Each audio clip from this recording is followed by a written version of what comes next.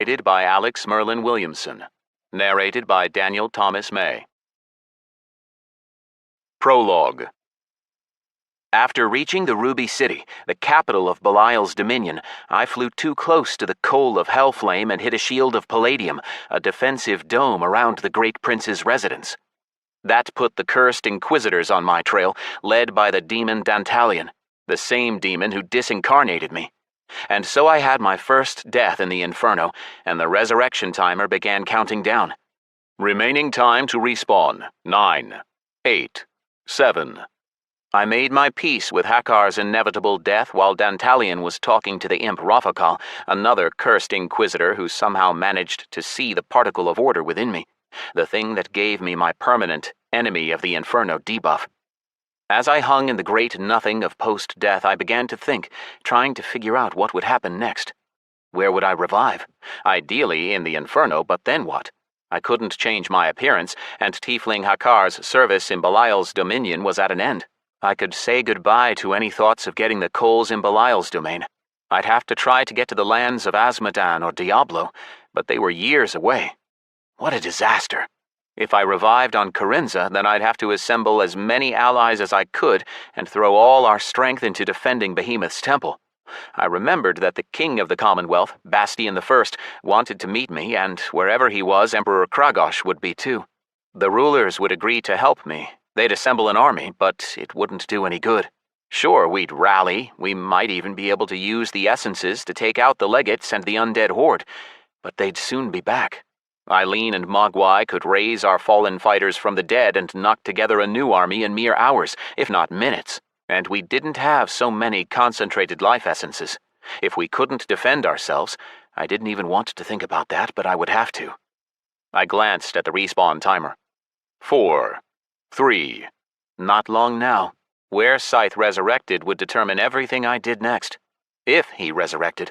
Against my expectations, the digits of the timer didn't stop at 0, but kept counting down. 2, 1, 0, -1, -2, -3, -4. If I'd had eyes, I would have blinked. What was happening? By -145, I started to panic. Idiot! Wondering where I'd respawn without even thinking about whether I'd respawn at all. The Inferno was a separate game dimension not yet integrated into Disgardium. The summoning of demon familiars to Disgardium by warlocks and the transfer of mortal souls to the Inferno, these were clearly processes that took place at the level of data exchange between servers. -182, -183, -184. Nether, what was I thinking? The familiar curse word reminded me of the time I'd gotten stuck in the Nether. But then I'd had at least one option for coming back. How could I get out of the great nothing? There was nothing there, not even the interface. Well, all right, the timer numbers were part of the interface, reminding me that time was passing. My body was alive in my capsule, but my character was simply stuck between worlds. Simply. Nothing simple about it. My descent into hell had been a glitch in the system. It would be practically impossible to repeat. No doubt the AI had already patched the exploit to keep players from stealing their way into hell before the new faction's release. And the result? The character Scyth, or rather the array of numbers that defined him in the database of Dis, -212, -213, -214. Wait, what am I saying? Scyth was gone from the reality of Dis, just like when I went to the Nether. Scyth was no longer in Dis's database, which meant he couldn't revive there. The Scyth character had been entered into the Inferno's database, but its game mechanics were different because there were no players there, which meant that there was no standard resurrection at respawn points. And that meant Scyth had played his last. The Tiefling Hakkar and his impersonator Herald Scyth had met final disincarnation.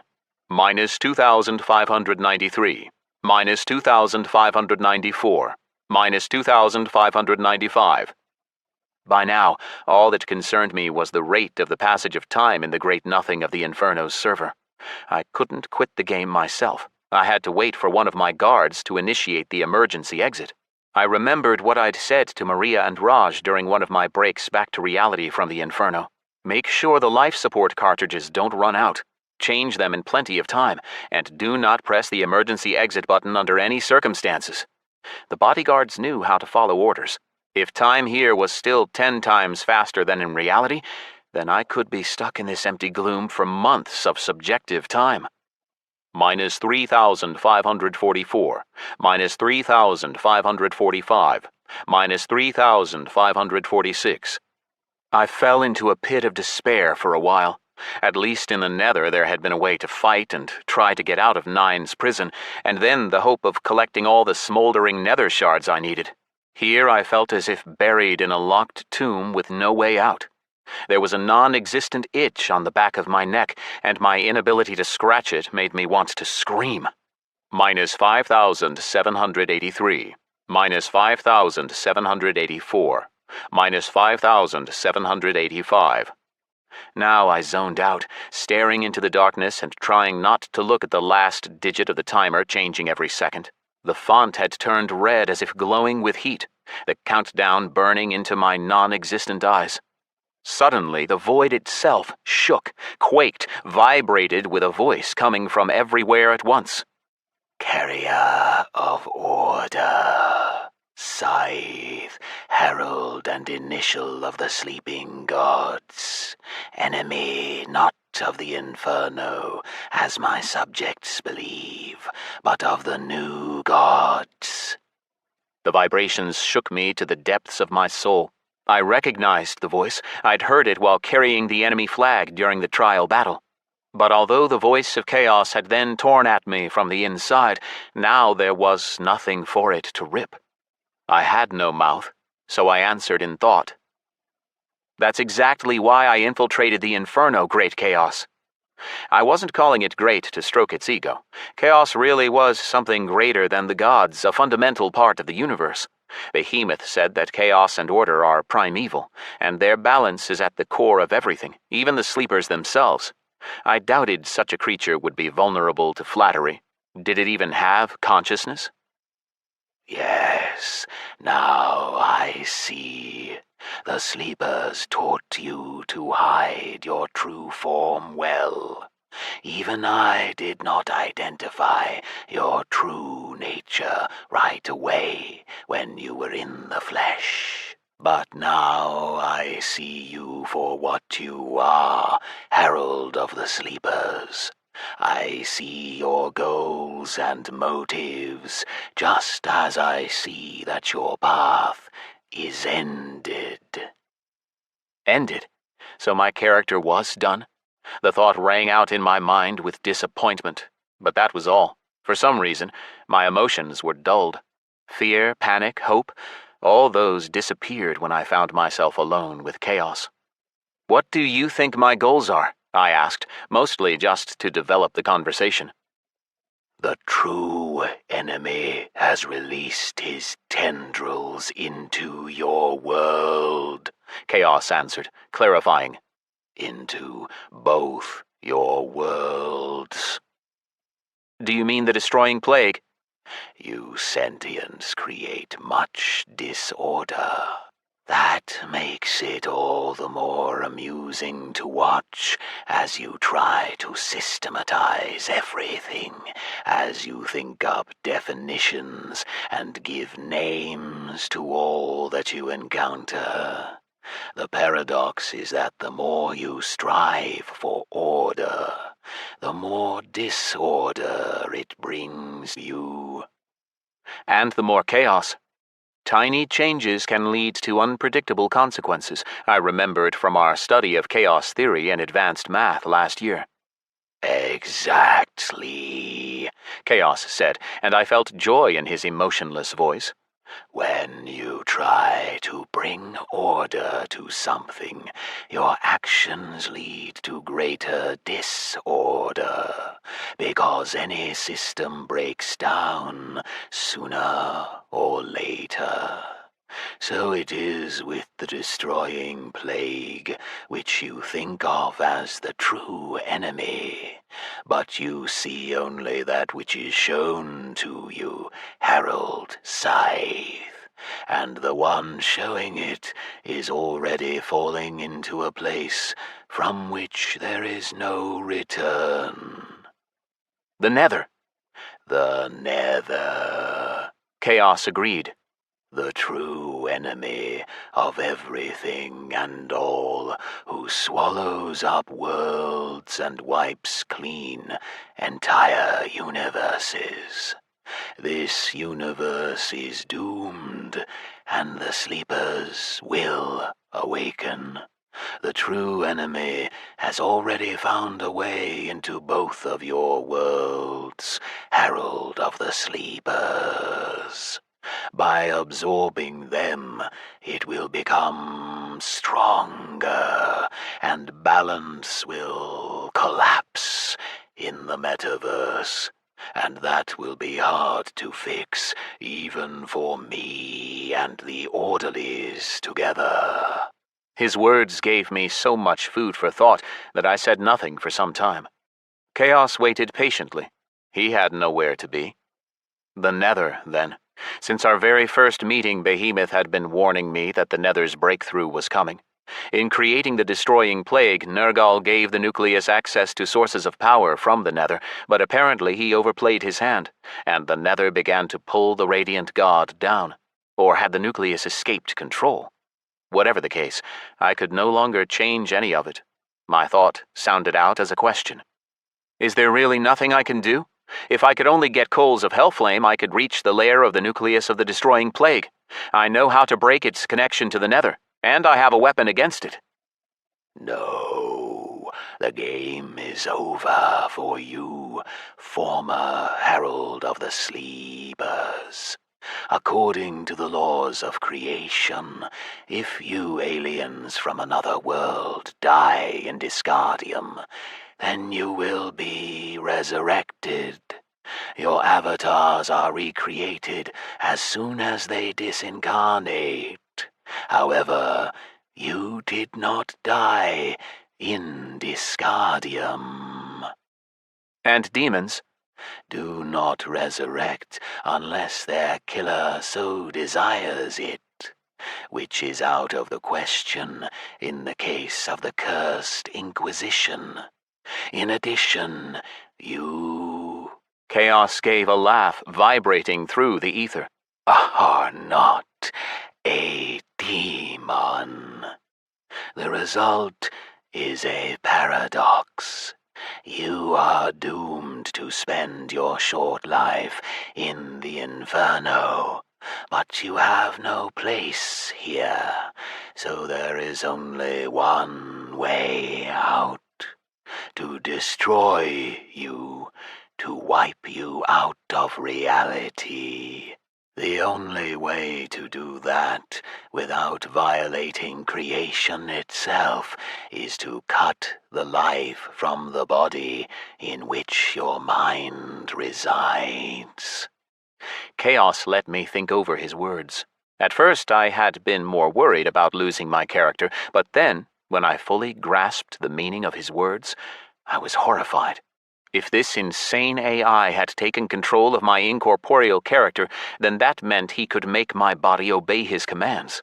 Speed up my heartbeat, shut down my organs, boil my blood, and raise my blood pressure to deadly levels, or just close off the veins carrying blood to my brain. Whatever he wanted. They would be pulling Alex Shepard's cold body out of his capsule, and sometime later millions of non-citizens would follow him, straight from the capsule to the crematorium. If not billions. I clutched at those numbers. Great Chaos, you said that nobody causes more disorder than sentience. That means the more of them there are, the better for you, right? If I die, there will be nobody to prevent a genocide in both worlds, and the Nether will be so strong that nobody will be able to stop it. Chaos heard out my thoughts, admitted. You are right. The more sentience, the stronger my laws, and your disincarnation does not work to my advantage. Is there nothing that can be done? I asked, hopefully. Not in this timeline of the Inferno. But there is an infinite number of others, each with its own flow of time. I can return you to a timeline where you have not yet done anything irreparable, but have still reached the Ruby City. And if you fail again, you can try again. Are there other options? Can you take me back to before I went there? Other timelines in which you have not yet reached the Ruby City will take too long for attempts, cutting off other options, so we will not consider them for now. How many attempts do I have in total? As I said, there are many universes, and time flows asynchronously in infinite variations of the Inferno. In the overwhelming majority of them, you have already disappeared, or are close to it. Cursed Inquisitor Dantalion is on your trail. But in some, you have only just appeared and have done nothing irreparable in the Ruby City. That means that your number of attempts is limited. I hope I'll have enough. Wait, if you see all the alternate universes at once and the outcomes of events in each is different, then can't you just send me to a timeline where I've already reached my goal? Such timelines do not exist, and even if they did, Fortune has no access to the Inferno to direct your fate into a favorable branch of the metaverse. But best you concern yourself with there being any outcome at all.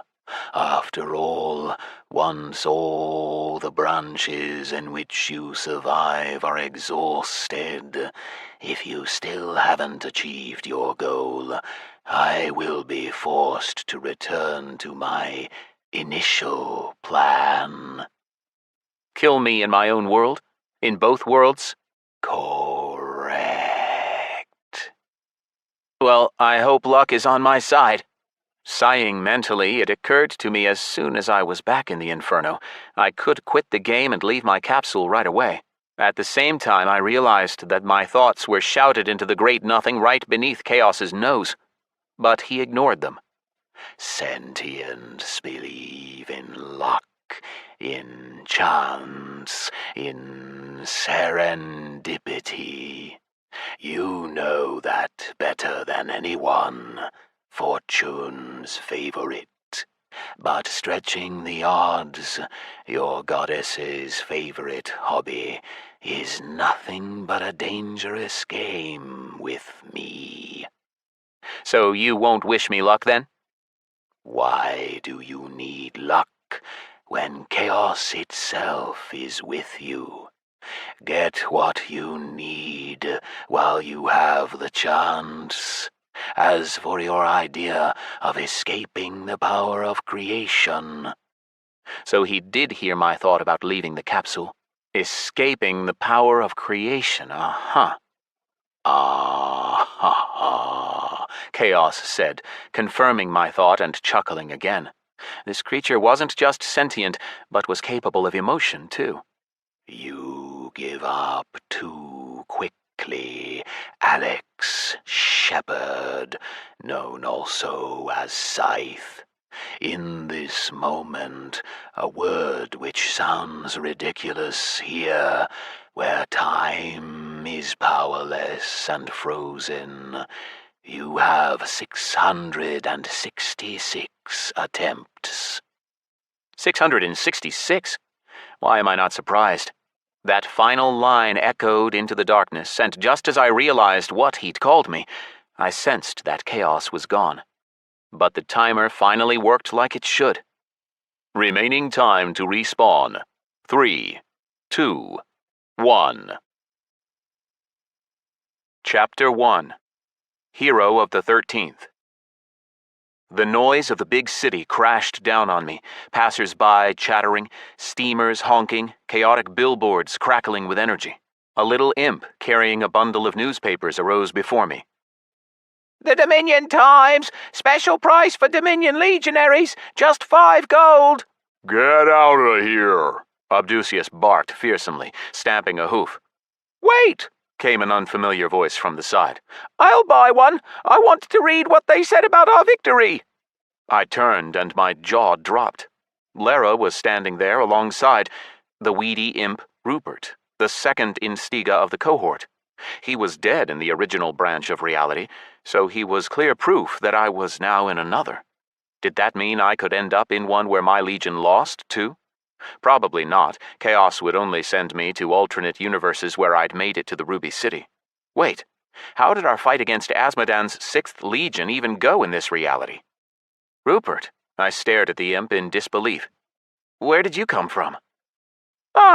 Rupert squeaked as he paid for the paper. Are you feeling okay, Decanus?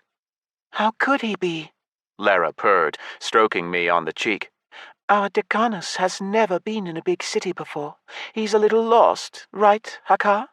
That's right, Lara, I answered the succubus, my eyes still glued on Rupert. Then I said to the imp, "Let me take a look." He handed me the paper without protest. I calmed down as soon as I read the big headline. Tiefling Rookie brings victory to the 13th. Well, at least that was the same as before. Remind me again, Rupert, how did you survive? I asked, handing the paper back.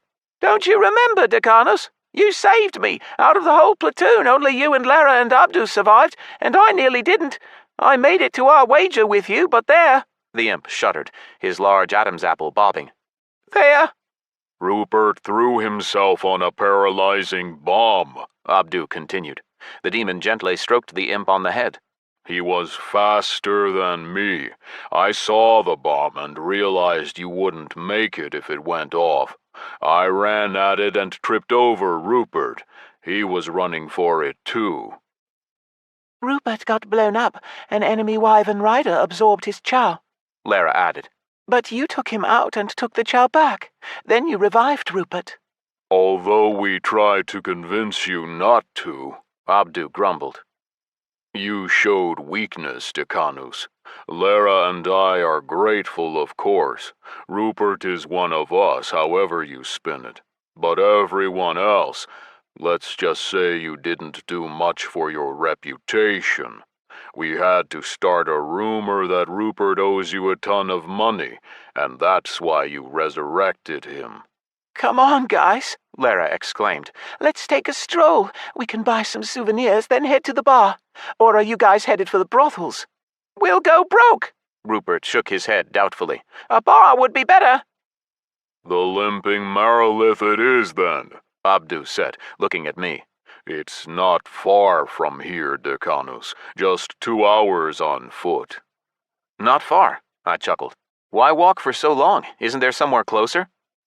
Sure, at 3 times the cost. Everything is expensive here, near the great prince's residence. After some deliberation, we headed for the Limping Marilith after all, the same tavern where the cursed Inquisition found me.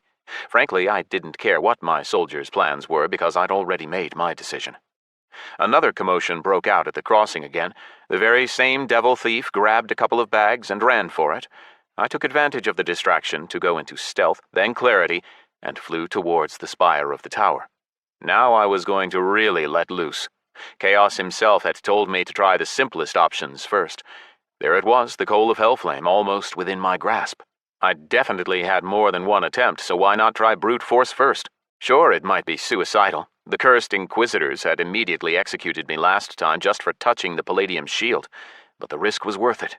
If I managed to steal the artifact, I could fly away from the Ruby City at full speed, log out of Dis, and tell my friends to let Flagrey and Nega know that it was time to pull me out. There was a chance that the summoning pentagram wouldn't work, but both the Satyr and the Succubus were confident it would. As for how Dis's controlling AI would react, that remained to be discovered. I'd take Uncle Nick's advice and cross that bridge when I came to it. I flew with extreme care to avoid touching any of the numerous demons flying through the air. Not all the species here had wings, but even the winged ones couldn't dream of flying until they got at least a yellow star. With no respect for the laws of physics and aerodynamics of the real world, demons weighing over a ton soared through the air, banking gracefully in air currents and somehow managing not to hit each other. At first glance, their movement seemed chaotic, but the more I looked, the more I noticed there were things like lanes in the air, clearly defining the direction of travel. Rising high above the tower, I couldn't help but look out across the Ruby City. The capital sprawled beneath me from horizon to horizon. Only in the city center did skyscrapers pierce the sky of coal and flint. Further out in the city, I saw flashes of flames and huge, squat buildings belching out smoke. Fire and fumes were all over the Inferno, but here in the Ruby City they blotted out the sky in huge clouds crackling with the black energy of chaos. A few yards from the blinding coal, I ran into the invisible force field that the Inquisitor had called Palladium. I was knocked out of stealth, but clarity didn't go anywhere. I watched as waves rippled out from where I hit, as signal lights flashed all across the dome in waves, and an alarm began to sound. Moving a few feet back from the dome, I used my most powerful weapon, crushing Spirit Shock. Even without my multiplied stats, Spirit Shock dealt 200 million damage, but with them, and with the bonuses from my stars, my channels of spirit emptied all their power into the core, burning brighter and brighter in my chest, seething with concentrated willpower. The core contracted smaller and smaller until it turned into a black hole threatening to suck in not only me, but the entire Inferno. A tangible stream of deadly energy struck into the Palladium with the weight of a planet. Boom! Almost 1 trillion damage hit the defensive dome. I lost clarity, started to zoom away, but couldn't avoid the shockwave. The Palladium reflected 100% of the damage, its counterstrike hitting at once and cutting through equanimity and diamond skin of justice. You are dead. Remaining time to respawn. 9, 8, 7. Chaos's voice vibrated in my head. 58 remaining. The sharp drop in my number of remaining attempts, from 666 down to 58, made me realize that playing with chaos wouldn't end well. Small wonder the citizens of Andara, a stronghold of civilization in ancient Disgardium, turned into demons as soon as they touched chaos, into creatures whose treachery and cunning inspired legends in all worlds. Chaos must have been lying when he spoke of an infinite number of parallel universes. It was grade 6 math. Even 1/1000% of infinity is infinity infinite. I cursed myself for trusting that I'd have a bunch of tries. Chaos had said there were 666 timelines where Hakkar hadn't yet attracted the attention of the cursed Inquisition. While I had been expressing my surprise at seeing Rupert alive in this second timeline, time had marched on in the others. And in some of them, Scythe Hakkar must have touched the Palladium, cutting off some of my options. I kept wondering, was this possible in Dis? Was the Scythe in the other timelines the real me? Or had a twisted but truly godlike AI copied the world's kernel and generated a bunch of variations of its own universe, where Scythe in Hakkar's body was just a character played by another AI, some model of my personality? Something similar had happened in the Nether, and then it was like I remembered everything that had happened to the virtual Scythe in my absence. But here I had no memory of anything that had happened to the other Hakkars. Maybe this multiverse and its time paradoxes were entirely parallel, isolated processes launched on the Inferno's main server? Maybe all these variations started with my arrival here? That had to be it. If these dimensions had existed millennia ago, the differences would have been far greater. Maybe in some of them the other princes had captured the Dominion, which meant that there was no Lara or Abdu, no 13th Legion, even no Ruby City. It was also fully possible that this was the Chaos AI solving a resource problem. If his power was limited by something like faith, then the more worlds he created, the greater the resource. The technical details excited my imagination, and I wanted to consider them, but as usual, there was no time. It was time to act. Chapter 2. Museum of the Dominion. When I revived again in my Scythe Hakkar body in another branch of reality, my journey in the multiverse of the Inferno continued on the same street of the Ruby City as before. Only this time I started my attempt to get the Coals of Hellflame in a dimension where the sole survivor in place of Lara, Abdu, and Rupert was the skinny demon Motif, third Instiga of the fresh meat cohort. In this version, the entire platoon was disincarnated where it hid while I was rushing after the enemy Wager. My fighters fell to the enemy's monstrous cavalry, whose path happened to lead right through the platoon's hiding place. Motif survived because he sensed something coming and climbed into a crack in a cliff face, staying there until the end of the battle. As he told the story, the demon cast strange, suspicious glances at me, but I didn't care. In this story, my amnesia was more forgivable than the Instiga's cowardice. From what I remembered, Motif's father was the maker of the gut-twisting Abaddon's Mill brandy, and he apparently hadn't stinted when he sent his son off to the Legion.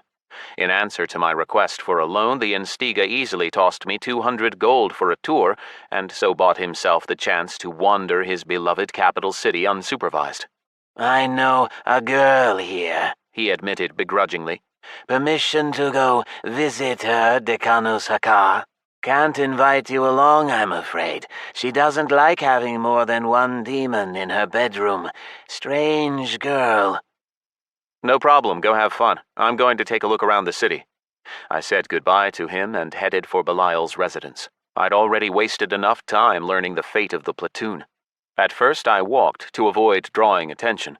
I paid no attention to anything around me as I went, staring at the tip of the huge tower disappearing into the acrid smog of the capital.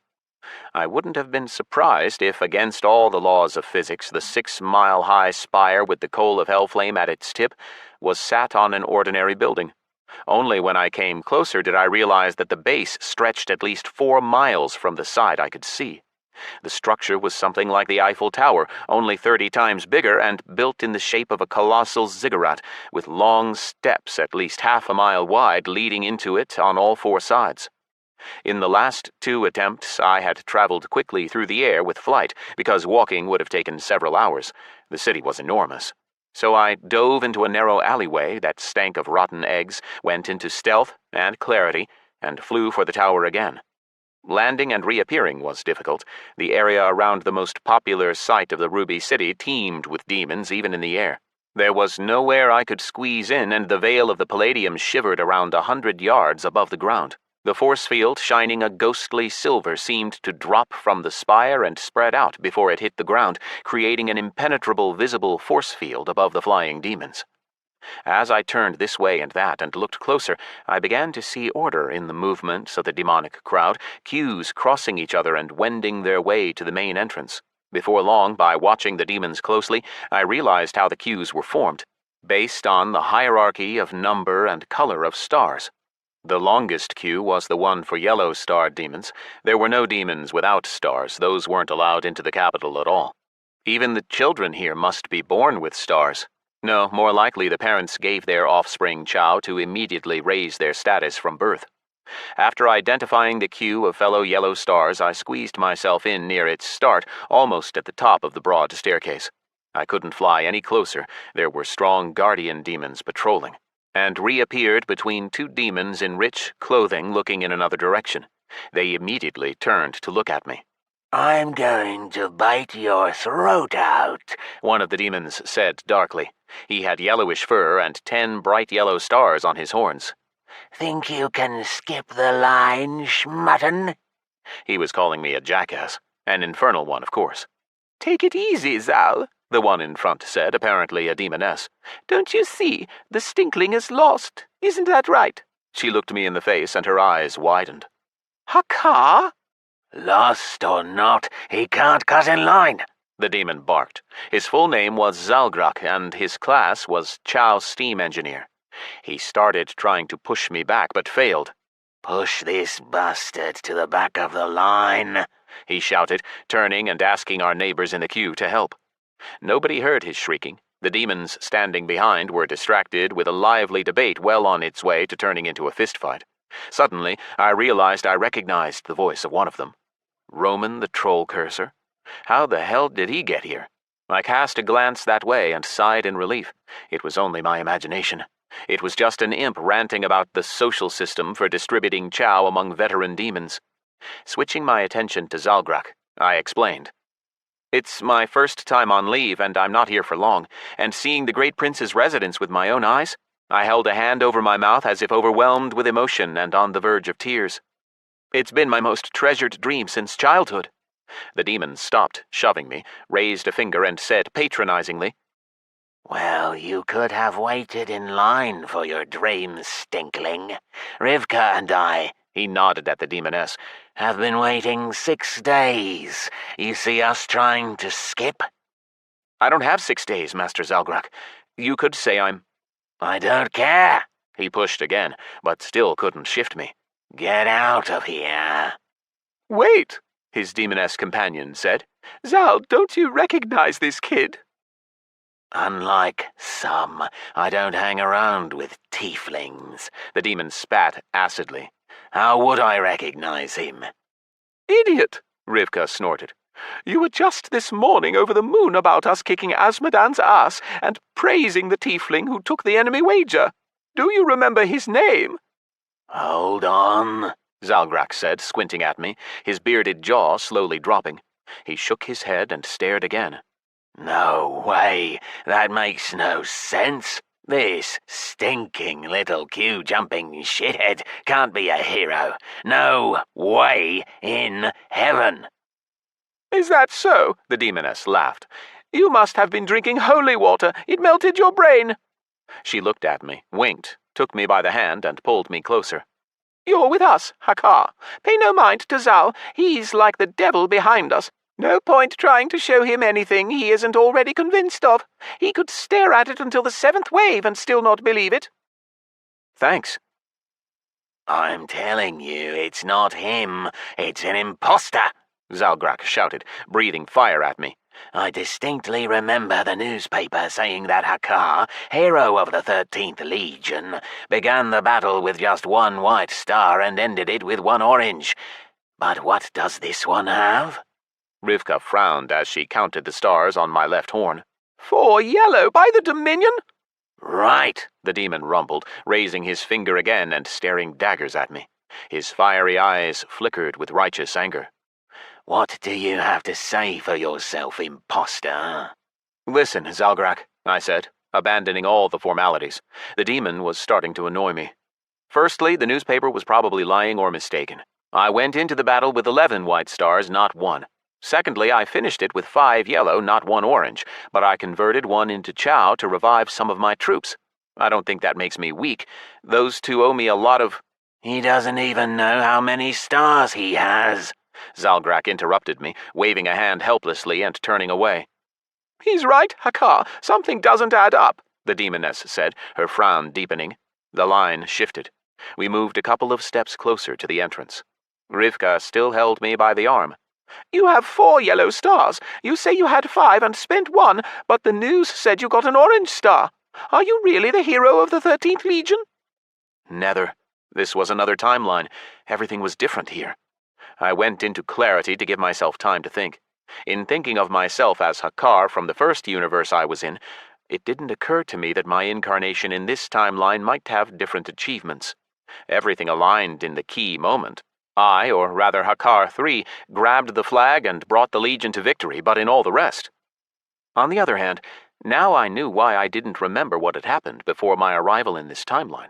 Chaos had replaced the local Hakkar with me, but failed to update my characteristics for the new timeline. That was why Motif had looked at me so strangely. He'd seen that the number and color of the stars on my horn had changed. And it wasn't just the stars. They gave strength and power, which meant that I'd gotten smaller, which was a big surprise for Motif. I scanned the options for further conversation with Rivka in the persuasion list, went back to normal speed, and honestly admitted, I lost everything at Hellpoker. To pay my debts, I ransomed a demon I'd killed in Azmodan's Legion. I had not only heard about the Inferno's variation on poker, but had even seen my fellow legionaries playing it. As for the ransom, it wasn't an approved practice, but it happened. Killers demanded in ransom many times the chow required to revive fallen foes. Cripes! Rivka exclaimed. What went wrong? Did you get a square and go all in? And lose to a royal flame? The demoness's eyes lit up. This was clearly a subject close to her heart. Never mind your gambling addiction, Rivka, the demon spat, pushing between us. A hero of the Legion, losing at hell poker, and freeing an enemy. For money? Every question filled Zalgrak with more and more anger. Even if you are who you say you are, I no longer have any respect for you, rotten tiefling. Done ranting, he loomed over me and stared at me with fury in his eyes. Trying to scare me? Well, he obviously didn't know about Asmodan's Instiga and cursed Inquisitor Dantalion. Next to them, Zalgrak was like a kitten next to an Ursai liger. Up until now, I'd felt in the wrong and been tactful and polite, but now the demon had pushed past the edge of my patience. I'd already known for some time that racism was alive and well in the Inferno, but on top of that, this engineer was judging me.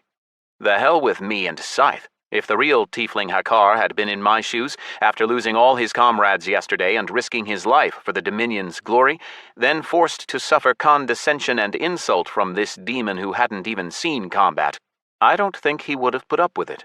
Frankly, the demon was starting to get on my nerves, and only the last line in the list of persuasion hints promised much chance of success. Evasion. Chance of success, 0.001%. In the case of failure, your conversation partner will be finally convinced of his own view and will call the guards. Your reputation with Chow steam engineer Zalgrak will drop to hatred and disgust. White lie. Chance of success, 0.0004%. In the case of failure, your conversation partner will identify your lie and will call the guards. Your reputation with Chow steam engineer Zalgrak will drop to hatred and disgust. Truth. Chance of success, 0.000097%. In the case of failure, your conversation partner will not believe you and will call the guards. Your reputation with Chow steam engineer Zalgrak will drop to hatred and disgust. Ignore. Chance of success, 1.52%. In the case of failure, your conversation partner will call the guards. Your reputation with Chow steam engineer Zalgrak will drop to hatred and disgust. Physical action. Chance of success, 86.373%. In the case of direct conflict, a demonstration of your superior strength will make your conversation partner back off and stop insisting on your removal from the queue. Your reputation with Chow steam engineer Zalgrak will rise to envy and fear. In the case of failure, your conversation partner will call the guards, and your reputation with Chow steam engineer Zalgrak will drop to derision. I've had enough of you, engineer. I grabbed the bony finger he was pointing at my face and squeezed until I heard a crunch, and when the demon tried to hit me, I easily grabbed his other arm. I didn't hit him, or twist or break his arms, just clenched my fists tightly around his larger ones using all my staggeringly high strength. At first the demon twitched, grimacing furiously, his eyes burning with anger. When he not only failed to harm me, but even to pull himself free, first his eyes widened in confusion, then his teeth clenched tight and the ridge of his brow twitched. He was trying with all his might to hide the pain and fear he was in. I couldn't read his thoughts, but he was probably thinking that his peacefully gathered chow and 10 yellow stars were no match for my 4, all won in deadly battle. His limbs were in a vice, relentless and tireless. We moved again with the queue and almost reached the entrance. The demon twisted on the ground as I dragged his body up the steps. "Let me go," he groaned, "for the Dominion." "Take back what you said," the demoness hissed. "Ask the hero of the 13th for forgiveness." Then she turned to me. "Have mercy on him, Master Hakkar. Zalgrak is a good guy, just never served. He took the civilian path, so he doesn't know when to keep his mouth shut. Just says whatever comes into his dumb head." I belatedly remembered one of my fallen soldiers talking about the little love civilians had for legionaries, and here I was making my own contribution to that hatred. But it was too soon to let the demon go. I had to finish what I started. I needed to get inside, and for now the stubborn citizens still weren't giving up their place in the queue, or recognizing my right to skip it. "Sorry, Master Hakkar," the demon gasped. "I swear on my left horn and the hardness of all that should be hard, I didn't mean to offend you." The hardness of all that should be hard, that was something new from the local lexicon. Apparently from professional practice. I had to memorize it and use it in conversation with Flagrey and Nega. Smiling mentally, I clenched my fists on his even tighter. More bones crunched, and the demoness, until now not particularly concerned for her companion, began to worry. Let us buy your ticket, Master Hakkar. If you want, we'll treat you to a delicious dinner after the tour. There's a fine restaurant not far from here." I let the demon go and nodded to the demoness. "Fine. Glory to the Dominion." "Glory," she sighed in relief. "Glory," wheezed Zalgrak from the ground by my feet. The pacified demon and his companion bought me a ticket, a smoldering brand on my wrist that would last until the day ended. Next, we could either join one of the groups and tour Belial's residence with a guide, or wander the interior ourselves. As soon as we walked through the hall, I parted ways with Rivka and Zalgrak without saying goodbye, just turned into another corridor and started studying the guide booklet I got with my stamp. It was like it was made specially for me. Not only did it describe the rooms, it also had maps of the residence. Maps, plural. There were lots of them. The booklet looked like, what do you call a puzzle folded into a four-dimensional cube? The material felt like human skin, which it couldn't be, so it must be imitation. Naturally, the demonic lettering was in blood red. The pages didn't turn, but folded out, arising as if from another dimension. It was a damn tesseract. The sentients of Dis with their newspapers and balls of Egeria were being left in the dust. Even the illustrations in the free booklet were animated, and the map somehow looked three-dimensional. Demonic technology in all its splendor. Now I saw where the ticket money from the tourists went. The base of the Ziggurat residence sprawled across 13 square miles. Taking into account the faster rate of time in the Inferno, it had been over 60,000 years since the Great Exodus for the demons. In that time, the residence had grown and the number of exhibits and trophies increased astronomically. Practically the entire first floors were now a museum of the history of the Dominion and Andara. In various eras, Belial's Dominion has sometimes even dominated in population and territory, though you wouldn't believe it now, and at other times dropped to the bottom of the leaderboard. Now it was in third place, superior only to Lucius's Dominion. But one thing has remained unchanged across all time. The prince's residence has been considered the most impressive and luxurious in all the Inferno, and the one with the biggest bureaucracy. Diablo had an affinity for science, Asmodan was a simple warmonger, and Lucius, having obtained his own dominion, was mostly trying his best not to lose it in the great game. His dominion was a military dictatorship, training its entire population from youth and spending nothing on anything else. Belial, on the other hand, eternal pretender to the throne of the Inferno, had let his administrative talent loose upon the world. Managing the tens of billions of demons in the Dominion demanded a powerful machine of government. So most of the tower, from the museum at the base to roughly the end of the 3rd mile, was taken up by bureaucrats. I didn't believe my eyes when I saw how many government departments the Dominion had. 600, with 66 on top, of course. I could think up any word, add it to Department of, and the list would come up with something. Department of Lust, Department of Sloth, Office of Mortal Contracts at the Department of Soul Harvesting. These weren't even the most exotic, but they gave a good idea of what went on within the walls of the skyscraper. Learning more about the Inferno was fun, but the voice of chaos still echoed in my head. 58 remaining. I wouldn't be surprised if there were no more chances left after this try, so I had to do something that was going to work, so that I wouldn't need a second, that is, a 4th, attempt. The booklet gave me important information. The Coal of Hellflame could be reached directly from within the tower. That was good news. It was less good that the platform where the artifact sat could only realistically be reached through the Great Prince's quarters. Belial. Naturally, the demons of the front lines never saw their ruler in the flesh, so apart from illustrations, the booklet contained a colorful description of the Great Prince. The moving pictures showed only the outlines of a silhouette emanating an aura of power, a demonic humanoid figure. Mist hid the prince's face. In battle form, Belial was as tall as his skyscraper residence, and even in normal form he could reach a 1/3 of the way up it. A creature with such a huge mass and concentration of chow was lethal for ordinary demons to even be near. It just pulled them in as if into a black hole.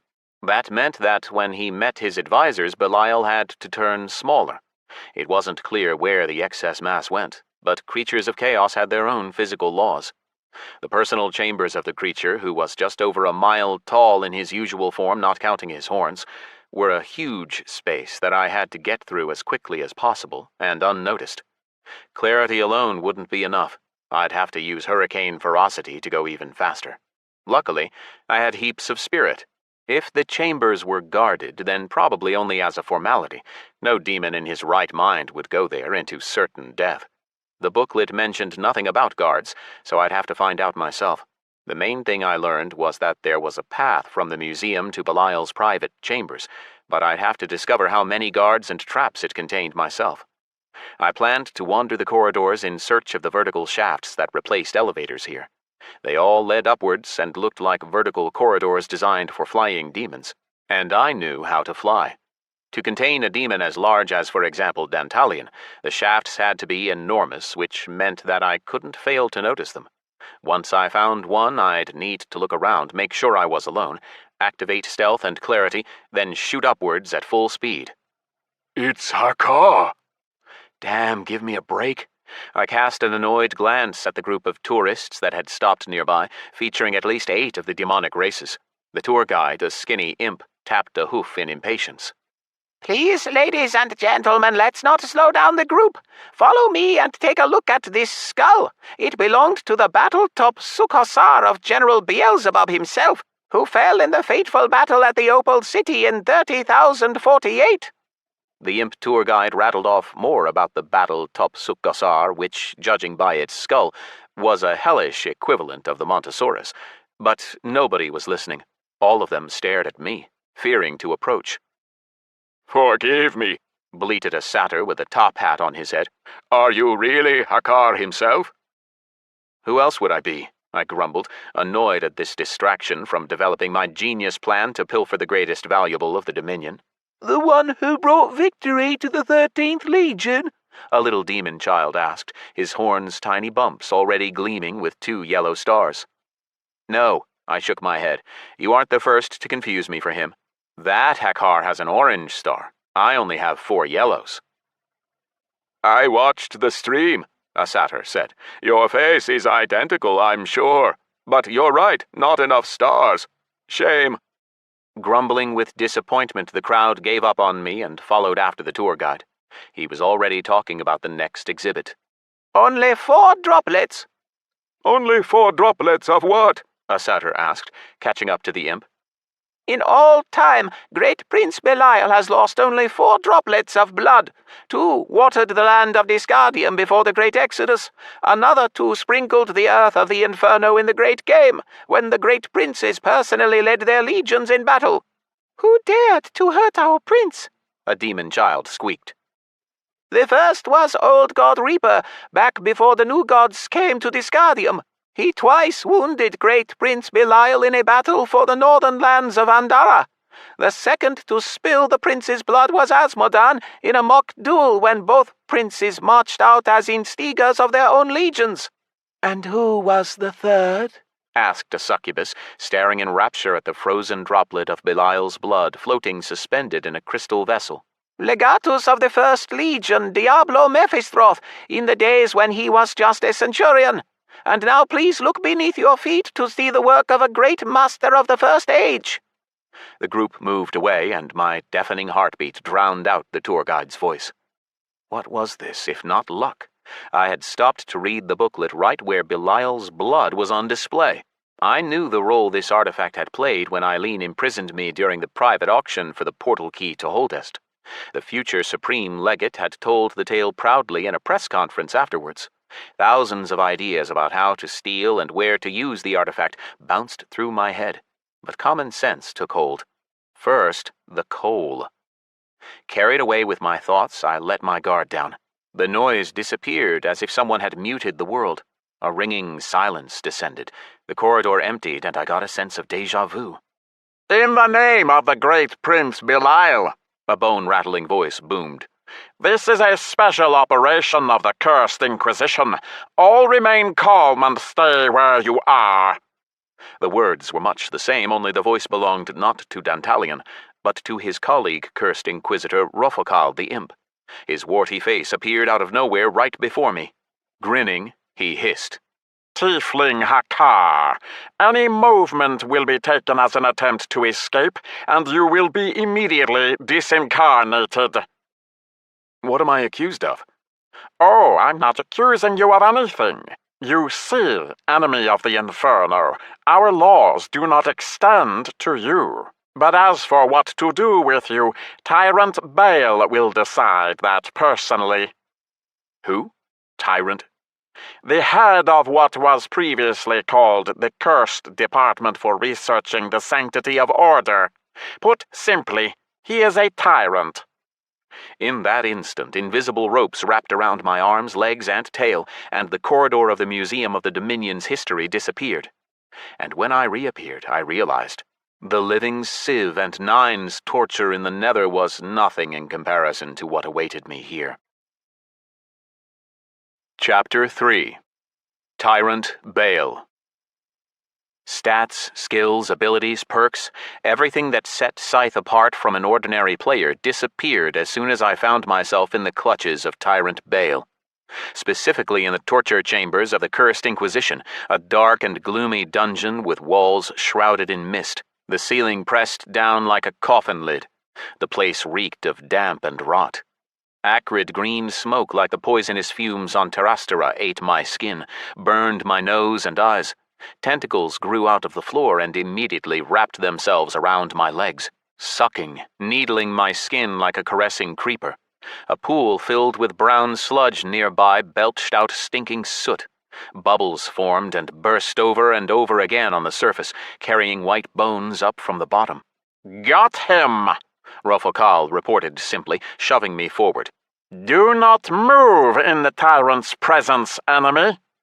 An oily voice drifted from the shadows like the rustling of 1,000 cockroaches. "Dantalian?" I tried to turn my head to the sound, and the short movement hurt worse than anything I'd ever felt.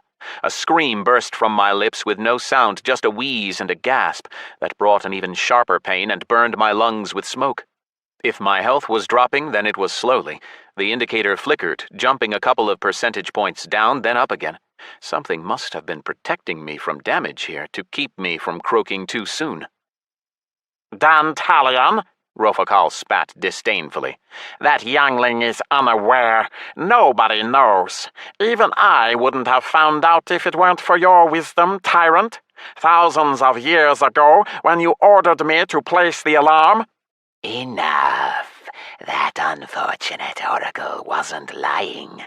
The enemy has appeared in the Inferno, cleverly camouflaged to remain hidden so long." "So he is Tyrant Bale. Even knowing that he was here, I had to comb through all the tourists. The stranger turned out to be a tiefling, and the particle of the enemy—" "I see it. Hidden by accumulated chow, and it's strange, Rofokal. The chow isn't stuck to the enemy. On the contrary, it strives to destroy him. Well, I'll get to the bottom of it, even if I have to scrape out all his insides. I'll take it from here, old friend, and not a word to anyone." "Not even—" "Not even to him. Go." "Glory to the Dominion!" Inquisitor Rofokal disappeared. The echo of his steps faded, but the sharp pain only intensified, and it seemed the torture hadn't even begun yet. I brought up the Quit Game button in the corner of my view. No need to suffer through this. I'd try to find out at least something from our conversation, if there was one at all, and then leave. This attempt to get to the coal looked unlikely to succeed. I hoped that chaos had saved at least one more try for me. Nothing happened for long minutes of waiting while I burned with enough pain to make anyone lose consciousness and die. Finally, Bale's nightmarish figure appeared before me. I'd seen all kinds of demons in the Inferno and all kinds of monsters in Dis and the Nether, but even Behemoth's most terrible form paled before the tyrant. The worst fear is the one that comes suddenly, without warning, when you're not ready. Even though I should have been ready for anything, I screamed in horror. A writhing blackness separated from the wall and moved toward me. A mass of red-brown strips of flesh, veins bulging out of chunks of meat glistening with rot. Here and there were sets of eyes covered in a white film with jaws, lips, and snouts jutting out beneath them. Horror gripped me. Every cell in my body shook in terror, and I couldn't move. I realized that the demon was emitting an aura of fear, and tried to focus on its profile. Baal, Higher Demon, Tyrant of the Cursed Inquisition, Belial's Dominion. Red stars, 12. Orange stars, 7. Yellow stars, 8. White stars, 1. He approached me, his body filling the torture chamber and taking on the shape of a massive beast with 2 fanged maws, a nose like a huge crocodile's snout, and 2 twisted horns as thick as age-old oak trees. Perhaps for convenience of communication, the demon reduced himself to a more normal size and was now only twice my height. Without saying a word, Baal stuck out his index finger, took it in his other hand, and drew out a narrow and ridiculously long blade. No, not a blade, more like a scalpel with a serrated edge. Then he stuck it into my chest and jerked it upwards, cracking open my ribcage. The world dimmed in pain. I opened my mouth to scream, but nothing but a rattling cry came out, sticking in my throat and escaping only as a choked hiss. The pool of liquid bubbled. My bones cracked. Baal breathed loudly. He was serious about scraping out all my insides. Alive. In a couple of quick motions, he took off my skin from head to toe. I'd never felt anything like that all-encompassing pain, inescapable, impossible to hide from, not even when bathing in the stomach acids of a mature Dalisma. Baal carefully examined the skin, threw it aside, and turned back to me. Next, he cut off my limbs, hanging them up right in the air. Hakkar's skin, arms, and legs hung frozen like the parts of a doll. Thank the sleepers it wasn't Scyth's body, otherwise I'm sure the sight of my own amputated limbs would have driven me mad. After examining what he'd cut off, the tyrant split my tiefling belly, then carefully cut out and hung up my innards. He tore out the spine along with the tail and dug into it with his finger scalpel, baring the bone marrow. He was looking for something. Not just something, but a particle of order. My health wasn't dropping. Resilience wasn't working in any of my paths. Baal continued his vivisection. He carefully cut out my eyes, pulling them out along with the optic nerve and hanging them up so I could still see everything he did. Then he cut out all my teeth one by one, ground them into powder, sniffed it, and shook his head. Next, he pulled out the ribs and then got started on my organs. I couldn't even disassociate or close my eyes. All I could do was keep watching with my clouded third-person perspective and mentally repeat my protective mantra. This was all just a game. My body was safe. The months of psychological training I'd had with 9 helped me to keep my sanity and not lose hope. In the meantime, the tyrant of the Cursed Inquisition moved to my head. He cut off both Hakkar's horns, opened the skull, pulled out the brain, and began to slice it into thin layers. And still no damage at all. The cursed vivisector divided the tiefling up in silence, calmly, as if performing a routine procedure. For him, maybe it was. It scared me that he didn't ask any questions.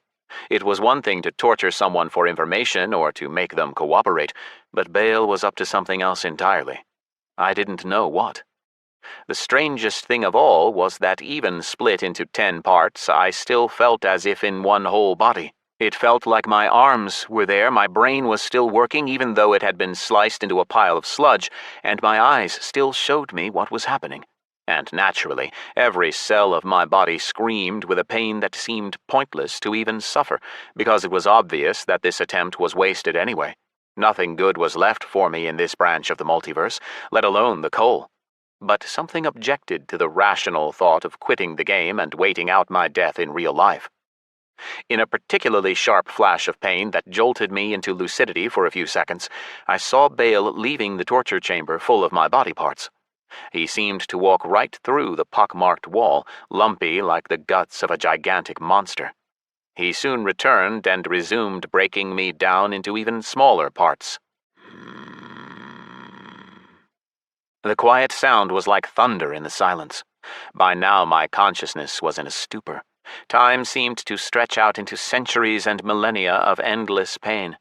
I lost my ability to feel, to know where I was or how long it had been. I can always report you to the great prince later. Either the tyrant was thinking aloud or he was talking to me. If the need even arises, but dedicating a few years of research to you and finding that particle. Bale broke into laughter. I'll be mightier than the great princes themselves. Yes, perhaps we'll stop there. Rofakal will have to disappear. Too big a risk. Picking up my skull in a huge hand, Bale leaned down, looked laughingly into the empty eye sockets, and asked, Want to die quickly, carrier of the enemy? It was strange to watch from the side as the demon with 12 red stars talked to my skull. I opened my mouth and gargled something unintelligible, trying to say that I'd rather not die at all. The tyrant nodded in understanding, and the pain in my throat and mouth disappeared. Why? Without teeth or lips, the word sounded like just a groan, but the tyrant understood. Let's agree on one thing right now. Forget your pathetic tricks and stop pretending to be an ordinary tiefling.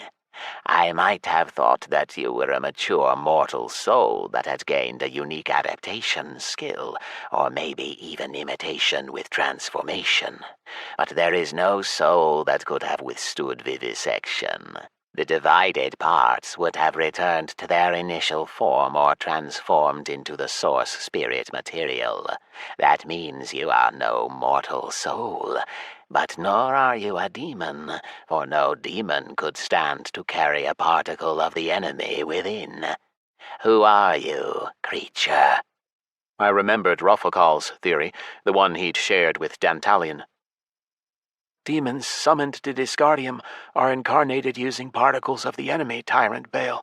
No matter how chaos and order are opposed, they are only reflections of each other after all. I said no more tricks, the tyrant reminded me calmly. You are no demon and have never been one. Your blood and flesh are real. They belong to a tiefling, not to a demon summoned and incarnated in Disgardium. So let me ask again, who are you? I didn't take long to think. The whole point of putting up with this torture was to get to some dialogue. There was no point in lying and dissembling. The demons hated the new gods, and my goal was to destroy the nucleus, a creation of the strongest of them. So why not show my hand and see where honesty is the best policy took me? Although, in this situation, a little bluffing and half-truth might work even better. My name is Scyth, Tyrant Bale. I'm a mortal from Disgardium. Give me my teeth back, or better yet my whole body, and we'll talk. The most insolent answer that has ever echoed within these walls, the demon said, grinning. I felt approval in his words. I have nothing to lose, because I'm not just a mere mortal. I'm undying. If I die, I'll either return to Disgardium or incarnate in another body with the help of chaos. Chaos? Bale's eyes widened in surprise. This was the first time I'd seen emotion on the higher demon's face. You claim you got to the Inferno with the help of Chaos himself. Do not hurry to answer. Still holding my skull, he returned to the bloody mush of my ground-up brain and stuck a meaty finger into it. I suddenly felt my teeth growing back, my burned airways recovering. I will sense any lie, enemy, he said. Speak. I held the thought that it was Chaos who had placed me in this timeline of the Inferno and answered calmly. Yes, Chaos brought me here. You are not lying, but why? Why does Chaos need you to be here? He wants me to get a Coal of Hellflame. Before he could react to that, I continued. A coal is the only way I can survive on Holdest. That's the frozen continent on Disgardium's south pole.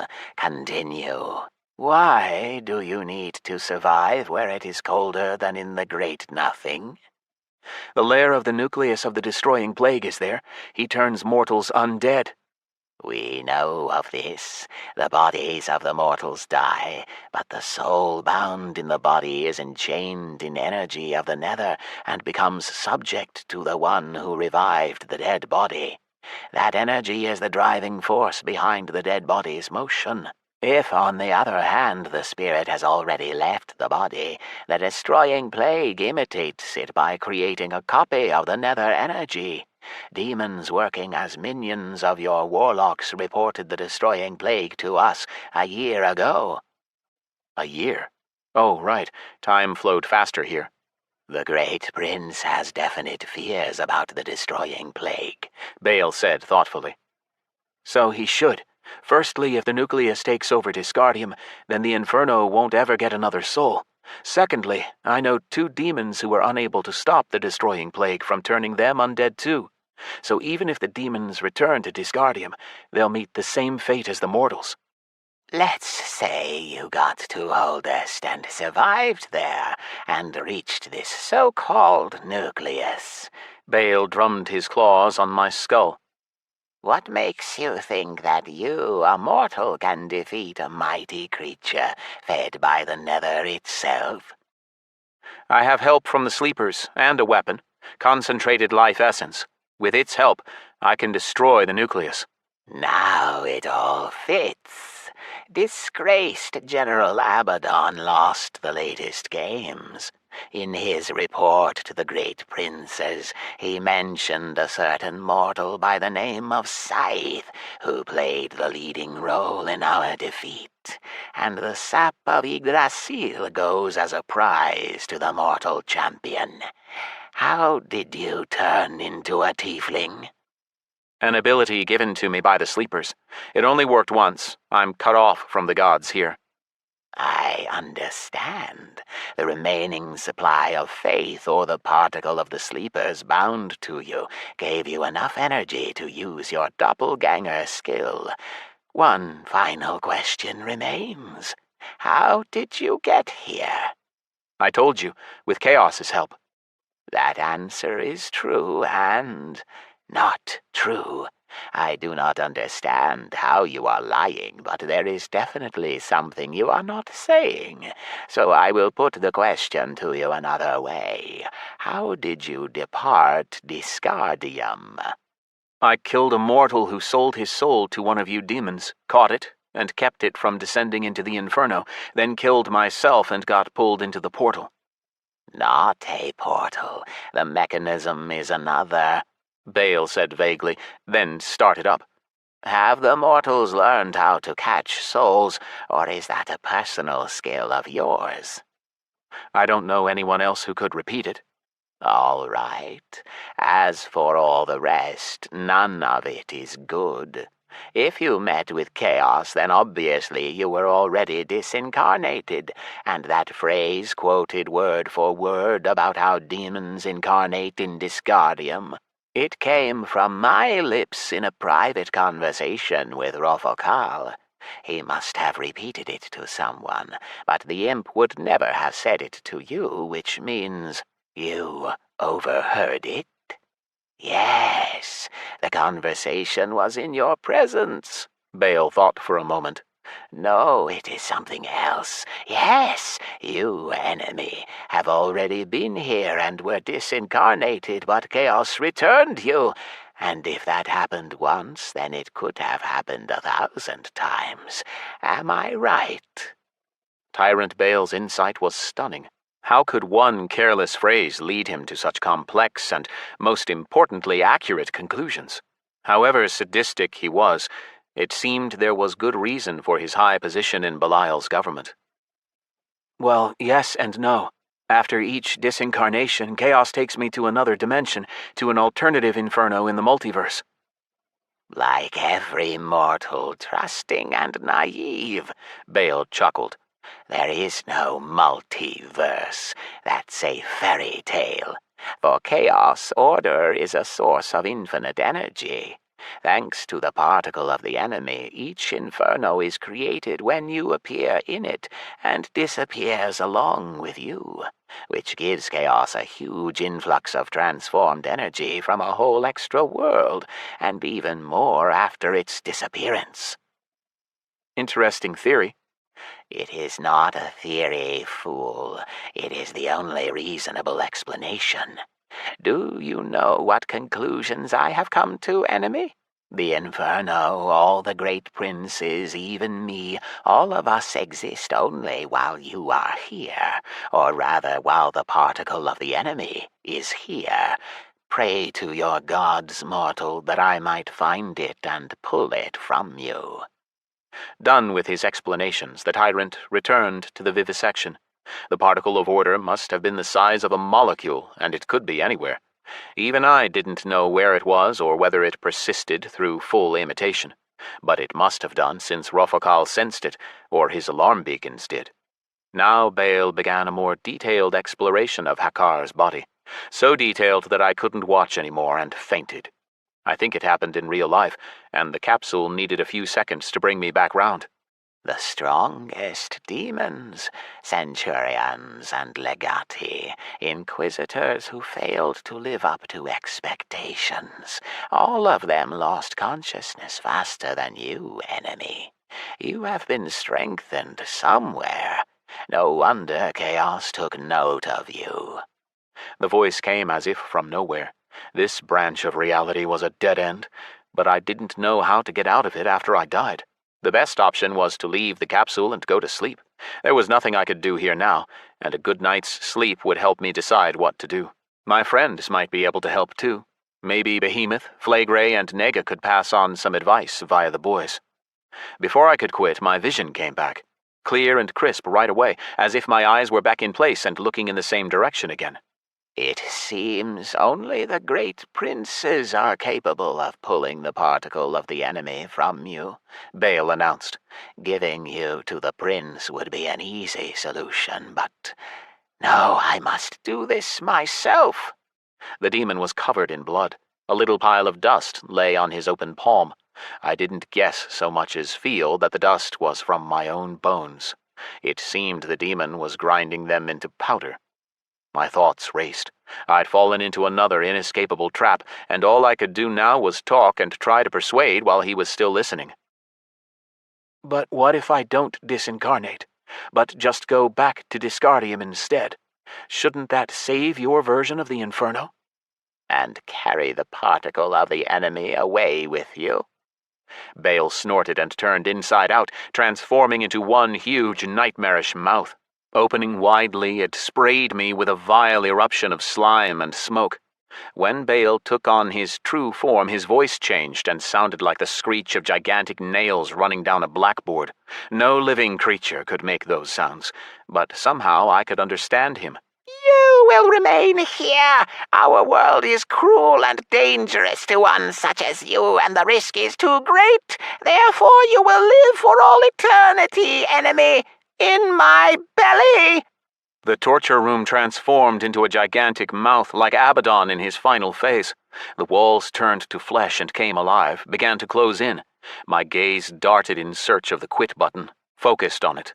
Wait, my full bar of spirit shone particularly brightly, filled with blinding white. All my skills had been disabled and my multiplied stats dropped into the single digits, but my hand-to-hand combat moves hadn't gone anywhere. The path of spirit was with me. The description of one of my new moves floated up into my consciousness. Your patron element of air transforms you into a whirlwind that destroys everything in its path, and you take no damage. Now was the perfect time to test out lashing wind. Fine blue outlines surrounded all my body parts and organs floating haphazardly in the air, pulled them in and melded them into a single body, only to then turn me, Tiefling Hakkar, into a whirlwind, destroying everything in its path. I felt the might of the elements, the fury and power of the wind in a world with no seas or oceans, no clouds or proper atmosphere, where the air was too thin to birth wind. I became a whirlwind surrounded by slicing blades of air so sharp they could cut diamonds. In the very first second, lashing wind smashed Bale's closing jaw into pieces no larger than the ones the tyrant had cut me into. Blood, slime, rot, and chow flowed in rivers. I moved around the whole torture chamber in tornado form, cutting out living flesh, grinding it into mincemeat and mist. A moment later, Bale relented and released me, or just couldn't maintain the block and the chaotic debuff any longer. All my abilities and stats returned, and the damage I dealt increased 1,000-fold. With the spirit I had left, I went into clarity to extend the demon's beating by at least a few seconds, and activated Storm Fists. Thankfully, the damage of my strikes while in Lashing Wind was increased by 200%, and my Divine Demon Fighter's Ferocity Medallion doubled it against demons. There was a lot of flesh, and I pounded it into a bloody mush. When I was thrown out of clarity, notifications flashed by my field of view. 5th yellow star earned, plus 10% to all base stats. 6th yellow star earned, plus 10% to all base stats. 1st orange star earned, plus 400% to all base stats. 2nd orange star earned, plus 20% to all base stats. 1st red star earned, plus 800% to all base stats. 2nd red star earned, plus 40% to all base stats. The shrieking scraps of Tyrant Bale quivered a while, then fell silent. I had so much adrenaline surging through my body from the torture that my heart was jumping out of my chest, and I continued lashing out at everything around me for a while. Or maybe the reason for the frenzy that overtook me was a thirst to avenge the essence of the tiefling corrupted by chaos. The come-down came suddenly. My legs bent and I fell flat on my face, exhausted, not knowing what to do next, utterly confused. The treachery and heartlessness of the demons, the tangled webs of chaos, the cruel tortures of Tyrant Bale.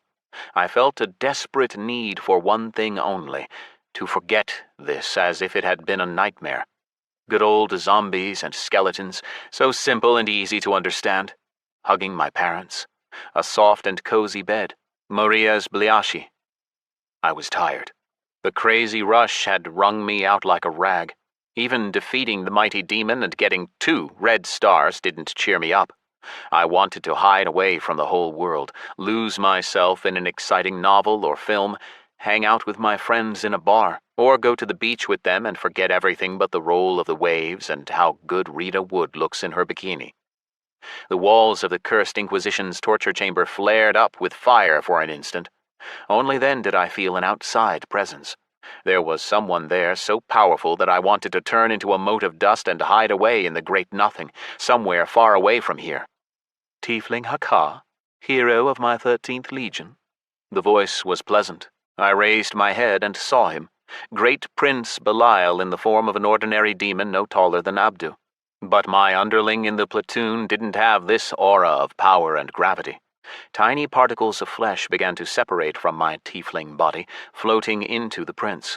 Even my fur stood on end, and the tips of the hairs began to melt away into him. "Glory to the Dominion, my lord!" I cried, dropping to my knees. This was it, my chance to talk to Belial, to openly tell him my plans and maybe make a deal. "No, tiefling, there is no glory here," the prince answered, disappointed. "By disincarnating my old ally from the ancient age of Andara, you have shamed yourself, your legion, and the entire Dominion. Judging by what remains of him, you caught him at his most vulnerable time. What a pity." "Tyrant Bale plotted treachery, Lord. He saw a particle of the enemy within me. It turned out I could snitch as well as Trixie. He wanted to pull it out and become more powerful than you." "And you do not know how to lie," Belial said with even more sadness.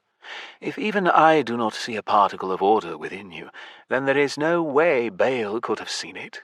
You have lied to me, and that is even worse than your murder of Bale. Shame." He didn't do anything. I just disappeared. As I emerged from the great nothing to the sound of chaos warning me that I had only one attempt left, I was less relieved to have one last chance than I was to discover that Belial hadn't recognized the particle of order beneath my red stars. Chapter 4. Last Try. "Dominion times! Unexpected victory from our 13th Legion! Asmodan's 6th Legion has been defeated!" The little newspaper-hawking devil was the first voice I heard after I respawned. Judging by the cacophony and street sounds, I was on that same lively street in the Ruby City. Only unless my eyes were deceiving me, I was still in the great nothing. The sound drifted through the thick blackness as if through cotton wool. The process of transferring me to the new branch seemed to be glitching somehow. Personally, I'm just glad I survived, never mind the victory. Almost half the cohort survived thanks to our decanos. That growling voice I didn't recognize right away. I thought for a moment, going through the options. Little time had passed objectively, but subjectively I'd already died twice. Be glad you got into this group, Mo, the growling one continued, and then I finally realized who it was. Karakapanka. Meh, bleated Rupert. you boys and Lara, but where's the decanos? You boys and Lara? Thank the sleepers that the succubus survived in this dimension. The mist of the great nothing began to disperse, and I started to see vague outlines. Then I began to reappear. The decanos is right here, Rupert, I barked as I fully reappeared, then sighed with relief and started yelling at the imp. Has the sight of the capital pickled your brain? I hope you'll see your commander when he's standing right in front of you on the battlefield. Stand to attention. Line up by number. What? Rupert bleated. Obey the decanos, Lara snapped. While my eyes got used to the light, the soldiers lined up in front of me. There were 5. Demon Abdusius, Rakshasa Karakapanka, Demon Motif, Succubus Lara, and Little Imp Rupert. This was probably the best I could have hoped for. Thank chaos. Pushing himself between me and the platoon, the now sickeningly familiar little devil easily identified someone who would be interested in his wares. Would the gentle imp legionary be interested in a copy of the Dominion Times? Just 5 gold. Disappear, Lara hissed, glancing sidelong at me. Wait, Rupert exclaimed. I'll buy one. I want to read about our victory. Have you nothing better to do? Abdusius grumbled. You could buy 2 cups of first-class ale with that money, Roop. Money ain't the problem, Motif bragged. My dad gave me enough to go carousing in the city for weeks, even for the whole platoon. Ignoring the dialogue, the imp bought a newspaper, stared at the lines, and read them aloud. A tiefling new recruit has brought victory to the 13th Legion. Raising his head, he whispered in admiration. That's you, decanos. You're famous across the Dominion. Lara wrapped her tail around my neck and whispered, A word in private, Commander. We walked away from the others. Lara felt my left horn, shook her head. Why'd you go and do that? What? A young tiefling without a copper to his name gets to the big city for the first time and converts 2 yellow stars to chow. You don't have to be a cursed oracle to know why. You're headed to the Garden of Pleasures. Why, Hakkar? Notes of desperation entered her whisper. You have me. Why buy what you can have for free? It doesn't matter that you're a virgin. We'll fix that soon enough. Why do you think... I'm a succubus, remember? We have a nose for these things.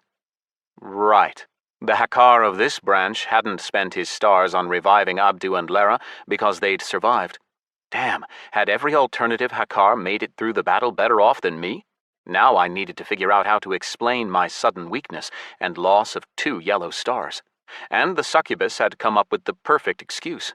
Lara was wrong in her assumptions, but I was lucky she had them, and her unshakable certainty that she was right worked to my advantage. Sorry, Lara, I've just never thought of you that way. You're one of my soldiers. We're comrades, not... I shut my mouth. Lovers, Lara finished my sentence with a laugh. So be it, decanos. I won't pressure you, lest your horns fall off in embarrassment. Are all you country boys this shy? Yeah, I answered with a sincere face. But you and I will stay just comrades. Feeling a sudden desire to embrace the succubus and never let her go again, let alone do other things with her, I took a step back and raised a hand. Don't do that again, Recruit Lara. Stop, Recruit. What are you? I don't know if it was a system bug or the new capabilities of reflection kicking in, but Lara's temptation and seduction spells bounced right back at her. Feverish desire flashed in her eyes. Her sizable breasts heaved, her cheeks reddened, and the next instant the girl jumped on me, wrapping her arms, legs, and tail around me, pressing her lips to mine. Feeling myself close to the point of submitting and losing myself in her, I pushed away and commanded, "Get back!" Commanded might be an overstatement. Whispered, asked, begged, but once I realized she hadn't even heard me as she threw off her clothes in full view of the public, I stammered out, "You guys go on without me. I'll be back before we redeploy. Have a good time. That's an order," and logged out of Dis. Wake up, Alex. Maria's rough voice shattered a beautiful dream in which I was doing all kinds of exciting things. Alex, get up. Rising and blinking, I made out my shadow of a bodyguard in the gloom. I'm awake. Could you step out? I need to get dressed."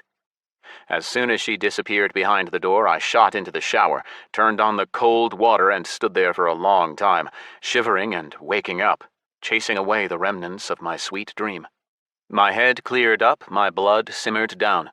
Almost 3 days of leave time gave me 6 full hours of sleep and 30 minutes to have breakfast, tidy myself up, and make it back in time to go on serving Belial's 13th Legion and the glory of the Dominion.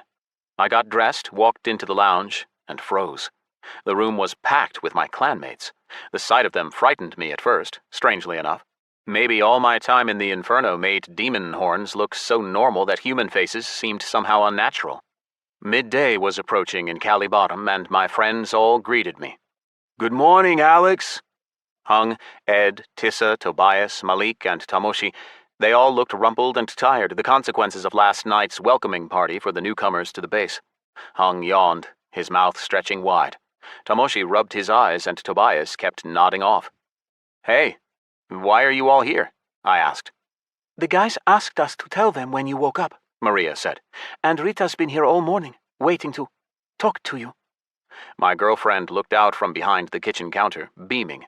Alex! She walked over and hugged me, and her scent made my heart beat faster. How are you? I got some sleep at least, but time's running out. I only have 20 minutes at the most. Sit down and eat, I cooked. I wouldn't mind a snack myself, Hung drawled with hope in his voice. You didn't come to eat. Ed thumped the big guy on the shoulder. Alex, we can't contact you in this, and you don't come out for long, so I gathered everyone just in case you need anything from us. You eat, I'll tell you the morning news. Rita had made a great breakfast, just what I liked, and all the ingredients in the right proportions. Tomato and cheese omelet, toast, bacon, apple juice. Maria poured coffee for everyone but Tamoshi, who chose a glass of water. The boy pulled a tablet out of a pocket and dropped it in the glass, where it hissed and dissolved. It's called a hangover, Tommy, Tobias told him. But you set up the home doctor for diarrhea. That's what it treated you for. Just put it on auto-diagnose next time, Tissa advised. Tamoshi shot a glance full of disdain her way. Something had happened at the party while I'd been gone. Shame I didn't have the time to get the details. Hiros must have gotten drunk and hadn't even bothered to use the autodoc to save Tamoshi the hangover. Maybe the ninja had broken through to real life and really let it all out. Started drinking and brawling, or hitting on Tissa. Or someone else. Surely not the clan leader's girlfriend, and not Eniko, who had Ed and Hung stuck to her at all times. Rita massaged my shoulders while I ate, and the rest shared their news. Ed started. We hit a hiccup with Excommunicado. Colonel doesn't like me negotiating on behalf of the Awoken. He wants to hear apologies from you personally, Alex, before they'll become our allies. The way Colonel sees it, if he joins an alliance, he loses the chance to get the greatest reward in the history of Dis. For eliminating me? Right. The trouble is we aren't revealing the truth of why you can't meet with them in this or in real life, and he'll take any other answer as an insult. No wonder, really, Hung added. He's condescended to become our ally and sees that as some great honor. And from his point of view, our leader is just turning up his nose at him by putting off a meeting day after day. I noticed with slight surprise that he was already chewing something. Hiros says Colonel is already insulted enough as it is, and if you ignore him, from his point of view, I mean, then he'll get real angry and might make trouble for us. Serious trouble, Alex. After the time I'd spent in the Great Nothing and Bale's torture chamber, the Exco leader's complaints were the last thing I cared about. I wasn't burning with a desire to see preventers connected to the cartel in our alliance with Modus and the Travelers. I had agreed to consider an alliance with Colonel only for 2 reasons. Out of gratitude to Renato Loyola, that is, Quetzal, and so that the Excos wouldn't get in our way in the war against the destroying plague, If they joined the ranks of the sleepers, I doubted they'd move against us, and Behemoth's mental blocks should prevent them from even thinking of hurting us anyway. And Hiro and Willie wouldn't have to worry about their families anymore. I'll meet them in a private room.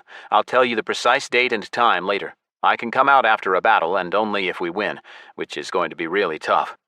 Why? Tissa asked, silent until now. Only a warrior blind with overconfidence has no doubt in victory, Tissa-chan. Tamoshi interjected, bowing. Alex-san is careful in his assessments, and that is wise. In my case, even a blind warrior could see that my chances aren't good, I said. All the best troops in our legion got slaughtered, and now there are rumblings that damned General Abaddon is going to become legatus of the 13th Legion. Yeah, the one from the games. Holy shit! Malik exclaimed, his third and fourth words for the day after good morning. That's not all, Malik, I answered. I hadn't addressed him by name in some time, and now it seemed to make a huge impression on him. Encouraged that I'd spoken to him, he asked carefully, "Can you tell us?" Glancing at the clock, I nodded. Yeah, just let me eat first. They listened to me with bated breath, although I only gave them the broad strokes. I shared my conversation with Chaos, described in brief my failed attempt to get the Coal of Hellflame, told them of Tyrant Baal's tortures. When I finished the tale of Belial's appearance, Tamoshi, leaning against a wall, lost his balance and crashed to the floor. The Japanese boy had a great respect for otherworldly forces in general, and demons in particular, feeling fear and awe before them. I'm sure the ninja Hiros would have been far more cold-blooded in his place, but the human Tamoshi was utterly convinced of the godlike abilities of Scyth, who had dared not only to fight against higher demons, but even to kill them. Chapter 5. Chaosite Criminals. When it was time to climb back into my capsule, everyone was gone except Rita. The girl tried not to show her feelings in public. I don't know why, maybe out of courtesy. Maybe she didn't want to embarrass me or upset Tissa, who seemed to still have feelings for me. Tissa tried to look like she didn't care, but I could tell she did by the tone of her voice, a careless phrase here or there, even the way her body language changed when she saw me. She tended to be pretty relaxed around the other boys, but when she saw me, she stood up straight and tried to look as attractive as possible, although maybe I was just overconfident. Rita tended to behave modestly in the presence of others, but when we were alone, she took full advantage of our time together. Disheveled, gasping, and with a furiously beating heart, I unwillingly pulled myself away from her soft lips. "I can't. I'll be late. Time to go." "I know," the girl answered sadly. "I hoped you'd find time for us when you next came out of the Inferno, but now you have to meet with Colonel, too." She cast a fleeting glance at the bed. After Lara's flirtation and my dream, and now this, I completely lost my cool and jumped quickly into my capsule. "We have our whole lives ahead of us, Rita," I said hoarsely, hurrying to start the immersion process. "I'll try to finish up with Colonel as soon as I can." The intragel hid my body's natural reflexes, and the cold of the space between worlds calmed my blood. After the short delay that my body needed to adapt, I arrived in the Inferno. "Where the elf did you come from, Stinkling?" asked a big devil in a strange-looking kilt as if woven of precious stones. He shouldered me out of the way and kept trudging on. Only when I looked closer did I see he was actually a she. This was the first female devil I'd seen. Turning my head, I realized I was in the same spot where I'd logged out of the game to escape Lara's advances. The assembly point wasn't far away. I'd calculated the time right. Around 1 hour left until leave ended and the portal opened for the Legion's next deployment. I fell in step with the crowd headed toward the portal. As we approached the alleyway where we arrived 3 local days ago, I saw my fellow fighters. Even in civilian clothing and without armor and weapons, they stood out sharply from the capital's citizens. The legionaries seemed to give off an aura of death, frightening the locals. They sped their pace and tried not to meet the tourists' eyes. I guess I didn't have that aura yet. And anyway, it was obvious that even a veteran tiefling was a far cry from the fearsome orange star demons and infernals of the Legion. Tieflings were too small, too stinky. "Hey, small fry! Legionary!" I heard from one of the broad balconies that jutted out over the street. An imp was leaning over it, grinning down with fangs of chaotic gold.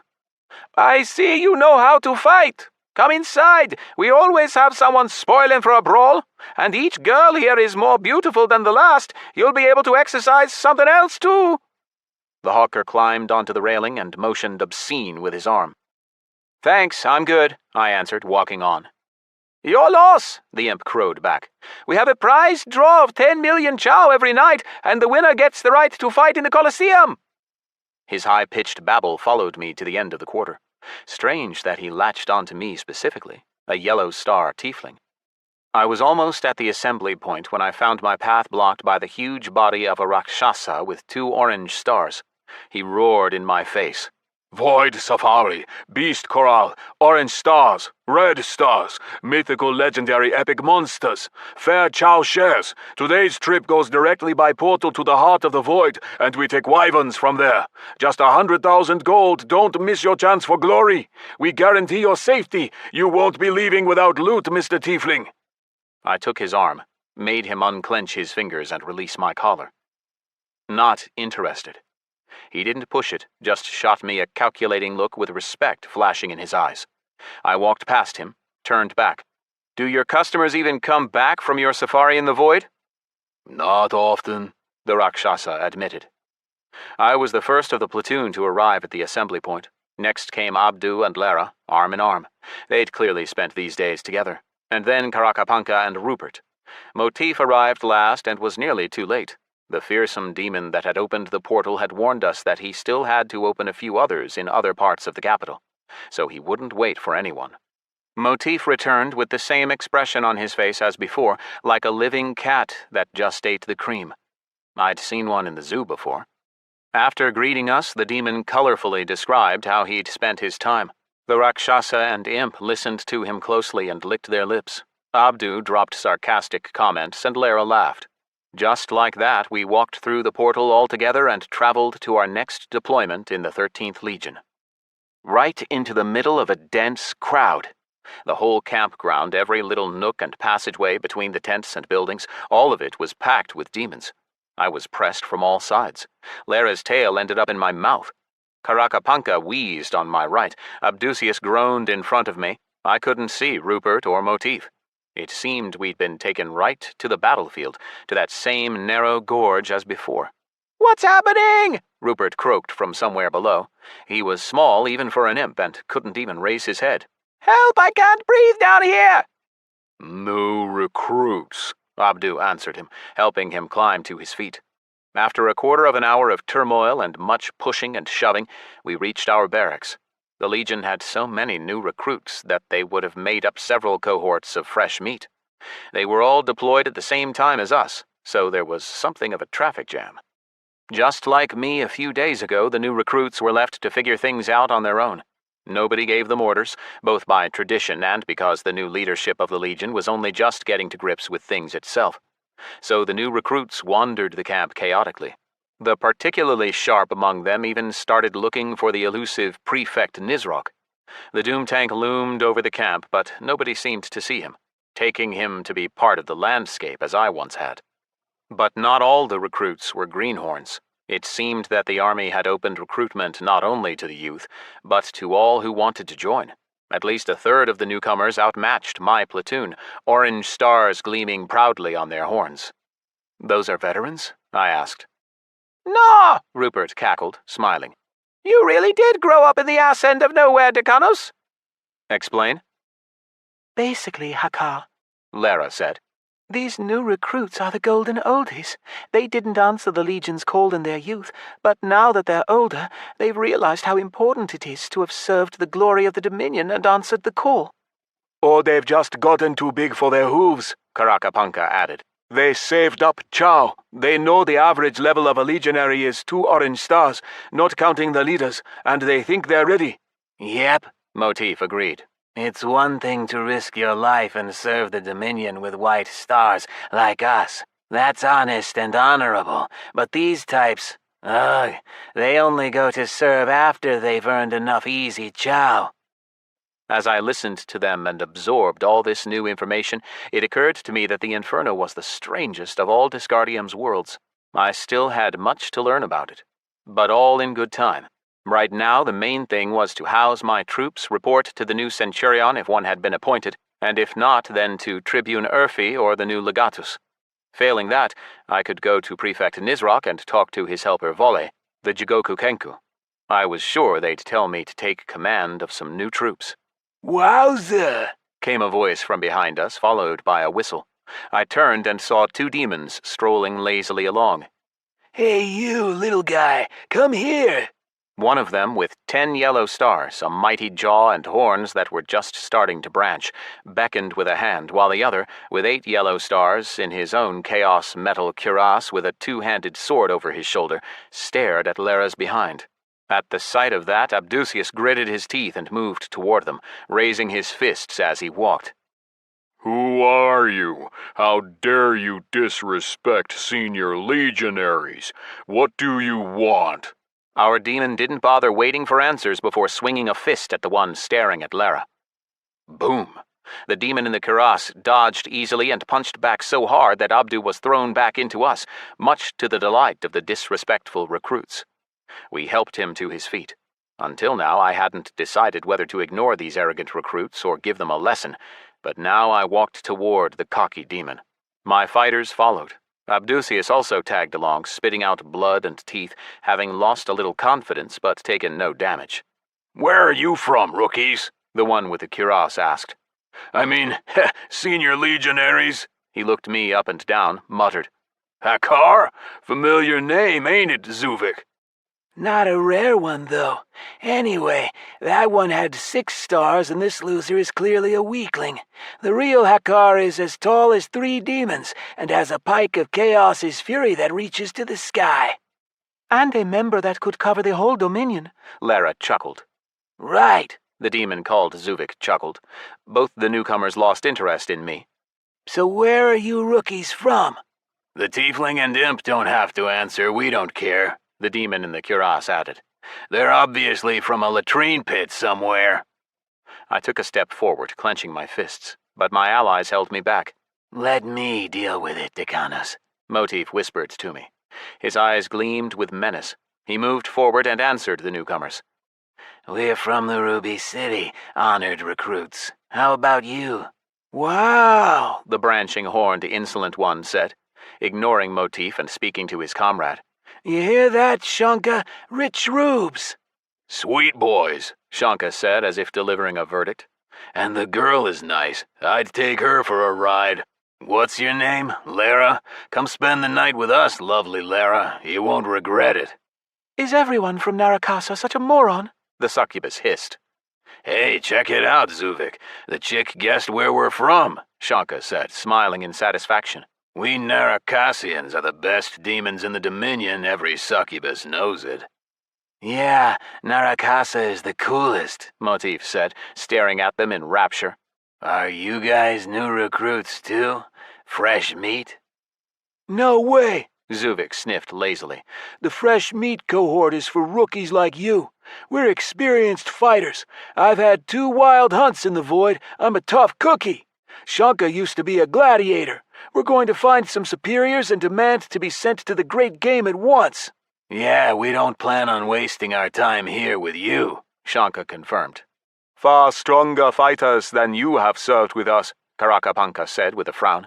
Shame none of them survived the last battle. So how did you survive, cowardly jackal? Hid under this succubus's skirt? Shanka nodded at Lera. Although she doesn't wear a skirt. Why would she? It'd only get torn off. Ha ha!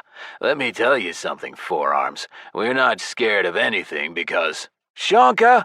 Zuvik snapped, cutting the demon off. He nodded in understanding and finished cryptically. There are forces behind us that have no equal in all the Inferno. And what are your names? Motif asked with an ingratiating smile. How can we help you, gentlemen legionaries from Narakasa? I had no idea what game our cohort's third Instiga was playing, but I was in no hurry to get involved. I wanted to see how this show ended. Hey, hear that, Shanka? Zuvik laughed. We're gentlemen legionaries. Glory to Chaos! Rupert the Imp was the first to get what was going on. Chaosite criminals! He whispered quietly into my ear. Best to avoid trouble with them. They have a chaotic vengeance for their own. Be careful, Hakkar. So what is it you wanted, gentlemen? Motif asked again. His tone had changed imperceptibly. The demon's back was straighter. Sensing that, Shunka lifted him by the horn and breathed fire in his face. We're gentlemen, you said it yourself. And what do gentlemen need? A servant. That's why you young ones are going to serve me and Zuvik. He cast a threatening glance at Rupert. You're right, Imp. We're criminals and chaosites. The Dominion's laws don't apply to us, but power is still on the Prince's side, so we serve him. For now. Chaos is with us, Shunka uttered. The joking and gloating tones were gone. He was serious. And the princes are just old gods, no good to anyone. They all got destroyed in Disgardium, but ours is still clinging on. Gah! He pushed Motif down, who quickly got up, ran over to me and quietly said, That's it, Decanus. Let him have it. It seemed his faith in me was limitless. He thought I could easily take care of demons with far more stars than me. Well, it wouldn't do to crush his hopes. I stepped forward, spitting at Shunka's feet in the habit of the demons. The glob of spit smoked as it hit the ground. Who are you next to the great Prince Belial? I asked, laughingly. That's like comparing a lump of shit to a chaos diamond. You're a Narakassian worm who drank too much brandy. Believe me, chaos doesn't give a shit about you.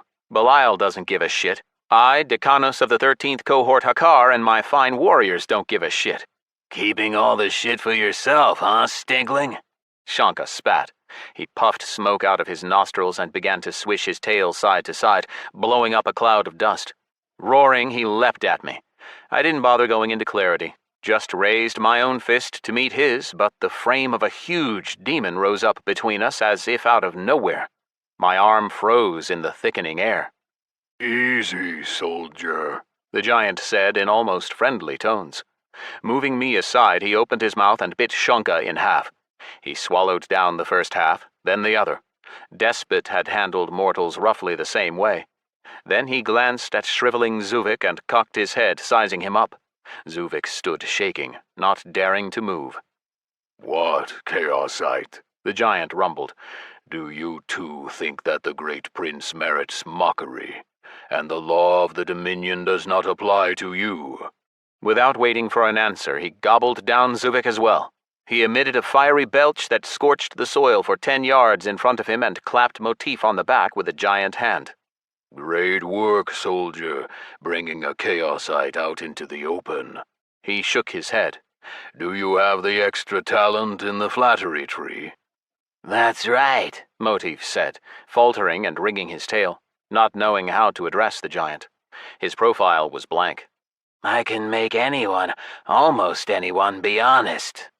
Dare not use it on your superior officers, the demon warned fearsomely. Else I will eat you. Then he looked at me. I did not want chaotic vengeance to strike you, so I intervened, Decanus Hakkar. Although it is truer to call you Centurion, yes? He winked and clapped me on the shoulder. Follow me, Centurion Hakkar of the 13th Cohort. We must talk. The demon began to transform into something still larger and more nightmarish. A label lit up above his head. Abaddon, Higher Demon, Legatus of the 13th Legion, Dominion of Belial. And on his horn shone 12 red stars. Chapter 6. Legatus Abaddon. Abaddon was just as powerful as Baal. One more red star and he'd get a black one, if that was even possible. I doubted the princes suffered demons approaching their own power, although Lucius had been allowed. What always stunned me about the demons was the incredible control they could have over their bodies.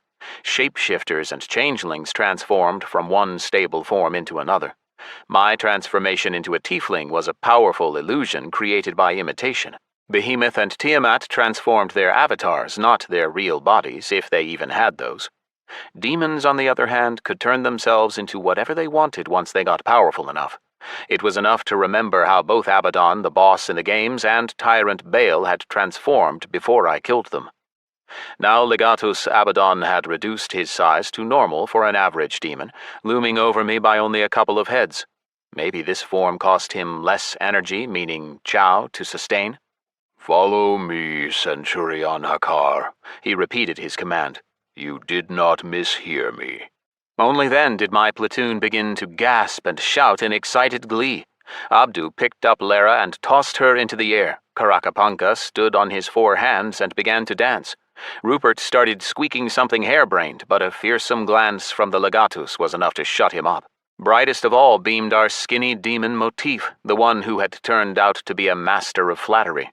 His joy was easy to understand. It was the legendary General Abaddon himself, albeit formerly resigned in disgrace. In the Inferno, he was a mythical figure on a level with Lucius. Only the very best were sent to the games. I exchanged glances with my fighters and then followed after Abaddon, whose mighty aura of concentrated power and palpable hatred cleared us a path. Legionaries scurried to stand aside and drop to one knee, thumping their chests with their fists and saluting the disgraced general with an unusual gesture, raising the left hand with the little finger, index finger, and thumb extended. I'd seen Legate Shaz of the Destroying Plague do something similar. Abaddon ignored them all and walked on in intensely focused silence, as if he'd forgotten all about me. From the side, it probably looked like he was walking on his own, but the legionaries certainly didn't think so. I kept hearing cries of approval. Fighters, scrambling to get out of Abaddon's way, pointed at me.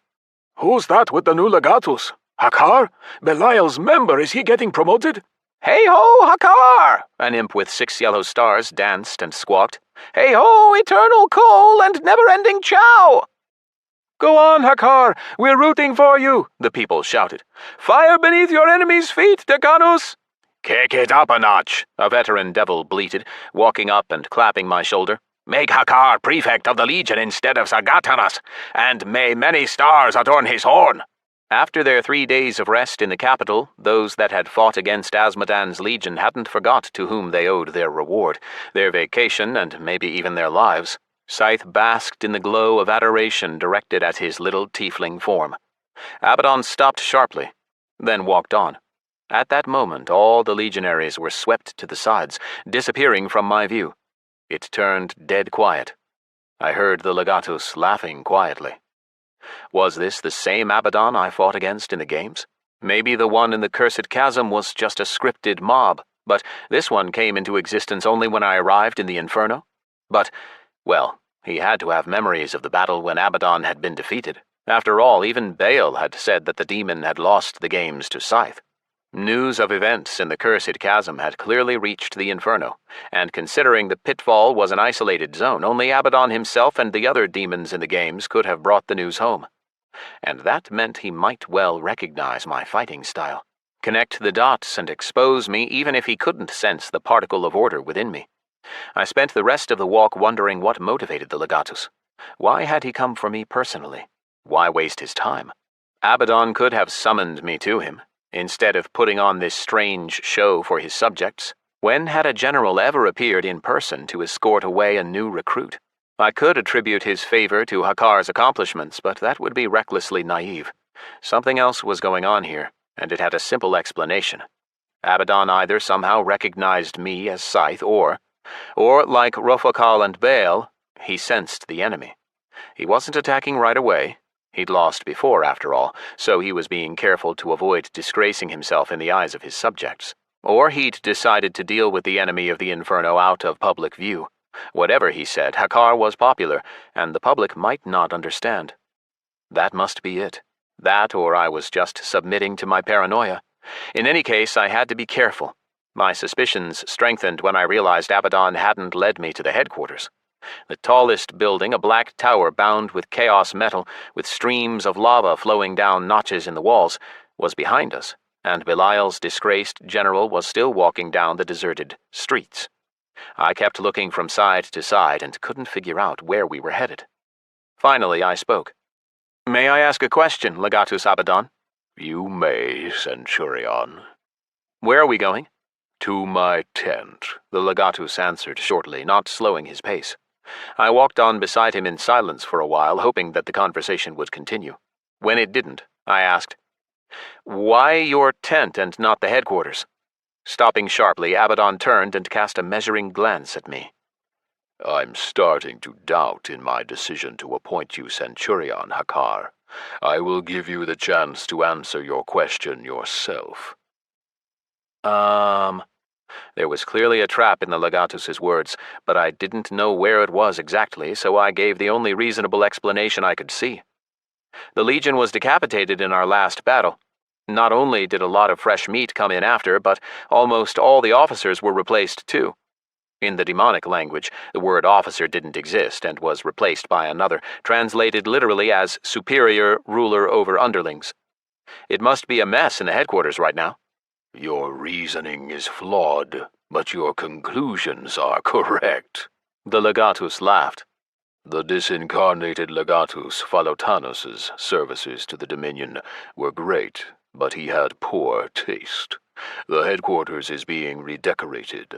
A dozen building crews of devils, imps, and rakshasas all crowded in one building. Too much noise to do anything useful. You chose a suitable definition for what is happening there. A mess. So the HQ has temporarily moved to my tent. From now on, I recommend that you do not second-guess orders from your legatus. Abaddon gave a low laugh. Lest you risk losing your rank of Centurion. The at first glance Spartan tent of the legatus turned out to be big enough inside to seat the entire Legion. The demon's ability to alter dimensions and space may not have exceeded the achievements of Disgardium's mages, but it at least matched them, although it had a different nature. For an instant I lost my bearings and looked around wide-eyed. The rumble and hum of a busy workplace crashed down on me. Winged officers and aides rushed to and fro all over the huge space, and in all three dimensions. Their left horns shone with a scattering of red gold, orange and red stars only. I'd definitely never seen this before, and probably wouldn't see it again. There were 3 floors here, if the 3 tiers of the table-like objects hanging in the air could be called floors. Scores of the League's clerks worked on each one, and they didn't stay in one place for long, but flew from the upper rows to the lower and back again, shouting and squawking. At the same time, some machine crashed and banged like an ancient printing press. Caught up in their work, the demons didn't notice Abaddon's arrival. Or maybe it just wasn't customary to salute the legatus every time he walked by. The Legion is to be completely reformed, Abaddon said, for some reason considering it necessary to explain. General Xavius approved it, noting that the 13th was already due for a shake-up. Only the miraculous and inexplicable luck of a certain nimble tiefling recruit saved the core of the Legion. My officers are now analyzing every fighter among both the veterans and the recruits to arrange them into cohorts. He said all this without stopping. We had arrived at a narrow black shimmering veil that stretched all the way up to the ceiling of the tent. It looked material, alive. Its surface bristled with nails, tentacles, and predatory mouths, and it reeked of danger. Stopping sharply, Abaddon took a death grip on my horn with one hand and touched the veil with the other. I froze for a moment in expectation of battle, and when I saw the veil detach from the wall and bear down on us, I activated clarity and gasped. The ability worked, but it gave me no advantage. Both Abaddon and the strange curtain moved just as fast as I did. When I slowed back down again, the living veil was already wrapped around us. For an instant I felt the cold of the great nothing, but then the unpleasant sensation passed, and all sound disappeared. Abaddon released my horn. We were in a closed space, something like a cavern with living walls. Claws and tentacles touched me, but did me no harm. My final doubts disappeared. The legatus had either recognized me or sensed the enemy.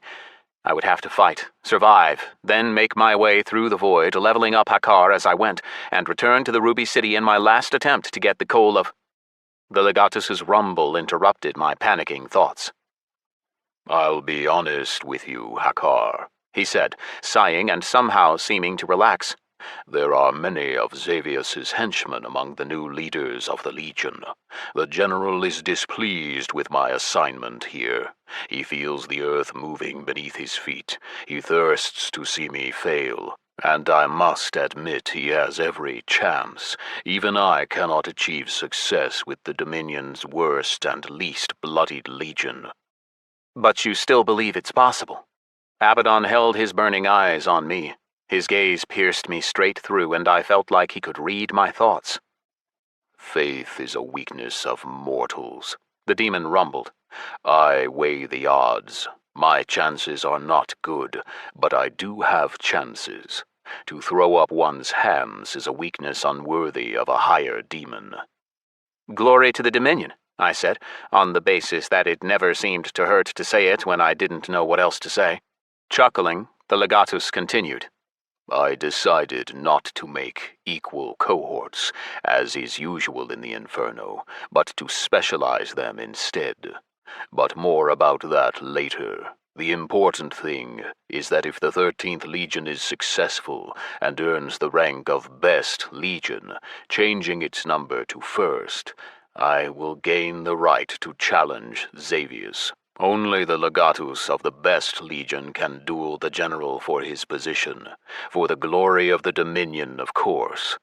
I am selecting the most promising fighters. I need my own demons in the Legion, demons upon whom I can rely and with whom I will forge victory. Are you with me, Hakkar? But why? I asked, frowning in confusion. You weren't wrong about my luck, but all the rest.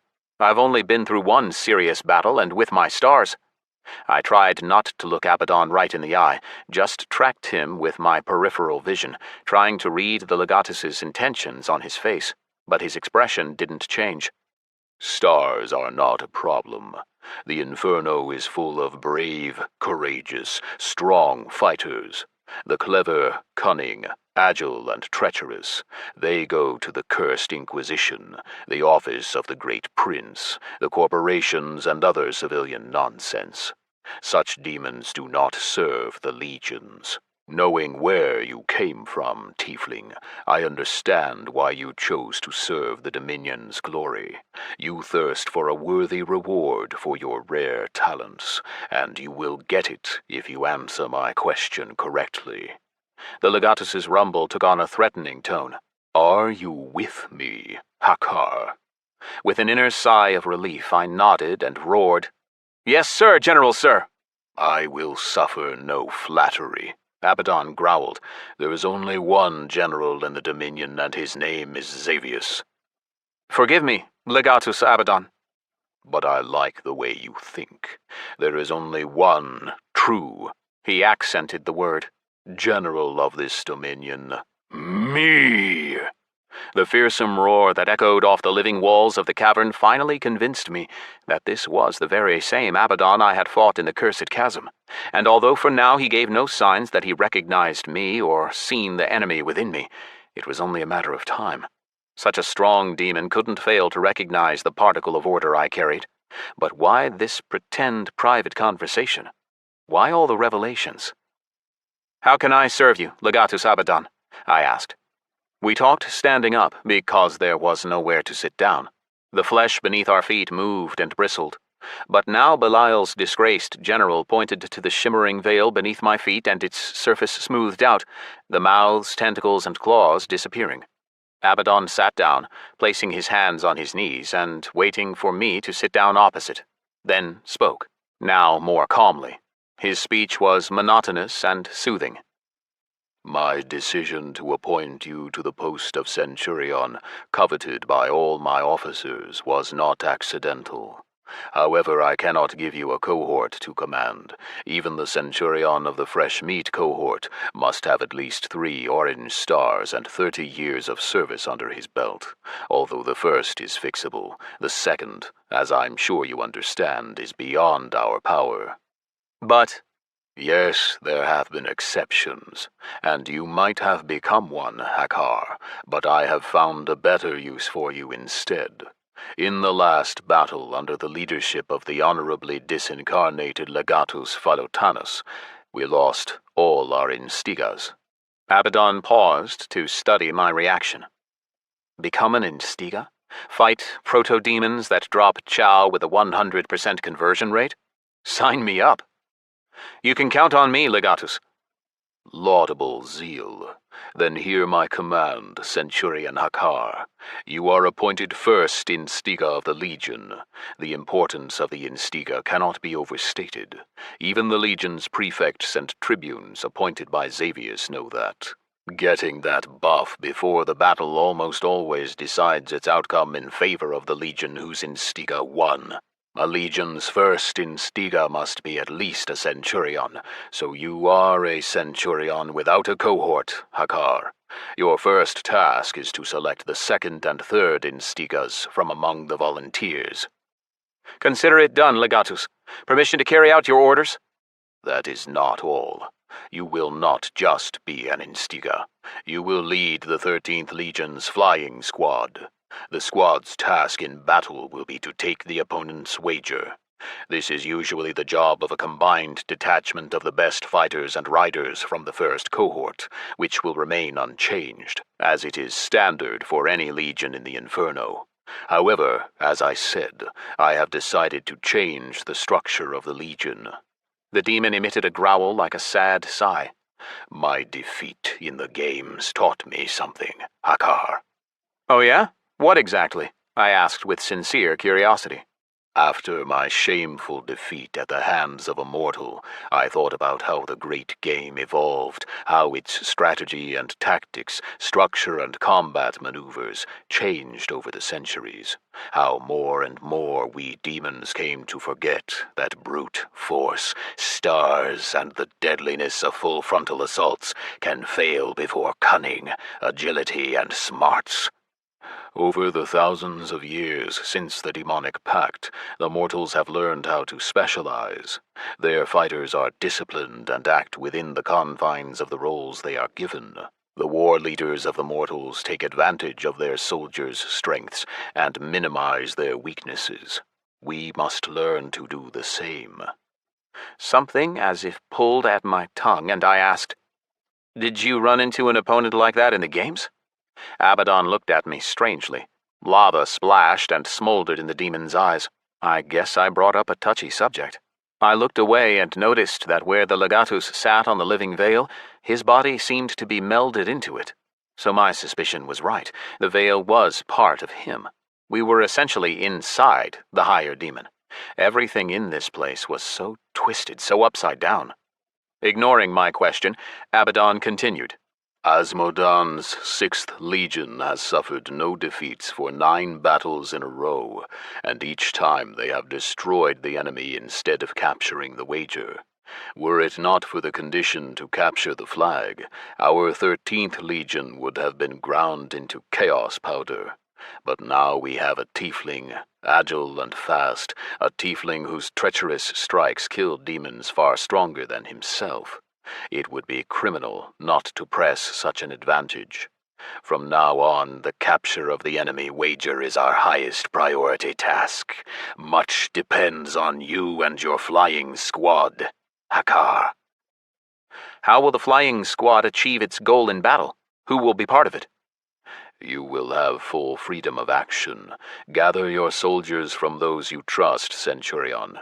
The usual combined force of wager capturers will distract the defenders. That will free your movements. I mentally applauded Abaddon's cleverness, remembering that I wasn't Scyth, almighty herald of the sleepers, but an uneducated tiefling from the outskirts of the Dominion. I checked myself. Sorry, Legatus, but I'll only be able to command the flying squad in battle if I survive to see it. I doubt any of the enemy Instigas will have less than orange stars. The thoughtfulness on Abaddon's face turned to amusement. He paused, and for a long moment I thought feverishly about what I might have said wrong, but then the Legatus rumbled. There is time before the next battle. I have no doubt in your ability to quickly earn stars, Centurion. After you gather your troops for the flying squad, immediately go to the heart of the void. Ordinary demons cannot go there, but the Legion will open a one-way portal for you. There are many creatures and spontaneous bale springs of chow there. If you survive, you can grow fat, and you will survive. That is an order. What tier of beasts are there, Legatus Abaddon? 3rd tier. 2nd. Chuckling, he admitted. 40,000 years ago, there was a monster of the first tier there. All 3 great princes hunted it. The legatus's confidence in my ability to handle beasts with orange and red stars strengthened my suspicions, which had quietened somewhat during our conversation. That's a one-way ticket to disincarnation, Legatus Abaddon. Not at all. You yourself have proved that stars are not everything. They give strength and power, new abilities and talents, but a demon needs more than that to be a good fighter. In his report, Eternal Fire to his Chow, Prefect Sargatanas mentioned that you defeated a chaotic ass 3 times stronger than you. Witnesses to the last battle saw you slay demons with far stronger stars than your own. They were wounded. I just finished them off. Perhaps. The Legion will give you sufficient chow from the reserves to burn the first orange star into your horn. This honor will be gifted to you and the warriors you select. How many demons can I have in my squad? In Disgardium, the number 7 is magical. My new ideas take their roots in the world of the mortals, so I have decided that the flying squad should consist of 7 fighters. So I need to find another 6.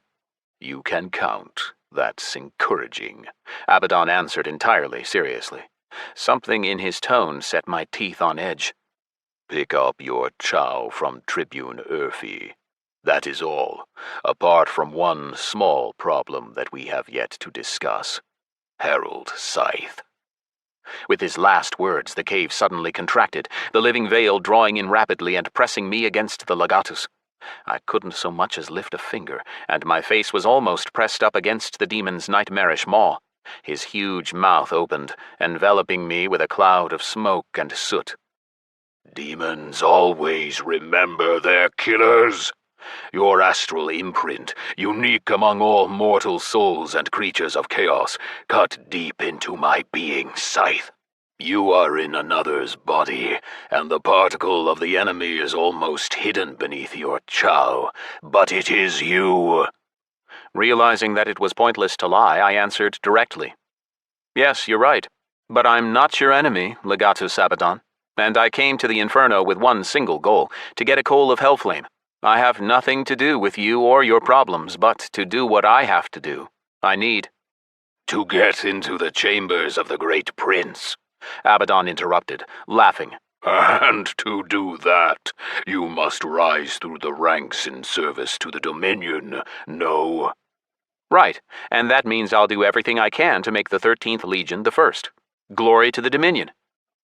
Don't overdo it, mortal. Abaddon moved back. The veil unstuck itself from me, allowing me to move my aching limbs. I was surprised at how easily and quickly he trusted me, as if... Nether, of course, just like Baal Abaddon could always spot a lie. It seemed the truth satisfied him. Why do you need the coal? To survive the frost on Holdest, I'm planning to destroy the nucleus. Of the destroying plague, I see. The prince admits that the undead might derail our plans, and the plans of the sleeping gods, whose chosen one you are. To them, the Nether and its creatures are like a horn in an Inraug's windpipe. This explains everything. How do you plan to destroy what is impossible to kill and disincarnate? Concentrated life essence. I got it as a reward for winning the demonic games. I see. Abaddon impressed me again. He wasn't a demon. He was a calculator. He read my thoughts in motion without even having to think about it. Well, well, the Long Years are playing their own great game, assembling demon fighters and luring them into their ranks with the most valuable resource they have, the sap of Yggdrasil. Fools! Without explaining what he'd said, Abaddon cocked his head thoughtfully. You aren't lying. Well, if I'm to be honest with you, I won't hide it. I did not sense your secret until the last few minutes. Until then, I had only vague suspicions, and all that I said about my plans for you and the flying squad was true. Hakkar, Only my cocoon of corruption, where I spend my time in contemplation, allowed me to sense not only the enemy within you, but the mortal Scyth as well. Cocoon? Grumbling in annoyance, Abaddon the Destroyer condescended to explain, maybe because he respected me for defeating him. Crafted from scraps of my flesh, it exists both as a part of me and independently.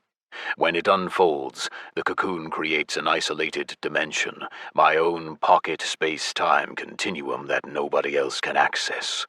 The minuscule emanations of the enemy and of your true nature normally disperse rapidly, but here they have nowhere to disperse to. As we spoke, as time passed, it's like a piece of manure in an empty field. Even if you're standing right next to it, you might not be able to smell it, but take it indoors, and the stench will be everywhere. Did the former general, now legatus of the 13th Legion Belial, just call me a piece of shit? Lashing wind and hurricane ferocity were at the ready to tear both Abaddon and his cocoon of corruption into a bloody mess, but the demon placed a hand on my shoulder, stopping me. As the mortals say, we're in the same boat. Let's make a deal. You help me get back into the great prince's good graces, and I'll help you get a spark of Hellflame. That will be more than enough. That is, if you don't plan on burning all of Holdest to ashes. I took a moment to listen to my gut. Demons were treacherous, and this one especially. But I had no choice. I wasn't sure I could beat him in a fight, and even if I could, I didn't have a chance against Belial. There was nothing for it but to make an alliance with someone I expected to see again only in my nightmares. I doubted Abaddon would mislead me. He surely knew that if he broke our agreement, then his rivals would receive certain information, that he had taken help from a mortal to achieve his own selfish ends, instead of crushing the enemy of the Inferno. It's a deal, demon. Respect the chain of command, Centurion Hakkar. Abaddon chuckled, shaking my hand. Yes, sir, Legatus Abaddon, sir. Glory to the Dominion. The grin on his face spread even wider. Glory! Chapter 7. End of the story. I traveled from Cali Bottom to my parents' house in the early morning. Nice of Hiros to take me in his flyer. The clan flyers, like all its other property, had been sold at auction to clear debts. I could have easily taken a community flyer if only the non-citizen territory had had them, because in one single moment, Alex Shepard had ceased to interest anyone except those he still owed something. As I climbed into the flyer, I remembered climbing out of it 3 months before, in a hurry, urged on by Hiros and panicking with the thought that the real Scythe had been discovered, but full of hope that I could make it, that I could overcome all the odds and achieve victory. And now here I was, returning home. Shame I wouldn't be able to call it my home for long, and not only due to the law mandating that I live independently from my parents. As if it wasn't enough that I'd have to leave my father's house in 4 weeks and build a life for myself. Worse, my parents' status was under threat. They might be forced to move to a lower category district. Mom wasn't sleeping. She was waiting up for me in the armchair in the living room, and seemed to be dozing off. Squinting blindly at the sudden light from the opening door, she blinked, then cried, Alex! My mom rushed over to me and hugged me. My boy, you're so thin. The noise brought Dad out of the bedroom. His face lit up and he ran over to hug me as well. I took off my backpack and pulled out A.T. the cat dog, but didn't activate him. After hugging the life out of me, my parents finally calmed down. The joy of reuniting after so long apart was overshadowed by the fact that all our rose-colored plans had come crashing down. Mom led us to the table, served up some warmed-up leftovers from last night. Dad brought up a holo projection on his comm and started reciting news headlines. End of the top threat. A predictable outcome to the tale of Scyth. Bankruptcy and the collapse of the Awoken. Spectacular victory for the destroying plague. All followers of the Sleepers defeated. Full downfall of Modus and Travelers. New leaders in the Alliance of Preventers. Children of Kratos and Excommunicado. Class action lawsuit against Shepard announced. Dad's voice shook. How bad is it, son? Even worse than all that, Dad. I had to force the words out. Snowstorm demanded that I not reveal the details of what I saw in the Inferno. The public know only that Scyth went there and disappeared. But how is that possible? Why didn't you respawn? Why did you spend so long in Cali Bottom after losing your character? My father's interrogation made me clench my teeth. Telling him what had happened meant reliving the nightmare of the recent past. But he had every right to know. Plucking up my courage, I started to describe what had happened in a dead, monotonous voice. How Scyth Hakkar had been disincarnated in the Inferno. How he had hung in the great nothing and in the end been finally wiped from the reality of Dis and all its databases by chaos. How I had tried to contact Kieran Jackson and Snowstorm's support service in shock and finally got through to them but heard nothing consoling. It's all part of the gameplay, came the answer from tech support. After a few short lines about my rights came one final line. Our condolences. Kieran called me back himself, dripping with false sympathy at first, then failed to resist, adding vengefully, "You should have done what I said. You had no reason to poke your nose in where you shouldn't. Thought you gamed the system, huh? Then don't be surprised when the system beats you, Shepard." For Jackson, things couldn't have been better. The Class A threat simply went up in smoke, leaving no trace whatsoever in the system. The loss of the initial was a terrible blow to the power of the Sleepers, whose fate was bound to mine. There was nothing they could do against the horde of undead bearing down on Kharinza. The boys gathered all our allies. Even Destiny came to help and brought her life essence with her, but nobody got a chance to use it. The Supreme Legate had gained Plague Aura, which destroyed everything it touched. Even Hiros couldn't get to her through the astral plane. All the ninja did was reveal his unusual skill to Eileen, which made her test a theory. Successfully, Hiros was banished from Dis. Crag surrendered to her himself under subjugate mind. Only Bomber managed to escape. The workers and all the NPCs of Kharinza were turned undead. The Montesaurus and Orthicon nearly fell to Eileen in defense of the island. Only Inge and Cullen saved them, appearing at the last moment and whisking them away to safety through a portal. The clan tried to sell all its property quickly at fire sale prices, but there wasn't enough time. Eileen moved with lightning speed and wiped our castle from the face of Disgardium. Behemoth was too weak, and the righteous shield fell to the plague-enhanced strikes of the Supreme Legate and the onslaught of her undead monsters, all over level 1000. Behemoth's temple was destroyed, and in its place arose a temple to the destroying plague. There was nothing I could do to help. I watched it all on Eileen's livestream, forced to listen to her mocking commentary. 3 days later, the temple on Terrastera fell. Eileen had gained Morena as an ally, and all the dark gods and minions of the destroying plague were strengthened. They helped their legate find Tiamat's temple and reach the Acid Continent. The ancient crocodile Sobek fled, powerless before the horde. All our allies, including Meister's raid of crafters, lost their unity bonuses, and although Hinterleaf and Horvath knew the risks and had no claims against me, Joseph Rosenthal immediately went to the Prime Notary to complain of me violating our contract. The fines imposed were enormous, and to be paid in real life, not in Dis. They drained the whole fund that Ed and Rita had set aside, and even that wasn't enough. In being cut off from their divine protectors for the sake of the sleeping gods, these supreme grand masters of their crafts have suffered immeasurable material and emotional damage, was the Celestial Arbitration's verdict. The court's decision was roughly the same.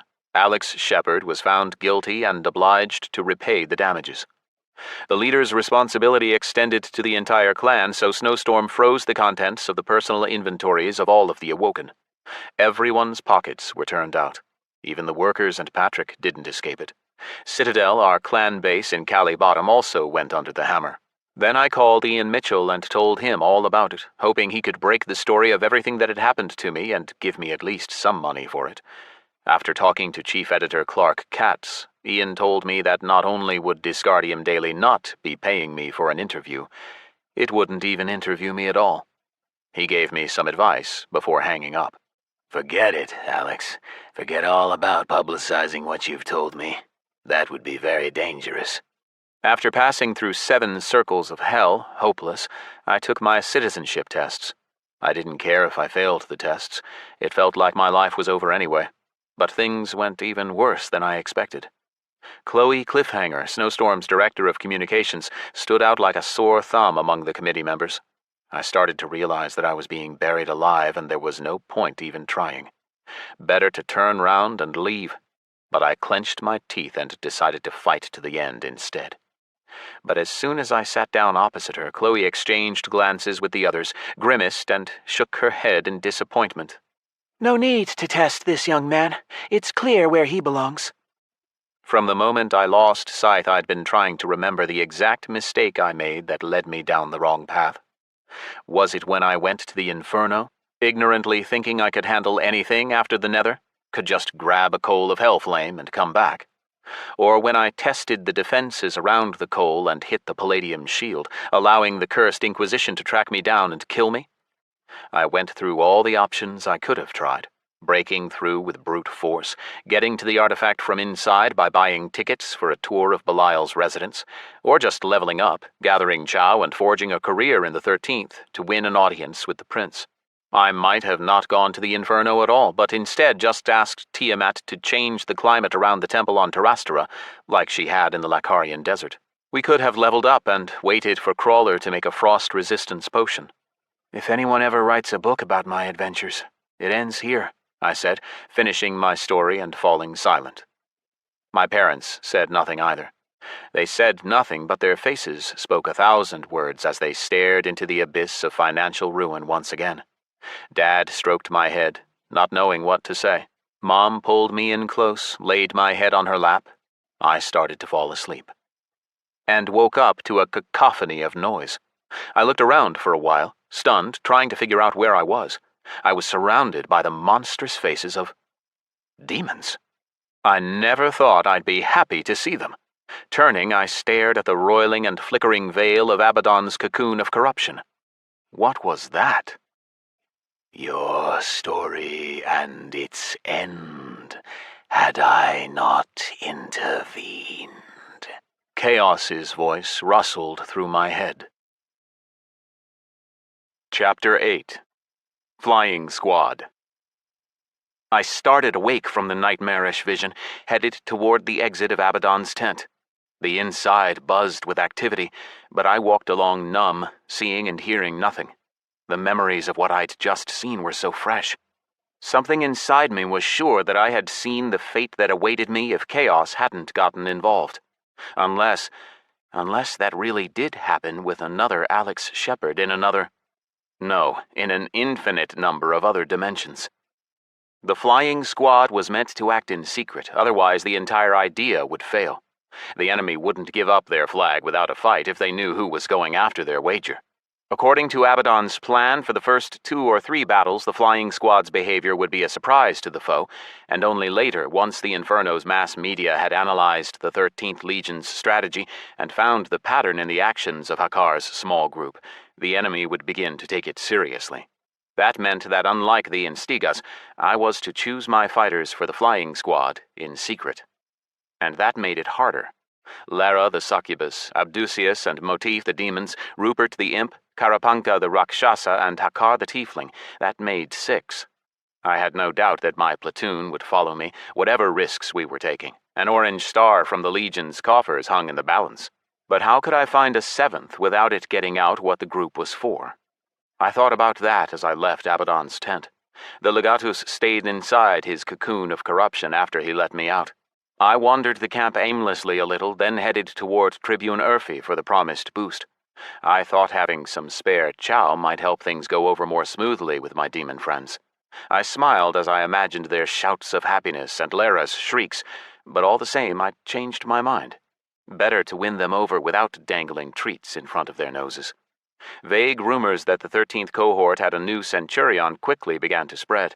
Almost all the legionaries I came across hurried to congratulate me and shake my hands, both of them, as was customary for demons, and inquire as to the secret of my success in combat. I had to explain what was happening. I'm a centurion without a cohort, the first in Stiga. If anyone wants to be the 2nd or 3rd, speak up. No, thanks for the generous offer, buddy, but I think I'll pass, a grubby devil said, raising his arms. At least I have a chance to survive in battle. Instigas don't live long. Everyone else answered the same way. I wasn't burning with the desire to take in an outsider anyway, but that was the only way to fill the 7th slot in the flying squad. While I was walking toward the headquarters, an unfamiliar, crackling bleat hailed me. "Hey, Centurion!" Stopping, I turned my head. A goatish face peeked out of a window in the headquarters. Yes, you! You're Hakkar, right?" Speak of the devil. When I saw who had called to me, I shouted back. "Sir, yes, sir. Glory to the Dominion, 13th Legion Tribune Urfi." "Glory! Come see me!" The head disappeared. Apparently not all the officers let the redecoration of the headquarters keep them away. I walked around the building and slipped through the main entrance. Who are you? Where are you going and with what purpose? A demon guard asked me perfunctorily. He yawned widely, emitting a paltry wisp of smoke, and loudly scratched his head. "Centurion Hakkar for Tribune Urfi, here by order of Legatus Abaddon." Pass, the demon answered with the same bored tone. Turn right, then left, then go straight. There's a crew of devil builders working there, you can't miss it. Don't step in anything, Centurion. He was the first of the day to not react to my name. His warning came in handy. I had to jump to avoid putting my foot in steaming, stinking heaps of dung. The devil workers didn't leave their work to go to the bathroom. Or maybe they just had no control over their bowels. That would explain why they were little loved in the Inferno, on the same level as the not-quite demon tieflings. Walking down the corridors, I saw again how hard it was to live in the Inferno without magic. The low-level devil builders didn't have much in the way of chaotic skills, so they did mostly all the work by hand. I didn't notice any particularly technical-looking devices with them. They painted with ordinary brushes, not even rollers, like fire and ice compared to the building methods of the dwarf crew that erected our castle. For a moment I froze, remembering the helplessness I had felt while watching the undead destroy Kharinza and tear down the castle. I'd do whatever I could to stop that from happening. The Legion Tribune Urfi the Satyr met me at the door to his office. The other satyr I knew, Flagrey, would have only come up to the Tribune's belt, but in all other respects the resemblance was incredible. For a moment I thought the two might be relatives. All Urfi needed to fully look the part was a bottle of ale in his hand and a wine barrel beneath his ass. His office was cluttered with piles of folders, overturned shelves, and scattered papers. But there wasn't so much as a speck of dust on the desk, whose surface shone and reflected the satyr himself, stood leaning on the back of a chair with a special hole cut in it for his tail. Rubbing his beard, the Tribune bleated in displeasure. "Legatus Abaddon has ordered me to clean out the Legion's supplies and hand them all over to you, Hakkar. For what purpose?" "I can't divulge that, Tribune Urfi."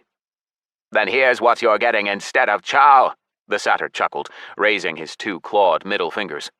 "Dismissed, Centurion. About face. Double time. Get out!"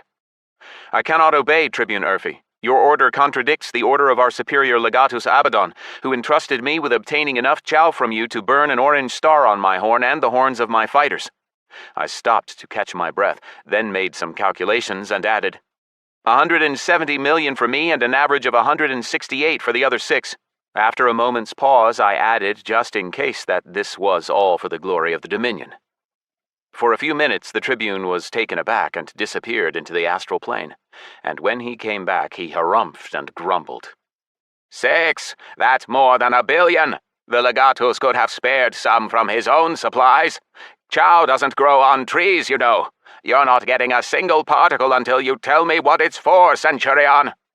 Are you refusing to carry out an order from the Legatus? Urfi narrowed his eyes. He leaned down over me and hissed into my face, spraying spittle. General Xavius himself is on the way to carry out an inspection. There's going to be an audit. They'll ask me where it went. What will I tell them? They'll disincarnate me for pilfering the Legion's chow. What does the Legatus care? He stands to lose nothing, but I only have a year left until the end of my service. So not all was smooth in the 13th. From what I knew, Tribune Urfi was one of the most highly respected soldiers there was, having served the glory of the Dominion for almost 3 centuries. I doubted he was a creature of Xavius, but it was clear that Abaddon's words didn't mean all that much to him. What game are you playing, Satyr? Thinking a moment, I wiped his acrid spittle from my face and nodded. Understood, Tribune. I'll tell Legatus Abaddon that you only have 1 year of service left, and that he doesn't care or stand to lose anything, so you didn't carry out his order and he'd better give me some chow from his personal stocks instead. Turning, I headed for the exit. The satyr's goatish eyes drilled a hole into the back of my head. Just as my foot crossed the threshold, he growled, "Wait, Centurion! Come back!" When I was standing before him again, he pulled out a flask and desperately poured its entire contents down his wide-open gullet. It was like pouring fuel on a fire. Columns of flame burst from his mouth as his Adam's apple bobbed up and down. Now the resemblance with Flay was perfect. He gave a loud belch. "You have to understand, Hakkar," he wheezed, scorching my face with fire. "I can't give you the chow without knowing what it's for." "All right, I'll tell you. The Legatus appointed me first in Stiga." "I know," Urfi muttered. "An incredibly foolish decision." "He also ordered me to select the second and third Instigas. The Legion needs strong Instigas, not fresh meat, right?" "Of course," he nodded. "All right, for strengthening you and the other Instigas I agree. That makes 3, but giving you enough chow to boost 4 more. Where do they come in?" "I don't think General Xavius, glory to the Dominion, needs to know about the other 4. We're heading to the heart of the void by order of the Legatus. Your accounts won't say how much chow we got there exactly." The satyr's eyes took on a desperate expression. He'd already made the decision to give up the chow. It was just the consequences that terrified him. The poor tribune was caught between the rock of Xavius and the hard place of Abaddon. Arguing with either one was the last thing he wanted, especially a year to the end of his service. One order from the Legatus and the satyr would march out as first in Stiga. One accusation of stealing from the reserves and Urfi's path ended in Xavius's belly. "Tribune Urfi," I said as gently as possible. "We're all in the same steamer, you and the Legatus and I. Only victory will return the Legion's former glory and Abaddon's too. Victory will fill our treasury. Victory will give us all more stars. Victory will mean that you leave your service a rich and respected demon, and all that the Legatus has planned is for the sake of victory." Urfi acted as if my speech didn't move him at all. Disappearing in silence, he returned half a minute later in the same place with a small crystalline cube. He offered it to me. 1,125,000,000 particles of chow. With his other hand, he pointed at a black cube on the table. "Sign for it, Centurion." To sign, I had to place my hand on the cube. My palm burned, and after I pulled it off, I saw demonic runes on the anthracite surface. Tiefling Centurion Hakkar took from Satyr Tribune Urfi 1 billion and... Even demons had bureaucracy. Maybe that's where bureaucracy came from in real life, escaped from the underworld. After a few long moments in stunned silence, Abdusius summarized what he'd heard. "So you're saying that if we go with you, there's a high chance we won't live to see the next battle?" "Yes, we're moving out to a dangerous spot tomorrow morning," I answered, deciding to meet with Colonel, leader of Excommunicado, before setting off for the heart of the void. "There's a chance none of us will come back, even me, but I'll be choosing the second and third Instigas from among the survivors." "But if we come back, we'll be stronger?" Karakapanka asked anxiously. The Rakshasa dreamed of earning an orange star in the Legion and returning a hero of the Dominion to his home in Shinju. I hadn't told them about the generous bonus from the Legion yet. I wanted to weed out the cowardly ones first. On my way back to my squad, I met some brave volunteers willing to become Instigas, an aggressively minded Rakshasa, a confused demon, and a limping devil. So I had plenty of potential candidates for the flying squad. "Absolutely," I answered the Rakshasa. "There's no third option." "And these special tasks from the Legatus," Rupert the Imp said thoughtfully. "Are they doable or what?" "Sure." "And we won't be answerable to anyone except you and the Legatus," Motif clarified. "Yeah, plus, I decided to play one of the weakest aces I had up my sleeve. The squad gets a whole cohort's worth of prize chow if we win." "I'm in," Lara said quickly. "And me," Abdu barked. "Me too," Karakapanka said, breaking into a grin. "This imp's with ya," Rupert added. That left only Motif. The skinny demon looked doubtful. I watched the internal conflict play out on his bony face. Cowardice against greed and curiosity. On one side of the scales was the fear of disincarnation, on the other, of lost opportunity, riches, glory, and triumph. Glancing at each of our tense faces, he muttered, "All right, where do I sign my blood?" The demon flatterer's decision caused the same uproar in the squad as if he'd scored a goal in the last second. He was crowded from all sides and showered with kisses from Lara. I imagined how an orange star would transform his skinny frame. 6 of the 7 places in the flying squad were filled. I was determined not to hand out the chow until we found our 7th and got to the heart of the void. Someone might change their mind overnight, but if they went with me without getting the chow first, then my confidence in them would be even greater. It showed they were loyal enough to take risks for me. I'd decide which of them would be the Instigas after we all leveled up in the heart of the void. Hakkar! The sonorous roar boomed out across the entire Legion encampment. I looked around wide-eyed, but didn't have to look for the source of the ear-splitting roar for long. It sounded out again. The doom tank Nizrak was summoning me, waving an arm and dripping lava from his armpit. I waved in answer, heading toward him. My fighters trailed after me. I could sense that they'd go with me even to capture the Coal of Hellflame. We wended our way toward towering above the buildings and tents and found ourselves at the Legion headquarters, where Nizrak awaited me. When we reached the 13th Cohort's prefect, who had been appointed, as it turned out, as a new centurion to replace the disincarnated Citri, we found the doom tank already in sleep mode, or whatever it's called when he stands immobile like a lone mountain. Good thing his ever-present helper Volley was there. Centurion Nizrak and I congratulate you on your new rank, Centurion and First Instiga Hakkar, the Jigoku Kenku cawed. Now that he was beneath me in rank, he even stood somewhat differently before me, stooping with his wings tucked in. A worthy promotion. Thanks, 13th Cohort Centurion's assistant Volley, I answered, remembering his love for long and formal titles and smiling inwardly. I heard Centurion Nizrak shouting my name twice across the camp. How can I help?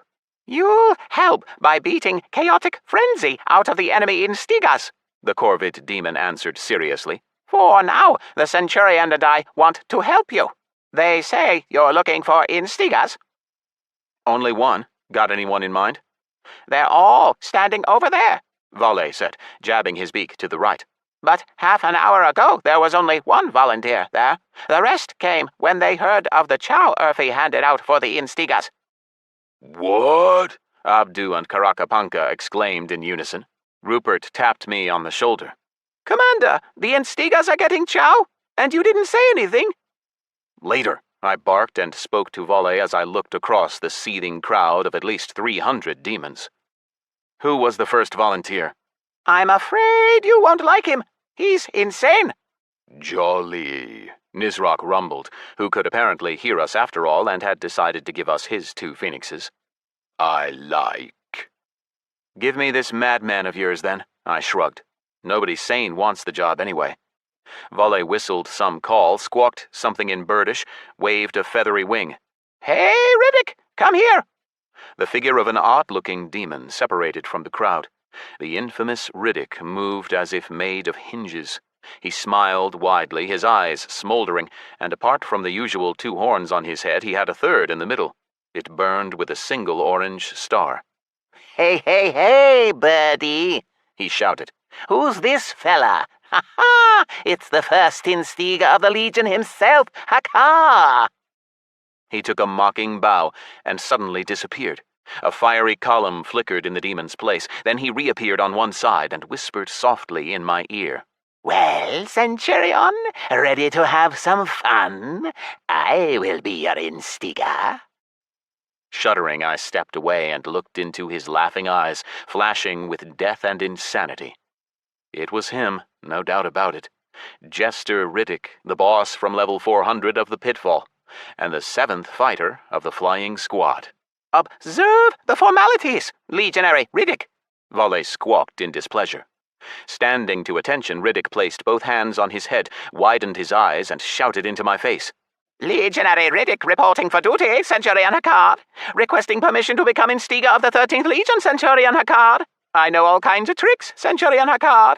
I know how to have fun and cheer up my friends, Centurion Hakkar. I even know how to cheer up my enemies, Centurion Hakkar. Your jokes really aren't funny to them, I said, remembering Riddick's fun at the games. At ease. Welcome to my squad, Legionary Riddick. Ha ha! He celebrated, standing on his hands and singing, It's all upside down. Ha ha! It's all moving around. I hadn't seen Abdu and Lara look this stunned since the limping Marilith when the cursed Inquisition came for me. Chapter 9. Cocky Cheval. The 13th Legion's flying squad was now left to its own devices, and once I was convinced that my fighters weren't about to do anything out of the ordinary, just get drunk and hang out with the new recruit Riddick, I logged out of Dis. As soon as the intragel slid off me, my bedroom door flew open. Alex! Rita cried in happiness, but then a shadow crossed her face. How much time do you have? Any at all? Some, I answered, and this time didn't stop myself from walking over to her, scooping her up in my arms and carrying her to the bed. And then the Inferno and all its demons, all the nightmarish potential of the future, my upcoming meeting with Colonel, all of it stopped existing. The first of the 2 hours I allowed myself in reality flew by so quickly that I didn't believe the timer I'd set on my comm. Time to go, Rita said. Time to go, I agreed, trying to climb up from the bed, but the girl pulled me back down and climbed on top of me. A.T. sat in the corner in cat form, staring at us indifferently. He meowed with displeasure, then jumped up onto the bed. I'm late, I whispered with a helpless smile. You know what's. The cat dog's tail rubbing up against us and chuntering like a tractor ended up in my mouth. Get down, A.T. Another 5 minutes, Rita said insistently, shoving A.T. off the bed without looking. Colonel isn't going anywhere. He can wait. I had no time to object before she pressed her tender lips against mine, and my body refused to object. On the contrary, my heart started pounding in joyful excitement again. A.T. jumped onto the nightstand and watched us, keeping an eye to make sure we didn't do too much. But we did far more than that. I felt so good that I wanted to tell Colonel, his clan, and the cartel to all go to Elf. But even with a cocktail of hormones surging through her blood, Rita was still a businesswoman. She knew that reputation and respect are the most important things in business, and being late for a meeting with someone like Colonel wasn't a good idea. So after only 5 minutes, she ushered me into the shower, and after 7, my capsule was filling with intragel. I almost made it, but was still late. When I entered the private crypto room, there were 2 men waiting for me. Renato Loyola, a.k.a. Quetzal, and his clan leader, Colonel, whose real name was Cesar Calderon. The representatives from Excommunicado sat in semi-darkness. A single bulb lit the empty room, hanging from a wire in the ceiling above a round table with 3 chairs arranged around it. Like me, the Excos had entered the crypto room with their real-life appearances. Both were gray-haired, and although Renato was only just entering the age of wisdom, his back still straight and his body strong, Cesar's condition was unpleasantly surprising by comparison. It seemed that despite all the anti-aging methods of the modern world, his body had exceeded its limits of durability and was hopelessly old. Holding my eyes on him a little longer than etiquette allowed, I marveled at Don Calderon's resemblance to an Egyptian mummy. I shuddered to imagine what his older brother Ishmael, leader of the United Cartel, must look like. Cesar stayed seated, pinning me with an unfriendly stare, but Renato got up to greet me. We approached and embraced. Quetzal whispered, "Minus 100 reputation, kid. Show respect to the old man, melt his heart with apologies." Nodding to my partner from the games, I stiffened and walked toward Colonel. The old man's real-life reputation and imposing aura made me feel like I was in 3rd grade in Mr. Kovac's office, and I didn't have persuasion here to give me a hint of what to say. So I did what common sense demanded, showed respect without servility, as a junior to an elder, but at the same time as between equals. "Good day, Don Calderon. My uncle Nicholas, who serves in the Space Fleet, taught me that honesty is the best policy, so I want to apologize for being late, and I also want to tell you why I couldn't meet you in person for such a long time." "Your uncle is a wise man," Cesar said very quietly. "He who knows how to wait, who relies not on success in this moment but in the long term, agrees with him. What is it that Nicholas does exactly?" "He's preparing an expedition into deep space, beyond the asteroid belt. It's a slow process. They want to build a base on Ceres first." "It pains me to admit that I have little chance to live to see your uncle come back," Cesar sighed. You see, Alexandro, a poor man values every cent of phoenix and knows exactly how much he has in his account. An old man like me values every minute of his life. The value of time in my eyes exceeds that of all the rewards for all the threats of Disgardium. Even now, as we talk on matters irrelevant to business, I feel my heart filling with dread for the minutes we fruitlessly waste. Renato and I were still standing, and the old man nodded to the chairs. Sit down. What is your reason, Alexandro? Why is it that you could not find the time to meet with me? My character's Scyth is in another dimension. I sat down in one of the chairs and suppressed the desire to cross my arms at my chest defensively, then added a little bluffing. I can leave at any time I like, but I won't be able to go back. The dimension isn't open yet, and the way I got there worked one time only. Dis's controlling AI has probably already patched the bug I exploited. What sort of dimension? The astral plane? The Inferno? Cesar asked indifferently, but interest flickered in his eyes for an instant. Knowing this kid's relationship with the gods, it's probably a divine dimension, Renato suggested. I don't want to lie to you, but I can't tell you the truth. Noticing the old man frowning in displeasure, I added, Not yet, anyway. Once I come back, I'll share everything I learned with my allies. And speaking of allies, it's your turn to tell me why you wanted to meet with me, Don Calderon. I knew why, and he knew that I knew. But according to Hiros, people like Cesar didn't generally show their interest openly. On the contrary, he wanted me to ask him to join our alliance, to which he would agree after a short negotiation. But I had no plans to do that, and time was running out. The old man didn't answer me, and Renato said nothing either. Then I shrugged. My position in the other dimension is very precarious. The local NPCs are far stronger than me, and I'm disguised as a native. I have to constantly stay on guard there, otherwise they'll find me out, and that'll make my job a lot harder. It took a lot to find the time to meet with you, Don Calderon. If our conversation drags out, then I'm afraid I'll have to leave you before we get around to the subject you wanted to discuss. Each word was harder to force out than the last. I knew that this was one of the most dangerous people in the world, and I wasn't showing him anywhere near the respect he expected. But my gut told me this was the only way to deal with him. If I showed any weakness, he'd eat me. Cesar coughed, frowned pointedly at Quetzal. Coque chaval! My partner in the games drew my attention and soundlessly mouthed something to me. I didn't catch it, but Renato's plaintive expression helped me figure out what Cesar was waiting for. It seems I forgot something, Don Calderon, I said slowly. When the Alliance of Preventers was hunting me and later led the Holy War in the Lakharian Desert, my allies and I, thinking for a moment, I decided to keep Yoruba out of it. We caused damage to the Alliance in combat, including excommunicado. I regret that your people, such as my friend Renato, lost valuable equipment. But, like my Uncle Nick used to say, all's fair in love and war, so I won't make apologies for that. Renato gave a barely perceptible sigh of relief.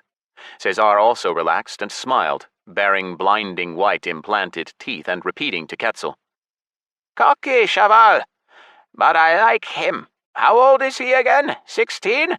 Next he spoke to me. Excommunicado wishes to join your alliance, Alexandro. We know what we will get in exchange. That is, we surmise. There are no fools in my clan. What's in it for us, Don Calderon? My brother Ishmael and I have examined all 3 options. Cesar raised his hand and started counting off his fingers.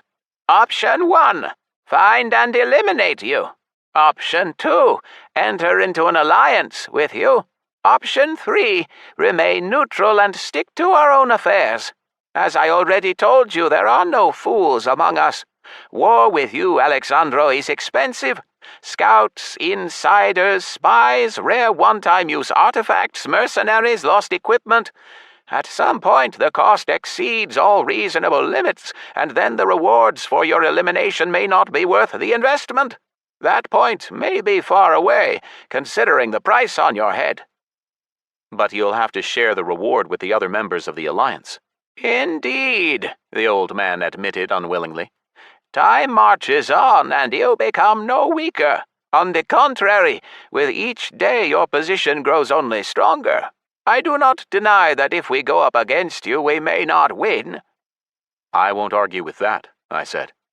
He chewed his lips a moment, continued.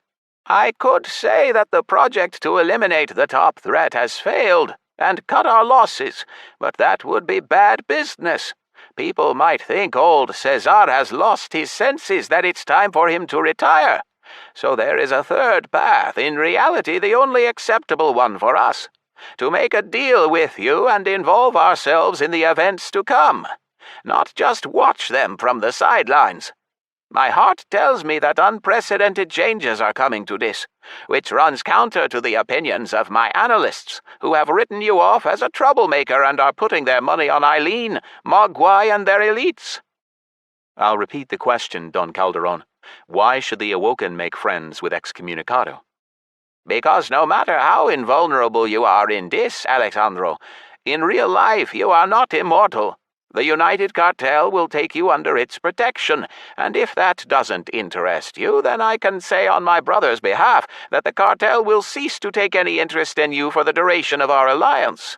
Is it taking an interest now? Caesar liked to tick things off his fingers, apparently, and started again.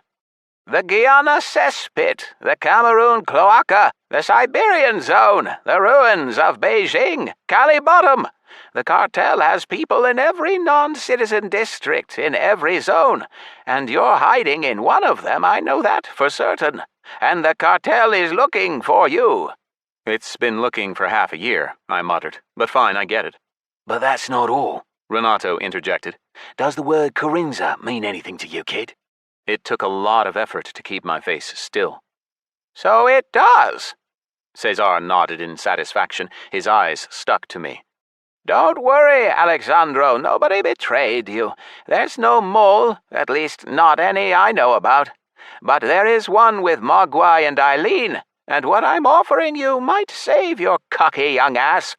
He turned to Renato and blinked barely perceptibly. Apparently the Excos had decided to be just as honest in these negotiations as me. Quetzal, picking up where Caesar left off, as he had the habit of doing, explained dryly and laconically.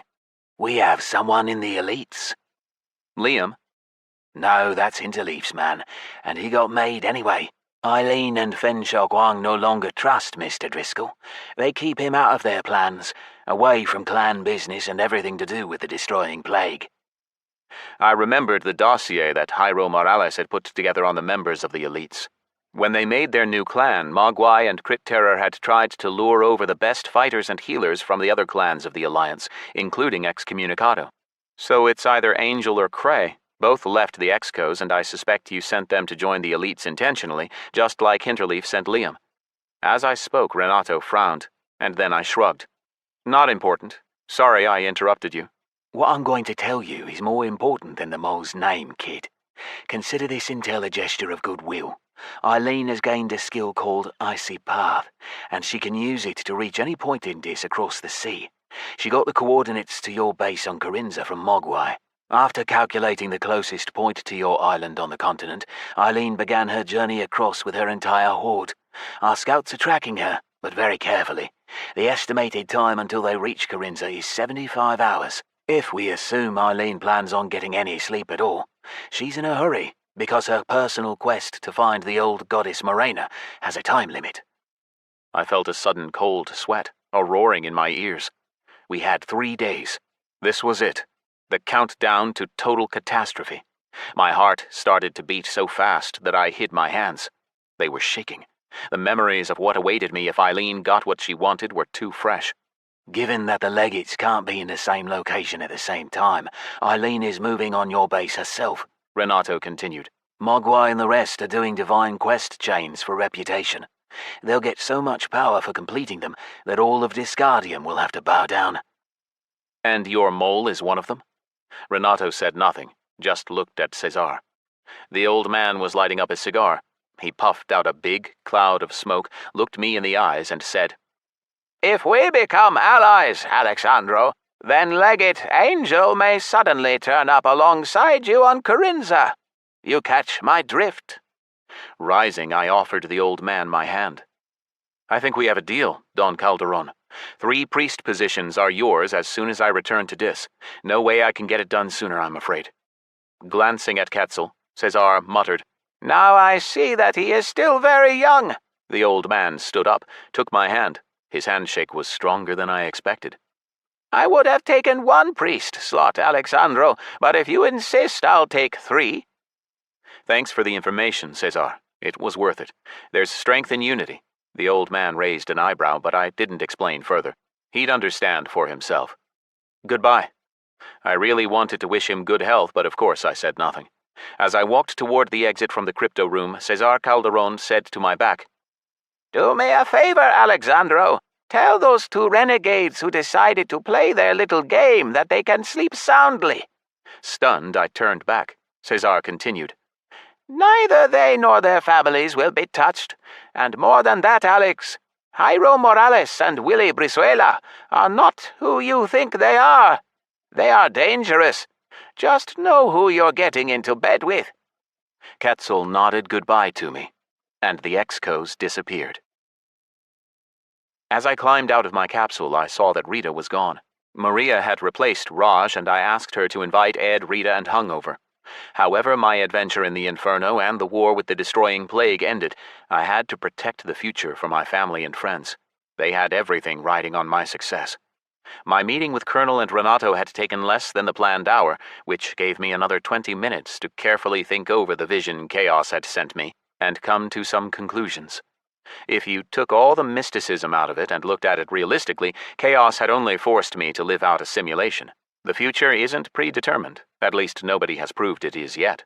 Even the sleepers themselves admitted that they could only model the future, not foretell it with perfect accuracy. What conclusion did that lead to? That the more information the AIs got, the more input data they got, the more precise their modeling and prediction. How powerful was the AI behind Chaos? What was its role in the universe of Disgardium? I couldn't answer those 2 questions for now, so all I could do was assume that the sleepers had more input data than Chaos. For their divine revelation, the sleeping gods use all the information they obtain directly from the minds of all players. You aliens from another world enter our dream initial, giving over to it your knowledge, feelings, and hidden designs, Behemoth had said. What did that mean? It was fully possible that Chaos was modeling my future based on the same data, but something felt off. For example, the vision he gave me contained nothing of the fates of Tissa and Infect. I combed through my memory but couldn't recall any details of how exactly Eileen reached Kharinza. There were no specifics, only vivid flashbacks of things that had already happened. Rita and Ed's actions were just as unclear. I couldn't remember for the life of me if I'd seen those 2 in the vision at all. Could it be that Chaos had created the simulation using only the information contained in my mind? He had dug around in my head, in my fears, and scared me, wanting to remind me to whom I owed everything now. Was that it? Whatever the case, Chaos had taught me a most important lesson. In any worldly game, particularly with high stakes, the most important thing of all is to stay in. Survive despite all your losses, and find a way to stay at the table. I heard a knock at the door. Edward and Rita, Maria said, glancing at the hologram of the camera feed. I nodded and she remotely opened the door. Ed let Rita in first, then followed her. I didn't bother Hung. He's on his Kraken. If any of this concerns him, I'll tell him after, Ed said and nodded questioningly. How'd the meeting go? Good on the whole, but I called you here for another reason. I turned to Maria. Sorry, Maria, could we have 5 minutes? Got personal stuff to talk about. I'll be right outside, the bodyguard answered coolly. I watched her go thoughtfully. None of the security team had dragged me off to work out since I came back from the games. The whole issue of a healthy diet was gone too. I'd just been eating whatever I came across these last few days. Maybe it was the crazy time pressure. They could see I was working at the edge of my capabilities, and more pressure might break me, so they were leaving me alone.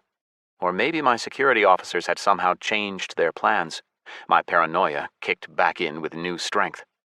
Once alone with my friends, first I told them the gist of the conversation with Colonel and Quetzal, then told them about Cesar's warning, and asked, What do you think?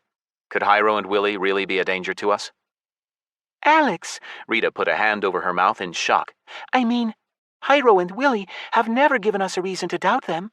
On the contrary, it's thanks to them that you're still a threat. And the clan is flourishing, at least financially. Are you seriously going to believe some mean, senile old man over them? He just can't forgive them for leaving the Excos, Ed muttered. That must be why he's attacking them, hoping to turn you against them. Yeah, that's how it looks to me too, but still. I paused, rubbed my chin. Nether, something's not right here. Sucks that we can't disprove what Cesar said. You didn't think to just ask Hiro and Willie? Ed asked in surprise. Remember Malik and Tissa when you assumed the worst and refused to hear them out? I'm sure they'll explain everything. All right, I'll do that. Anyway, I actually wanted to talk to you both about something else. Time was already pressing, so I told them the brief version of the vision from Chaos while glancing nervously at my comm. Rita darkened, started twirling a lock of hair around her finger. Her nostrils flared. Ed maintained a semblance of equanimity, wiped his brow, and asked, "Send me that contract you signed with Rosenthal and the Crafters. We'll need to go over it with a good lawyer." In both worlds, Rita agreed, nodding. I'll talk to Grokashweed. The League has great law sharks, as the goblins call them. We might be able to insure the clan, in case. She trailed off. The clan alone isn't enough, Ed said gruffly. If Snowstorm decides it, then the Goblin League won't be helping us. We need a safer parachute. How about... Right, the ASS personal vaults. Rita cried and broke into a smile, seeing the light at the end of the tunnel. Pocket dimensions with personal vaults that aren't tied to the player. Every member of the Awoken can buy one and hide all the valuables there, including our gold. The vaults exist as far as this does, and they can only be accessed if you have the code. Only trouble is, it's crazy expensive. 10% of the value of the contents per year, Ed grimaced. Better to keep 90% of something than 100% of nothing, I said. Shame there's no way I can buy a vault from where I am. Call your dad, Ed suggested. I'll give him everything you're owed in Dis. I can deliver it to him in Kanima. And I'll put him in touch with Grokashweed, Rita added. All right, I said, nodding, but a seed of doubt still festered inside me. Where had Rita and Ed been during the chaos-simulated siege of Kharinza? Bomber, Crag, Hiros, even Destiny, all of them had been helping to protect Behemoth's temple. My girlfriend and Edward Rodriguez were the closest people I had in the world. I trusted them more than all the others, more than my parents, even. Damn that chaos. He was making me doubt everyone. That's it. Time for me to go to hell, I said. 3 minutes left. Less. And we have 70 hours if Colonel can be believed. I hope 3 days is enough for you. Rita embraced me, holding me so close that her hot breath tickled my cheek, then let go and backed off. Ed rolled his eyes. One last thing, I said, my eyes still glued to the clock. I need you to talk to Behemoth and tell him about everything that happened in my future. I made air quotes with my fingers. Let the great and powerful sleeping gods save their cosmic asses. Chapter 10. Heart of the Void. As I entered my capsule, I remembered that I'd forgotten to warn Ed about something. There was no time to run after him. I quickly spoke a message into my comm and sent it, then activated the capsule and returned to the Inferno. Once beneath the hellish flint-brown sky, I went off in search of my troops. The squad had been moved to a separate barracks from the one housing the 13th cohort. Our new accommodation was a small hut, almost like a camping tent. The Legion's chaotic engineers had expanded the space inside to make it big enough to sleep 7 demons, but the laws of creation had limits. There was enough space for everyone, but air on the other hand. After bursting in, I shot straight back out again. The stench inside was so heavy and concentrated that I nearly hurled in real life. The squad members had decided to put all their non-existent soul into celebrating the newcomer Riddick's arrival. I held my breath and stuck my head into the tent, emitted a ghastly howl, and roared, "Rise and shine! Everyone form up outside!" I didn't have to say it twice. They all jumped up from their beds.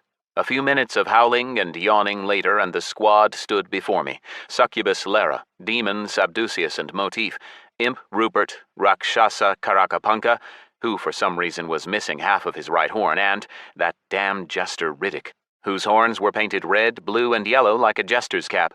His shark-like smile froze the blood in my veins. His teeth were filed to a point. Riddick was the only one grinning. The others were focused on staying upright. They kept swaying and belching. Lara had forgotten to get dressed and was scantily covering herself with her tail.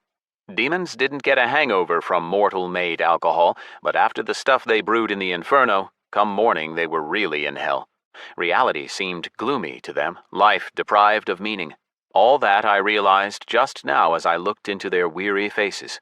Life is dust, Motif said. His glassy eyes stared into space. all our troubles. We're all just grains of sand under the feet of eternity, Rupert chirruped. There's no glory in the Dominion, only disincarnation and emptiness. Lara mumbled something incoherent, and Karakapanka agreed with her.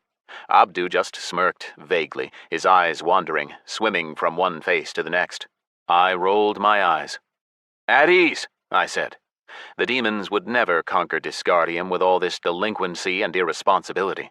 Imagine, we were venturing on a suicidal campaign to the most dangerous place in the Inferno, with the chance to skip a bunch of ranks and get ourselves orange stars, and here they were. Sabnak, the Legion's new prefect replacing the heroically disincarnated Sargatanas, was due to make us a portal to the heart of the void any minute now. The flying squad had to wake up. Second Instiga Abdusius, step forward, I commanded, counting on the most sensible demon of the lot to help me. But he didn't move. Lara jabbed him in the ribs with a sharp elbow, the movement throwing her into a coughing fit. Abdu took a step forward, sneezed, and stepped back. Oh dear. Hey, Centurion Hakkar, permission to speak, Riddick said, his wide eyes devouring me. I nodded as he continued. Your fighters overestimated themselves and drank too much of my light fire synth liquor. Sorry, my fault. It's my own recipe. Permission to fix it, sir. Do so, Legionary Riddick. The mortals call this hair of the dog for some reason. The cure for my drink is the drink itself. Glory to the Dominion! Come on, split! Line up one by one! The jester pulled a flask from a pocket. Unscrewing the lid, he poured a shot of his light beverage into it and threw it into Abdusius's mouth. The demon belched flames and immediately perked up. His eyes began to shine, his face livened and blushed. Riddick deftly performed the same procedure on all the others, then approached me and whispered intimately. We're gonna be grabbing wages, right, Centurion? What makes you think? The jester immediately put a bony finger to his lips and hissed. Shh! We're all keeping our mouths shut. We ain't idiots. We get it. The boys and Lara and I talked it all over last night. They told me that in the trial by battle for the fresh meat, the 13th cohort won the same way the Legion won in the battle against Asmodan. A lone, nimble tiefling captured the flag. 2 fights, 2 flags. Only a moron would give up the chance to use that fleet-footed tiefling again. He said nothing for a while, just breathed out noisily a few times, his inside-out nostrils flaring. Then he looked at me with narrowed eyes. Are you sure we haven't met before? Not unless you've been to Tiefling Nest, I answered. Have you, Legionary Riddick? No way, no how, Centurion Hakkar. But still, maybe you were at the games against the mortals. No, you couldn't have been. The jester ceased his dangerous questions when the squad fully came back to its senses. My underlings stood with downcast eyes. Only Lara looked at me defiantly, holding her eyes on me and no longer covering up. I snapped at her. Third Instiga Lara, get dressed. On the double. When she returned, I'd almost finished reprimanding the others, and then waved a hand. An elf with you guys. Ready for an adventure? They all nodded. Abdu and Karakapanka shouted loudly, their eyes wide. Yes, sir, Centurion Hakkar, sir. Let's tear 'em up. Glory to the Dominion! The others radiated insincere optimism and enthusiasm as well. Sure, you'll tear 'em up like an inrog to a ragdoll, I thought, looking skeptically at my soldiers. Rupert was the only one to say nothing. Rupert? I raised a brow. Maybe it's better if I stay, the imp whined. I'm not an Instiga anyway, Hakkar. What is there for me in the heart of the void? I'm better for moral support. I could stay here and look after things. I'll have a feast ready when you come back. Sure thing, I answered. But you can forget about the flying squad then. I'm only taking the ones who come with me to the heart. What's up, Rupert? Decided to get married? Lara giggled. Don't you remember what you were crooning to me last night, asking me to marry you, promising me fountains of chow? Yeah, Motif spoke up. you said you'd name your son after me. That was all from Riddick's dumb drink, Rupert howled, throwing his hands up to the sky. Ha ha! Riddick laughed. You were begging for more then, imp. Now you'll sing a different tune. Our Rakshasa frowned as he ran his hand over his head, then joined in with Rupert's agonized wailing. Where's my horn? This one? Riddick asked innocently, pulling out the missing horn. You lost it to me when we were playing cards last night, don't you remember? You and I were playing hell poker for Lera. What? The succubus shrieked. What do you mean, for me? I lost you, Abdu gurgled guiltily. to Motif. And I lost you to Rupert, Motif added. Then the imp took Lara to his cot, and after that he proposed. No, Lara snapped. there was no that for there to be an after. Ha ha! I think there was, Rupert squeaked. You brainless creeps! She was yelling so loud that I regretted not having seal of silence. I'd never seen a girl so angry. Lara's eyes burned right through the boys. My list of demonic curse words grew in record time. I memorized a few of them to use later with Flagrey and Nega. After Lara calmed down and Riddick returned Karakapanka's horn and helped him to stick it back on, promising that it would heal as soon as the Rakshasa got at least a yellow star, I decided the fun was over. I would have happily listened to more of their adventures of last night, but time was running out. Holding back my laughter, I commanded, "You have 5 minutes to get ready. Then we're moving out for the Heart of the Void."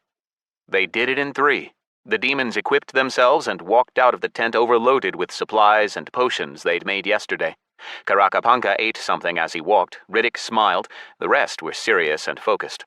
Prefect Sabnak was already waiting outside the headquarters. His skeptical glance slid across us, then he silently opened a portal and warned us, You have 3 days. I will open passage at this time and in the same place you emerge from on the other side. If you do not make the rendezvous, we will assume you are disincarnated and declare you dead. We were lucky. We came out of the portal on the top of a hill, not in the woods and not in the river of lava flowing nearby. The area was deserted, so we had time to look around and prepare ourselves. Hey, this place hasn't changed a bit, Riddick said, crossing his arms in satisfaction. He looked me in the eyes and shrugged. I've been here before, Centurion Hakkar, far more than once. And you didn't say anything? Karakapanka frowned. You didn't ask, Riddick said, shrugging again. Hear what awaits us, then. The beasts here are far from ordinary, he said, temporarily forgetting his jokes and affectations. The small ones got eaten, the rest started fighting amongst themselves. They would have gone extinct if they hadn't multiplied, but as it is, they launch raids from the heart, steal children. They're just rare. You can wander the heart for a long time and see nothing alive. Ah! We have to be more careful outside the Shinju city walls, Abdu snorted. What's so dangerous about this place? That, Riddick pointed to a barely noticeable marsh at the foot of a hill. There's a reason the greatest concentrations of Chow are here. Here in the heart, the influence of chaos is at its strongest. It's no wonder chaosites are drawn here like flies to tiefling shit. He cast a glance at me, joined his palms as if in prayer. Sorry, Centurion. Elf knows why I said that. Go on, Legionary. Chow is chow. In small doses it makes us stronger, but when there's lots of it, it tears the very fabric of creation and makes strange things happen. That haze over there. What is it? Rupert tensed. Could be anything at all. One of my comrades wandered into one once. He screamed and we split. It looked like half the body had been raked by an Inralg's tongue. The second half was cut off, and the cut was so clean, as if made by a perfect blade. Only the back half of him was left. He was a great demon in his day, Veshomrad. Was he disincarnated? Lara gasped. No, he survived. But the worst part was that we practically showered him in chow like we were salting hellboar meat, and he still didn't recover. Now he lives somewhere in the Ruby City, begs on the streets. He lost his face and his dignity. Now he's just the back of a head. A back and an ass. How does he walk? Abdu asked in surprise. He doesn't. His hooves were cut off completely, so he just slithers along on his side. That's all the movement he gets. Riddick looked at our drawn faces and chuckled in satisfaction. Relax, I'm kidding! Ha ha! My demons all sighed in relief. Then he added, We put him down to end his suffering. Point is, watch where you step. There are some dangerous spots here you can't see at all. Only luck and good instincts will save you. Most importantly, you can forget about rest or sleep here. We can't stay in one place because all the dangerous aberrations like that haze will sense us and surround us, leaving us no escape. Then we die. We can't sleep for 3 days? Motif howled. Learn to sleep while you walk like me, Karakapanka answered him. All right, seems simple enough, I said. Avoid the aberrations and don't stay in one place. How strong are the beasts here, Riddick? Orange stars, red. If we see any with a red star, we split. Run in different directions until you drop. He grimaced. We can't beat one of those, but it can't be in 2 places at once. It'll eat one of us, but the rest will survive. I decide whether we retreat or not, I said firmly, drilling my eyes into the jester. After a few moments, I won. He looked away. To help your confidence, everyone line up. Legatus Abaddon, glory to the Dominion, has ordered me to give chow from the Legion's supplies. To the Instigas, Lara interrupted and stepped forward. Abdu was by her side. How much, Centurion Hakkar? Back in formation. I walked down the line of my subordinates, smiled. Everyone apart from Orange Star Riddick will now get enough chow to inscribe on their horn. I heard them holding their breath. 1 orange star each. Once the uproarious cheering subsided, I gave them all their chow, absorbed my own share, and fell out of existence for a few moments. The same probably happened to the others. I was twisted up in so many knots I wanted to die. I burst, expanded, my bones breaking through flesh which healed over again in the same instant, my skull cracking apart and reforming as my horns grew. A flood of notifications and yellow stars ended with, 13th yellow star earned.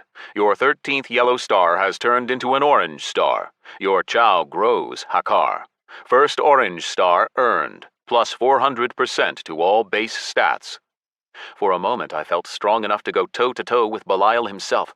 My character stats had risen to such enormous numbers that they didn't fit in the lines of my profile and had to be abbreviated. All that bothered me was that I didn't get any new skills, although my comrades did. Once recovered from the metamorphoses that my tiefling body had undergone, I stretched and looked over the changes in my demonic friends. They were all at least twice their previous size. I didn't judge it based on myself, because I'd gained in height too, but by Riddick. Everyone except me and Rupert the Imp were as tall as him now. Even skinny Motif had grown muscles and was now feeling his own bicep in glee. I wouldn't mind having an hour back in my hometown now, he said dreamily. I'd sure kick some asses. Motif didn't clarify which asses he wanted to kick, but to punctuate his words he knelt down on one knee and struck the earth sharply. His fist pierced the ground to his elbow and the soil shook beneath our feet. The move would stun enemies, but didn't affect allies. Rupert looked at his hands in amazement. They were shrouded in flame. He made a gesture in the air as if gathering an invisible snowball, then threw a decently sized fireball. May the spark birth the flame, the imp whispered, and chanted with the magic flowing from his own hands. He began to jump from foot to foot in his excitement, squealing, "Flame! Flame!" Karakapanka transformed into a deadly whirlwind of furiously spinning fiery blades that shot out fireballs for 10 feet in all directions. "Beware!" the Rakshasa cried in fury. Abdu suddenly disappeared, and the next moment I saw his blurry figure careering off to the side. Cool, the demonic version of the warrior's charge. While the others tried out their new skills and Riddick and I watched them, Lara stayed quiet. When she spoke, the world shifted beneath my feet.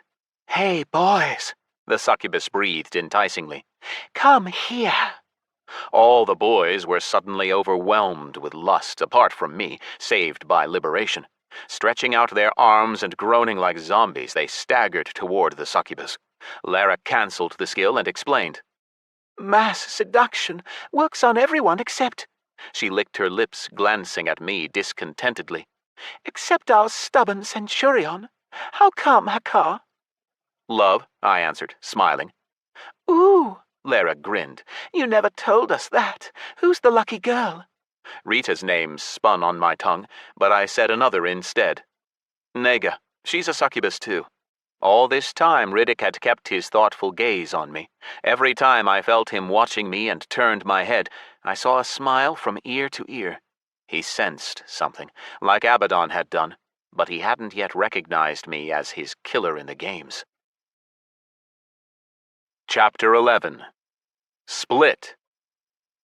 "Where's Riddick?" I shouted at the top of my lungs. That damned jester had the squad on edge with all his unfunny jokes and pranks like this latest one. The demon had been walking along and chattering about something irrelevant, standing on his hands and cartwheeling along like a professional acrobat. Then his speech cut off mid-word and he disappeared. "The elf with him," Lara waved a hand. "I had enough of him anyway." "We aren't going any further until we find him," I said firmly, calming down. "He might be an asshole, but he's one of us." "Our asshole," Motif agreed. "Oh, there he is. Look, that dumbass is headed into the woods." The demon pointed at a 300-foot-tall grove in the distance. The vegetation might have been a pine forest before the area had been altered by chaos, but now it looked more like a snarl of gigantic hairy worms. For our first hour in the heart of the void, the most dangerous place in the Inferno and the most nightmarish in all the universe according to mortals, we were concentrated on the Joker, with everything else fading into the background. Riddick always liked to be the center of attention, and he didn't even have to work hard at it, since he was our only source of information on this place and the dangers that awaited us here. "How much time has it been?" Abdu asked. "If he's right, we'll be wandering until—" The grove shook as if something huge was trampling through it toward us. The demon fell silent, his eyes widening. The others raised their hackles too, preparing for a fight. We grouped together, drew our weapons. Out of the woods, somersaulting and cartwheeling, came Riddick. He broke into a laugh. "Ha ha! Time to meet some Chaosites, squad. It's all upside down. It's all twisted around." "May you choke on Belial's member," Rupert whispered, shaking his fists. "Why did we bring him?" He groaned.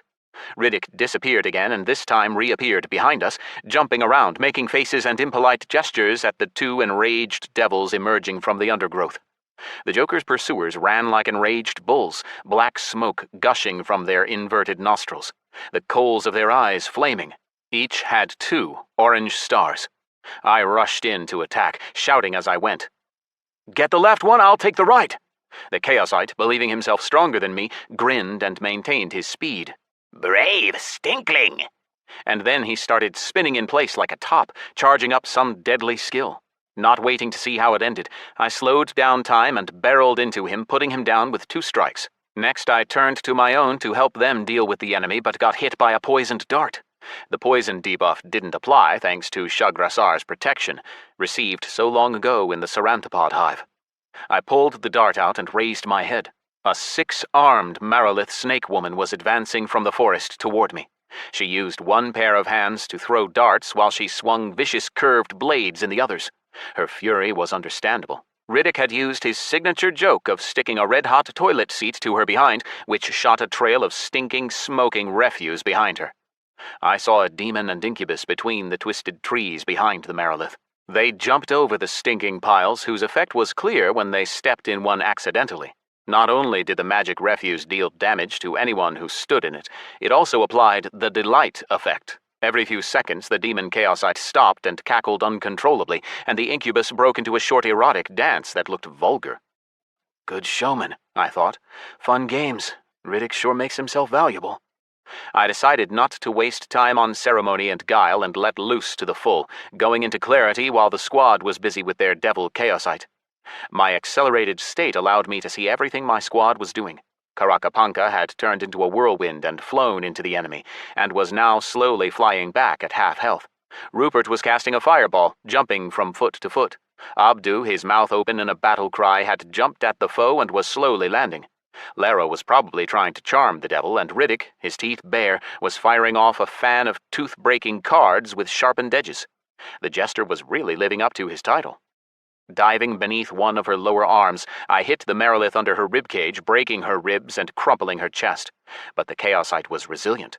I had to drive my fist into the bridge of her nose. The delighted incubus and demon were weak and collapsed into heaps of chow instantly.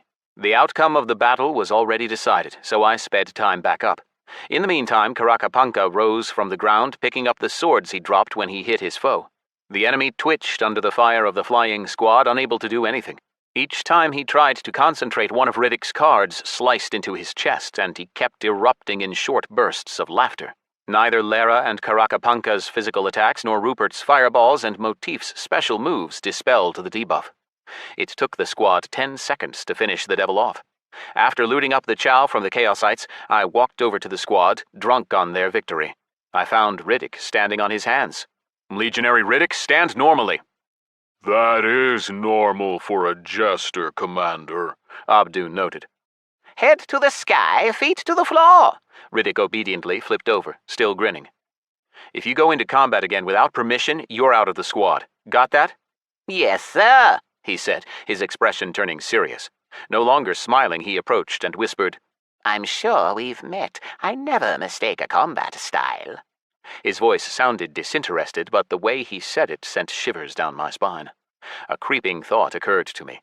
To let him get disincarnated in battle. One less risk that way. I pushed the thought away. I'd dealt with Abaddon, I could handle Riddick, too. And if not, then he and I would have a serious talk. In the meantime, the jester was already smiling again. There are definitely no beasts nearby, otherwise the Chaosites wouldn't have been hanging around here. What were they even doing here? Motif asked. Getting chow for their gang. Doesn't take an oracle to see that. Rupert returned from jumping around the whole area and shouted in joy after Riddick's last words. It's true! Lara and the boys, look! There's a camp! The Chaosites' camp insisted of one unassuming tent camouflaged to blend in with the forest. It was spacious inside, but a thorough search revealed only a small box of chow, another 300 million. We gathered it all into a pile and divided it up equally. I kept hold of mine and gave the order. Move out. Watch where you step, Riddick answered. Don't end up like poor Veshomrad. Motif retched, and after that he walked on, hiding behind our backs.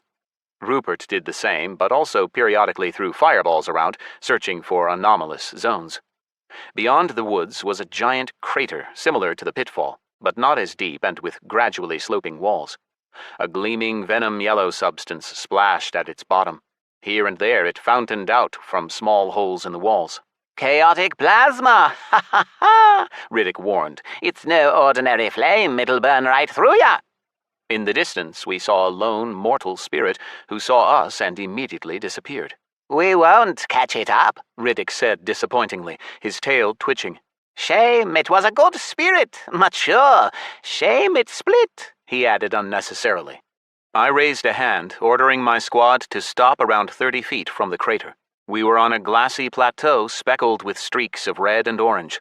There were toxic and acidic lakes, deadly to even demons, poisonous bubbles bursting on their surfaces. In the murky coffin-lid sky soared several Koroi, small creatures like half cockroach and half vampire bat. The critters were delicate and careful. Seeing our strength, they dove down and hid in clefts in the rock. All the same, they bit at our legs as we walked above them. They didn't deal damage, but were as annoying as mosquitoes. Swearing, Rupert jumped at a particularly obnoxious Koroi, but the mob opened its wings, started twitching and screeching, then flew up into the air like a feather caught in the wind, spun around, and exploded, spraying guts in all directions. Rupert's momentum carried him another step forward as he waved his arms. Riddick reacted first, jumping forward and grabbing the imp by a hoof. Even with my clarity, I just stood there blinking. Thanks to the jester, Rupert wasn't fully pulled into the anomaly into which he'd accidentally stuck his arm. It was like an invisible monster was pulling him. Bones and tendons cracked, blood sprayed, and then the imp's arm broke off at the elbow, and everything above it was mincemeat. The imp screamed wildly, fell onto his back, and thrashed around like an overturned turtle, clutching at his maimed arm. We surrounded him, not knowing how to help. Was your head up your ass when I was giving out those warnings? Riddick wagged a bony finger. Take some chow, Lara shouted. Regenerate. Wailing and grimacing, Rupert clenched his teeth and stretched out his healthy arm. I handed him the chow from the defeated Chaosites. Glancing at me, the others emptied out their own supplies too. Rupert absorbed all the gifted chow and gained his second orange star. The imp's limb began to restore at a feverish rate. The cuts on his shoulder knitted together. White bone began to extend from his elbow, the end taking the shape of a hand and fingers. The whole thing grew over with tendons, veins, and muscles in turn, then finally with skin. Within a few moments, Rupert was as good as new, and a damn sight bigger. He was Lara's height now. His mouth wide open, Rupert stared at his hand, wiggled his new fingers. They shook. I wanted to give him time to recover from the shock, but it was dangerous to stay in one place too long in the heart of the void. "Let's go," I commanded, and took a few uncertain steps, putting my hopes in my high perception. The anomalies looked something like a murky haze or harmless puddles of acid, sometimes like any part of the landscape, but with the air above shimmering as if over hot asphalt. The squad's speed had dropped considerably, and the already cowardly Rupert now stayed behind his comrades' backs. We wandered the heart for around 2 hours and didn't see a single mob, but ran into clouds of pink, yellow, and blue chow, moving and morphing. Some hung in place, while others floated along and took the forms of ghostly demons or unknown monsters as tall as 3-story buildings. "Dangerous bastards," Riddick said, his face serious for a change. "Chaotic phantoms. They become who they kill. They leave nothing alive where they roam." "What if we kill them?" I asked. "Impossible," the jester said firmly. "They're not alive. What's dead can't die." I almost argued with him, remembering the undead, but caught myself. We had to give the accumulations of deadly chow a wide berth. We moved slowly, our legs sliding along and threatening to drop into holes and burrows where who knows what lived. Riddick had been telling the truth about how rare mobs were here, and the anomalies were really slowing us down. If this kept up, we'd be returning empty-handed. I ordered the squad to stop. "Wait here," I said. "I'll be back soon. Abdu's in charge in my absence." Lara widened her eyes. "Where are you going, Hakkar?" Without answering, I activated clarity and took off into the air to take a look around and find some mobs. The logs immediately told me that I was losing health, and the farther I flew, the faster I lost it. Stopping and focusing my gaze, I realized I was in a cloud of glittering particles. Strangely, the logs said nothing about it. I felt no pain, and there seemed to be no damage to my body, but my health bar was still dropping steadily. As soon as I moved further, the damage increased, and it seemed to grow in proportion to my flight speed and altitude. It was like Chaos himself was trying to stop me. Seeing that I wouldn't be able to get far and that it was dangerous to risk going into combat at half health, I slowed and turned back, and then just landed. 2 chaotic phantoms had awoken and were floating toward me. I barely made it back to the squad. From then on, we explored the area the old-fashioned way, on foot, carefully watching where we stepped. We wandered like that for more than a day. Even the demons started to get tired, let alone me with my huge sleep debt. It was our second day in the heart. We climbed a slope peppered with holes onto a hilltop, hoping to be able to see somewhere with monsters. At the top, Riddick dropped to all fours and started running back and forth, sniffing, grunting, and squealing from time to time. He was concentrating on the dangers and had stopped inflicting his jokes on the rest of us. "Something big passed by here not long ago," he declared, rising. He ran his finger along a line of black soot. "Here's the trail." "What is it?" Karakapanka asked, already recovered from the encounter with the devil Chaosite. "Who knows?" the jester said thoughtfully. Then, from behind a fire-swept boulder that looked like a gigantic heap of dung, something began to chirp and shuffle. One segmented feeler appeared, then another, followed by a horned insect head with pincers that could have easily bitten any one of us in half. "A kakerlak! Too strong for us," Riddick said, spitting and roaring. "Run! Split!" "Stop saying split," I shouted, drawing the mob's attention. "Everyone stay where you are. We fight." But even my determination fell when the monster revealed itself in full. A 30-foot-long cockroach with a twisting, segmented body, carrying itself forward on 4 rear legs as big as a lion's, its front legs ending in sharp, serrated sickles. Lighter-colored chitinous plates protected its belly, and its shell was like stone tiles covered with spikes and muddy brown bumps. Worse, it had sacs in its pale stomach, just like our doom tank did, with an orange smoking substance flickering inside. It looked like it would spray out through holes that opened as needed. Mature Kakerlak, Tier 3 Demonic Beast. Orange stars, 6. Yellow stars, 8. White stars, 10. "Glory to the Dominion!" Karakapanka roared, shrouded in flame in anticipation of battle. Motif hit the ground with his new move, but the stun didn't take effect. Lara took out her long and narrow sword, shrieked a battle cry, and threw herself at the Kakerlak. Abdusius threw a dart picked up from the disincarnated Merilith Chaosite, hitting one of the creature's sacks, which evaporated with a hiss. Definitely acid. When it took damage, the Kakerlak dropped its head and reared up, trampling and stunning everyone, even Riddick. It clacked its pincers and chittered so loud that Lara screamed, and blood started dripping from her ears. I grabbed my head. My brain felt about to explode. Suppressing pain, I jumped toward the beast to block its path, then shouted a command while hitting it in its armored belly. "Fight from range!" The Kakerlak fell silent, and the stunning debuff ended, judging by how my subordinates were moving again. I heard swearing, which slowed to a drawl as I went into clarity, and jumped away from the monster, watching as craters opened up on its body, preparing to spit out acid. It was happening pretty fast, but still in slow motion. There's no way I would have had time to react at normal speed. It was dangerous to hit the Kakerlak while it was readying its acid artillery strike. I flew up and waited for it to empty its reservoirs. The sacs inside the body tightened, pressing on internal valves. When the pressure got high enough, the craters opened and shot out streams of acid. The monster couldn't aim it, but it fired in 4 directions at various angles and ranges. Wherever the acid liquid struck, the soil hissed and melted, spitting acrid black smoke. The acid accumulated faster than I expected. I dove down at the Kakerlak and fired off a series of blows, breaking through the armor where the acid was so that it spilled inside, burning the monster from the inside out. Another spit from the monster and the containers were empty. "Close combat!" I commanded, firing off a combo at the creature's front legs and pincers, breaking them. The monster didn't have much health left. I disengaged, letting the others finish it off. Screaming, Lara ran at the mob and brought her sword down on it. Karakapanka drove into it in his whirlwind form, sending scraps of the white shell on its belly flying. "Get the bastard!" Rupert shouted, firing fireball after fireball at the monster. Riddick stuck to throwing cards, but didn't deal much damage, and the debuffs didn't take. Maybe they only worked on sentience. It made sense. An insect couldn't start laughing uncontrollably or lose a mind it didn't have. Newly confident Motif rushed the mob with his chaos metal sword and raised it, ready to cut open the creature's belly. But the Kakerlak, realizing that its scythe legs were broken, raised a rear leg and opened Motif's chest with a claw. When the Kakerlak raised a second leg, I saw that it was time for me to intervene before it killed someone. I jumped onto the mob's head with flight and struck the shell, breaking through the chitin outside into the pale white acid-leaking flesh.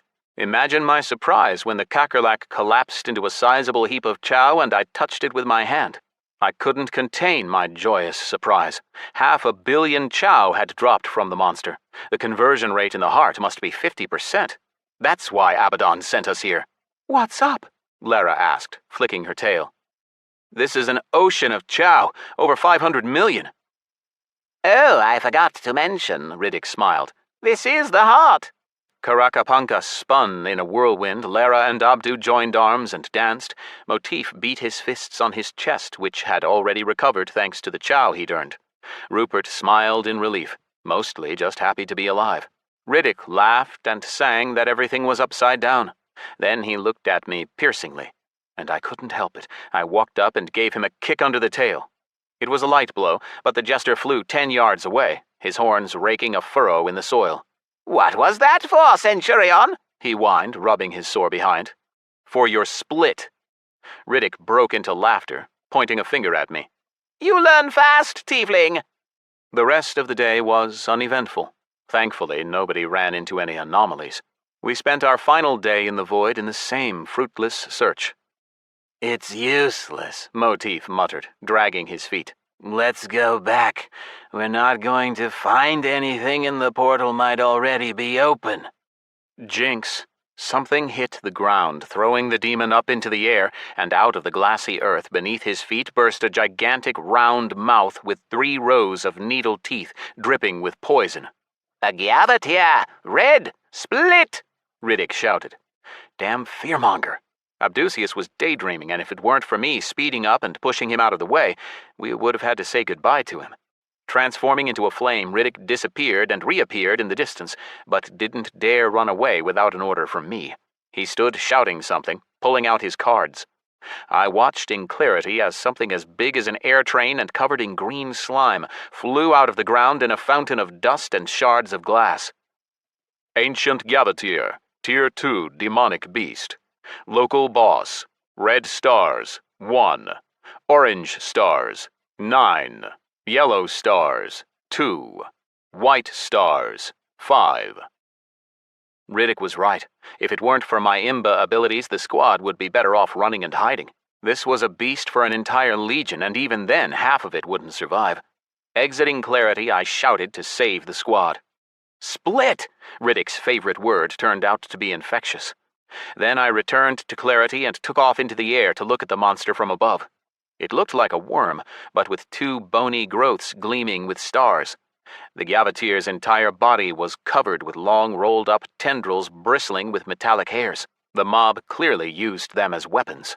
6 eyes stared balefully from just below the mouth. I fired off a series of strikes and put out all the eyes, but the damage was pathetic. I flew lower, released an attack combo that sent only small scraps of armor and slime flying. Frowning, I saw that I took damage when I touched the acid. My skin melted and sloughed off, bearing the bone. The tendrils on the mob's body began to straighten and needles shot from them. I flew back to avoid getting hit. Time to use my ranged, spirit-enhanced moves. The worm's body shuddered beneath the blows of my hurricane combo. In real time, my attack must have looked like the results of a 50 caliber machine gun. Fountains of acid and the scraps of twisting tendrils flew in all directions among the chaotically flying needles.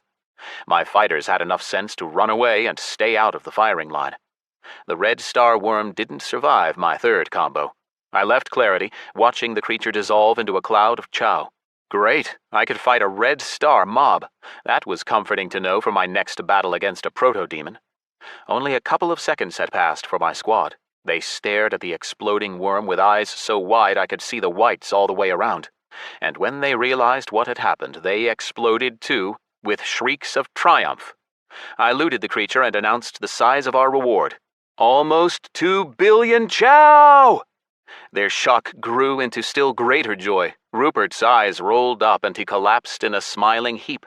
Including the chow from the Kakerlak, that made 2.5 billion, around 350 million each. I absorbed my share at once. Second orange star earned, plus 20 to all base stats. Third orange star earned, plus 20 to all base stats. While I surged with new strength, the flying squad checked their stats and then piled on me. Lara covered me from head to toe with kisses. Motif shouted something meaningless to the sky, and Abdusius fell to his knees and shook his fists. I was yet again surprised at the demons for not asking any questions. There was a lot to be said for the right not to reveal your abilities. My talents, my secrets. Swept up in the endless love and adoration of my fighters, I noticed that although Riddick was celebrating and laughing with the rest, his smile never touched his eyes. Chapter 12. Corrupt Blood. The 3 days in the heart of the void came at a price. I set a personal record for time spent in the Inferno and felt more tired with each passing minute. Even my brain seemed worn out, processing information with a delay. I felt so shitty that I thought I'd gone deaf when I walked through the portal. The 13th Legion greeted us with a suspicious silence. The camp's streets were empty, with no demons strolling around drunkenly, no screams, orders, or laughs. I didn't even hear any mounts, although normally their roars, growls, and squawks echoed throughout the camp. If we'd arrived at night, I might have thought they were all asleep, but even then the Legion made noise, especially on the eve of battle. Lara looked around, spooked. Either they're all disincarnated, Or they've gone to fight, Riddick finished, looking at me. What are we going to do, Centurion? His respect for me had clearly increased after my victory over the Gavatir, but I still didn't like the way he looked at me. I looked around, then nodded to the headquarters. Let's go inside. Maybe we'll find out what's going on. If... The sky is blue, the succubus exclaimed, pointing upwards. A battle. I hope that's the third signal and the battle has begun, Rupert chirped. Without us. The imp's hopes were unfounded. Before he'd finished speaking, the space before us cracked and began to glow. A large pentagram started to form as if burning into the very air before us. Its surface flamed, and Legatus Abaddon's head appeared through the unusual portal. "You're just in time, Centurion Hakkar. Order your fighters to follow to the site of battle. Then you come and see me." A battle after all, then, Motif said, glancing at Lara, whose tail drooped. Hey-ho, a battle! Riddick was so happy that he started to dance in place despite the presence of the Legatus, even stood on his hands. Glory to the Dominion! Stop! Soldiers, you heard the Legatus's orders. Head to the portal square. Remembering the overcrowding in the gorge before the battle against Azmodan's legion, I added, "Wait for me by our wager, otherwise we might not find each other." Follow me! Riddick was the first to get his bearings and head for the big portal for the whole legion in the square, somersaulting as he went. Ha-ha! The young demons ran after him. Rupert was the last, dragging his feet and unable to resist casting reproachful glances at me. I could understand him, out of the frying pan and into the fryer, and nobody knew what to do. There had been no time to discuss our strategy against the enemy except that we had to do the same as in the last battle. I watched them go, all heading toward the portal at once. Abaddon was already gone, and only the Legatus knew where this window he had opened would lead. I hoped the ancient demon hadn't changed his mind about cooperating and wasn't planning any devilish tricks. My fears were groundless. The portal brought me to the Legatus's private tent. With everyone off fighting, it was empty. Strange that the Legatus wasn't with his legion. I doubted he was waiting for us, but then why was he still here? "You survived and kept your entire squad alive, and earned 2 orange stars," he said, glancing at my horn. "Better even than I expected. Well done, Centurion."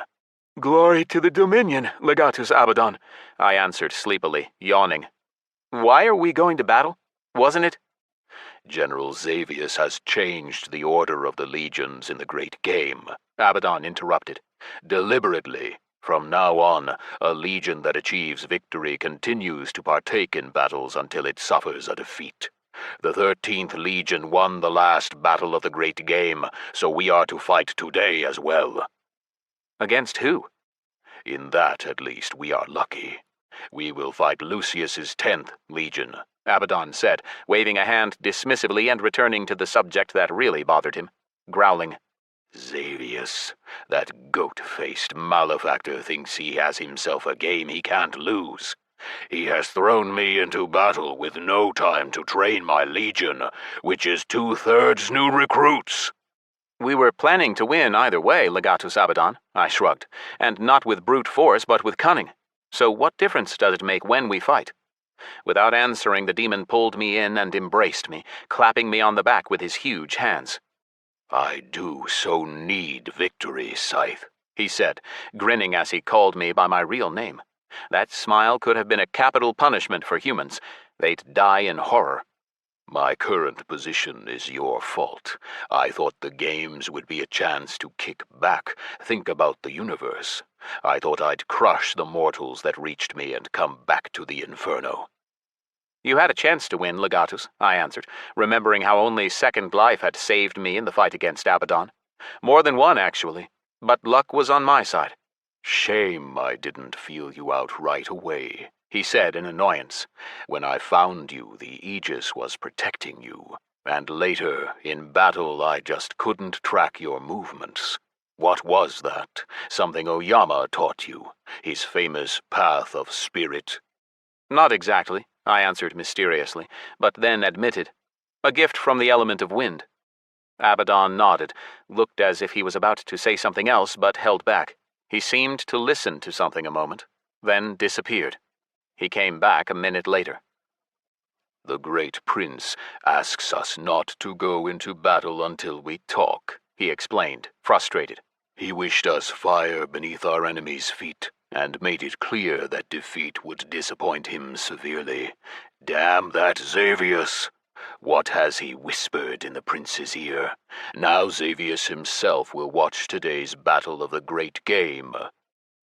"Isn't it time to move out, Legatus?" I asked. I badly wanted sleep, and that meant winning and getting to go on leave to the real world. The battle is about to begin. And it will begin with you, first in Stiga Hakkar. I hope old Oyama taught you some new tricks, because you'll need them today. I knew what he meant. It wouldn't be easy to defeat Lucius's Stiga, but the fight with the proto-demonic emissary of chaos would be even tougher. Abaddon opened a broad portal, and we stepped through it, shoulder to shoulder. Aye, aye, aye! Came the trill through the valley. The 10th Legion of Prince Lucius welcomes the enemy! Aye, aye, aye! The 13th Legion of Prince Belial welcomes the enemy. Meeting in the center of the battlefield, Legatus Abaddon and Legatus Flavretti shook with both hands. May the battle commence! Fire beneath your enemy's feet, legions! Fire! We roared. Abaddon returned to the wager where he'd left me. The fighters of the flying squad were there. Abdusius saluted with his fist to his chest. Motif stamped his hooves. Riddick fought imaginary enemies while dancing on the spot. Karakapanka stared in gloomy silence, saving his strength. Lara's eyes flashed like the sword she looked to be itching to draw. Rupert stood still, his tail twitching. Apparently I was the only one that had managed to pluck up some courage. First in Stiga of Prince Lucius's 10th Legion! Legatus Flavretti roared. Doom Tank, Shackrock! Aye, aye, aye, aye! Lucius's 10th Legion beat their weapons against their shields.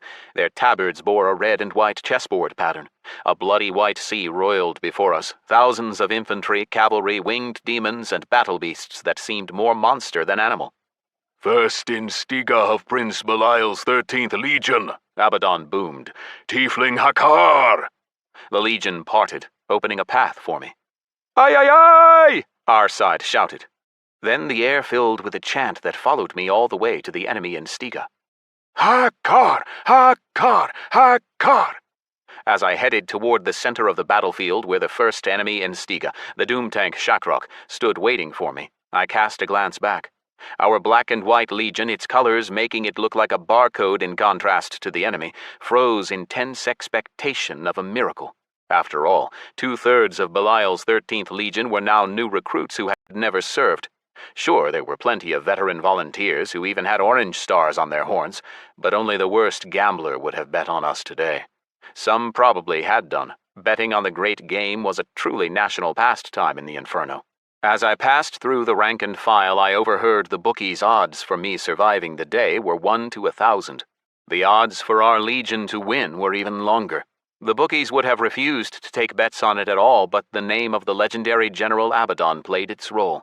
Today, the Inferno would learn the name of its next legend. At least, so I thought as I approached Shakrok. His 7 orange stars didn't bother me. I was more worried about the potential surprises I might run into against a foe of the unfamiliar Doom Tank race. But I wasn't planning to hide much anymore. There wasn't much time left before Eileen's attack. I estimated the Doom Tank's height. My tiefling would barely reach up to his knee. But, like Uncle Nick used to say, the bigger they are. The sky flashed blue again. The Doom Tank roared and started charging toward me with incredible speed. The harder they fall. I sped up for only an instant, long enough to fly back and upwards and give Shakrok even more speed with a powerful hammer fist. I threw away the flimsy demonic pike given to me on the first day so that I could use Rindzin's ghostly talon. A fountain of burning lava gushed from Shakrok's broken back. Only a tiny droplet hit me, landing on my shoulder. I brushed it off right away, or tried to anyway, holding back a scream of hellish pain. But in mere instants, even in clarity, the droplet melted through my equipment and moved on through my body. Only equanimity allowed me to survive until the debuff ended, and if it weren't for Path of Resilience, I would have fallen down dead along with the Doom Tank. His inner lava dealt relative damage, lowering health in percentages like the frost on Holdest. I exited clarity. The colossal body of the already dead Doom Tank careered along for another 100 paces before it stopped and disincarnated. I could still feel the ground vibrate through my hooves from its collapse. In total silence, I approached the pile of chow, exactly 13% of what my foe had accumulated, and absorbed it. 4th orange star earned, plus 20% to all base stats. As both legions watched, I clenched my teeth and suffered through at normal speed as my tiefling grew and twisted. There was nowhere to rush to. Only when I turned around and demonstrated my new star did Belial's 13th Legion believe its luck and its eyes. Swallowing the first syllable of my tiefling name, they chanted in staccato, "Kar! Kar! Kar! Kar!" Abaddon raised a hand for silence. My comrades fell silent to let the enemy legatus Flavretti announce the name of the next Instiga. "Second Instiga of Prince Lucius's 10th Legion, Demon Hakkar!" "Aye, aye, aye!" the enemy trilled again, now with markedly less enthusiasm. The enemy's pessimism was understandable. With only 4 stars, Hakkar had half the strength of Shakrok. The demon himself obviously had the same thought on his mind, but still got a grip on himself and started the shit talk as soon as he began walking toward me. "Stinking half-breed," I silently moved to meet him. "Enjoy eating dirt, pint size." Yeah, he was taller than me, but a bug in comparison to the doom tank. "I'll drink your chow." I sped my pace. "I'll grind you to powder, then cut down your family." I broke into a run, activating clarity as I went. "I'll tear." The vague, drawn-out threat broke off when I jumped up in flight and dropped down on his head. One strike was enough to shut the demon up forever. And time went back to normal speed again. I picked up the chow, sat down on the ground, and waited with my hands on my knees for the enemy's final Instiga. 5th Orange Star earned. Plus 20% to all base stats. The 13th Legion's roars and trills were incomprehensible but clearly approving in tone. Everything was going to plan, but then fatigue gripped me. I suddenly wanted to lie back on the ground, close my eyes, just a minute or two in clarity. There was time while the Instiga's name was announced, while he ran towards me. "Third Instiga of Lucius's 10th!" I must have switched off. Through sleep, I felt something tearing at my chest, felt growing pain, but it was tolerable. I just wanted it to end quickly. But the pain only grew, and once it became unbearable, I screamed and opened my eyes. It took a few seconds to get my bearings and realize that my tiefling body had been pinned to the ground by a terrible blow like a fly beneath a club.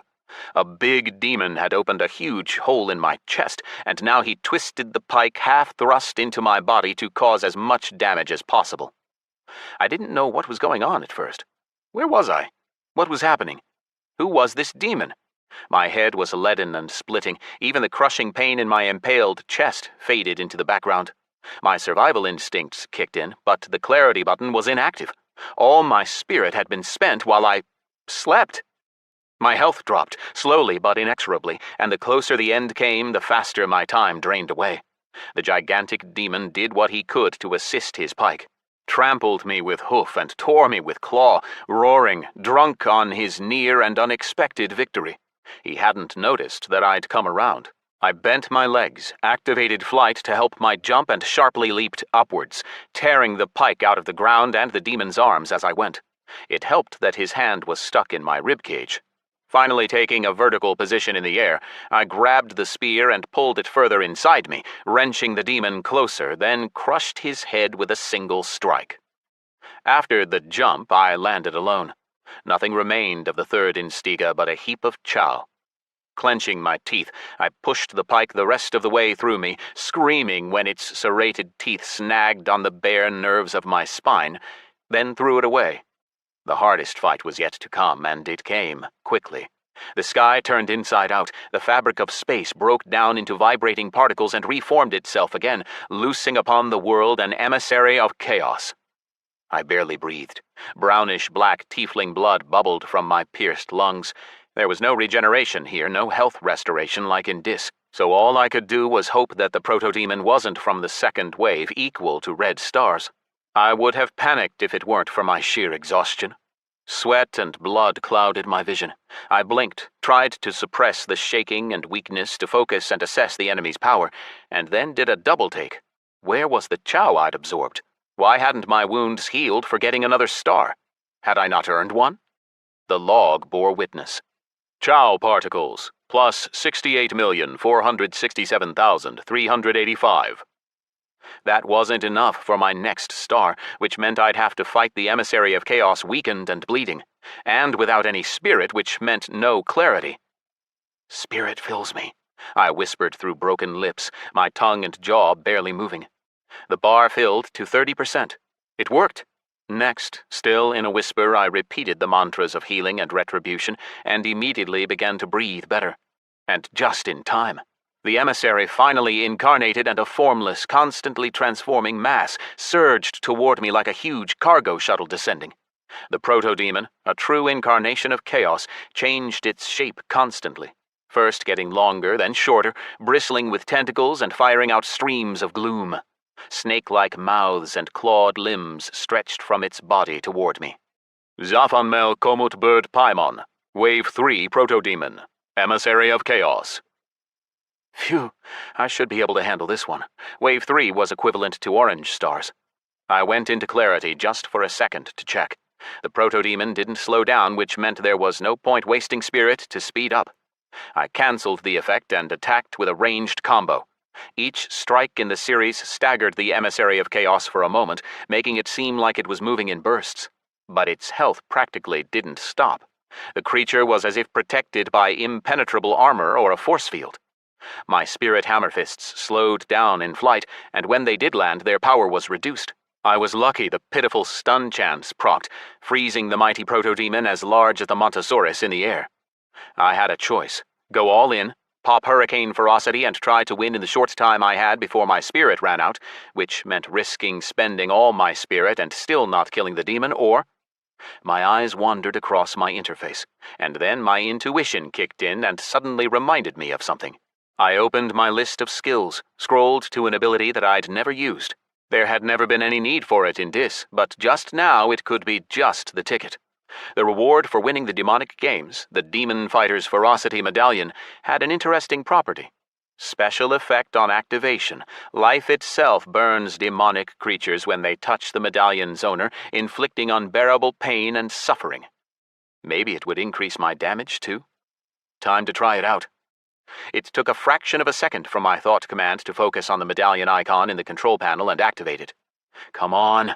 Excitement and bloodlust washed away my fatigue.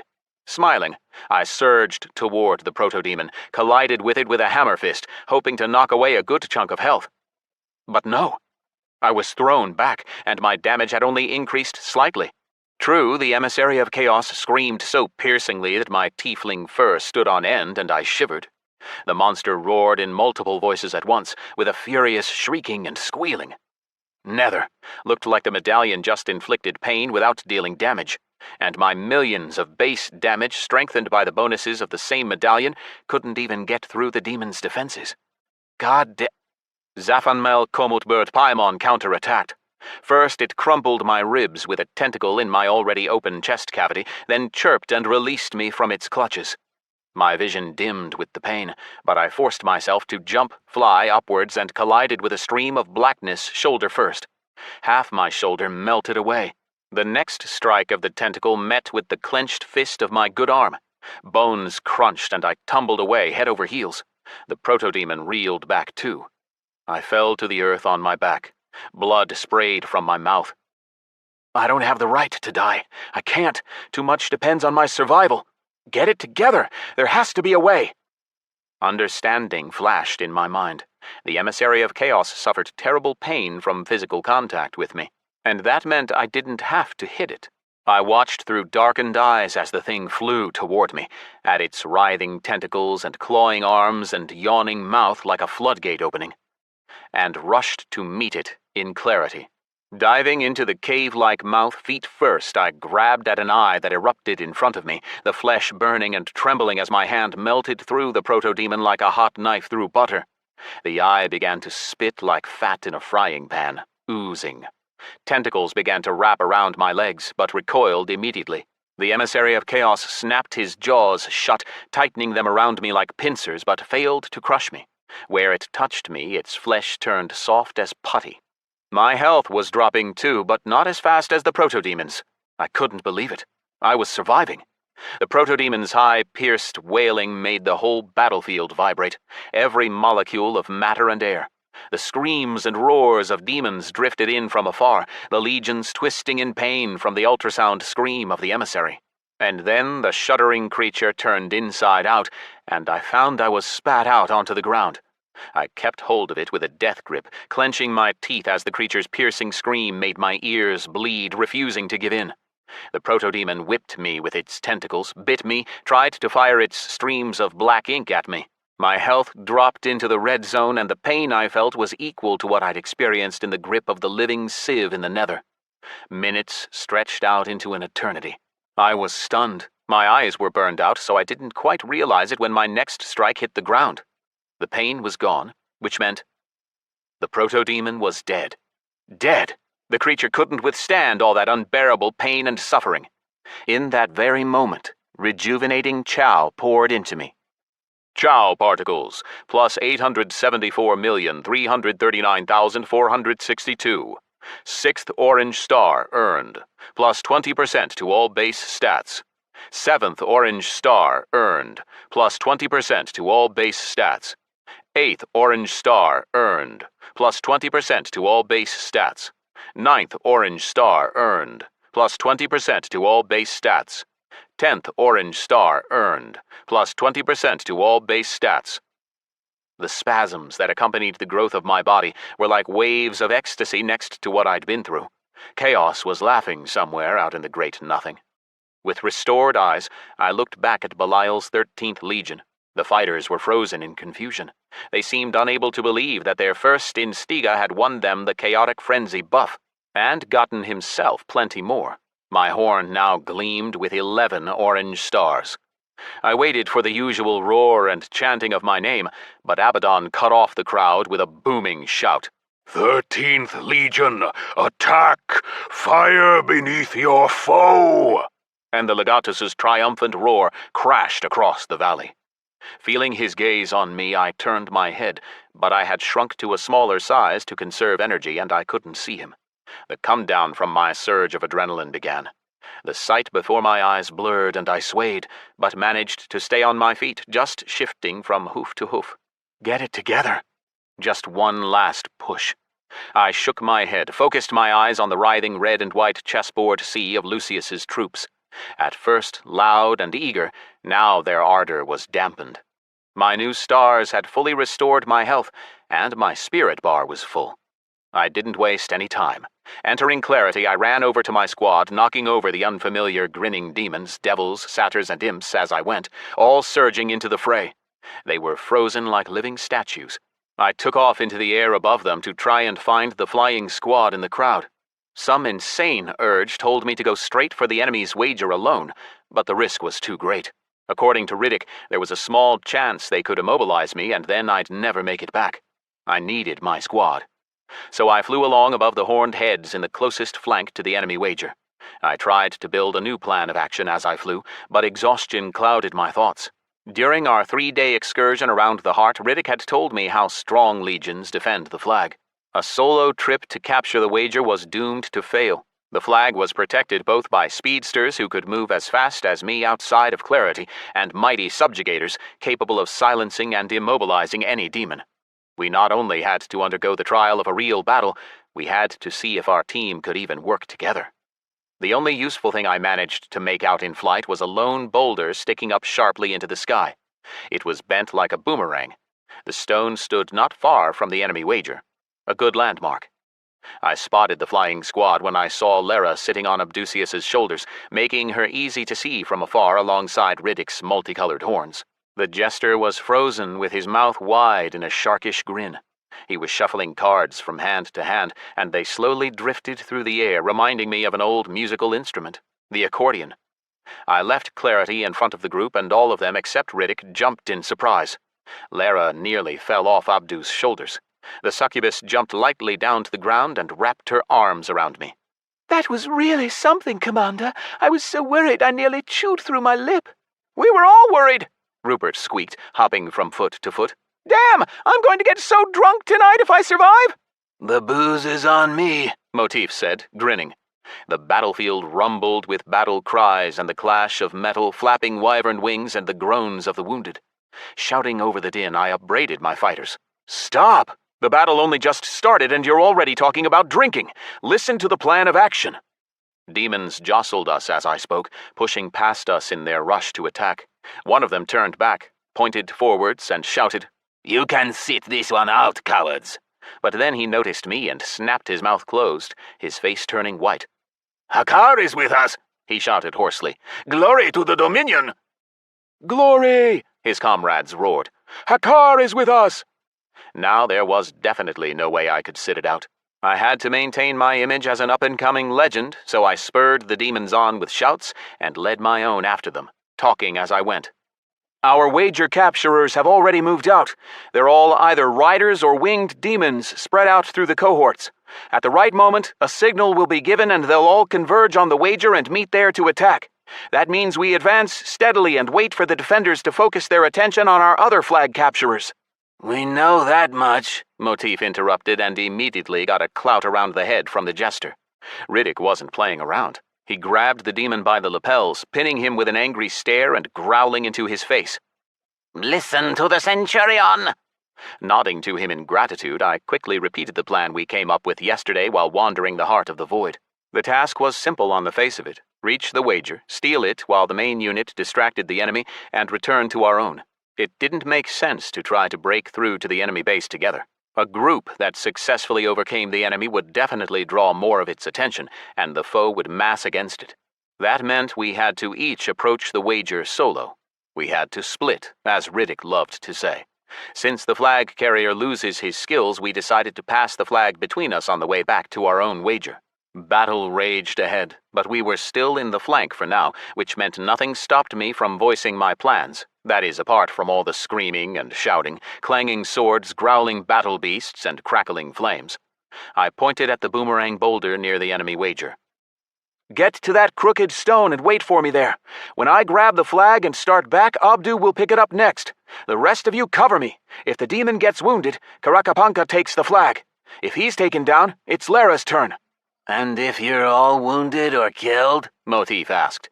"We'll cross that bridge when we come to it," Riddick growled. "Planning is all well and good, but you can't predict the unpredictable, Centurion." "Hey ho!" He moved closer, then whispered the rest so that only I could hear. "Don't complicate things, defeater of the destroyer." I kept a grip on myself. There was no time for Riddick's games, even if he had figured out who I was. Turning my head, I watched the flashes of flame above the hill where the enemy wager sat. I nodded. "Riddick is right. It's time. Split!" All but two of them rushed ahead. Seeing the despair and panic rising in Rupert and Motif's eyes, I said gently, "Guys, even if you can't see me, remember, I'm close. Attack!"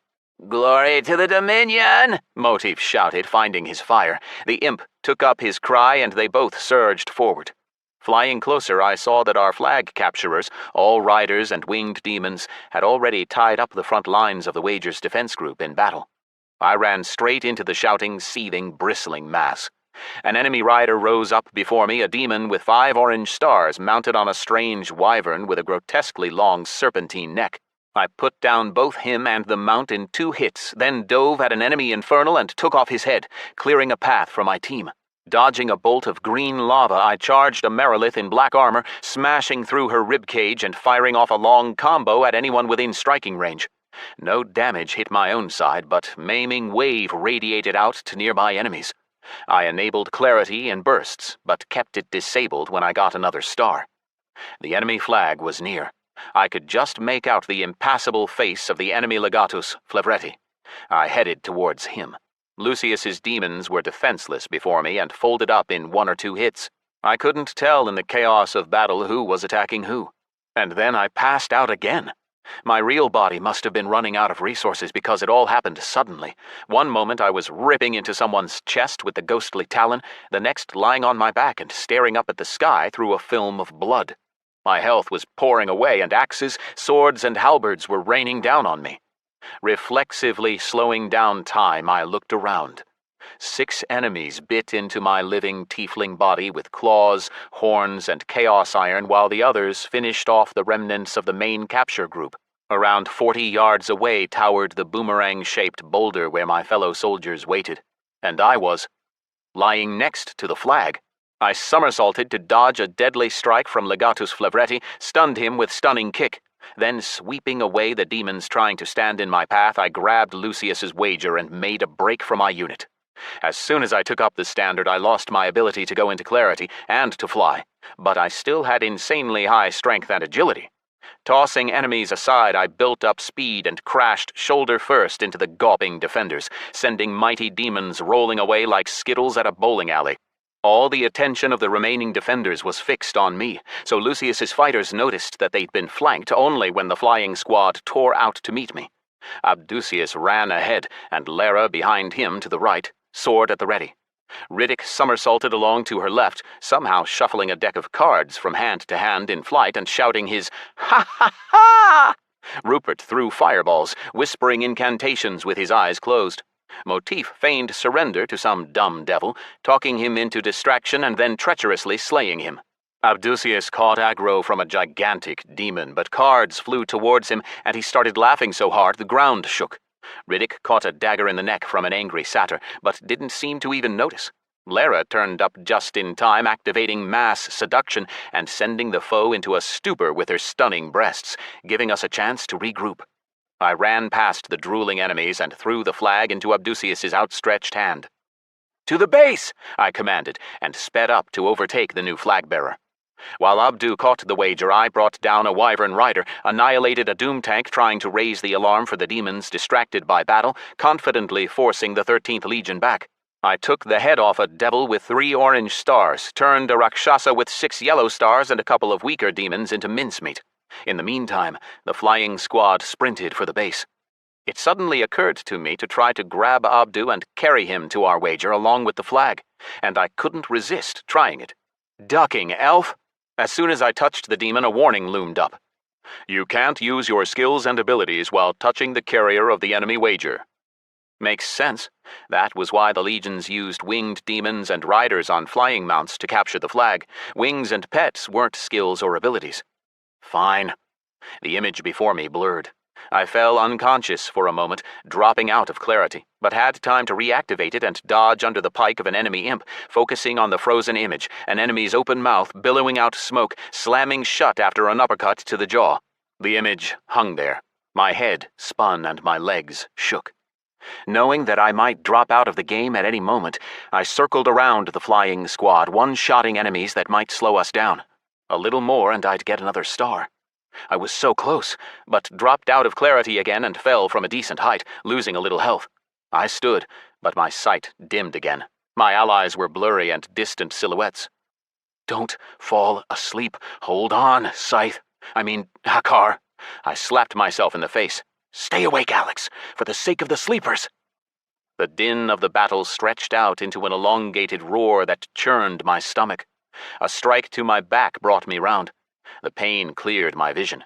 There was a blade jutting out from my chest. I roared and activated clarity, pulling myself off the blade and disincarnating the demon that had impaled me. I had dropped off for only a few seconds, but that was long enough for my enemies to figure out what was going on and start to surround the flying squad. Then I took off. From above, I could clearly see all of Lucius's demons in the area streaming toward our small group, and there was nobody from the 13th Legion nearby to support us. Riddick had managed to stick a toilet seat to a satyr and had 2 demons doubled over in crippling fits of laughter. Rupert disincarnated a vulgar incubus with a fireball. Karakapanka was fighting against a Rakshasa of equal strength and winning. Lara and Motif were slicing apart a lava-spitting demon enchanted by the succubus. Abdu was still carrying the flag, but he limped along with 2 arrows sticking out of his left leg. We were almost at our wager. Inspired to see our goal so close, I found some energy somewhere, forced myself up. Clarity again. While Rupert formed another fireball and Riddick waved his arms to fire off another card trick, I took down around a dozen of Lucius's soldiers. Rising before Riddick, who was too distracted with the means and not the ends, I roared, "Keep moving! One last push, guys!" "Hey-ho! One last push!" That reminder given, I went back to being a killing machine and harvester of chow. We broke through, shot toward our own base with enemies in hot pursuit. Rising above the battlefield in moments of clarity, I watched as row upon row of the 13th Legion were cut down. There was nothing our recruits could do against Lucius's veterans. Our entire path back was muddled and murky in my memory. I split my efforts between protecting Abdu and the others, stubbornly not wanting to lose any of my fighters. Karakapanka picked up the flag when Abdu's second leg was taken out from under him. Riddick and Motif picked up the demon and carried him. I had to pull almost all of them out of the frying pan an instant before they died at least once. I reappeared once again before my squad, all unsure where to run and wheezing as they carried Karakapanka, then croaked and pointed at the hill where our wager loomed. "Come on!" Nodding, the Rakshasa shouted something and started crawling furiously in that direction. The others followed him. I ran in flight-assisted leaps. Finally, we were almost at our target, but now we had to break through to it. Several rows of enemies surrounded the wager in a solid ring. Our defenders were fighting and dying next to the flag. I noticed Tribune Urfi and Prefect Sabnak among them, along with Legatus Abaddon himself. Even the strongest demons were having a tough time against Lucius's overwhelming forces. The enemies closing in on the wager in a solid ring died before they knew what was happening. As I sliced demons into chow, I marveled at their formations. Legatus Flevretti had split the legion into cohorts by race, and as I broke through them, it was like going through the levels of an ancient computer game. The first ring was all imps, the second, Meriliths, the third, Rakshasas, then devils, satyrs, succubi, and demons. I cut down Lucius's soldiers like a high-level hardcore ganking casuals in the sandbox. One single thought pulsated in my head. Stay awake. Stay awake. Hold on. I was no longer hiding my skills and wanted only one thing, to win so that I could log out of Dis and sleep. There seemed no end of enemies pouring in, not letting us get through to our side. The Nether with all of you, I thought, and picked up the flag from crawling Karakapanka. Forgetting all about hiding my abilities, I jumped 20 yards into the air above my enemies' heads, spinning my body through the air and then crashing down and driving the standard into its special slot. Boom! The sky flashed blue, and the battle ended. Victory. I rose to all fours, stared ahead dully, shook myself. My consciousness was fading. The exultant roar of our soldiers blended into a wash of noise, and I didn't realize right away why the earth was shaking as if a huge heart was pumping in its depths. I cast a cloudy gaze across my fighters, counted them. Motif was celebrating and shouting in triumph, his broken throat squelching. Karakapanka was barely breathing, holding his guts inside his open belly. Abdu stood without legs, held up by Rupert. The imp himself had an arrow sticking out of his head and a nearly empty health bar. Lara was lying in a pool of blood, but still breathing. Riddick had lost his arms and his left leg, but they were all alive, and the reward chow and new stars would heal all their wounds. Noticing my gaze, the jester hopped over and whispered, grinning and blowing bubbles in his bloody spittle. "We placed a bet on the battle, Centurion. We all put our funds together and bet that you'd survive. We're rich!" Not immediately realizing what he meant, I dropped my head in thought for a moment. When I raised it, Riddick and my other fighters were gone. "Rise before your general, tiefling," a powerful voice rumbled, forcing me to my feet and throwing back my head. My vision didn't come back right away, so at first I only saw a vague hill towering above me. Slowly, detail returned. Xavius, Supreme Satyr, General of the Army, Belial's Dominion. Red stars, 12. Orange stars, 12. Yellow stars, 12. White stars, 12. It seemed the princes had put a ceiling on the progress of demons. All that separated Xavius from a black star was one white one, which shouldn't have been a problem for a general to get. "Obey your general's command, Centurion Hakkar," Abaddon barked. Strangely, I found the strength to do it. I stood, leaning on the flag and looking up in surprise. General Xavius was a satyr, and a giant one at that. He was 5 times the size of our prefect Nizrok. I felt like a bug. The general's powerful body was banded in muscle as thick as the roots of an oak. A golden helmet covered his head down to the middle of his nose. The flame in his eyes could have melted steel. If Xavius were to step on my tiefling, nothing would be left of Hakkar but a stain. Plates of golden armor protected Xavius's powerful chest, shoulders, ribs, and thighs, forming something like a skirt of the kind the ancient Egyptian pharaohs wore. Xavius's hooves looked almost like a boar's, but tipped with claws gleaming with metal. All the same, for some reason, neither the 12 red stars nor his imposing mass made me tremble in awe. Xavius lacked the aura of fear and terror that Abaddon and Baal possessed. "So this is your secret, Destroyer," the general said, laughing and shrinking. Once down at a height more suitable to conversation, he nodded to me. "An agile stinkling, no doubt about that." Please don't tell me, General, that from now on you're removing the ability to win in the great games by capturing a wager, Abaddon said, staring a challenge into his eyes.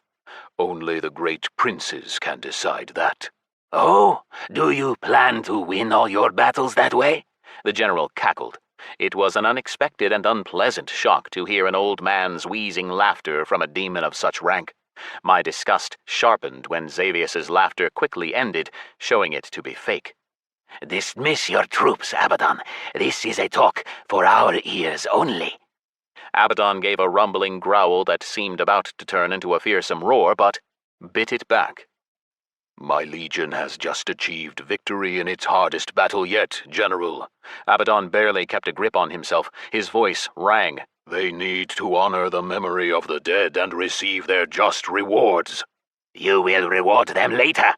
Xavius smirked and waved a hand. "Begone!" Abaddon grabbed his arm in the air and said with a frown, I'll do it myself. He didn't seem to do anything, but all the survivors of the 13th Legion suddenly disappeared. Only the 2 generals, former and current, and I remained on the hill. Neither I nor Abaddon the Destroyer expected anything good from this conversation. I was barely keeping myself upright, and couldn't even kneel in the presence of the most influential demon in the Dominion after Belial. "I have a special assignment for your instiga, Legatus Abaddon," Xavius bleated, his eyes narrowed with cunning. So special that you have nobody else to give it to, the Legatus rumbled. And just when you, Satyr, have introduced new rules that require my legion to fight in the great game again in just 3 days, you wish to deprive me of my first instiga? "Oh, you have nothing to worry about, Destroyer. You'll lose with the tiefling or without him," Xavius answered, moving his eyes to me. "What say you, Centurion?" Staring at his wicked eyes, I realized that it didn't matter what I said. It was all already decided. Xavius had firmly decided to doom the 13th Legion by depriving it of Hakkar. Nobody but Belial could overrule the general, not even Abaddon. So there was nothing to do but shout. "Awaiting your orders, General Xavius. Glory to the Dominion!" "That is the answer I expect from all who serve the Dominion's glory." The general laughed, turning back to Abaddon. "Worry not, Legatus. I will return to you your precious tiefling as soon as he is finished doing me a small favor. But look at me. All business." He grinned like a goat. "Your first instiga gave a stunning performance. For his courage, bravery, and daring decisions, I wish to reward him personally." A whip flickering with electrical discharge appeared out of nowhere in Xavius's hands.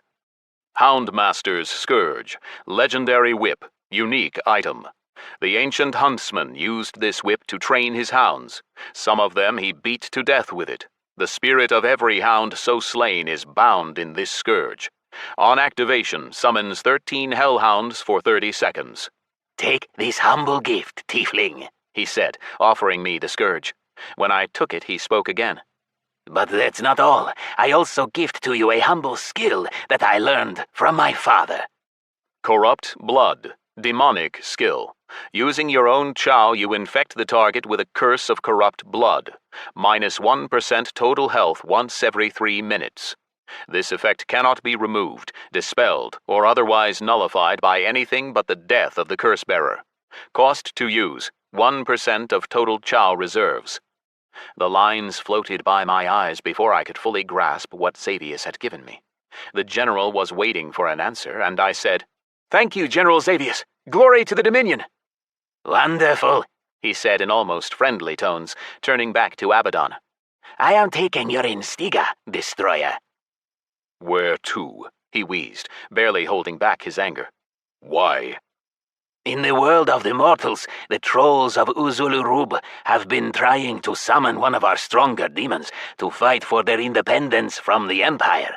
It so happens that their summons focus on me, but I, as you understand, cannot spare the time to go and serve some pathetic trolls even in exchange for 1,000 mortal souls.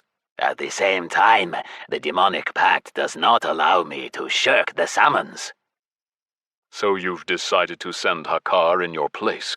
Abaddon roared. Backstabbing satyr! What stops you from sending one of your own minions? The pact does not forbid that. Bah! Xavius waved a hand. I have need of all my demons. The tiefling is going to Uzulurub. He turned back to me. Centurion Hakkar, I command that you do all that the mortal summoner Mandalar the Troll tells you.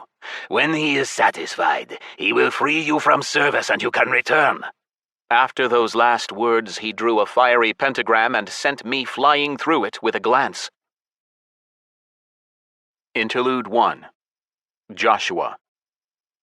The most famous daughter clan of the children of Kratos, the Widowmakers, was currently recovering from the war against Scyth and the desertion of Eileen Waters. But there were other junior clans, including some in the Empire. One of them, which specialized in the exploration and reconnaissance of new lands, discovered the Uzulurub raid instance in the Ursai jungle.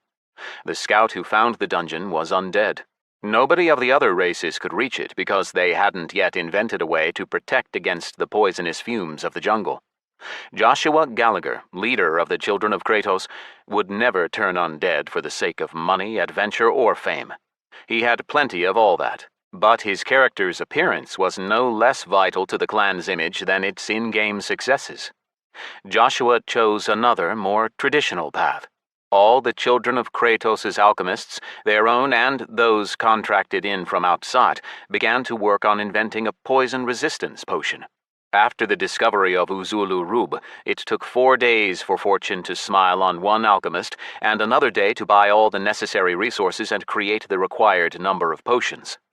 Precisely 1 week ago, a scout whose name Joshua hadn't committed to memory had discovered Uzulurub, and the children's primary raiding group headed for the instance.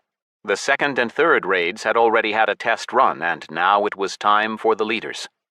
The sentients of the Commonwealth had had a tough time on Shadowrung, where they were trying to cut down all the mobs and NPCs they met, whereas the children were in a hurry and chose the shortest path. They landed near the neutral pirate bay controlled by the Goblin League, and took flying mounts from there across almost the entire length of Bristlebarb Valley, until they were forced to land. The air hummed with venomous mosquitoes, and the higher they went, the angrier they got. Nothing helped. The mosquitoes bit through armor and burrowed into flesh, inflicting dangerous dots. There were far fewer mosquitoes at ground level, but there were plenty of other mobs that took time to get through, even though they were easy to kill. Joshua kept glancing back nervously. His rivals from the other top clans might catch up to his group, and then the first kill would slip through his fingers. They fought their way through Bristlebarb Valley, skirted Nazferiti Lake, which teemed with toxic basilisks, and sank into the jungle. A path had to be cut with blades and machetes, but to the children's surprise, they ran into no serious trouble. There were few mobs, and the only challenge was a bog that part of the group got stuck in. They pulled almost all of them out, but the 2 heaviest warriors sank. They were resurrected, and the group continued on. By the morning of the next day, the raid stood at the foot of 4 gigantic leaning pillars, erosion-eaten and now more reminiscent of gray boulders than columns. Landing, the raiders with the highest perception studied them, but found nothing apart from the obvious, the carven figures of a few strange horned creatures and animals. A portal veil shimmered between the pillars, emitting a barely audible whisper. Joshua took his partner Vivian's hand, walked off to the side, climbed a hill, and tried to examine the area beyond the gates. The instance was above ground, but thick vegetation hid what was inside. Turning, Joshua cast a glance across the raid. 98 of the clan's best fighters, not counting himself and Vivian. Asper, Destiny, Schindler, Defiler, Ronan, Darren, Kharinza, Taranis, the best of the best. Champions of the arena and the battlefields, winners of class tournaments, and one, Destiny, was even a victor of the demonic games. The clan wasn't particularly happy about her success in light of the fact that the girl had made a deal with Shepard, but Joshua supported her. Des only did what any of them would have done. She survived at any cost, and in the end she won, and the winners write history. Still, a worm of doubt ate at him from within. Joshua no longer trusted Destiny Windsor, which is why he had told her, "You should take a vacation, Des. Recover from the stress of the games." He also began to distance her from all clan council business. All the same, he brought the girl along for this raid. It would be dumb to try to clear a new dungeon without the clan's top damage dealer. Although Uzul Urub should be a walk in the park in theory, the instance was intended for level 500 players. Nonetheless, the few level 520s the children had might not be enough to just stroll right through it. Raid dungeons were different from the usual instances for groups of up to 10 players. The heightened difficulty demanded strict adherence to a strategy and smooth team play. Level 520, Joshua thought. 3 months ago, even 400 was an unimaginable peak. But all that changed when Nergal allowed players to start grinding in the Lakharian Desert, and when the alchemists invented the heat resistance potion. With deadly Armageddon scrolls, rapid power leveling in the desert had become the norm, although it was very expensive. Smiling to himself, the leader of the children of Kratos took in a lungful of jungle air, thick and sweet with the scent of flowers. Now that the fumes weren't deadly, Joshua Gallagher liked the smell. And all in all, for the first time in the long half a year since the elusive top Class A threat appeared, he felt great. Everything was going according to the plan he had developed after the holy war in the Lakharian Desert fizzled out, and the alliance of preventers began to collapse. With Eileen leaving for the undead, and Horvath, Hinterleaf, and now Colonel too, all switching to Scyth's side. And that plan was very close to fruition. "I'd like to get that first kill before the travelers show up," Vivian said, frowning and snapping her husband out of his reverie. "And they will show up, no doubt about that." His wife was ever the pragmatist. Yes, they had found the instance first and were the first to reach it with a full raid, but they got no achievements for that. "We'll make it in time," Joshua said confidently. "And if not, we have several more raid groups and mercenary parties following after us. They'll defend the entrance and not let anyone through until we get the achievement." "Horvath won't come alone," Vivian said, shaking her head. She spoke quietly so that the raid wouldn't hear. "Hinterleaf and Colonel will come with him, and where they go—" "No, Scyth won't come." "How do you—" Vivian snapped her mouth shut and her eyes lit up. "Geraldina?" Joshua didn't answer aloud, just blinked. His operation to capture Alex Shepard was progressing successfully and was close to completion. Anything was possible when you were a Category A citizen and had all the latest achievements of science and technology at your fingertips. Biotechnology. Joshua hadn't shared the details of his operation even with Vivian, because he didn't know them himself. Insiders in Snowstorm had told him about the Sleepers. If they were to be believed, then the AIs of those gods had access to the minds of all players, which meant they could warn Shepard, and that meant the executors of Operation Geraldina hadn't logged into Dis since they began, and they kept the details secret even from their employer. "Worry not, my heart," Joshua said gently. "All will be well." Bowing his head to his spouse's ear, he whispered, "Scyth is stuck in the Inferno." "What?" Vivian's eyes widened. Joshua put his finger to his lips. "Shh. I didn't believe it myself, but my source has confirmed it. That's exactly why Geraldina is stalled at its current stage." He cut off, grimacing at the raid leader as he walked over.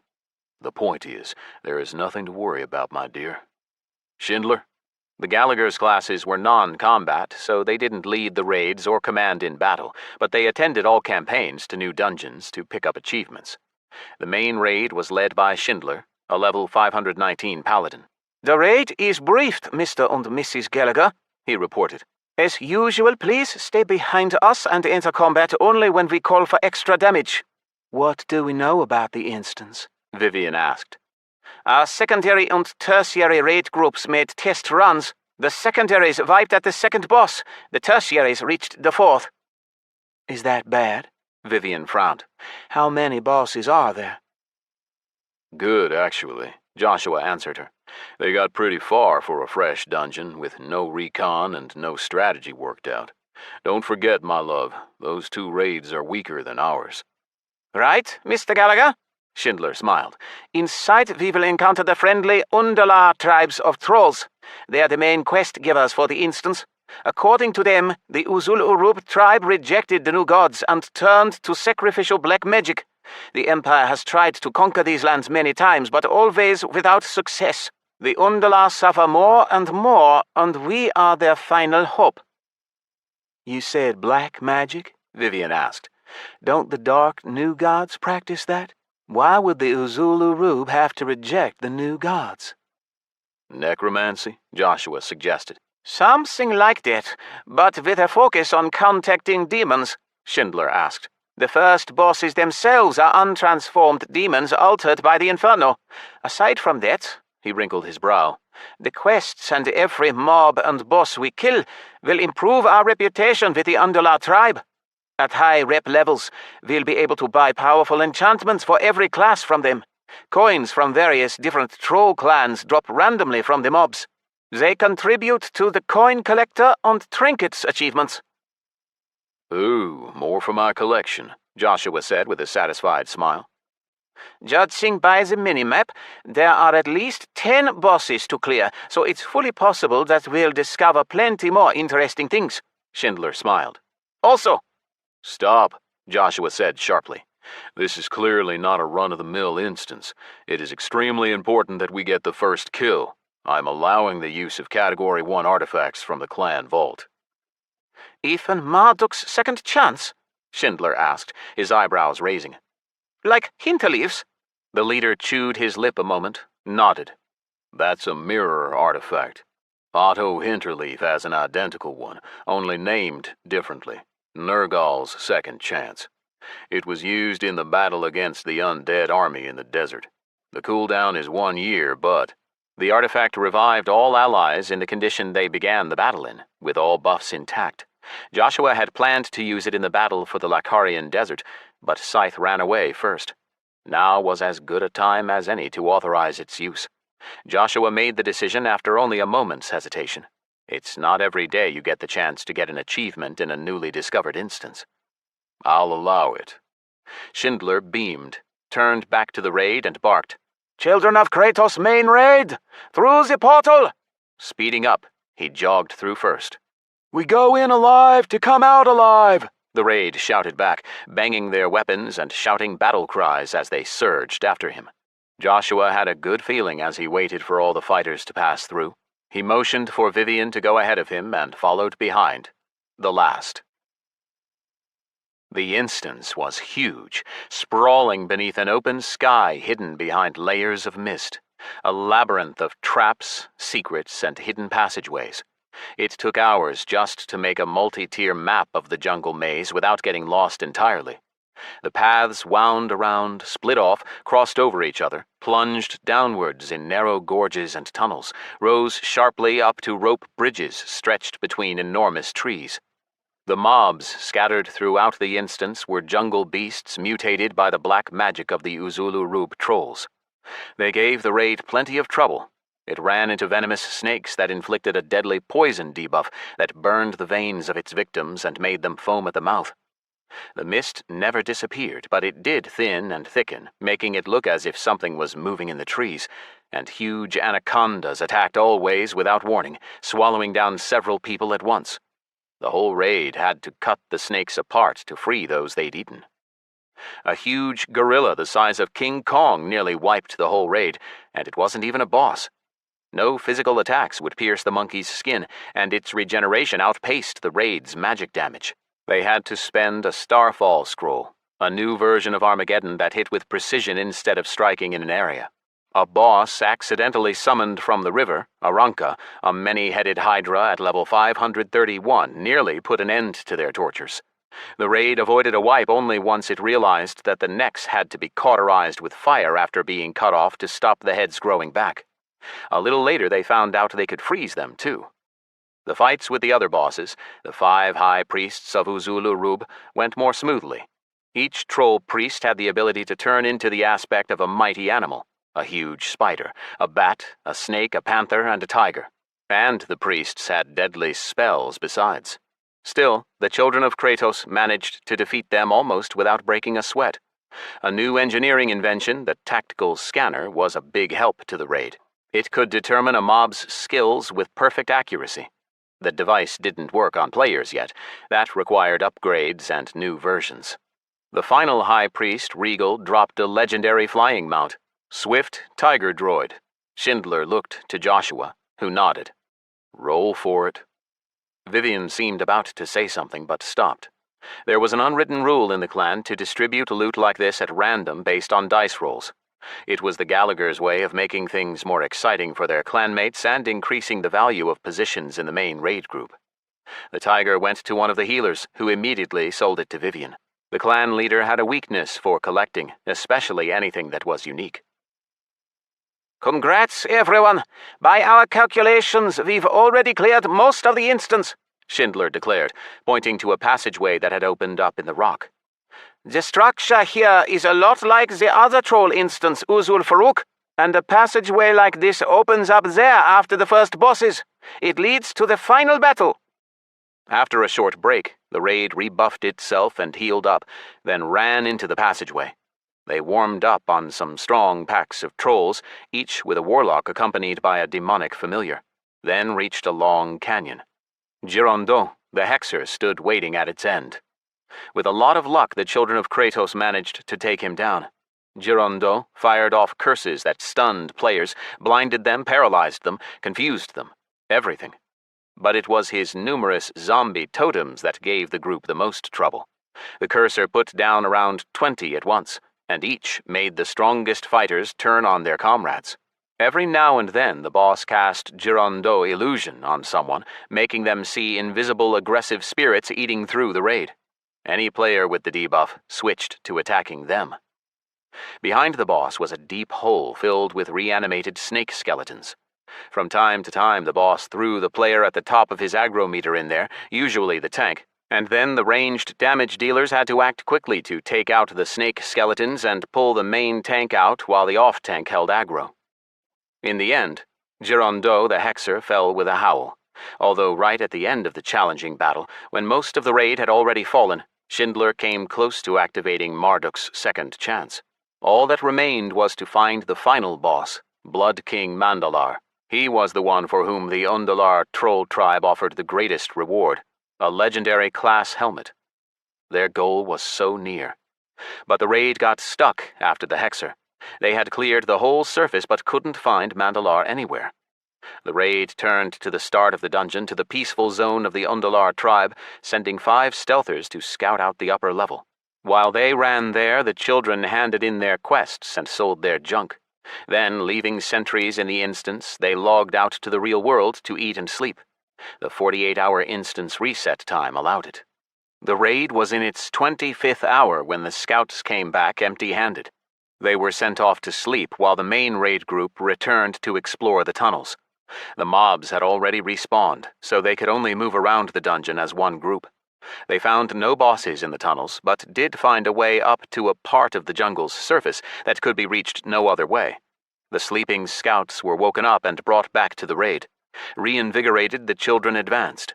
As soon as they climbed out, finding themselves in an open space next to a river before a cliff face, the earth beneath them shook. The jolt was so powerful that a gnome walking at the front toppled over. The air rumbled and leaves rustled. The fog dispersed with the scent of smoldering soot. A cloud of ash rose up above the forest around a mile ahead, and waves of heat rolled in from that direction. "Follow me!"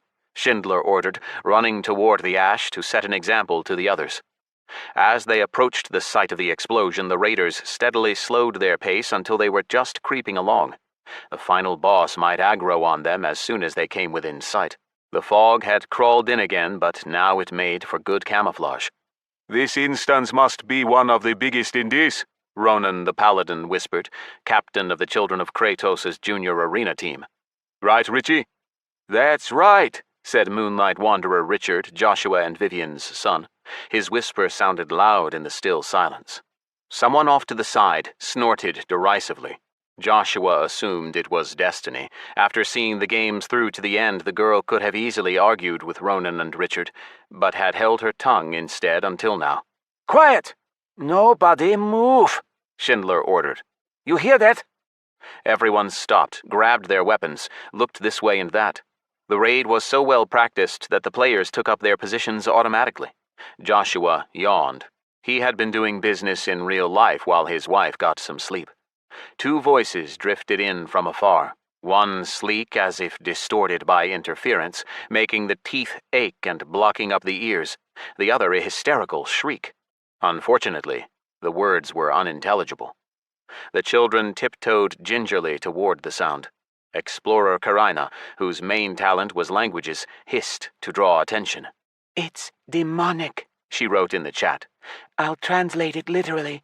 One of the speakers is that Mandalar character. The other is a demon. Kharinza's translation told the raid that Mandalar was the chief of the Uzul-Urub tribe of trolls.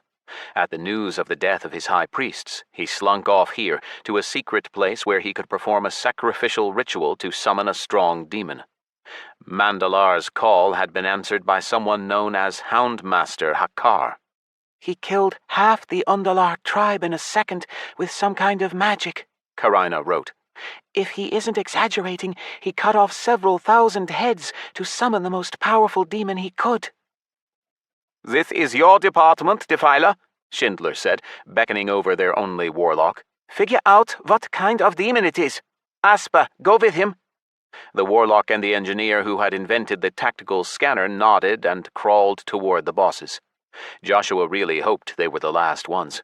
Then he could log out and get a good night's sleep.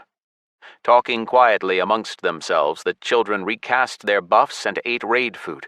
These highly experienced players looked calm, but the excitement and expectation showed through in the impatience with which they stared in the direction Defiler and Asper had gone. The scouts soon returned. The summoned demon is definitely a tiefling, the warlock reported. But a strange one, huge. We can't see him from here for the trees and the fog, but up close we only come up to his knee. So what if he's a tiefling? Schindler asked vexedly. Tieflings are half-bloods, which means they get to use something that other demons can't use in Dis, Defiler hissed. Here they can use mana. The tiefling is bound to be a spellcaster. Esper, the raid leader asked, turning to the engineer. What about Mandalar? He's a big troll on a big raptor, but still not as big as the demon. Abilities? The scanner showed all Mandalar's abilities. Nothing special. The most dangerous is threatening gaze. If he marks someone with it, then that person has to play dead. It'll kill them as soon as they activate a skill. Plus, Mandalar gets bigger and stronger the more he kills. What about Hakkar? Had some trouble with the demon. The scanner detected only 2 abilities, Corrupt Blood and Summon Hellhounds. Asper described the nature of the abilities. We should have enough time to outlast the curse. Can't see us having trouble with a few Hellhounds either. So he summons mobs and infects a random player? Schindler said thoughtfully. How often? No idea, the engineer answered. But that's not all. He has other abilities, but the scanner didn't recognize them. It just showed question marks. Do we have to fight both at once? Destiny asked, joining the conversation. Not likely, Defiler shook his head. Looks like the demon first, then Mandalar is the final boss. The tacticians and analysts spent some time figuring out how to fight Houndmaster Hakkar. Joshua half listened in. His role wasn't too important. Both he and Vivian were just along for the ride, their main goal just to survive and deal what damage they could. Since we can't remove corrupt blood, we should make full use of our pets, Destiny suggested. If the boss's AI is new and inexperienced, it might not realize that it's only worth infecting players. Good point, Defiler lit up. This instance is new, and we're the first players here, so the demon controlling the AI hasn't had time to learn yet. It'll probably just use basic scripts at first. True, Schindler agreed. Remember the previous bosses. They just went by their aggro list, no target prioritization. In that case, I don't see any problem, Joshua said, rubbing his hands. They all fell silent. The leader cast a glance at Schindler, standing a few yards away.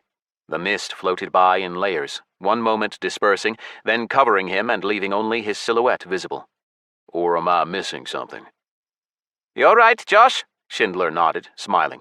We'll zerg the boss with pets, let them take aggro, and then we start our own damage. Hakkar will cast corrupt blood on the pets, I'm sure of it. The hellhounds shouldn't be a problem. There are only 13 of them, and we have at least 100 battle pets. Raid, formation 220. Off tanks, take the summoned mobs, casters, shields for fire resistor. Schindler didn't finish speaking. A shadow flashed by like a gust of wind through the mist, and the paladin exploded in a spray of blood. A gigantic demon appeared through the white haze. A monstrous hoof crashed down next to Joshua, but nobody but Schindler was hurt. The demon leaned down and smiled gently, blasting the raid with a wave of burning sulfur. Joshua's blood ran cold. The demon boomed something out in demonic. What did he say? Vivian asked, nervously looking around. Surprise, Kharinza translated, gulping. Chapter 13. Uzul Urub. When General Xavius threw me through the portal, it was like I was falling through nothing. The drop lasted several minutes. Only the endless, blurred flickering of lights flying by told me that I was falling. My body hung as if suspended. At least that meant I had time to think about how events might develop now. First, what would happen to my body? In theory, my connection to the sleeping gods should be restored as soon as I returned to Disgardium, which meant I should be able to use imitation again. Or rather, cancel it. But in my case, I'd be better off putting my hopes in keeping Hakkar's image, otherwise all my plans to get the Coals of Hellflame would come crashing down. Second, where was I being taken anyway? Trolls lived mostly on Shadowrung, but what if there were some on Meaz or Terrastera? If the trolls had summoned me to Meaz, that wouldn't hurt. Probably. Third, this was the hardest part. The accelerated time in the Inferno might run on so far that when I got back, if I even got back at all, everything might have changed in the Dominion and I might have to start over. And I was already running out of time as it was. The undead were approaching Kharinza. There was no getting out of it. I had to play this one by ear, just do whatever the situation demanded. I hoped the summoner's subjugation mechanics would give me at least a little room to maneuver. Enough time to escape to Kharinza, for example. There was also the question of the abilities and level the system would give me in Dis, but I would discover that as soon as the AI made its decision. Detected non-standard data transfer request. Analyzing. Successful. Detected non-player character Hakkar, Tiefling, level 1943 Centurion. Detected player Scyth, Human, level 774. Analyzing. ID matched. Synchronizing. Error. Attempting to overwrite parameters. Error. Zone Uzul Urub is an instance. Searching for solution within parameters of gameplay. Please wait.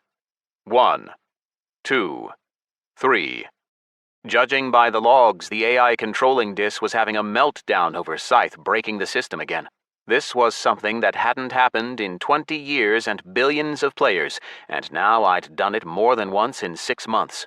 At least I learned something useful from the system messages, the conversion rate for stars into levels.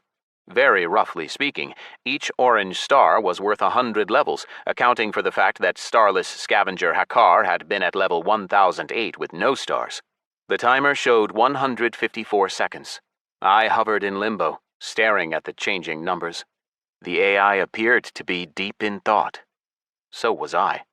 If I understood the situation correctly, the troll from the instance had summoned Xavius. Maybe the demon would have gone himself, but when he saw how Hakkar brought victory to disgraced Abaddon, he changed his mind and decided to kill 2 bats with 1 stone, weaken the 13th and dodge his summons. I could understand Xavius. He needed no more chow, which meant he needed no mortal souls. He had already achieved the limit allowed by the princes. But the almost buried 13th Legion and Legatus Abaddon were on the rise again thanks to Hakkar. Xavius' solution was obvious and even elegant. Shame that didn't make it any easier for me, or for the AI. After playing as the demon, Scyth was at level 774. He had gained a bunch of orange stars, which should give some number of levels on top after conversion in Dis, but the process wasn't starting. Probably because my character was human, there was no Chow in Dis, and he had been summoned as an NPC. No wonder the AI was having trouble. 455, 456, 457. I kept thinking. Say the system found a solution and put me in an instance, what then? I'd become a mob? That was nothing new for Dis. Manny's brother Hank came to mind, and Andrew Clayton, who had controlled Dargo the Lich. My thoughts began to fade, and I lost the thread, drifting closer and closer to sleep. The quiet and stillness of the great nothing soothed me. I think I did fall asleep in the end. I couldn't close my eyes in my incorporeal form, so I saw when the AI made its decision. Player Scyth, Tiefling Hakkar. Transfer destination zone is an instance. Due to gameplay restrictions, you must play out the role of a dungeon boss, the demonic Houndmaster Hakkar, summoned by final boss Blood King Mandalar. Attention! Recommended level for instance Uzul Urub, 500+. Your level and stats will be reduced to match the dungeon's level. All skills, perks, and abilities related to divinities will be blocked as unsuitable for the dungeon's theme. Attention! You cannot leave the Uzul Urub instance until it is ended via some in-game means. I shuddered as I carefully read the text, and then the letters rearranged themselves before my eyes. Attention! No respawn point set. Setting formal links. Instance Uzul Urub. Transferring to respawn point. Welcome to Disgardium, Houndmaster Hakkar. And I suddenly appeared in the jungle of Shadowrung. I gave myself a mental shake and looked around. My tiefling had appeared in the mortal realm in the center of an enormous pentagram drawn in an artificial glade. I barely fit inside it. A small troll stood below me, his arms raised to the sky. I compared him to the trees and realized I was wrong. The troll was huge, but still barely reaching up to my waist. Mist filled the whites of the troll's eyes and sweat poured from him in rivulets, his veins pulsing and his legs sinking into the ground up to the knee as if he was carrying an enormous weight. He was still shouting the words of the summoning incantation like a madman. I cleared my throat to lend a sinister note to my voice, but I needn't have bothered. All the demons in the Inferno sounded terrifying, even the imps, but you got used to it when it was everywhere. Here, an ordinary ahem sounded like thunder out of a clear sky next to the troll's shaky little voice. Why did you summon me, mortal worm? I shouted. Hey, a roll's a roll. The troll raised his head and his eyes cleared. His whiskers twitched in a triumphant smirk. He raised his arms dramatically and said in demonic, Finally! Took you long enough to answer the summons, demon? I, Blood King Mandalar, chieftain of the great Uzul Urub tribe, have summoned you, Houndmaster Hakkar. I enslave you and demand that you serve me till the end of time. I flexed my shoulders, trying to stretch, but hit an invisible boundary at the border of the pentagram. My skills weren't any help either. They were blocked. My hopes of using Depth's teleportation to get to Kharinza evaporated. All right, Alex. Keep your cool. An involuntary yawn burst from my lips, frightening the summoner. He took my opening mouth and the sound it emitted as anything but a yawn. He probably thought I was roaring in fury. Escape is hopeless, demon. The troll wagged a finger at me and grinned, baring blackened teeth. I demand obedience. What do you want, mortal? The Empire devours my tribe's lands. Every day my soldiers die in defense of the forest borders. It once took a week to cross our domain by raptor. Now you can walk across it in a day. You are weak, mortal. Your tribe is doomed, I declared. If this idiot thought I was going to help him conquer the Empire, he was sorely mistaken. No conquering until I got a good night's sleep. I yawned again, and Mandalar took it as a threat. He clapped his hands, and the invisible cage around me contracted. Now I felt like a sardine in a can. You will obey, demon! The troll jumped up onto his huge raptor, reined it in, and began to spin at my feet. At first I turned my head to watch him, then stopped and stared straight ahead. The Imperials have already entered our lands and killed my high priests. They are strong! You must obey me and repel their assault!" "Free me, Mandalar, and I will repel the Imperial invasion." The troll didn't answer. He seemed to listen to something, then started. "It's not Imperials. The attackers are from the Commonwealth. Oh, we're done for! The entire world has taken up arms against the poor trolls of Uzulurub." He went into a light fit of hysterics. I watched him with a certain surprise. I'd always thought that dungeon bosses were scripted, but this one was behaving like a full-fledged NPC. And then it finally really hit me. He wasn't the only boss in this damn instance. I was one too, and there were players already on the way here. "Mandalar," I roared, "you wish to destroy the invaders? Free me!" The troll jabbered out a spell and ran out of the glade. As I watched him go, I sensed movement behind me, looked back, and saw two people. Defiler the Warlock and Asper the Engineer from the Children of Kratos. I wondered how the children had been the first to reach the instance on Shadowrung. I didn't care. Hell, it was even a good thing that I was up against the clan that hated me the most. I hoped they hadn't brought destiny.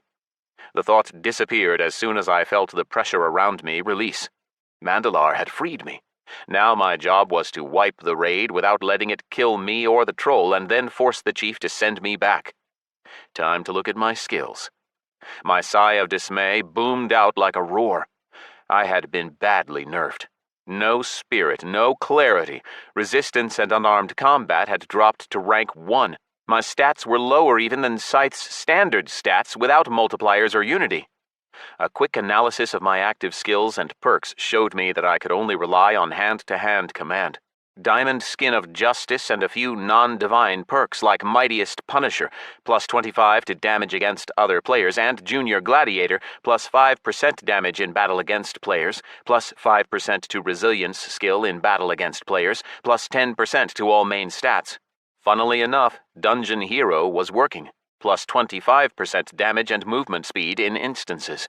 I guess because technically I was in an instance. I remembered something else and checked my inventory. There it was. The whip Xavius had given me. I could summon hellhounds for 30 seconds. It didn't mention a cooldown. Perfect.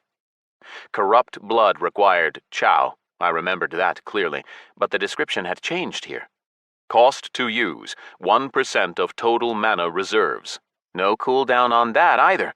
The ability wasn't particularly useful. It took away only 1% of health every 3 minutes, but if I cast it on the Children of Kratos at the very beginning of the battle, it could help. The best defense is a good offense. Stealth. My body turned transparent. Flight. My tiefling's hooves tore from the glazed, burning ground. Wait, what if I just tried to fly out of here? I shot upwards and slammed horns first into an invisible ceiling around 100 feet above the ground. But what if I... No. An invisible dome stopped me, marking the edges of the area in which I was bound to remain by the summoner or the mechanics of the instance. 300 yards in any direction. That was as far as I could go. Now I understood why Xavius had laughed as he sent me here. To get out of here, I would have to serve Mandalar the Troll. All right, best get started. I darted toward the Children of Kratos. The loss of the leader can cripple a raid. It would be hard to find the leader in the group of 100 if they were silent, but they weren't silent. Schindler kept barking orders. Hanging above the raid, I listened as he commanded, "Raid, Formation 22, off, tanks take the summoned mobs, casters, shields for..." Feeling a yawn coming on, which would surely give me away, I took the first step, and kicked Schindler with a hoof as hard as I could. I wanted to figure out what this boss Hakkar was capable of right away. The strike exceeded all my expectations, pulverizing the paladin despite all his shiny armor, like a metal club through an overripe melon. The attack knocked me out of stealth. There was no point in hiding now. Staring down at the stunned children, I couldn't help myself. Surprise! I took full advantage of the 3 seconds of panic that followed while nobody knew what to do before another officer stepped in to give orders. My nerfed ghastly howl worked, partially. Almost all the raid had resistance to crowd control. My limbs moved on their own, pointing one after another at targets for corrupt blood and dishing out kicks. I didn't one-shot anyone else. Schindler had been lucky enough to take a hit with increased critical damage from stealth, but I sent the raid flying in all directions. The healers woke up and began to furiously heal the wounded. The tanks roused and surrounded me, boxing in my hooves. I played by their rules for half a minute, concentrated on the warrior tank and the druid off-tank while trying to infect the whole raid and all its pets. An impossible task with the mana I had. I struck the tanks, the warrior in the shield and the bear in the face, then saw Destiny in the trees loosing arrows at me in concentration. And Joshua and Vivian Gallagher were with her. "Hey, Stinkling!" I heard from my right. It was Shuutsuts, Defiler's imp minion who'd I'd already met in Kanima. "Serving long?" Boom, bang, crunch. I finally broke through the warrior's block in his defensive stance and stove in his chest plate. I wanted to finish him off, but he ran back. "Need healing?" the warrior shouted. "Swapping in," the third off-tank shouted, a loafer. Urkish. "Answer me, Stinkling!" the imp shouted, needling me with fireballs. "Only just joined up," I condescended to answer as I drove the bear tank into the ground. "Which Dominion? How many stars?" the imp squawked. "How are things at home?" "Belial's Dominion, impudent imp," I answered and jumped to the nearest healer, a light priest. "I'm from Asmodon's domain." Urkish moved to block my path and swung at me. The other warrior and the druid bear rejoined him, now healed up. I tried to scatter them, but couldn't. They dodged or used defensive skills that I couldn't break through. "Glory to the Dominion!" I shouted in fury and jumped back a little to crush the nagging rogues and other melee fighters, but they managed to dodge out of the way just in time. "Pathetic mortals! I will devour your souls!" Catching the bear as he charged toward me, I sent him flying through the air with a kick. The beast's pained roar drowned in the explosion of a small meteor that hit me in the face. Ouch! "Insects! Worms! I'm going to—" A spear flew into my mouth and pierced through my tongue, shutting me up. "Hey, how's the great game going?" the tireless imp Shuutsuts asked. "What are they talking about?" Joshua shouted. I started to get mad. Dozens of little mortals were running all around me, snapping at my ankles with their swords. The ranged were shooting at me from afar, and I couldn't see much through the veil of magic. They were shouting something at each other, and on top of everything else, Shuutsuts the imp was still trying to get the latest news. Wanting to put down the distraction, I chose him as my priority one target. It took me a long time to get through. A long time to beat my way through to the agile imp, to catch up to him, to hit him. My natural defenses were starting to give way. More and more damage was getting through. More and more enemy spells, arrows, spears, and elemental forces struck me. My health was down to 70%. I was at a loss. I didn't have the speed and agility I was used to. My own strikes seemed slowed and the enemy's too fast. And no chance of a timeout. Ghastly howl! Summon hellhounds! My brain gave up, exhausted after running on fumes through so much activity, so I only just now remembered the Houndmaster's whip. 13 pentagrams flashed beneath me and the monsters appeared. Hellhounds, level 520 demonic beasts. But the label lied. I saw Inraugs below me, snorting out smoke and fire and melting the ground beneath their paws. Although, maybe that was just their demonic name. I couldn't control them, they just attacked the nearest panicking enemies, tearing out their throats. Ghastly Howl didn't last long, and the raid reacted as soon as the debuff ended. The tanks picked up the dogs of the Inferno, and the damage dealers switched to them. That gave me a few seconds to think about my strategy. What was I doing? Time for Hakkar the boss to smarten up. The raiders' crowd control spells didn't work on me, but I was taking plenty of damage. My health had dropped all the way to 60%. I'd leave the tanks for later and switch to the casters, the healers first of all. I flung myself at the nearest one. "Take aggro!" the light priest howled, backing away from me. My fist crashed into the ground, crushing him into a bloody pulp. I jumped at the next healer, also a light priest, and easily finished him off too, then tore my way through the rest, no longer discriminating by class. A paladin healer went into his defensive bubble, so I just sent him flying as far away as I could, wiping the floor with Vivian on the way, then barreled through the ranged and trampled an engineer along with his turrets. "Marduk's second chance!" Joshua shrieked hysterically as I bore down on him. I cut him in half with my whip, but I was too late. A black column shot from the obsidian crystal in his hand into the ground.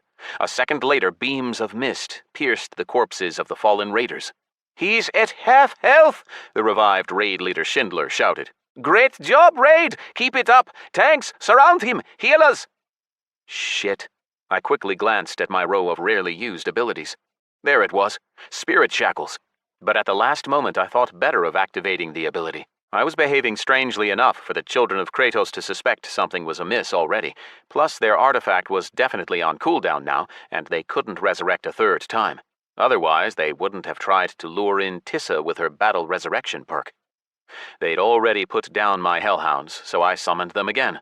The tanks immediately followed Schindler's command to intercept the hounds before they spread through the raid, and only one warrior remained to hold me.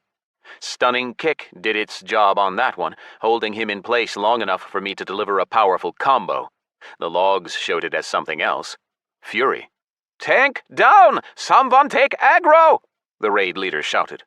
I moved to him in a mighty leap, grabbed him in one hand and crushed his skull in the other, squeezing my fingers tight and depriving the children of Kratos of their leader once again. The healers stood around the edge, but now I didn't have to limit myself to them. They wouldn't have time to heal whoever caught my aggro. The important thing was to take out the casters and ranged DPS like Destiny, whose arrows were burning my flesh. With so many sticking out of him, Hakkar must have looked like a porcupine. I didn't waste any time pulling them out, just swept my arms across my shoulders, chest, and legs to break the shafts off, still dishing out hammer fists and kicks as I went. Sorry, Des, I thought as I lifted the shrieking Silver Ranger above my head. I tensed my muscles and tore off my former ally's head. Simple but effective. There was no other way. Destiny was too agile for Hakkar with her somersaults, rolls, and tactical retreat. By the time I'd taken out all the healers and almost all the ranged fighters, my health hovered dangerously near the red zone. Deprived of its mages, casters, hunters, snipers, and rangers, the raid lost its enthusiasm. "Come on, guys," Joshua said, trying to embolden his group, although there was no confidence in his voice. "Just 20%. Let's finish this bastard. It's on us now." "My pet will tank," someone answered him. I smashed another raider into the ground, then looked around. Defiler had shouted that last. The warlock had summoned an ashmaker, which was good news, at least. Those ones weren't talkative, unlike imps. I summoned the hounds for a third time and shot towards Defiler alongside them, surprised that he'd survived the caster genocide. Had he been hiding? "Zerg the boss!" an unfamiliar paladin shouted. The remaining raiders, around 36, rushed to attack me behind the ashmaker. Estimating the running speed and distance, I jumped up a couple of seconds before they hit me, and by the time I landed and crushed some of them into the mud, there were just over 20 children left alive. My eyes dimmed and my head swam as a red-hot steel ball covered in spikes slammed into my skull. Fearing to lose consciousness, I did what I'd done plenty of times before in Gloomwood, the Lakharian Desert, and on Terrastera. I rained hammer fists down on the foe while the hounds bit into their backs.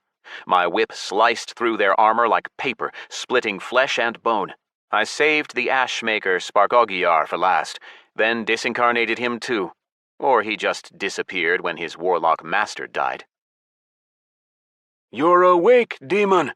Thank the dark heavens you're awake!" Forcing my eyes open, I saw Mandalar the troll leaning down over me. His eyes shone with adoration. I tried to make out what he was saying through the noise in my head. "You annihilated the invaders. The great magic of Uzulu Rub has resurrected all the dead." Raising my head carefully, I looked around. The glade had filled up with trolls, the huge figures of the priests standing out from the rest. I stood up and silently surveyed the scene. Thousands of trolls spilled across the edges of the glade, flickering through the trees. Mandalar stopped talking. Then someone else's voice rang out in the dead silence. "Houndmaster Hakkar! Hakkar the Soul Eater!" "Soul Eater!" the crowd chanted. "Soul Eater! Soul Eater!" "Silence!" Mandalar roared, raising a fist.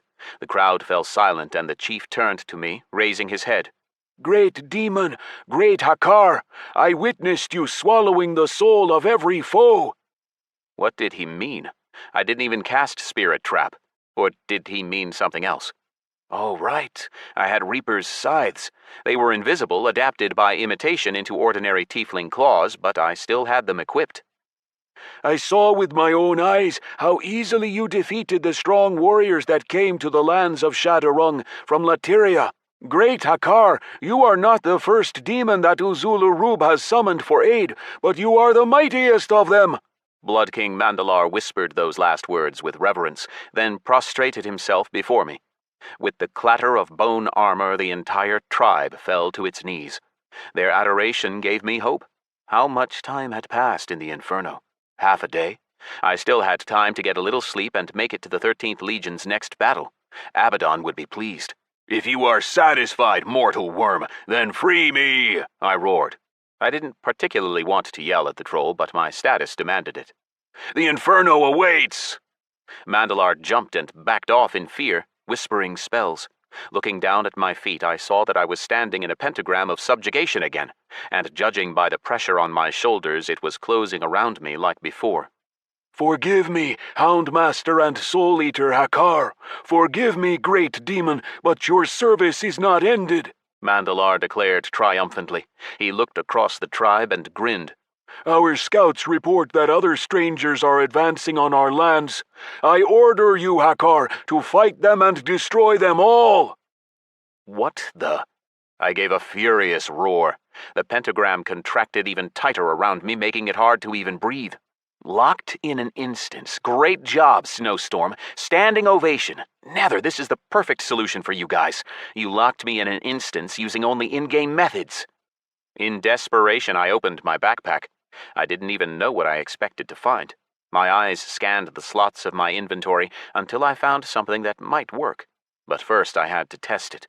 The item remained useless to me. Under the troll's spell, I couldn't use it. But if I gave it away...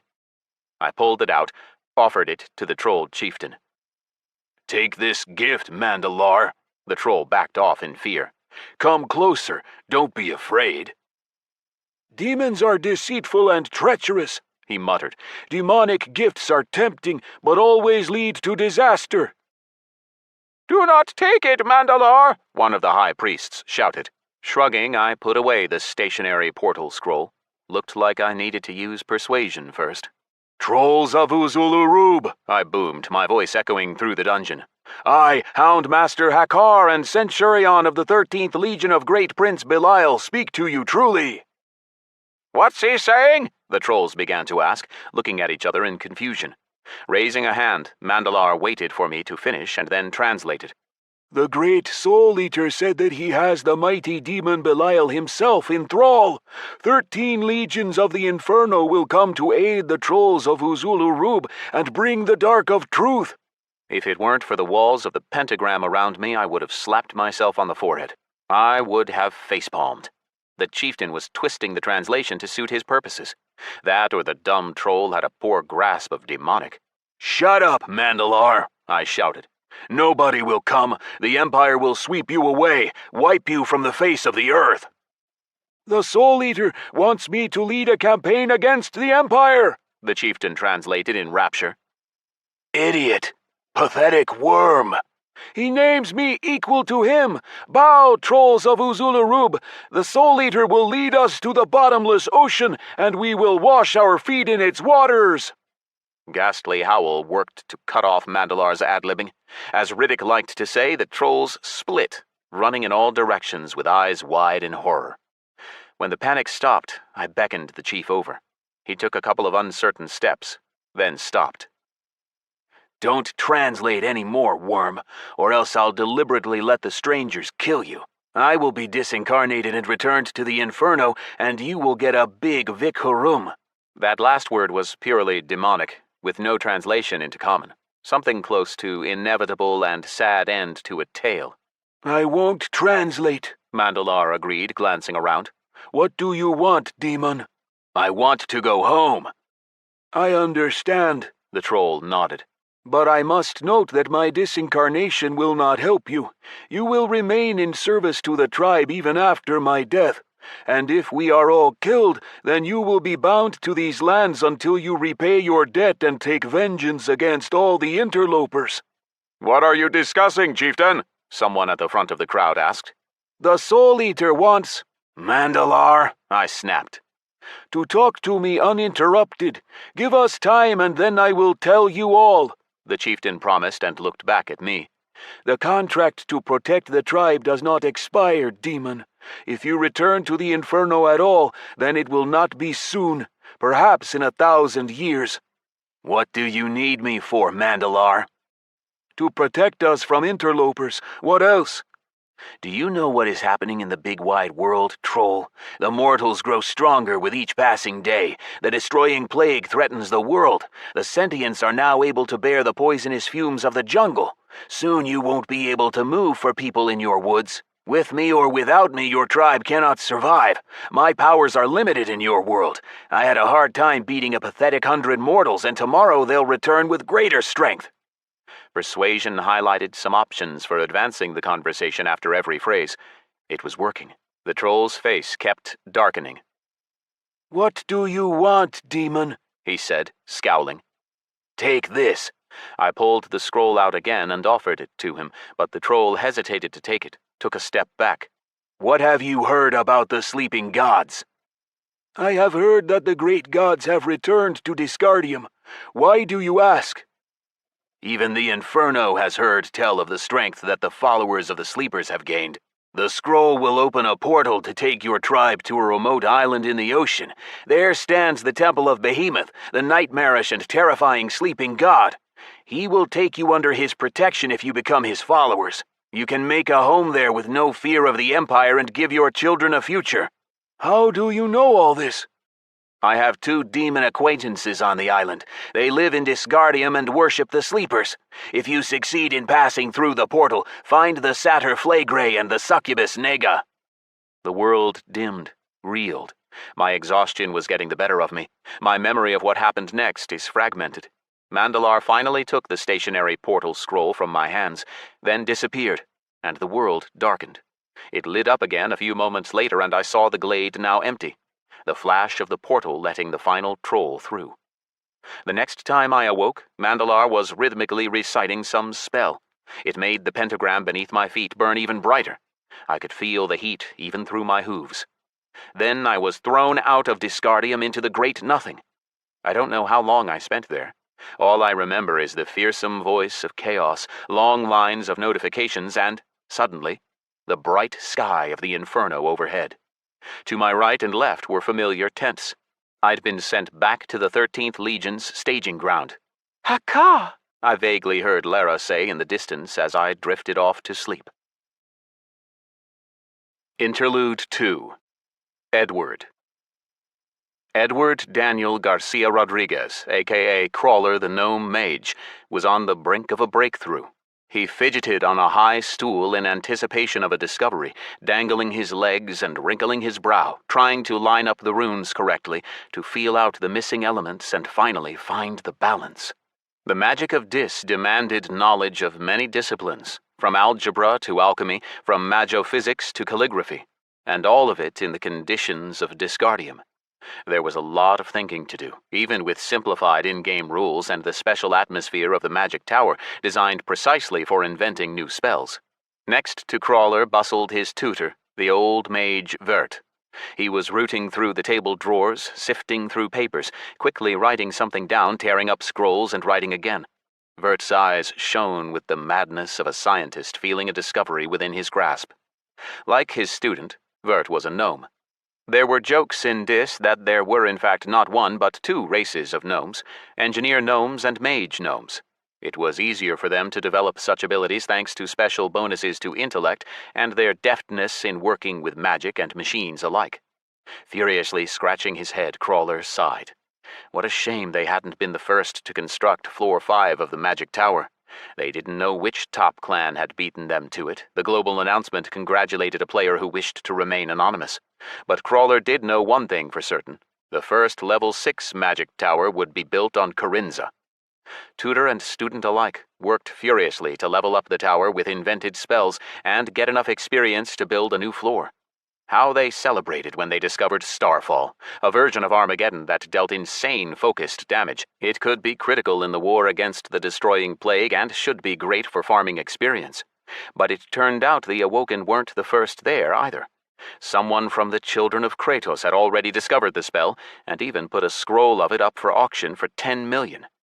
Miles of parchment, piles of magical ingredients and gold, all to get there faster than the other mages.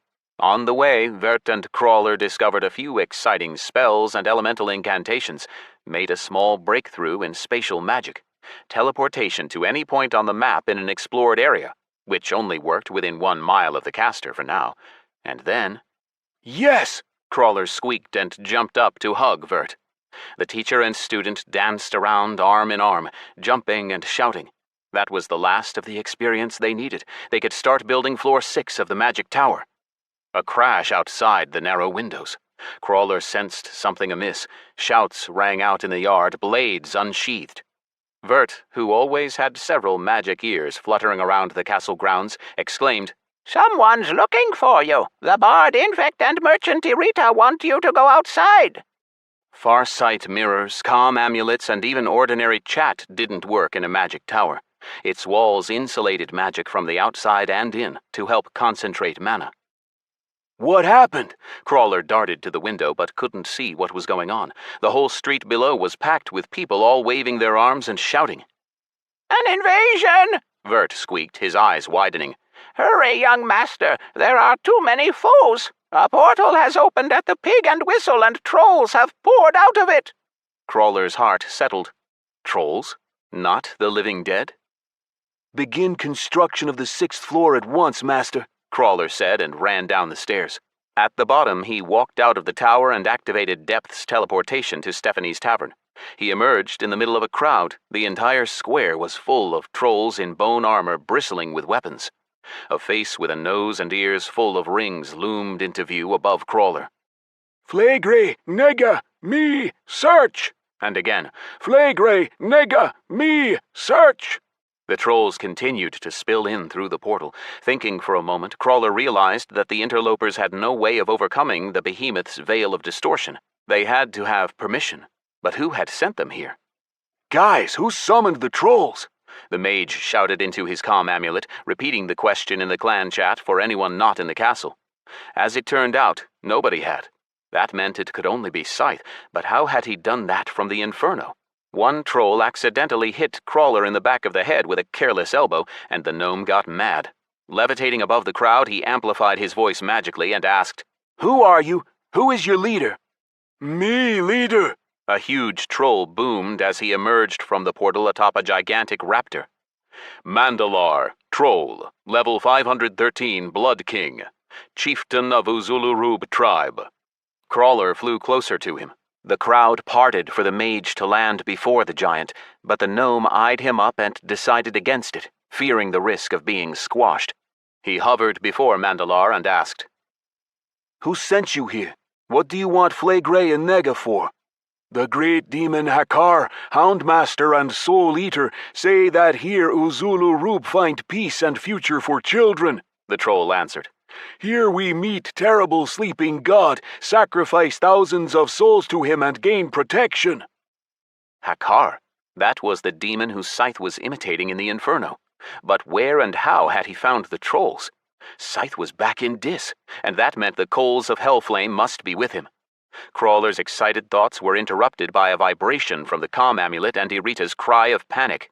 "Everyone log out right now! Alex is hurt!" Crawler spoke to the troll. "Turn around, Mandalar, and you'll see Flagre and Nega. The satyr and succubus will take you to the sleeping god." Both demons happened to have just come out of the tavern. Flay was limping slightly and belching loudly. Nega upended a bottle of wine into her mouth as she walked. Both their eyes, already terrifying enough, now swam drunkenly from side to side, and Flay gabbled. "The boss has filled this place with rabble again." Crawler didn't hear what Nega answered as he logged out of Dis. When Edward burst into the clan leader's apartments, he found all the security officers already there. Rita was pacing back and forth and sobbing while Maria tried to calm her down. What Edward saw paralyzed him.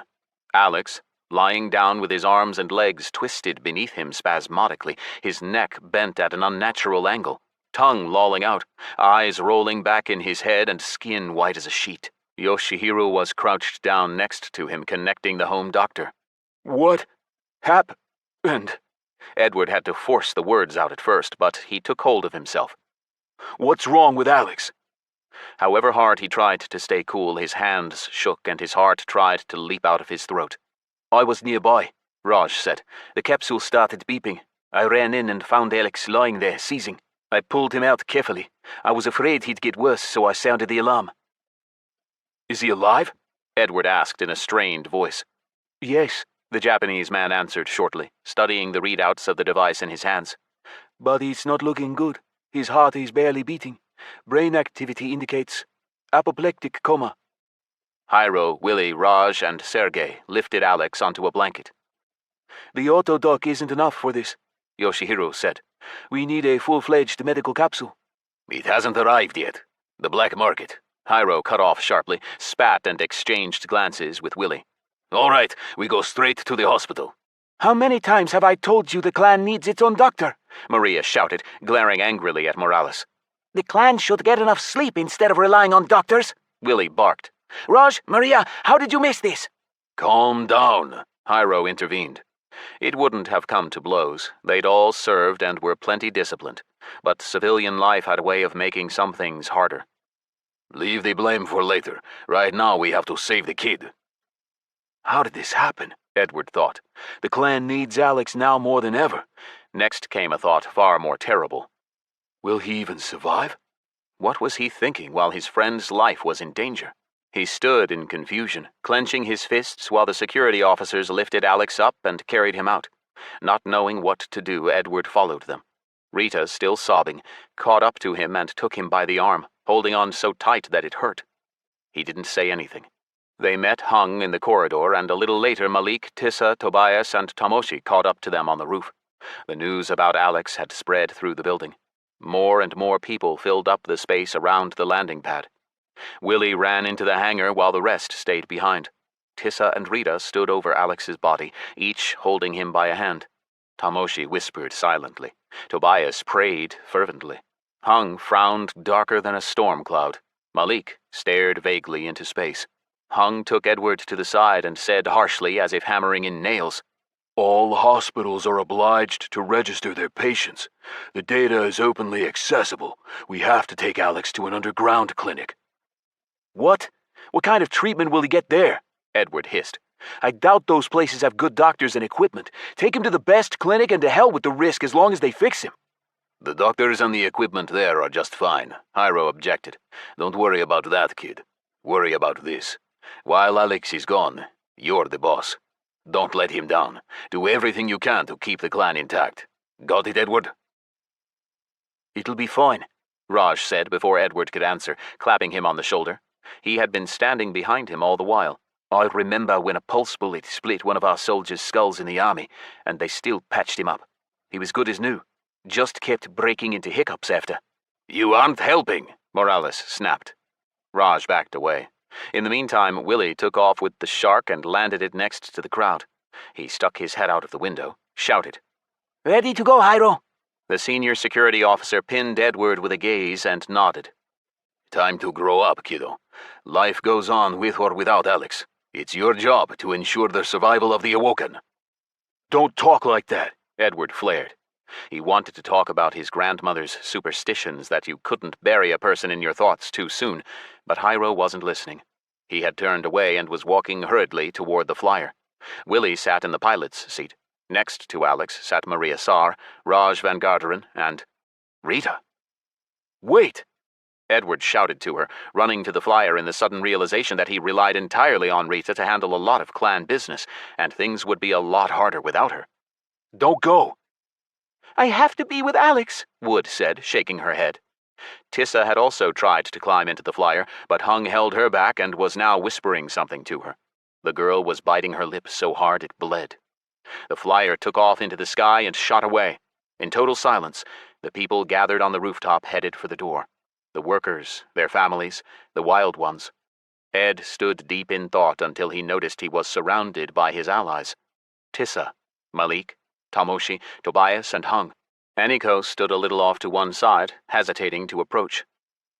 Let's go to Alex's apartment, Edward said. Let's talk. The idea of holding the clan council meeting in the clan leader's rooms felt natural, as if by gathering at his place they felt like they were with him at least somehow.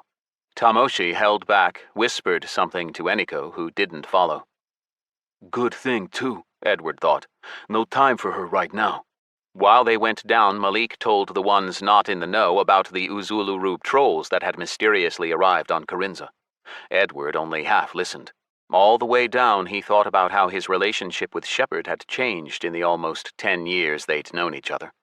From grade 1 to 5, when they were kids, nobody had particularly stood out, and even Hung hadn't seemed so large then.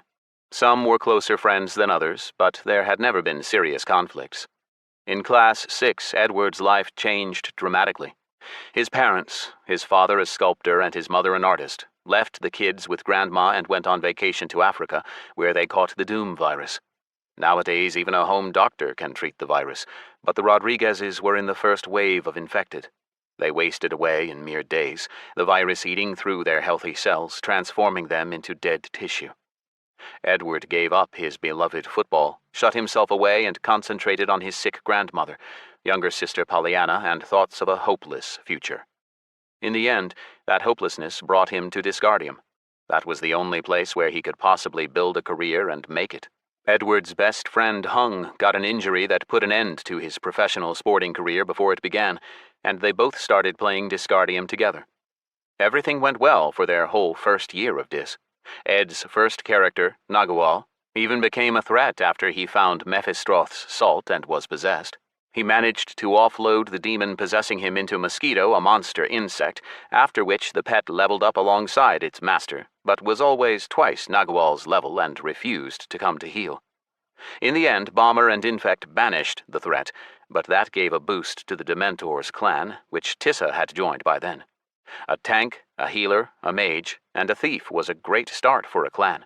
And everything was just fine until they crossed paths with Big Poe.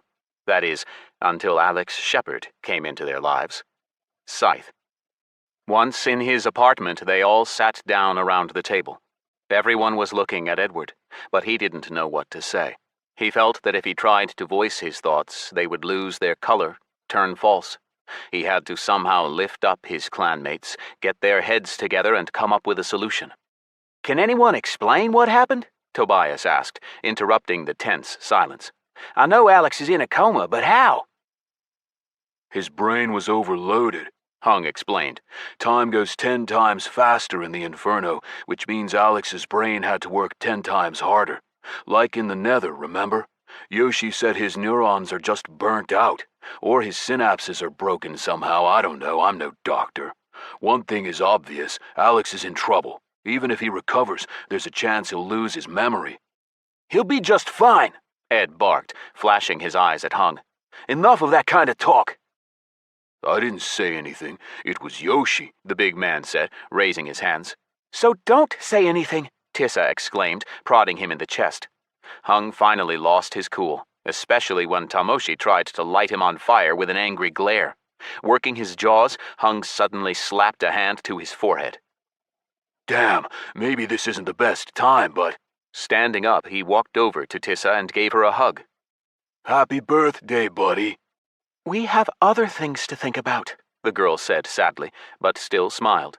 Everyone piped up to congratulate Tissa on turning 18, but the cries soon subsided. I won't be celebrating until Alex is back, she muttered. How can we... Silence descended. Hung slapped her on the back, felt awkward, and sat back down. It's citizenship testing week in 3 days, Toby said to the air. Has anyone been studying? Alex sure hasn't, said Hung, the only one trying to calm the atmosphere. Unless there are demonic ones. All right, I'll shut up. I just want to say, come on, people. It's Alex freaking Shepard. He'll get through it. He'll get through it, Edward repeated, frowning. Silence descended again for a long time. Everyone lost in their thoughts. Everything will be fine. Hung suddenly exploded and switched on the holographic news with a voice command, switching to the Disgardium channel. Let's watch, see if we learn anything. Where did those weird trolls come from? Did anyone see them? I did, Edward answered dully. I spoke to their chieftain, Mandalor. He said the demon Hakkar sent them to Kharinza. Hakkar? Tissa asked in confusion. That's Scyth's name in the Inferno. That means he's back in Dis, the girl cried, jumping up. right? A portal wouldn't have worked from hell. Maybe that's why he Hung began, but stopped, trying to choose the right word. collapsed. No point in guessing, Edward cut in. He'll tell us once he wakes up. Listening to the presenter's voice, he asked, Oh, turn up the volume. Alex had called his home assistant O, just like at his parents' house. Children of Kratos. According to an anonymous clan member, the children have successfully defeated all the bosses of the new raid instance, Uzul Urub, in the Urside jungle and reached the final boss, Mandalor. Those are our trolls, Tobias shouted. Everyone shushed him and kept listening with bated breath. Summoned the demon hound master, Hakkar, the newscaster continued. Screenshots from the instance taken by the children flashed behind her, and suddenly a massive demon appeared. Hakkar. Scythe became a dungeon boss? Hung whistled, and Edward elbowed him in the ribs. Shut up! But there was no more news about their friend. The children of Kratos raid-wiped. Joshua Gallagher did his usual whining, cursing the broken boss and the entire dumb instance, which had self-destructed out of nowhere. The portal had disappeared. The Uzulu Rub zone had become open to everyone. But neither mobs nor bosses remained, not counting the friendly Undalar tribe. But there was something else. It turned out that the boss Hakkar infected the children and their pets with corrupt blood. When the raid wiped, the debuff dropped from all the players, but not their pets, and those reinfected their masters, other players, even NPCs. A pandemic threatens Disgardium. The authorities of the Commonwealth and the Empire are setting up quarantine zones to isolate the infected. Healers have been deployed to the isolation areas. The lives of the infected are not in danger. Snowstorm has not yet made any comment, except that what is happening is all part of the gameplay. The presenter listened to her earpiece for a moment, nodded. I've just been informed that Chloe Cliffhanger, Snowstorm's Director of Communications, has given a statement. The image switched to Cliffhanger talking at a podium. Please, everyone, stay calm. Don't panic. Disgardium is a self-regulating world, and even an epidemic of corrupt blood, which is nothing more than a bug left over from an earlier version of the world, will be solved through in-game methods. A second ago, we learned that the priests of Nergal the Radiant are already offering to heal their followers. Edward switched off the holoprojector. There were things to do, decisions to be made, but apathy overwhelmed him. Concern for Alex's life hung over it all. The helplessness was crippling. There was nothing he could do to help. All he could do was wait. Ed glanced sideways at Tobias as he distantly twitched his lips and pulled at his beard, and envied him. He was reciting prayers. He had someone to put his hopes in. Giving in, Edward called Hiros for an update. He didn't pick up for a long time, and when he did, he shouted. Not a good time, Rodriguez. His heart stopped. We barely got him back. And hung up. Everyone heard it. A leaden silence descended. Deep in thought, Tobias wandered over to the refrigerator, pulled out a few bottles of soda, and handed them out. Edward didn't drink, although his throat was dry. Malik broke the silence. Nearly crying, he muttered, Will he survive? Of course Alex-san will survive, Tomoshi said. He muttered something in Japanese, his fists clenched before him. Strange, Ed thought. You'd think Tommy would get along with Yoshihiro, but the two don't seem to talk. The thought disappeared as soon as it arrived, because Edward was digging around in his own mind, trying to figure out why there was a huge hole in his soul. I hope so, Malik whispered, casting a crazed glance at the others and continuing hotly. Come on, guys. We're wasting time. We can't just sit here grieving and worrying and give up. Sure, everything depends on Alex, but it's time for us to prove that we're worth something without him. Or else, what good are we? No good, Tomoshi noted, hinting, it appeared to Edward, at the stolen daggers, but his reply went unanswered. Malik's words did the trick. Understanding came. Ever since that memorable first kill in the Evil from the Depths instance, they had relied on miracles, albeit subconsciously. Even when it seemed there was no way out, Shepard pulled another trick from his sleeve like a magician pulling a rabbit from a hat, or he took responsibility on himself and the problem was solved. Axiom blocking access to an instance, Scyth slips inside, and it's a member of Tristad's biggest clan that lets him in. Mercus nearly wipes the group. Scythe deals decisive damage. Big Poe puts the Dementors on his kill-on-sight list. Scythe works it out. The clan almost drops out of the arena. Scythe handles that too.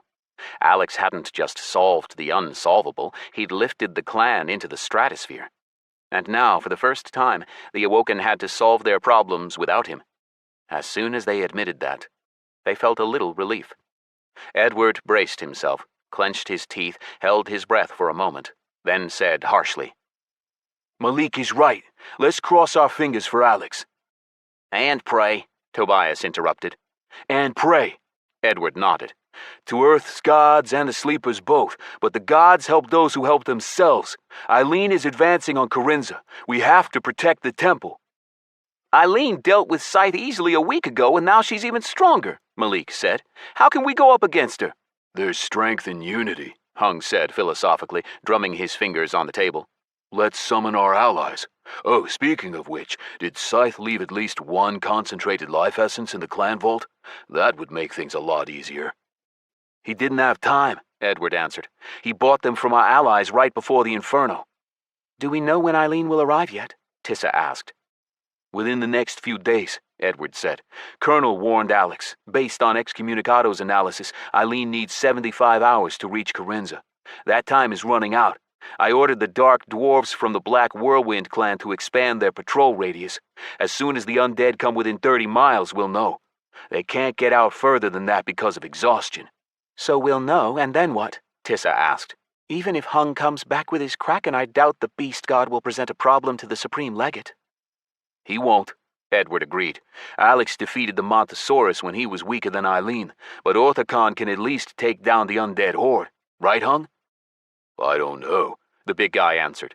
We met an ancient shark in the ocean, another beast god. Orthicon didn't fight it. He sped up so fast that I nearly fell off. Although I still don't see his level, he sighed. Well, there's nowhere to go, right? We'll come back. And then swim all the way back out there again, Hung-san? Tamoshi asked. I didn't want to say anything just yet, but that's at least one piece of good news I have. Lee smiled and then immediately frowned again. We've almost reached Mayaz and we got to the underwater kingdom. Right now, Orthicon and I are near Piercing Edge, a guard post of the Nagas, which means I can get back without the Kraken through the depths. I have the destination in my list now. Great, Edward said, uplifted. Alex said the Montosaurus will help protect the temple too. And I have some good news as well. Vert and I have started the 6th floor of the magic tower. There's every chance we're the first since construction goes a lot faster near a place of power. Maybe I'll be able to unlock some Imba spell. Looking at Tamoshi, he asked, Tommy, what do you have? Nothing special, Edward-san. Hiros helps Eniko-chan level up and waits for the great Tiamat to make the conditions around the temple on Terrastera less extreme, that we may continue there. Oh, right, Edward muttered. What with the tower, I totally forgot. Alex asked me to talk to Tiamat. All right, I'll do that today. Are we going to go there to level up together? Tissa asked. Edward thought a moment, nodded. The hell with old grudges. Right now they needed every fighter, and healer, and bard. We'll all go, he said. Have you forgotten about Colonel? Tobias asked. That old coot promised to help Alex, and he has his own pet legate, Angel. I watched her real-life stream, by the way. She's so awesome. You seen it, Tommy? Tamoshi shook his head. Let me show you. Tobias brought a hologram of Angel up for everyone to see, but Edward was already calling Yari Hinterleaf's deputy. Of course, he should have cut Tobias off, but inwardly he was happy that the somber mood was lifting. Hiro was right. Life goes on, and there's no point in grieving in advance. They had to do all they could to ensure that Alex didn't come back to a plague-ridden ruin. Hello, Yaroslav. This is Edward Rodriguez, crawler from the Awoken, Edward said when the holoprojector brought up Yari. The other clan officers are here with me. Yari turned his head, nodded, and said, Hey there, young'uns, where's your eldest? He looked at the hologram of Angel, laughed. Angelina Verratti from the elites? You studying the legates' profiles? Something like that, Tobias mumbled, blushing and switching off the hologram. Yaroslav, we have an emergency situation here. We need to discuss it with all the leaders of our allies, Edward answered. In brief, Eileen is advancing on the Temple of the Sleepers and Alex is in a coma. More details when we meet in-game. Yari's face immediately turned serious. How can we help? We can send a medical flyer if you give us an address. Put him in the Swiss clinic we use. No need, Edward interrupted. All right. Okay, we'll gather the rest. When and where? Is an hour from now good? Hinter isn't at the base, and I have no idea where Horvath and Colonel are. I suggest we use your castle, Edward said after a moment's thought. It would be risky to gather all the allies on Kharinza, although what difference did it make if they were going to defend the temple anyway? No, wait. Let's meet on the island. You can meet Behemoth, soak up some godliness. Agreed, Yari nodded. I'll gather the leaders in the Modest Castle. Can you pick us up from there? Sure thing. Then see you soon. Yari hung up. Tissa shifted, nodded at Edward's calm. You didn't say anything about Angel. There's no way we can kill Eileen without her. I'll tell that to Colonel directly. Yari might not be in the know, Edward answered. Rita isn't here, so I'm going to go see the goblins and then Yemi. Yoruba and the orcs of the Broken Axe could come in handy. Who else? Oh, that reminds me, Malik piped up. Alex's allies from the games contacted me. What were their names? Artemius the blacksmith and Nobu the chef. Why you? Hung asked, raising an eyebrow. Don't they think you betrayed Alex? They messaged me, too, Tissa said. I think they were trying to reach Alex by sending messages to everyone they know from the Awoken. But I didn't answer. Uh-huh, Malik nodded. They both complained that Scyth wasn't answering and they really want into the clan. Maybe we should just invite all of Meister's crafters? They can help defend the temple. They won't be much use, Ed said gloomily. Joker sent 300 rank 5 turrets and machine guns. Meister crafted a bunch of gems, but all of us have better weapons and accessories already, so I handed them out to the officer workers and NPCs. That's all the help we'll get from them. At least they crafted it all for free. We only paid for the materials. Turrets? Hung perked up. Yeah, powerful ones, rank 5. Gula said he'd put them up around the perimeter and inside this morning. He remembered Alex's warning and frowned. Also, Meister's crafters might leave us with empty pockets if we lose the temple. They have a contract with Alex. How's that? Malik asked. For helping him in the demonic games, Alex promised them each 50,000 bonus stats from Unity. We know that, Tissa said nervously. But why empty pockets? Scyth saw a potential future while he was in the Inferno. If we lose the temple, we'll go bankrupt. Class action suits are no joke. I spoke to some hotshot prime lawyer. There's no way of avoiding it. All we can do is hold up our end of the deal. Even if Alex... The point is, it's the clan's responsibility. If anyone has any expensive personal items or savings and we lose the battle for the temple, hide it all in an auction for special sales vault at Kanima. That way we save at least something if we lose our characters. The news met no enthusiasm. Edward looked across his friends' focused faces, stopped at Tobias. Toby, where are you now? Moving toward the instance on Terrastera, but I can come back. I'm linked to our tavern. How are you going to get back there afterwards? Alex left me a goblin beacon. I can drop it there and go straight back to it. Those goblin beacons, Edward said thoughtfully. Strange that nobody has invented anything like them since, and the League keeps them to itself. There are none in free circulation. Scyth just gave his to you? Tobias shrugged. I didn't even know they were so rare. Then he perked up. Nice that the little green folk respect the sleepers so much. It's Scyth they respect, Hung noted. Scyth is useful to them, that's all, Tissa argued. After waiting for the argument to die down, Ed turned to Malik and asked, What do you have? Nothing special, he shrugged. I found Lavak's heart in the Lakharian Desert. Now we can unlock the entrance to the lost sanctuary of Lavak raid instance. That's the one you dug out when you were grinding in the desert? Hung asked. The very same, Malik answered. No point in completing it without Scyth, so it's not urgent. After a moment's thought, Edward disagreed.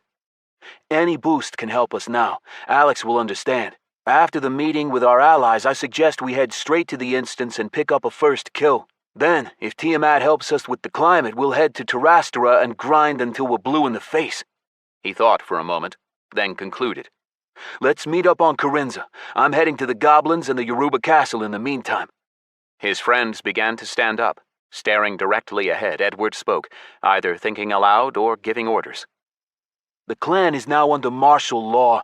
Until we beat back the undead invasion, everyone can forget about whatever they're doing. Alex isn't with us.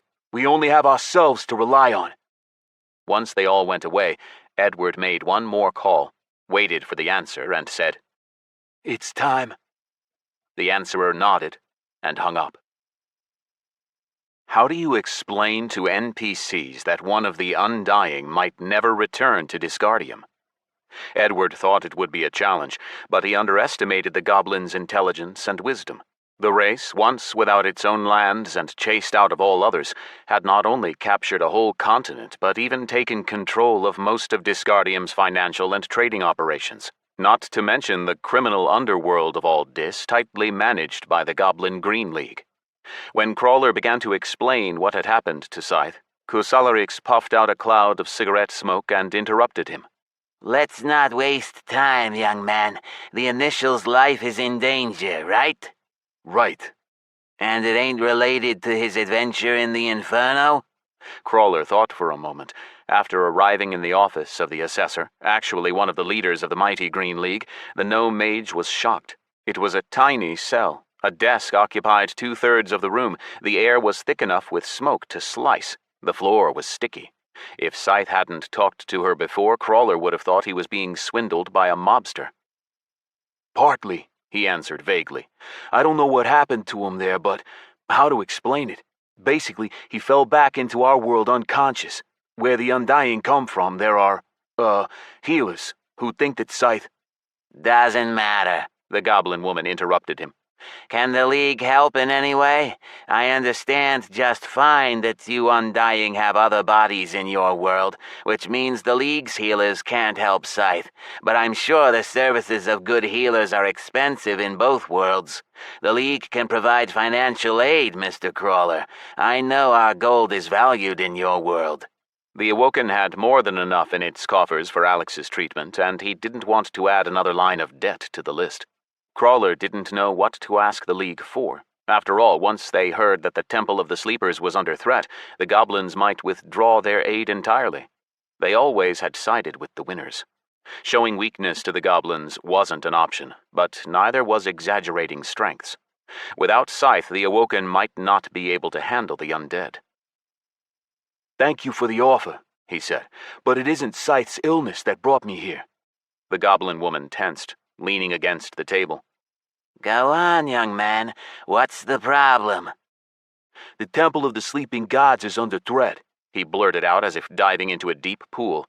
We need everything the Goblin League can offer us. Kusalarix reacted simply. When? Could be any time. Maybe right now, I don't know. Crawler felt uncertain before this wizened goblin woman. She seemed able to see straight through him. Eileen, Supreme Legate of the Destroying Plague, is advancing across the ocean toward the temple, along with her entire undead horde. We are aware of this, but we were counting on Scyth to handle it himself. She drummed her claws on the table, thinking. It seems the League must alter its role of passive observer. Well. All right. I'll put the matter to the High Council, young man. All its members follow the Sleepers, and the loss of unity would be a mighty blow. The goblin took a long drag on her cigarette, breathed out a cloud of smoke, and finished her thought hoarsely. And so, in the name of greedy and heartless Maglubiet, the League will pull out all the stops to save the temple. You can rely on all our resources. Thank you, the mage said sincerely, feeling his heart lighten. We know where the temple is. Kharinza's coordinates are in our internal portal network. If you choose another site for the battle, let me know. Artifacts, army, supplies, we'll deliver it all as soon as we have it gathered. By midnight, the League will have given you all it can.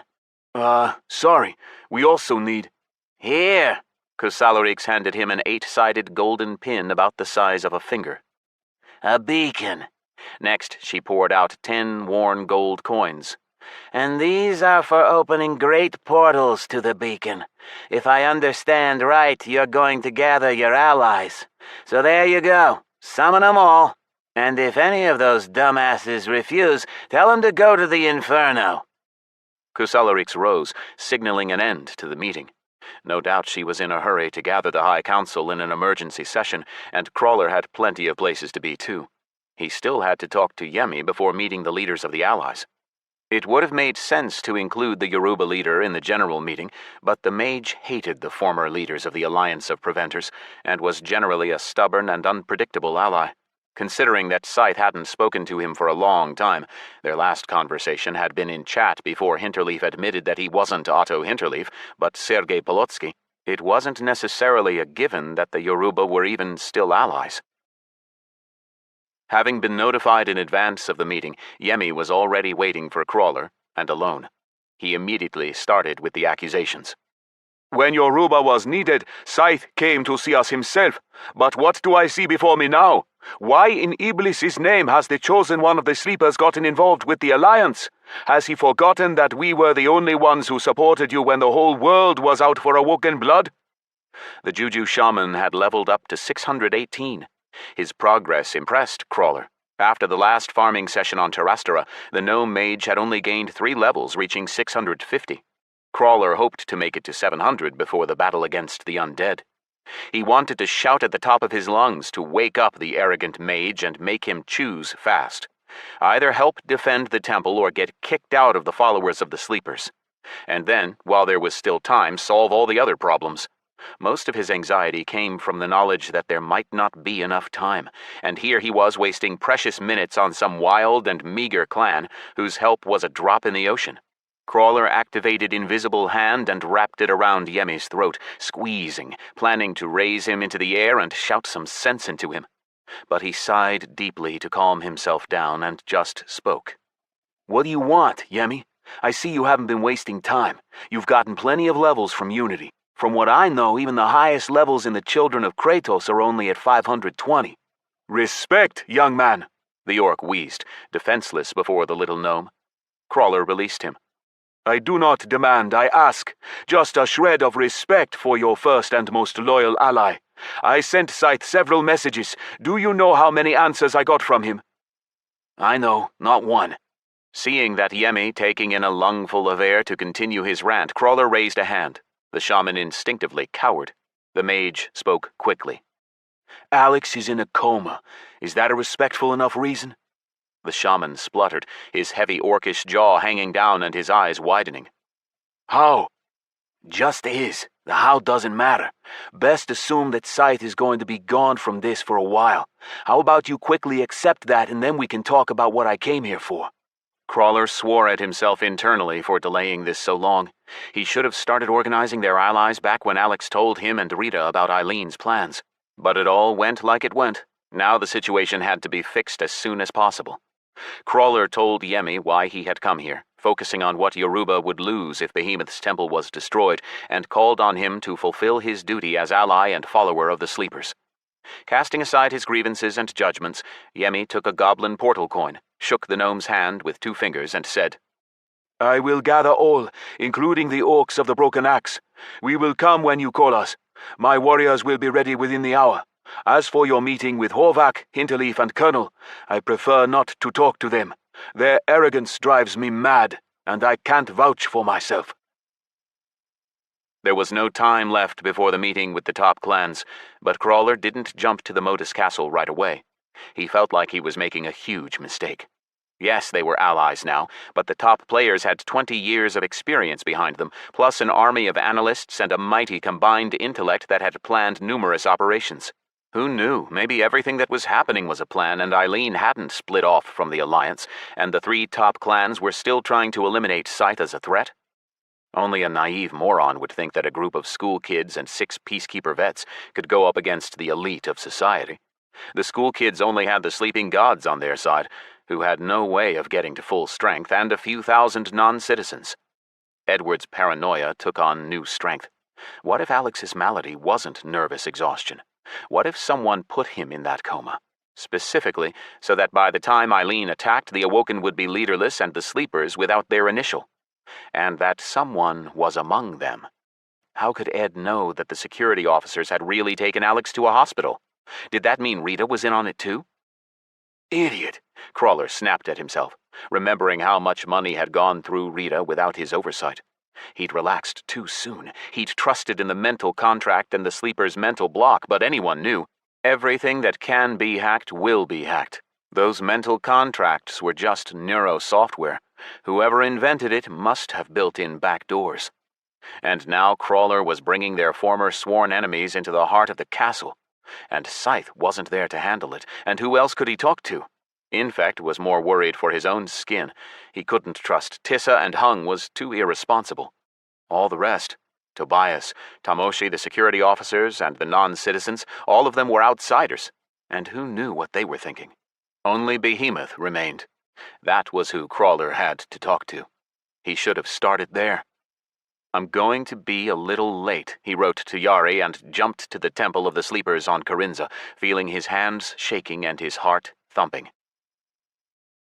Wise people know that they stand to lose more than they gain if they betray us, Behemoth said in parting, and added, and there are no fools among my priests.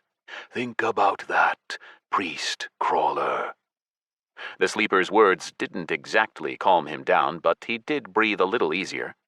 The paranoia retreated, replaced by a determination to fight the undead to the death. The Awoken and its allies may lose, but they had to use all the resources they had so that no matter what happened, they could say they did all they could. Jumping to acid Terrastera was a death sentence, so Edward spoke to Tiamat through Behemoth. The goddess answered that the area around her temple was already transformed, and that which concerned Crawler need not worry him. There was a veil of distortion around the temple. The sleeping goddess seemed to read his mind. He had only just thought of that. After the conversation with the sleepers, the Awoken mage summoned his mount and flew around the island. Soaring through the sky, he opened his map and thought about which direction Eileen would come from. From the north and west?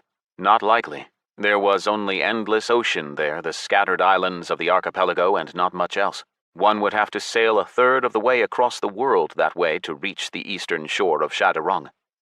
It was faster to reach Kharinza from the east, from Tristad, but definitely not easier. The king of the Commonwealth, Bastian I, would have surely dispatched his army and Nergal's priests to protect his inhabited lands from the undead, which would delay Eileen. The immortal aspects of light would have cut a sizable chunk out of the horde. Maybe Eileen landed her army in the Lakharian Desert where Scyth and Gula built the stronghold of the destroying plague. From there, she would have had to cross the entire southern continent across the Dead Sands, a narrow strip of land along the ocean. There were no mobs in the sands, no plants, no settlements, so they were of no interest to players. The road was long, spanning practically the entire continent, but the tireless undead could manage it. Ugh, if only Crawler had known their route in advance. They could have met the enemy on the continent and fought them there. Well, if the horde of the undead had passed through the Dead Sands, Crawler mentally drew a line and realized which direction Eileen would come from. The southeast, from where Lecteria extended into the ocean with its half-moon peninsula of Devo, home to the neutral races. Rotating the map, Crawler drew a line from Devo to Kharinza, 26 miles from the clan base. Eileen's path crossed the Boomerangs, 2 islands parallel to each other. When he saw them on the map, the mage realized at once who had named them. None other than Bomber, the first to discover those lands while traveling on his Kraken. Second Boomerang was closer to Kharinza, and that was where Crawler decided to assemble the army. Landing in the center of the island, he stuck the goblin portal beacon into the earth and jumped to the Modus castle. After teleporting, he waited for his eyes to adapt to the semi-gloom of the castle courtyard after the bright sun of the archipelago. The sky was gray and rain drizzled, but the cobblestones were still dry. The droplets evaporated before they reached Crawler's head. Some climate artifact at work, probably. Crawler looked around in confusion. He could have sworn that the courtyard was empty, but the illusion dispersed, and the gnome now saw that he was surrounded by a crowd arranged in a square. Humans and orcs, elves and trolls, gnomes, dwarves, ogres, loafers, centaurs, dryads, vampires, fairies, and enough shiny legendary gear to blind a mole. Greetings, ally, A mighty orc rumbled. He was the first to approach and reach out a hand. well met. I am Horvath. Crawler, the gnome mage nodded, cursing the low stature of his chosen race for the umpteenth time. Where are the others? Here, came the voice of a Goliath commander like peals of thunder from above. Colonel, excommunicado. Pleased to meet you, Crawler said, taking the offered hand. You have a very rare class, Colonel. I know, he nodded. If I am not mistaken, I am the only one with the class commander. It gives good raid bonuses. Quetzal the Titan stood behind the Goliath's back. He caught Crawler's eyes and nodded. Sorry I'm late, Hinterleaf the gnome said, hurrying up. Good to see you, Crawler, my dear. Well, is everything ready? Shall we prepare our fighters to teleport? No, only the clan leaders, Crawler muttered. We're going to discuss the plan first, then I'll give you some coins to open great portals to where we plan the first line of defense. The leader's deputies and senior officers stepped forward. They exchanged greetings with the sole representative of the Awoken. Then Horvath stared at Crawler and growled. Before we begin, I will ask the question on everyone's mind. The epidemic of corrupt blood, is that your work or the destroying plagues? What makes you think that? Colonel asked in surprise. It was a bug with a boss in a new dungeon. The children of Kratos carried the infection out into the world. Sure, Hinterleaf chuckled, and then they closed the instance right away. I was supposed to check it out, learn more, Horvath muttered. We cut our way through the children of Kratos to get the first kill in Uzularub, but guess what happened once we got there? What? Hinterleaf and Colonel asked at the same time. The damn instance disappeared, Horvath growled, staring at Crawler. What do you say about that, kid? It's nothing to do with us, he answered and nodded at the sharp ears of the front-line fighters. Well, are we ready to move out? So we're finally going to lay eyes on the top threat's mysterious castle, are we? Colonel rubbed his hands. The Dark Lord's citadel, Yari laughed, but a look from Hinterleaf shut him up. I'm afraid not. I won't be showing you the castle, the mage said, shaking his head and deciding to lie. That will affect the integrity of the defenses put up by the sleeping gods. Anyway, I thought it'd be best for us all to examine the spot where we plan to meet the undead advance. If any of the leaders were disappointed, they didn't show it. Then let's not waste any time, Hinterleaf exclaimed shrilly. Nodding, Crawler sent a group invite to him, Horvath, and Colonel. After a moment's thought, he added Yari, Hellfish, and Quetzal, since he found the first the easiest to talk to, and the latter two had been Scyth's allies in the games. Where is Pecheneg? Crawler asked, looking around. Is Taipan with us? They'll send troops, Yari answered, but Pecheneg and Taipan won't be any help now in the planning stage, as I'm sure your allies from Yoruba won't be either. All right, ready? The mage asked. Let's jump. 7 sentients representing what might have been the 4 strongest clans in the world appeared on the Isle of Second Boomerang. I guess Baum didn't think too hard about the names, Crawler said to himself, chuckling. The 6 adults immediately started looking around in interest. Wow, Hinterleaf mumbled. A completely different teleport effect, like traveling through the earth itself. What did you say it's called again, Crawler? I didn't, Crawler answered, shaking his head. He didn't like something about what was happening, but he wasn't sure what for now.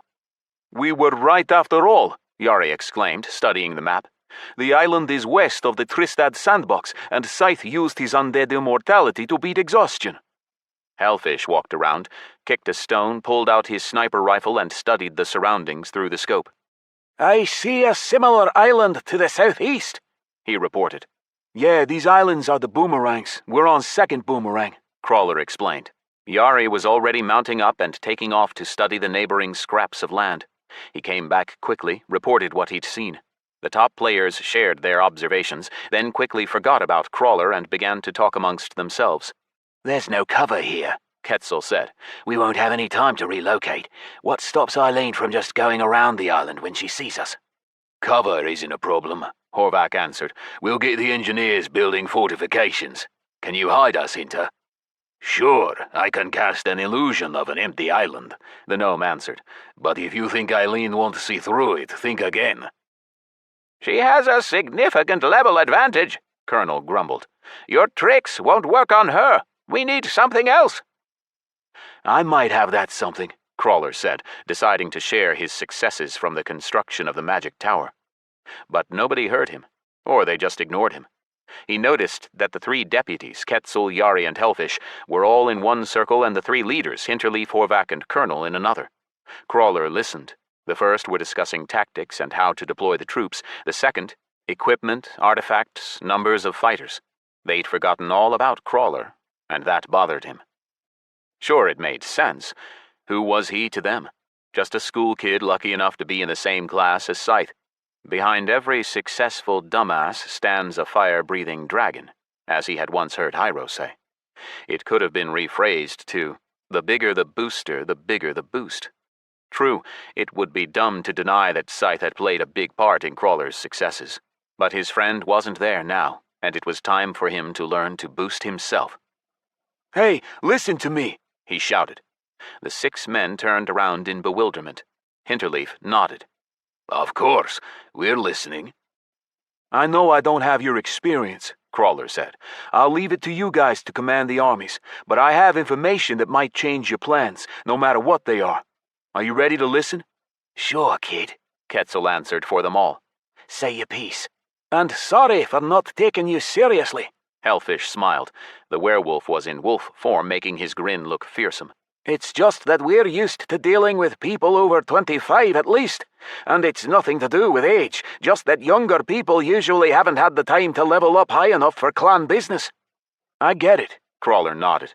All the same, I really do have something to say. But before we start, Colonel, Quetzal, I see that you and your clan haven't become followers of the Sleepers yet. Yes, Alexandro promised us 3 priest positions after his return from the other dimension. The Goliath sucked in his lips like an old man. But now I am given to understand that he is in the hospital. What happened? He's in a coma. His heart stopped. Now he's in a clinic, and that's all I know. I can't reveal any details of what happened just yet. I need an oath from you. And you too, Quetzal. I can't offer you those spots, but we have 5 other priests here, so you can at least become followers of the Sleepers before Scyth returns. Crawler left out that they would be willingly accepting Behemoth's mental block. A standard oath that we will not bring harm to Scyth through word, deed, or inaction? Colonel laughed. To Scyth or the Awoken.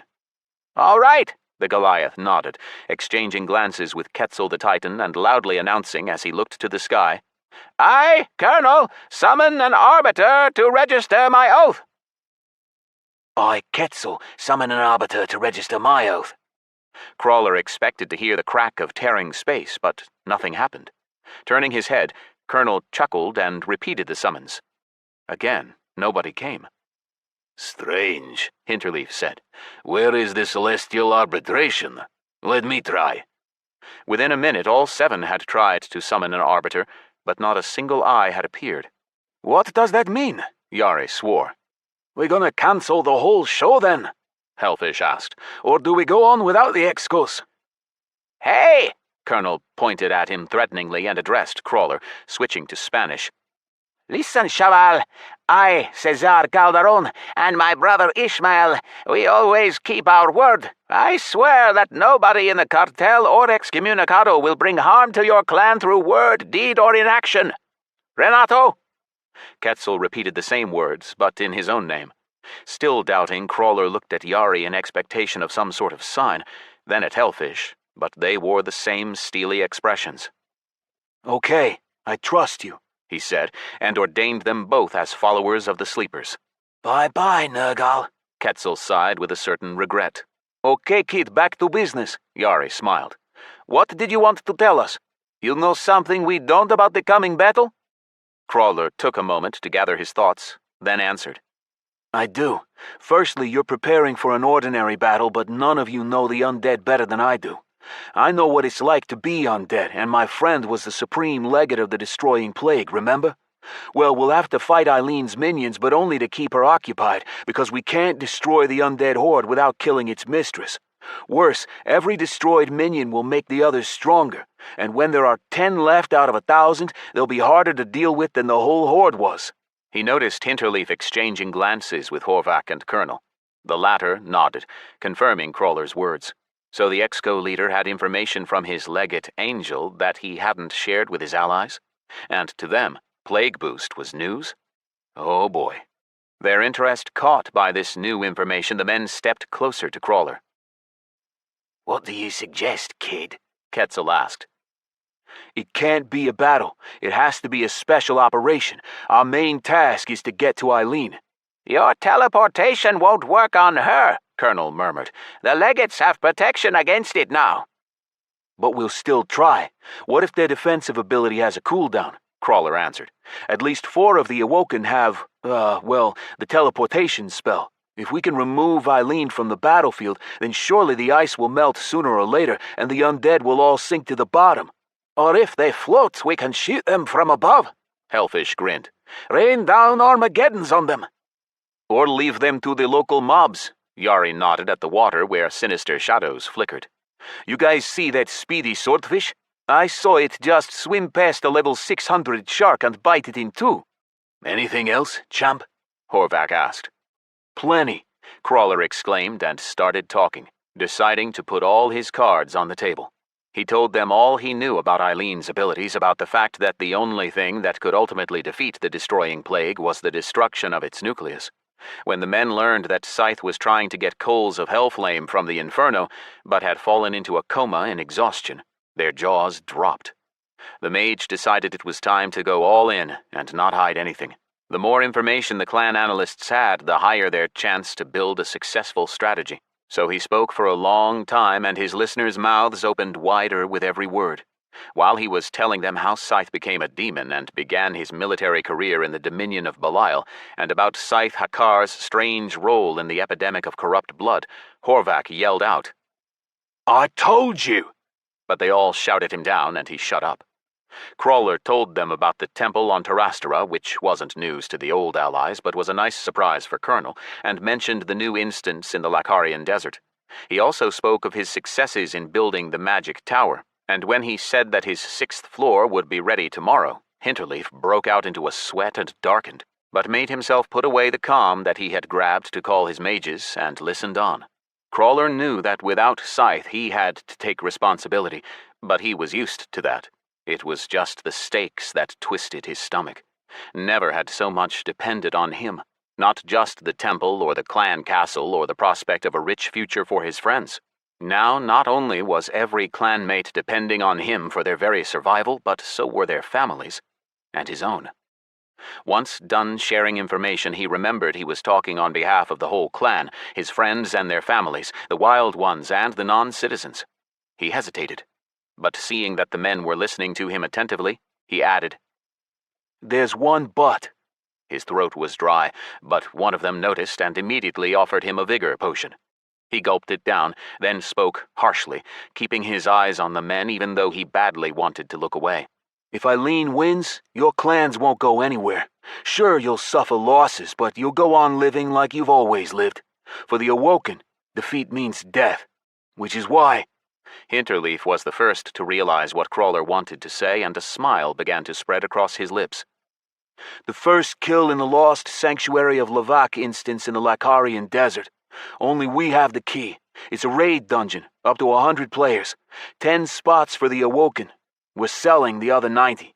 The starting price is 100,000 per spot. I'll take them all, Colonel blurted out.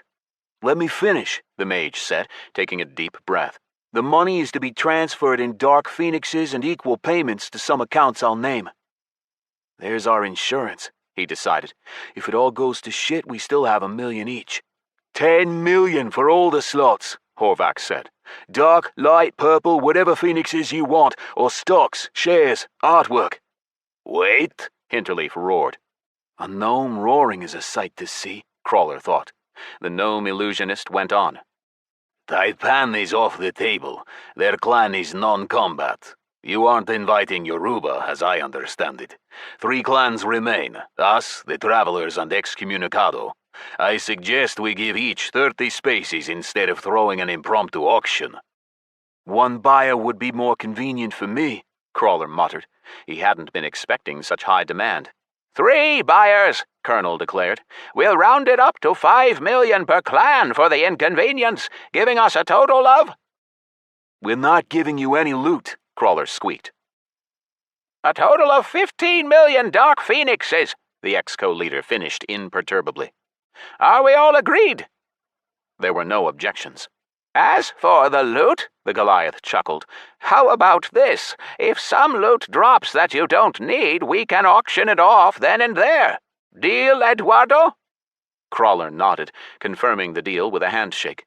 Staring hard at him, Horvath croaked. Do I correctly understand that isn't all? Do you have something else to offer us, young man? A one-time farming session on Terrastera, 90 slots again, Crawler declared. How much? Horvath and Colonel asked at the same time. Ignoring the question, the mage continued. You can forget about putting a beacon there and going back without us. Tiamat won't let you. So this is a unique offer, and until Scyth gets better, it's a one-time deal. How much? Hinterleaf asked again, his gnomish grey eyes glittering with greed. I'm offering you this only because there's a battle ahead of us. We're going to be dealing with levels over 1,000, but we know how to fight them. Crag! Hinterleaf exclaimed. That's why Scyth asked about him. Crag is in our clan now, again, but his presence will give the whole raid a massive boost, which will let us fight easily and grind some levels. How much? Horvath growled, raising his voice. And it may be that as soon as we jump there, we'll have to come back because of Eileen, Crawler said, continuing his speech impassively. How much? Colonel boomed. Get on with it, Eduardo. We might not even have time to... Tell us how much you want, Quetzal cried. Say it, Colonel demanded. Was it too much? They would all easily get 50, maybe even 100 levels on Terrastera. That would take a few years of leveling normally. They should agree, in theory. But was it arrogant to ask so much of them? Crawler remembered that the lives of his friends and family hung in the balance, and swept aside his doubts. The numbers he planned to say made him queasy. He held his breath for a moment, then blurted out, 1 billion. Done, they all shouted. It worked. Crawler held back a smile with difficulty and tried to still his galloping heart. The 3 top clans left their sentries, engineers, and analysts on second boomerang. It worked in their favor that the undead's movement speed was limited by Eileen's ability to create a half-mile section of ice. As soon as the horde appeared on the horizon, the allies would have time to organize and arrange themselves.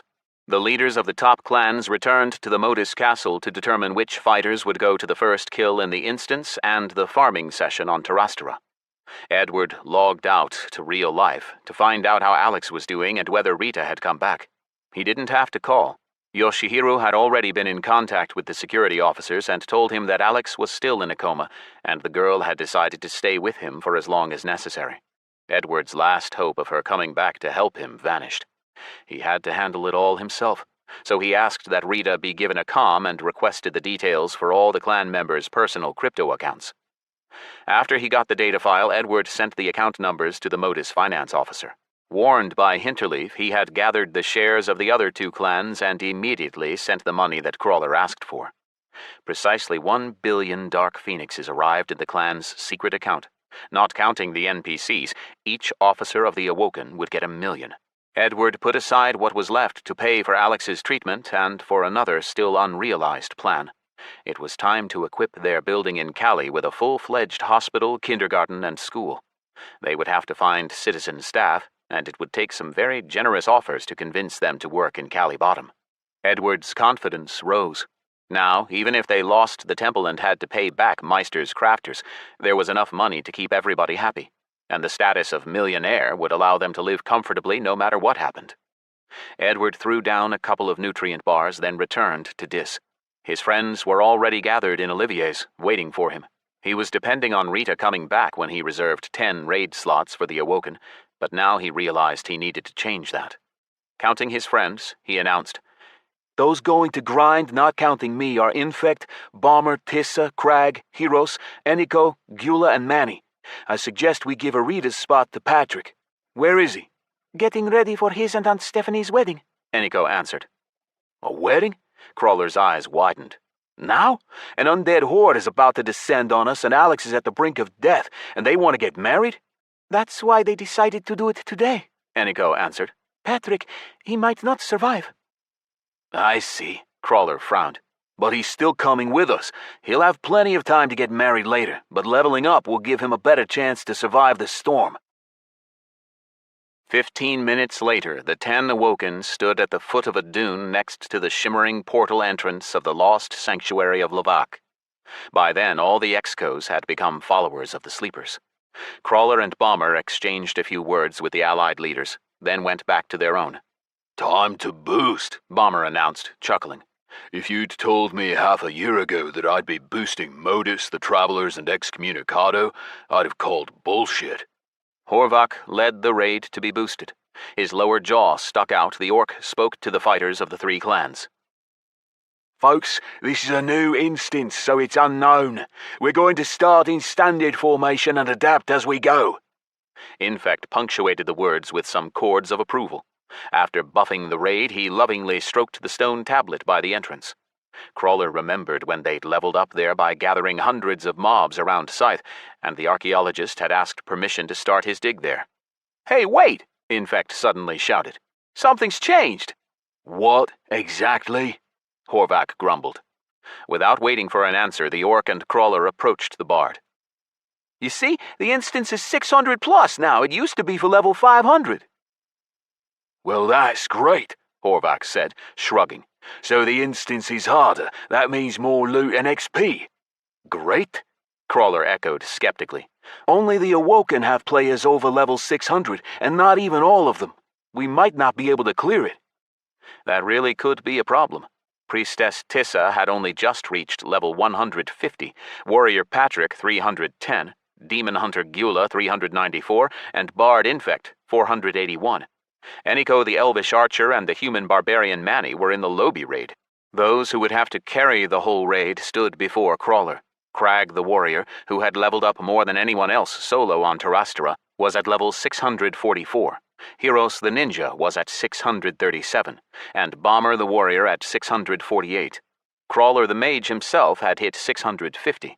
The 4 of them weren't much higher than the instance's recommended level, and considering that 100 lower-level players were coming into the instance as well, they could easily suffer a wipe or even a series of wipes.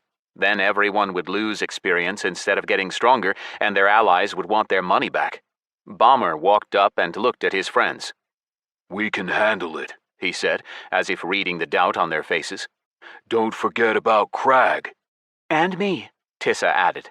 My second chance will automatically resurrect the fallen. The main thing is to remember that it has an hour-long cooldown.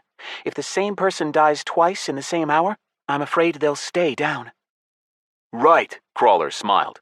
Occupied with business, he had completely forgotten about his friend's new ability. Okay, Tissa has to survive at all costs. Good to know, Horvath said. You guys are full of surprises. Anything else you have that the raid leader should know about? No, Crawler answered firmly. Hiros had been ordered not to reveal his abilities. Hey, one more thing. As it turned out, Crag was already standing nearby. The mobs themselves have to start the fight. You know that, right, Mr. Onagut? Otherwise my abilities won't work. I know. The raid is aware, Horvath answered. We looked into hiring you from Modus, actually. Anyway, kids, time's running out. Let's get to it, if you'll allow me. Horvath jumped up high and shouted, Raid!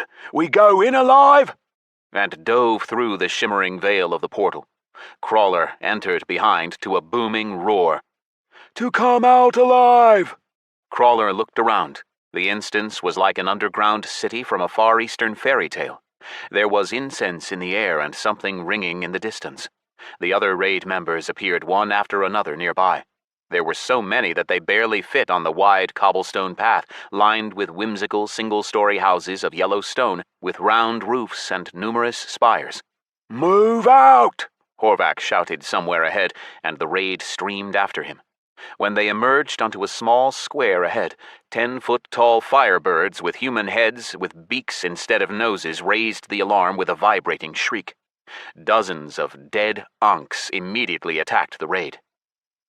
Don't attack! Hold the line! Stand! Stand! Horvath shouted until he was certain that Crag, chosen as the main tank, had taken damage, then shouted, Fight! The mobs fought furiously and killed 5 casters, but once they figured out the mechanics, the raid put them all down. The fallen were resurrected. The raid ran on for 6 blocks and then reached another strange square. This one was octagonal, and at its center loomed the trunk of an enormous dead tree that looked at least 10 arm spans around. At the top sat a gigantic bird with its head hidden beneath its wing. It was shrouded in flame. Baksa, Mother of all Ankh, level 637 Firebird, Dungeon Boss. The raid stopped at a safe distance. Crag and Bomber headed for the tree, but Baksa didn't budge. Crawler levitated, grabbed Crag by his adamantite collar and lifted him up, placing the warrior right beneath the boss's nose. A fiery wing rose, and a slender serpentine neck extended out from beneath it, and at the end of the neck was nothing. Well, a single solitary beak. The beak opened and split into 4 petals of bone lined with sharp teeth, then shot out a forked tongue. Got it! Crag shouted, but it was already clear enough that Nergal's fury had activated. Letting him go, Crawler rose up higher, waited for the tank to raise his aggro high enough, and then began raining down damage on the huge Firebird. The raid put it down within 7 minutes. Before she expired, Baksa flared up and collapsed into ashes, and the healers struggled with the damage of the ability. The blast was more like radiation than flame, ignoring armor and defenses. Much to the surprise of the raid as it sat licking its wounds, smaller birds suddenly began to rise from the ashes. Fire flashed opposite every player, forming into a mini-boss. 100 mini-bosses. Plate wearers protect squishies! Horvath roared. Ignoring their enemies, the better protected fighters rushed to defend the casters and ranged, but failed to take aggro. Even Crawler was having trouble. The gnome was having a hard time handling his bird. She was actually handling him until an Exco mage locked her in an ice block. Crawler gasped at her damage and health. The bird's stats were a reflection of his own. Baksa's chicks put down almost the entire raid. Crawler thought it was a wipe, but Tissa saved them. Her ability resurrected the fallen, giving each a chance to finish off their bird. Those that still couldn't do it got help from the rest. The 4 epics that dropped from the boss raised no pulses, but 3 found buyers among the Excos. Crawler gave the 4th to Patrick, a tower shield with a slowing aura. The raid advanced further along the street of the Oriental city, expecting an attack at any moment. But then Hinterleaf raised a hand to draw attention, shouted, News from the boomerangs! The clan leaders gathered around the gnome while he spoke quietly. One of our scouts went southeast with divine swiftness. He moved from island to island to escape death from exhaustion, and found Eileen, around 35 miles from 2nd Boomerang. Unfortunately, she saw him and instantly killed him with Plague Beam. By the scout's estimates, she was over 100 yards away. We have just under 15 hours, Crawler said. I'd say even less, Horvath objected. It's possible that her ability to create ice can level up. We might have 8 hours at the most. Let's say we have 7, then. 7 hours to clear this instance and farm Terrastera, Colonel summarized. We need a little time to prepare, after all. Our scout will return and track the undead's movements along with the others, Hinterleaf added. They'll let us know when the foe comes within 10 miles of 2nd Boomerang. That settled it. We stopped worrying too much about time and moved on. They easily dealt with a pack of ghouls that burst from the abandoned buildings and quickly took down Al-Ghul, the second boss, a disgusting female corpse protecting a clutch of eggs. Crawler didn't even have time to cast a single spell. Al-Ghul dropped the instance's first legendary, a dagger called Dead Man's Featherblade. Watching Infect as he devoured the loot with his eyes, Crawler laughed and handed the dagger to him. Seriously? You're giving that dagger to a bard? Colonel raised an eyebrow. I wouldn't mind using that myself, to tell the truth. It has higher damage than Quetzal's two-handed sword. I sure am, Crawler answered. You don't know it, but this archaeologist bard discovered this dungeon. He used to be a thief, so he collects legendary daggers. Infect hadn't received praise in a long time and didn't know what to say. He just stood there holding the legendary delicately and blinking. Tissa laughed and patted him on the shoulder. Grats, buddy. Cool knife. 3 epics also dropped, along with a smoldering blood-forming molecule, an unknown legendary resource for alchemy. The Awoken kept it all. The armor went to Manny and Eniko. The 3rd boss was Merifrit, primal fire spirit. He took no physical damage and attacked from the air. Casters, get to work! Horvath commanded. Crag and Bomber tried to take aggro, but Merifrit ignored them and concentrated on the mages. He managed to take down 6 of them before falling to the pressure of the raid, boosted by Crag to 25 times its normal strength. But despite all the efforts of the former top players, the 4 Awoken who had leveled up on Terrastera still dealt 3/4 of the damage. Crawler delivered the finishing blow to Merifrit, collected the loot, and shouted, We keep moving! Hurry! But the next boss, primal earth spirit Scylla, sent half the raid back to respawn before it became clear that only wooden weapons would deal damage to him. A 2-handed club that Crag had lying around in his inventory sent Scylla to meet his maker. The 5th boss, Karkadan, either a mighty unicorn or a very elegant rhinoceros, was simple and treacherous. He aggressed on the weakest, calculating their level with some magic skill. But he didn't have time to do much damage before dying almost instantly, boxed in by Crag, Bomber, Horvath, Yare, Sayan, and Quetzal. Eniko, the first to be trampled beneath Karkadan's feet, grumbled, I'm glad the pain isn't as bad as in my old capsule. Murid, a flying old man with a long beard, was the trickiest boss of all. He kept dodging stuns, and a moment later a second Crag appeared. Before they realized it was a double, the false Crag had put down 5 raiders. Murid imitated Crawler next, then Bomber, and they were perfect copies too, with all the abilities and stats of the original. All the same, it didn't help the boss. He attacked first, which meant he didn't get the buff from Nergal's fury. The 7th boss was the Uriahs, 3 beautiful women in multicolored silk clothing. At first everything went fine, but once their shared health bar dropped to 50%, they bewitched the players and made them attack each other. Luckily, Crawler's mass dispel quickly lifted the debuff. The Uriahs were killed, but dropped no loot. Their essences melted into the stone of a building which came alive and transformed into a gigantic golem, crashing down on the raid. It was unwieldy and simple, but the stones that dropped from it sprouted into smaller golems that split into still smaller ones in turn. They didn't give the raid much trouble, but they did delay it. Crawler almost physically felt the precious minutes trickling away like blood from a wound. The instance gave practically no experience to the powerful characters in the Awoken, and the loot wasn't much good either, although even the ordinary mobs dropped generous amounts of it. Eniko clearly didn't agree. Judging by the beaming smile on her face, the girl had almost fully outfitted herself with legendaries. Patrick, on the other hand, was uncommonly silent and gloomy. The NPCs kept safely in the rear away from the mobs, but with his thoughts away with Stephanie, he still managed to fall into a well of predatory mist and nearly died. He would have bought it if not for Tissa. Come on, Uncle Patrick, get it together, Bomber said, brushing him off. Why the long face? Yes, Patrick-senpai, you must show greater care, Hiros added. Otherwise, you will not return to your bride. Patrick agreed with their logic, but got even sadder at the mention of Aunt Stephanie. After finishing off the golem, the raid stopped for a breather. The players wandered through the emptied town square next to the dangerous well. There were no mobs nearby, only spectral vultures whirling in the air high above. Judging by the map, we've explored the whole instance, Crawler said. I levitated up high and hit a ceiling. Looks like we're in a gigantic cave. But we haven't had any achievements, so we haven't cleared the instance, Bomber said. We'll have to split up and look around. We must have missed a boss. Split up into 5-man squads, Horvath commanded. Each squad pick a street and search it. Looks like this one will be the last.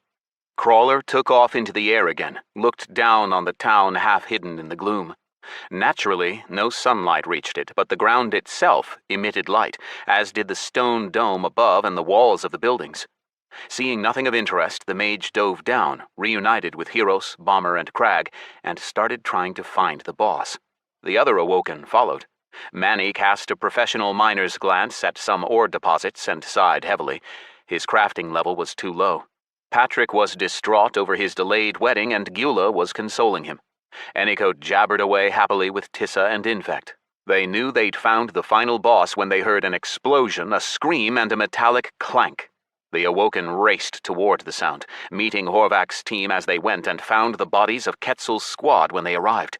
Colonel towered over the corpses, his arms covered in blood. I'll take him, Bomber shouted and darted toward the Exco leader. A powerful blow from the Goliath drove the warrior through the cobblestones, but didn't finish him off. Strange that it hit at all, Crawler thought in surprise. Colonel was 100 levels below Bomber. Then the Goliath struck again. Running up, Tissa waved her arms to dispel the controlled debuff from Colonel, but to no effect. Crawler saw with horror that the Goliath's power and health had doubled. After finishing off Bomber, Colonel tried to battle through the fire to reach Crawler, who was dealing heavy damage to him, but the gnome levitated upwards and saw with wonder that an old man was clinging to the back of the Goliath's neck, his legs entwined around it. Old Man of the Sea, Impure Spirit, level 630 Ghoul. Dungeon Boss. Unlike Armageddon, Focused Sunbeam worked underground. One pinpoint strike from the rank 5 cast of Crawler's own invention, and Colonel stopped trying to pull off Hinterleaf's head and let him go, apologizing. The gnome collapsed to the ground, and the healers flocked to him. Finally! A voice boomed through the dungeon. Dust rained down from the ceiling, the earth began to shake. A wind picked up. I am free! An incorporeal glittering shadow flew across the zone.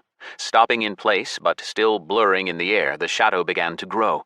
An unseen force tore the raiders from the earth. The bricks of the buildings began to rip themselves out, and fragments of roofs blew away. Crawler felt like a mote of dust in a furious, spinning whirlwind. Horvath flew by with his mouth wide open.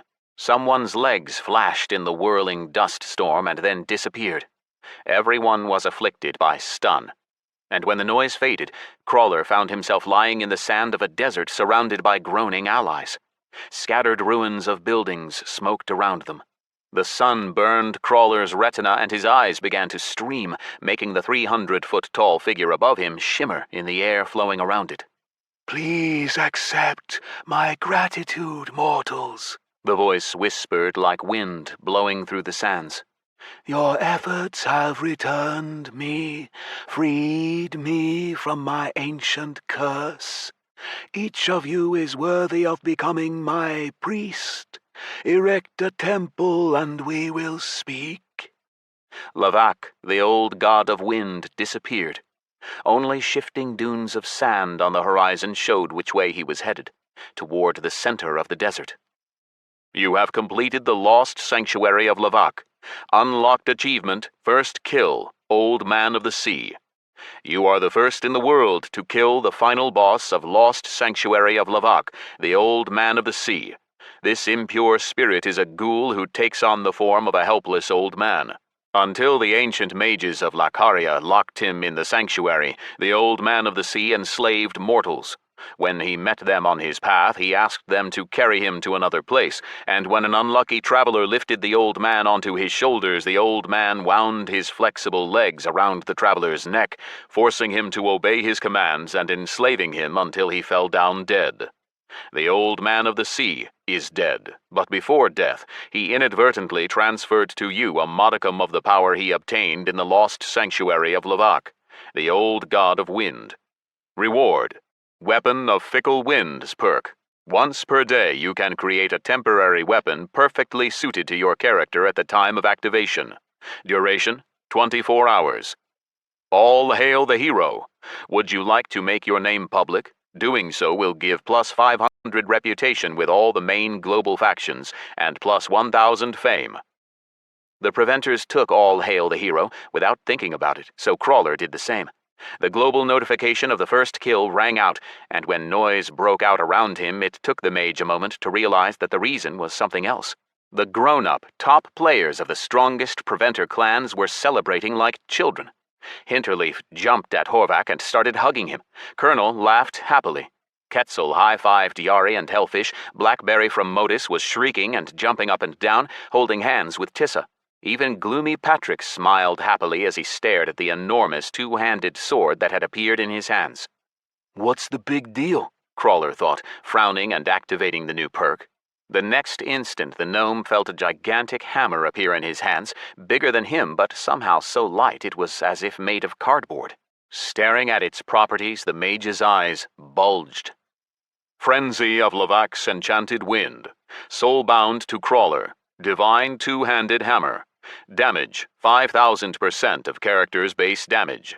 Plus 100% intellect. Plus 50% endurance. Plus 100% total mana. Plus 200% mana restoration rate. Plus 150% magic power. Plus 25% enchantment crafting progress. Plus 25% class skill effectiveness. Durability, indestructible. Sale price, cannot be sold.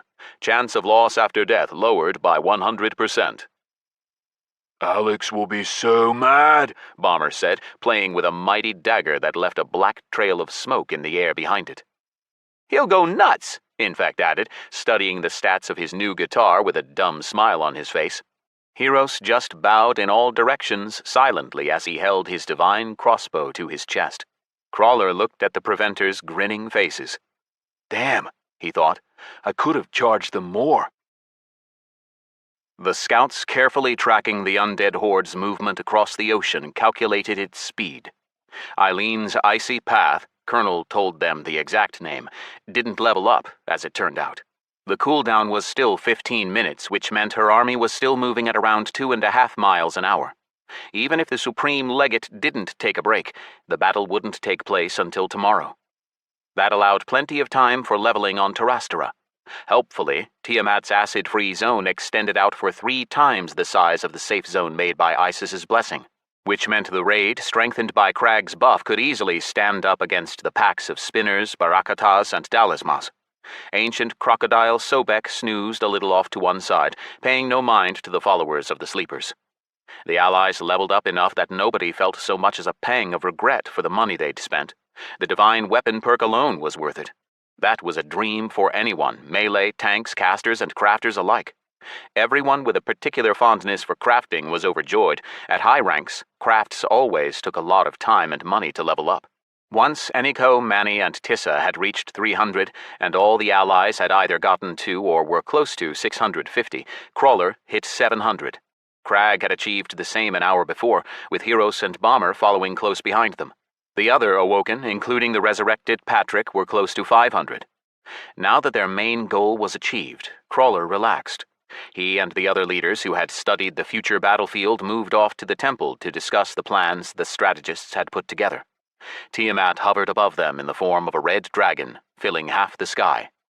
Thoroughly tired, but still happy with their success, the adults began to talk about other things and compare their new weapons. Soon, the subject turned back to Alex.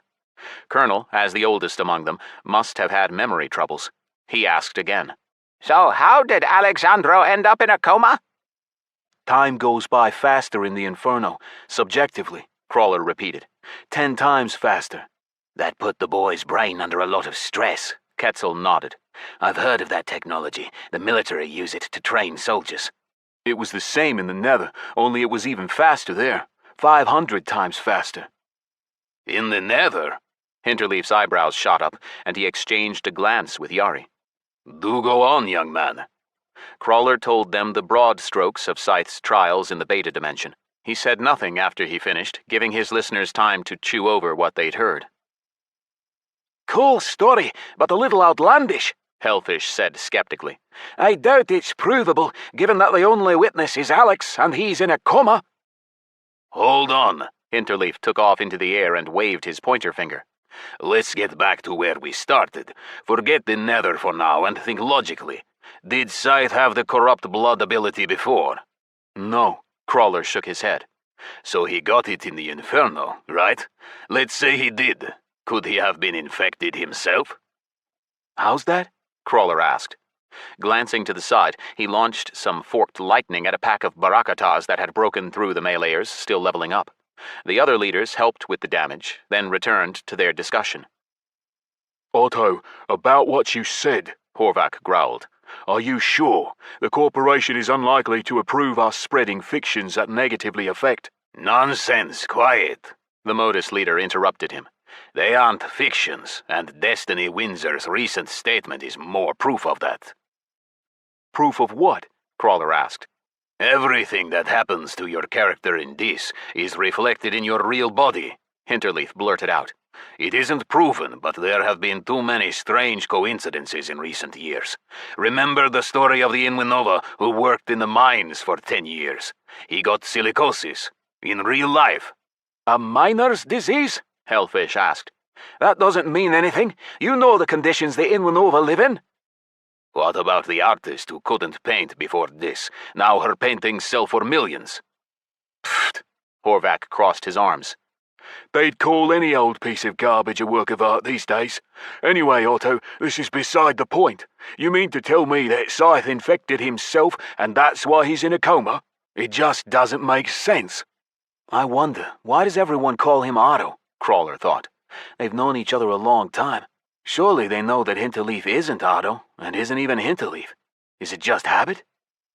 Maybe, Hinterleaf drawled as if reading his thoughts. But we'll come back to that. This is empty talk, not a serious conversation, Colonel grumbled. I'm more concerned with why the legates of the Destroying Plague haven't become threats. What with that broken immortality of theirs? Any theories about that one, Otto? Where do you get your information? The gnome illusionist asked in sincere surprise. He has a mole in the elites, Yare chuckled. Right, Excos? How else would he know so much about the Supreme Legate's abilities? You had one too, Quetzal answered him in the same tone. But not anymore. From what we know, Liam has been relieved of his duties. Alas, Hinterleaf said, shrugging. As for their status, it's all part of the gameplay, as they like to say at our favorite company. The Destroying Plague has been officially added to the world. If a player makes a career in the Destroying Plague faction, then it's just a game mechanic, not an imbalance. Otto is right, Horvath grumbled. I could become the next Emperor of Shak. Someone could conquer the Commonwealth. Nothing stops anyone from getting the rank of High Priest of Nergal and getting their own aspects of light. It's all part of the gameplay. It's still strange, though, Colonel interjected. There has to be some counter to the legate's immortality. If the counter is the sleepers, then something doesn't add up. Scyth might never have found them. Yeah, agreed, Horvath said. The orc had just drained a full bottle of wine. He rubbed his mouth. Strange that this still hasn't provided anything that could defeat the legates. Because they're controlled by players, but it was initially planned that they be NPCs, Crawler answered. The world is full of high-level NPCs. High priests, kings, tribal chieftains, beast gods. Imagine if a real person suddenly started playing as some huge monster from Terrastera. Could he take over the world? Sure, but NPCs don't do that.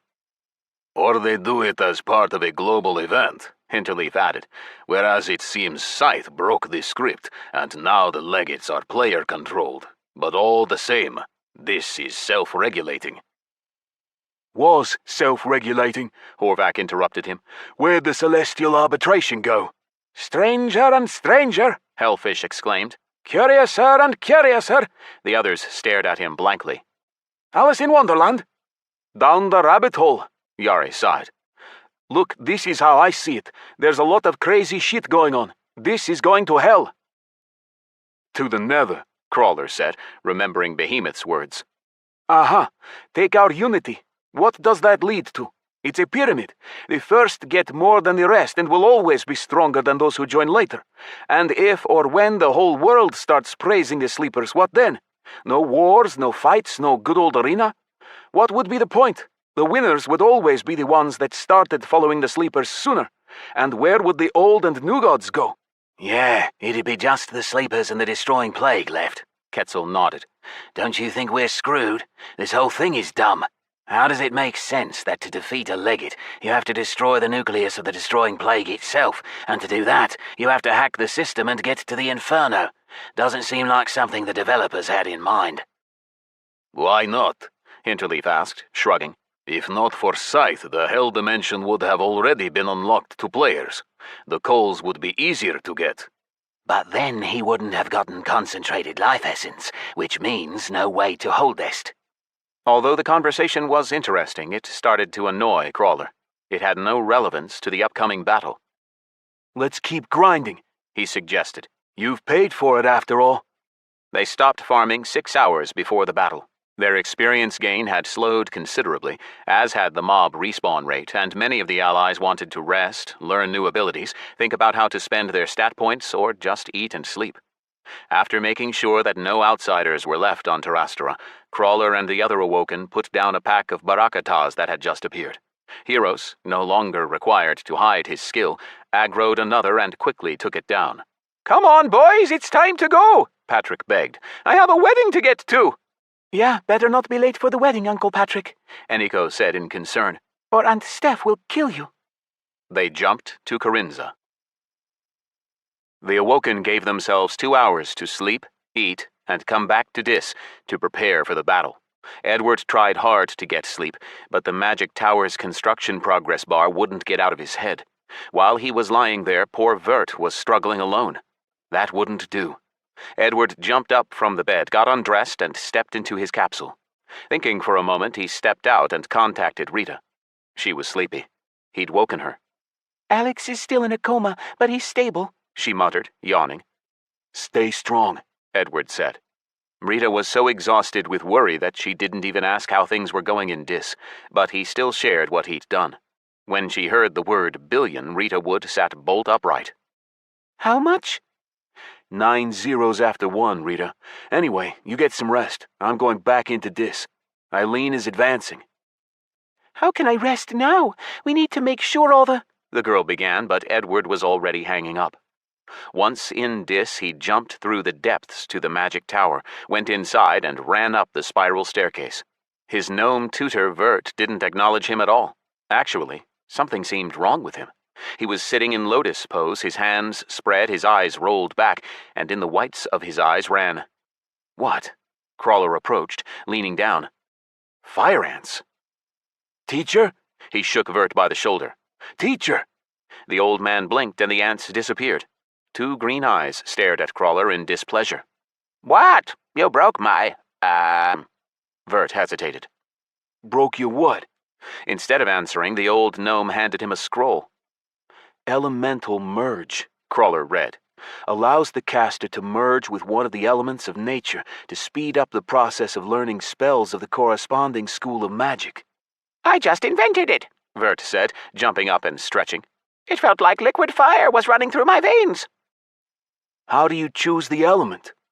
"Oh," Vert waved a hand carelessly. "Something weird going on there. It's a paradox. I was planning on working with water magic and even held a glass of water in my hand, but I merged with fire instead." Crawler moved his eyes to the interface. The construction process of the magic tower was frozen at 81%. The teacher's passivity was because he couldn't take advantage of the benefits of the 6th floor at level 505, and he didn't care about the destroying plague or anything else.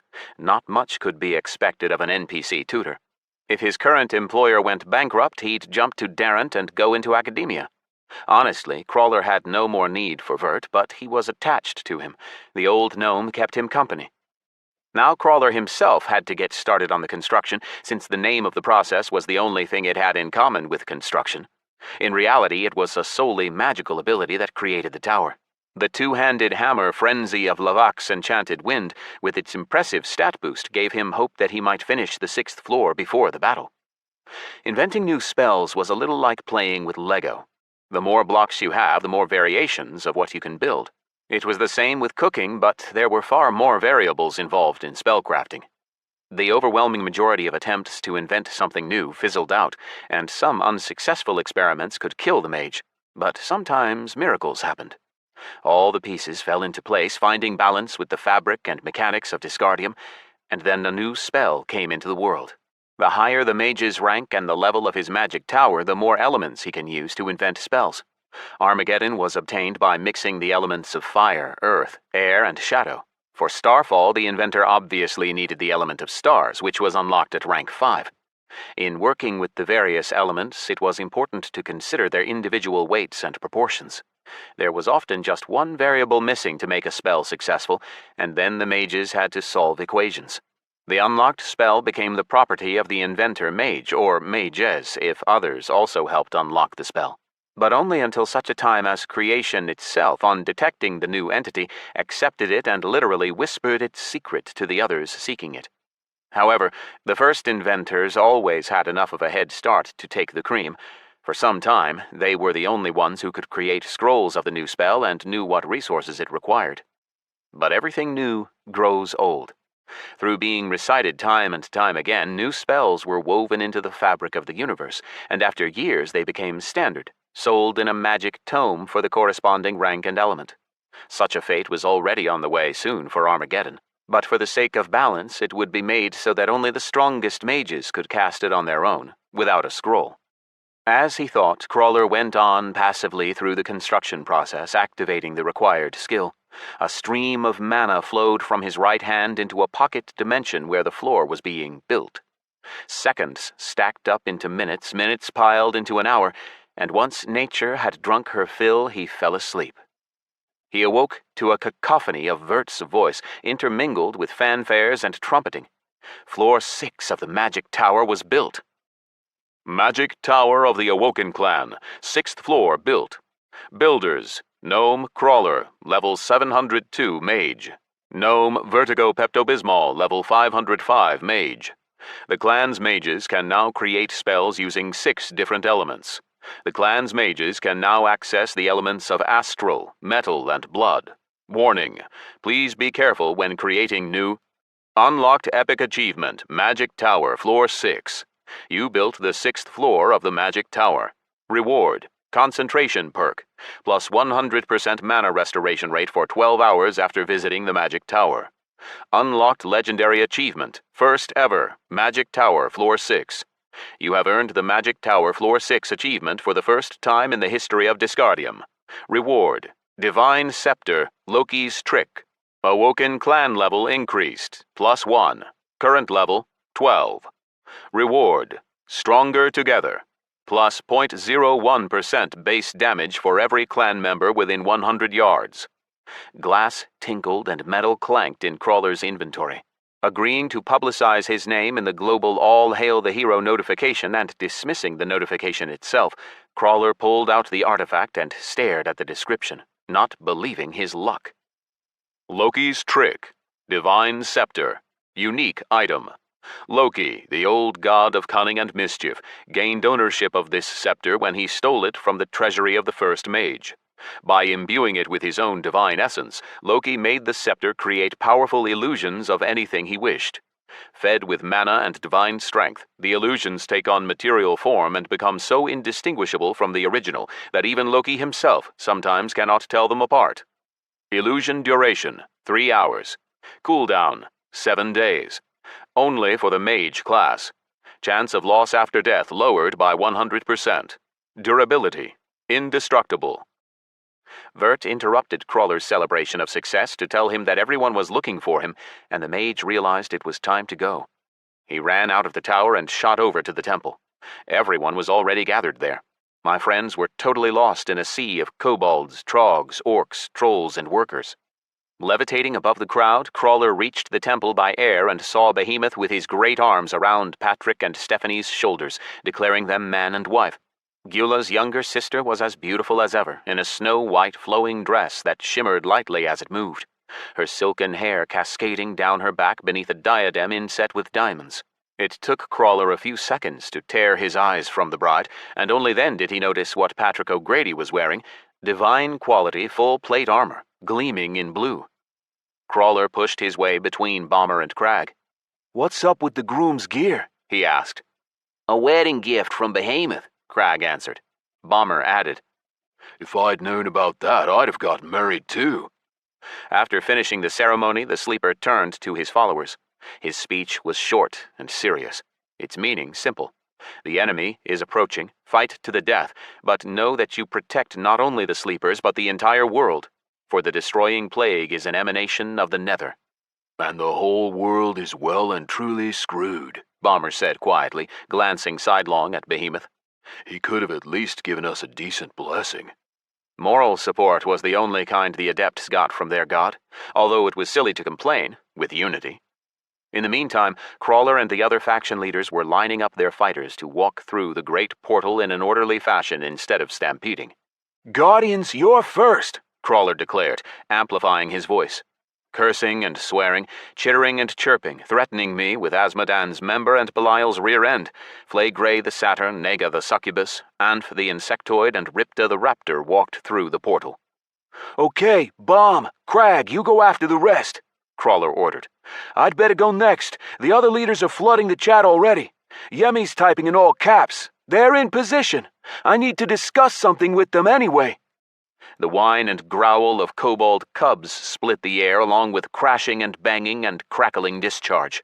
Come on, people, Bomber barked, blocking the portal. Movarik's Trogs are going through next, then the Trolls of Uzularub. Hey, Mandalar, leave the kobolds alone. I need sacrifices to summon the great demon Hakkar, Houndmaster and Soul Eater, the troll roared, his blade already poised above Rygar. The kobold shaman was praying furiously to the sleepers, pausing every now and again only to take a drag on his cigarette. The Trogs pulled Rygar away. Mandalar swore and threatened to summon Hakkar to let him judge as he may. For some reason, the troll chieftain considered the demon some sort of authority who had Belial himself running errands for him. The noise was so loud that Crawler had to shout his final orders right into Crag's ear. Make sure the kobolds, workers, and Patrick stay in the temple and pray. There's no point sending them up against the undead. Got it, Crag shouted, forcing his way through the crowd to carry out the order. Crawler dove through the portal. The first thing he saw was Flaygray and Colonel at each other's throats. Quetzal held back the excommunicado leader while Nega pulled back the satyr. Yemi stood next to Francesca and Babangida, all pointing and laughing. Hey, what happened? Crawler moved to stand before the satyr and barely stopped himself from jumping back. Flaygray's face was twisted. He roared, stamped his hooves, and looked ready to bite the gnome's head off in a fit of fury. This mortal Goliath thinks himself the boss, Flay shouted, jabbing a claw at Colonel. He started giving orders, and he insulted Naga. This is that gaunt satyr from that Lich's undead army. What, don't you recognize him? Colonel shouted in response. The damn truce envoy, a spy of the destroying plague. Well, sure, Nega answered in surprise. Flay and I were undead. You think it was fun? It's not like we chose it, you know. It's just the way the boss raised us. The boss being Scyth, Crawler clarified for the preventers. Now let's all calm down. I have something to tell you. 50,000 years locked up, without a drop, Flaygray went on moaning. Then service to the boss in a rotting body, subjugation to a disgusting lich. All for this. I'm going to wipe that smirk off your face with my hooves. The satyr lifted a leg, brandishing his preferred weapon of vengeance. Nega's eyes burned into Colonel. She led the satyr off to the side. Ripta squawked something excitedly in unison with Anf's chirping. Nodding to them, Crawler led the allied leaders away from the portal. The sewer trogs were already flooding through. What did I even say? Colonel asked, shrugging while they walked to the far end of the island. Well, what did you say? Crawler asked carefully. He said, hey, you horned devil, go get that cheval Crawler. Quetzal laughed. And then said something else about the succubus's boobs and ass. Horned devil? Crawler laughed. Well, who does he think he is, anyway? Colonel asked rhetorically. Pendejo? Anyway, what's up, kid? Yari asked. Bring your analysts here. We have a new variable, Crawler announced, pulling out the divine scepter. It took around an hour for all the allies to gather. The army of the sleepers was so large that it had trouble fitting on the island. The fighters in the first row were up to their knees in the water. Crawler got a message and disappeared 15 minutes before the battle began, but came back almost right away. Everything was ready. The final strategy was fully formed. Eileen Waters had a few surprises waiting for her. Rising into the air with levitation, Crawler fixed his eyes on the horizon. As soon as he focused his gaze, the even line broke and began to move, as if a brown sea were forcing itself into the ocean, pressing it back, conquering more and more space.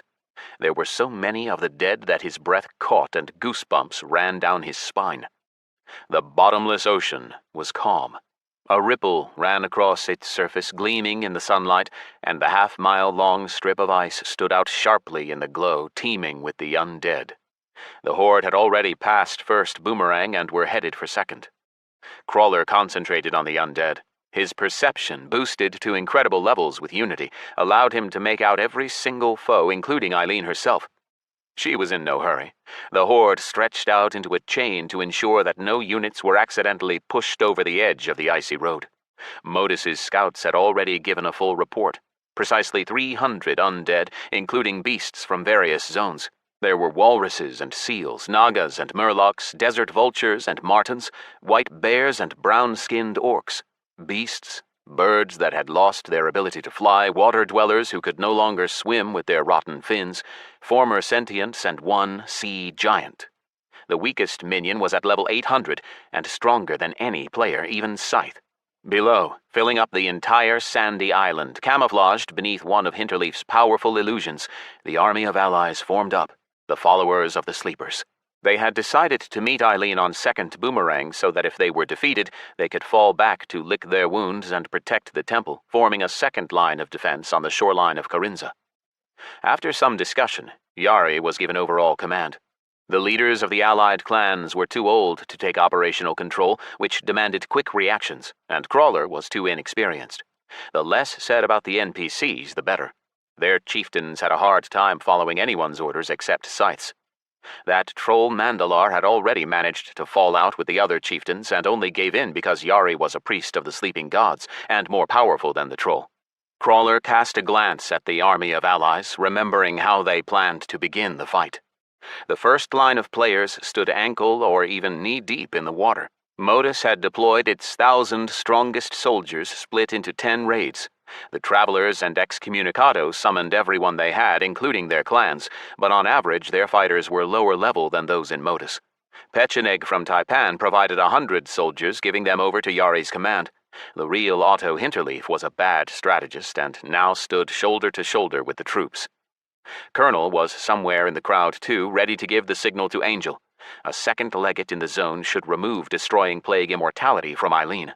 However, it had been decided that Colonel's mole would only be summoned once Eileen's health was almost at 0, in case they failed to kill her and revealed Angel for no reason. Essentially, players formed the core of the army, the part intended to take the brunt of the assault. Eileen's icy path was 40 yards wide, but nobody doubted that the undead would jump into the shallow water and spread out across the island. They were ready to meet the horde anywhere.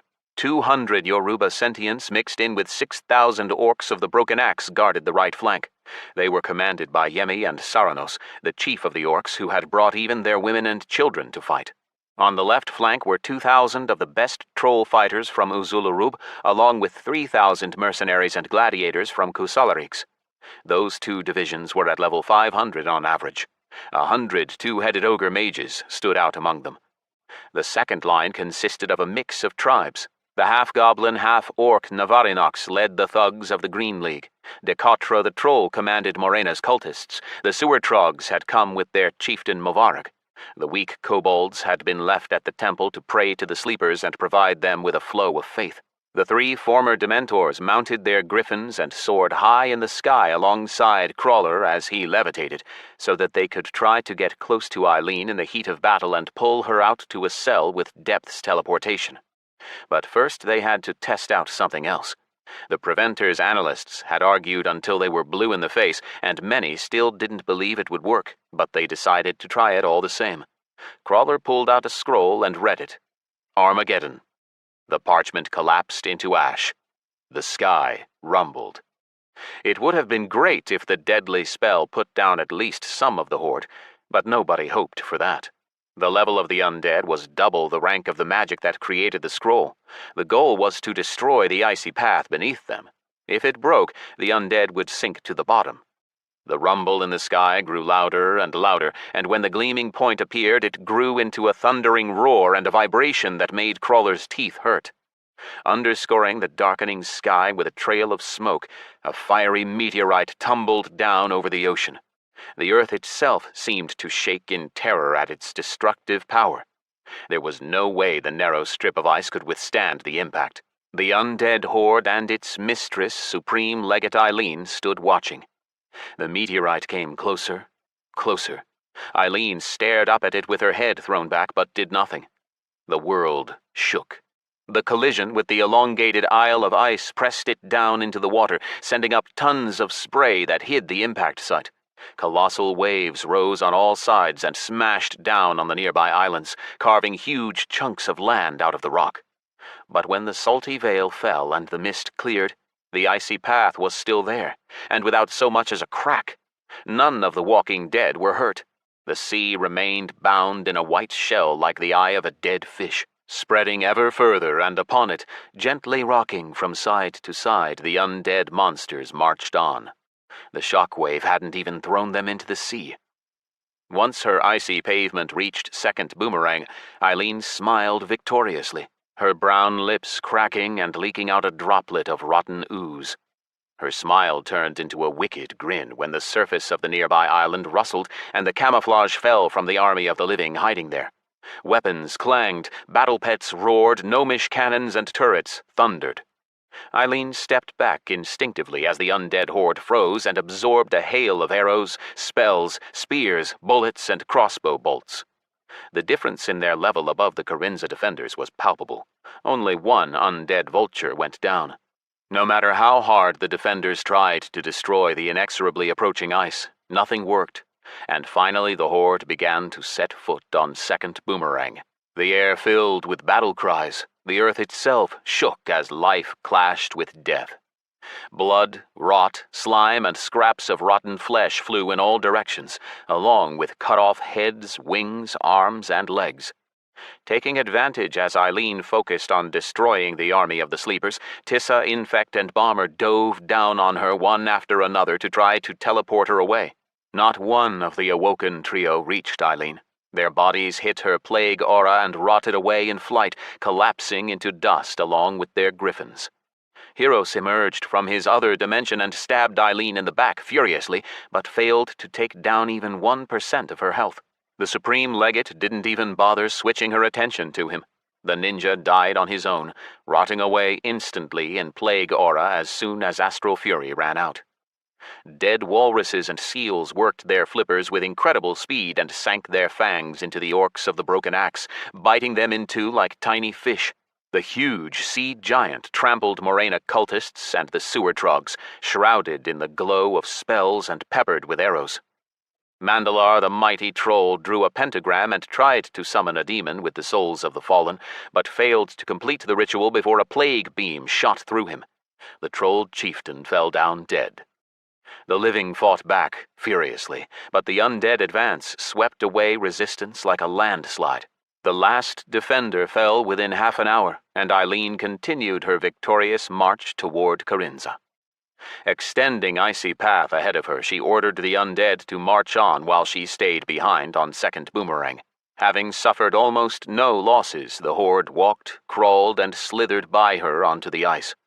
And then the real battle began. Like a nuclear missile from a silo, the Kraken burst out from the depths of the ocean.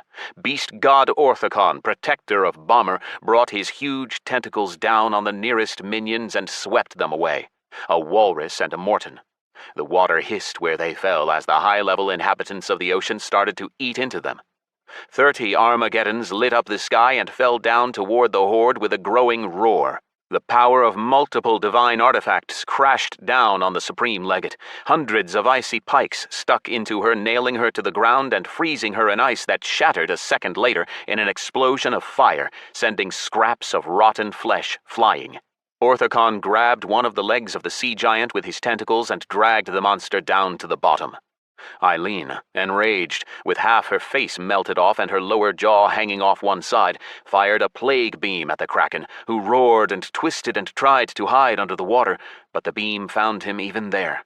The water boiled, steamed, and smoked as the Supreme Legate continued burning gleefully through the beast god. All her attention was focused on Orthicon. It was time.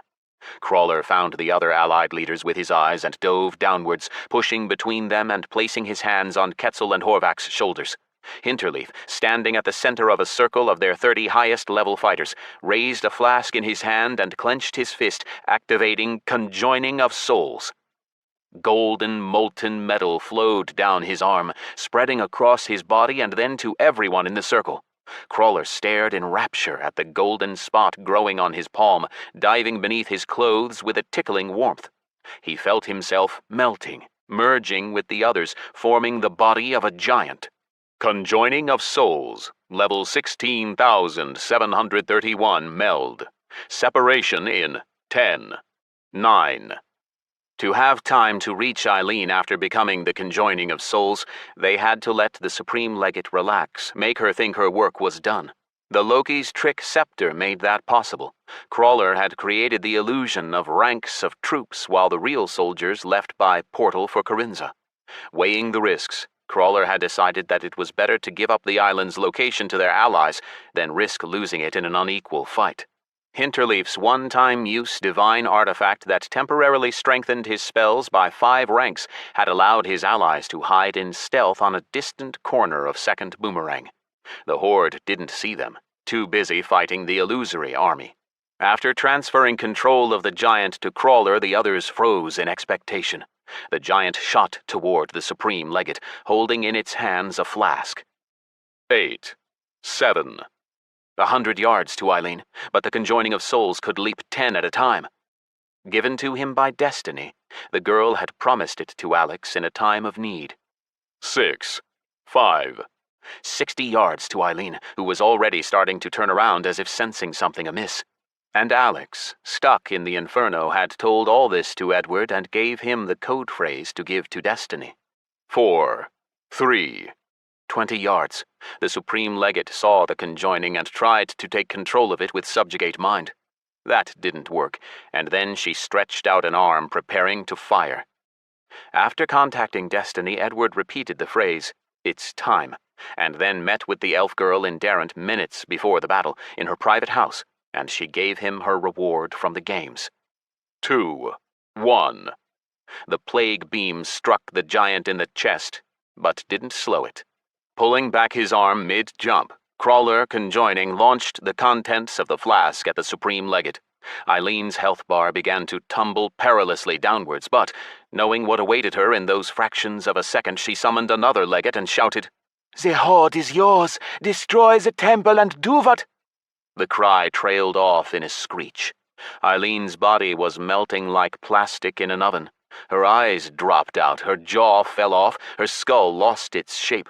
Her skin smoked and bubbled, spitting out brown slime and green smoke. The screech turned to the squawk of an expiring vulture as Eileen's legs bent beneath her, flesh melting and bones collapsing into dust. Her ribcage still held its shape, and the Supreme Legate raised her arms and threw back what was left of her head. Her bones withered beneath her, and soon nothing was left of Eileen but a fetid heap of smoking rot. In the same instant, Conjoining of Souls ended and all its members were thrown across the ground. As he stood up, Crawler already knew that their plan had failed. In the smoking puddle that had been Eileen moments ago, the fearsome figure of a huge dead bear now towered. "Hello, friends," Mogwai said, smiling and baring rotten brown fangs. "How's it going, Hinter? Oh, Colonel's here too. I don't see Scyth. You guys think you're better off without your master, huh?" "Screw you!" the Exco leader hissed. Go to hell, Hinterleaf added. Oh dear. The legate of the destroying plague shook his head. Well, don't say I wasn't polite. Chapter 14. Powerless. It took so long for me to wake up that the medical AI noticed I was awake before I did. Lara's shout still echoed in my mind. Hakkar! Flint-brown images of the Inferno formed, collapsed, and reformed in the mist of the great nothing. A moment froze as if in amber, stretching out into an eternity. A questioning whisper. Alex? I recognized Rita's voice. She started to shout. Alex, he's awake! He's awake! Footsteps, the quiet hiss of the doors sliding open. Something kept squawking rhythmically, and the sound was driving me crazy. I forced my eyelids apart, squinted in the bright light for a few seconds. I swallowed, but my throat was dry, my tongue stuck to the roof of my mouth, and my head itched like crazy, not from the outside, but from within, as if a dozen flies were crawling through on the inside of my skull, scratching across it with serrated legs. "How are you, babe?" Rita repeated. I could only answer by half-closing my eyes. I didn't have the strength even to raise my head to nod. In less than a minute I was surrounded by doctors, plus Maria and Raj. After consulting with the medical AI, the doctor informed me that I was fine, but I needed plenty of rest. Your loved ones told us that you lost consciousness after a long game session, Mr. Smith, the doctor told me in strict tones. My vision was blurry, so I couldn't make out the name on his holo badge. I can't force you, but for your own good I recommend you take at least a week away from Disgardium. You had a stroke, but thanks to your premium capsule and the swift use of the home doctor, you luckily avoided brain damage. However, John, at this point... He went on lecturing for a while. Then Maria asked him something. The doctor answered, then delivered a lengthy treatise on burnt-out neurons and broken synapses. Rita stroked my arm all the while. She was smiling, but tears glistened on her cheeks. Raj interjected in Maria's conversation with the doctor, retelling the same story from the army when shrapnel took off half the head of one of his comrades. I just waited for them to leave us alone. The only important thing I caught was that they weren't about to let me out just yet. Brain damage couldn't be treated at home. Variations of what might have happened to me swam through my head. Exhaustion, the influence of chaos, the effect of the changes to my body and mind in the Inferno. But all that faded when another thought started eating into me like red-hot iron. This was a disaster. How many days had passed? Where were my friends? What would happen to my character after leaving the Inferno for so long? And most importantly, what had happened to Kharinza and Behemoth's temple? The others helped me up, washed my face, and gave me water. By then, I'd already seen the holoscreen on the wall opposite, but it was disabled. "How are you, Alex?" Maria asked once the doctors were gone. We were left alone. Me, Rita, Maria, and Raj. I moved my sandpaper tongue, cleared my throat. I'm, fine. What happened? And when? "I'll answer all your questions, don't worry," Maria said. "In order, you blacked out in your capsule a little over 24 hours ago. You fell into a coma. Raj pulled you out, and Hiro and Willie and I brought you here. Rita decided to stay with you. This is an underground clinic. You're here as John Smith, and the bad news, citizenship testing week begins the day after tomorrow. You're going to have to go back to your city." More bad news. I had no time left to prepare, even counting that I could complete the citizenship test on any one of the 7 days of the week. With brain damage, I wouldn't be able to study anything no matter how much I wanted to. "Where are Hiro and Willie?" I asked, voicing the next thought that my mind latched onto. "Back at the base," Maria answered. "They have some suspicions. They and Yoshihiro and Sergei decided to check your capsule together." Silence descended. If the security officers thought it was to do with my capsule, then that meant sabotage. Was there an enemy hiding among my friends? The horrible prospect didn't worry me. My real-life resilience must have been leveling up. I was able to restrain the rising wave of emotion, pain, anger, disappointment, and fear. Now wasn't the time. "Ed also gathered all the allies to defend Kharinza," Rita said. "Everyone agreed to help, including the goblins, the Excos, and Yoruba. The trolls you sent too." The Usulu Roop tribe? So Mandalar made it through. And how'd it go?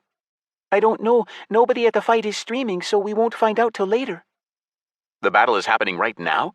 I tried to stand, but just winced and groaned instead. Turn on the news. While Raj searched for Disgardium daily, Rita studied her calm. Her eyebrows shot up. "I don't get it. Mogwai's stream is live." The image on the hologram changed its text. Breaking news, epic battle on archipelago, live stream from Mogwai. And the stream began. The legate was looking at sentience scattered across the sands. I recognized Hinterleaf, Quetzal, Colonel, Yari, Hellfish, and Horvath. Crawler, Hiros, Bomber, and Crag were there too. Strange. Where were the rest? "Wasn't polite," Mogwai finished hoarsely. The next second, everything lit up with a blue flash, then a white one. Nothing happened for a few moments. When the image took on color again, the figures of my frozen allies appeared. What was that blue flash? Some stun? The following plague fury didn't kill my allies. Crag's ability made them much tougher to kill than that. Conflict raged inside me. The warrior was making a priceless contribution to the raid, but taking a huge risk. Hiros and Bomber, too, but at least the invaders didn't know about their status. Mogwai had exhausted his plague reservoir without killing anyone with his most powerful ability, but he didn't let that bother him. On the contrary, he smiled still wider as his eyes settled on Crag, who, as an undead, hadn't been hurt at all. Laughing, the undead druid spoke to the viewers of his stream. Dear viewers, allow me to present the warrior Crag, the famous D-class threat, at large for so long. Uneliminated. Until now. Unfortunately, the undead can't harm the undead, but I've thought about that already. Allow me to introduce an ability gifted by my protector god, great and ancient Cthulhu. Mogwai's arm appeared in his field of view, a skeletal paw tipped with powerful claws, scraps of flesh hanging from it. A muddy brown droplet separated from an outstretched toe, thinning out into a line and shooting into Crag's head, instantly flowing around it, spreading down his neck, shoulders, and chest, wrapping around him like a stocking.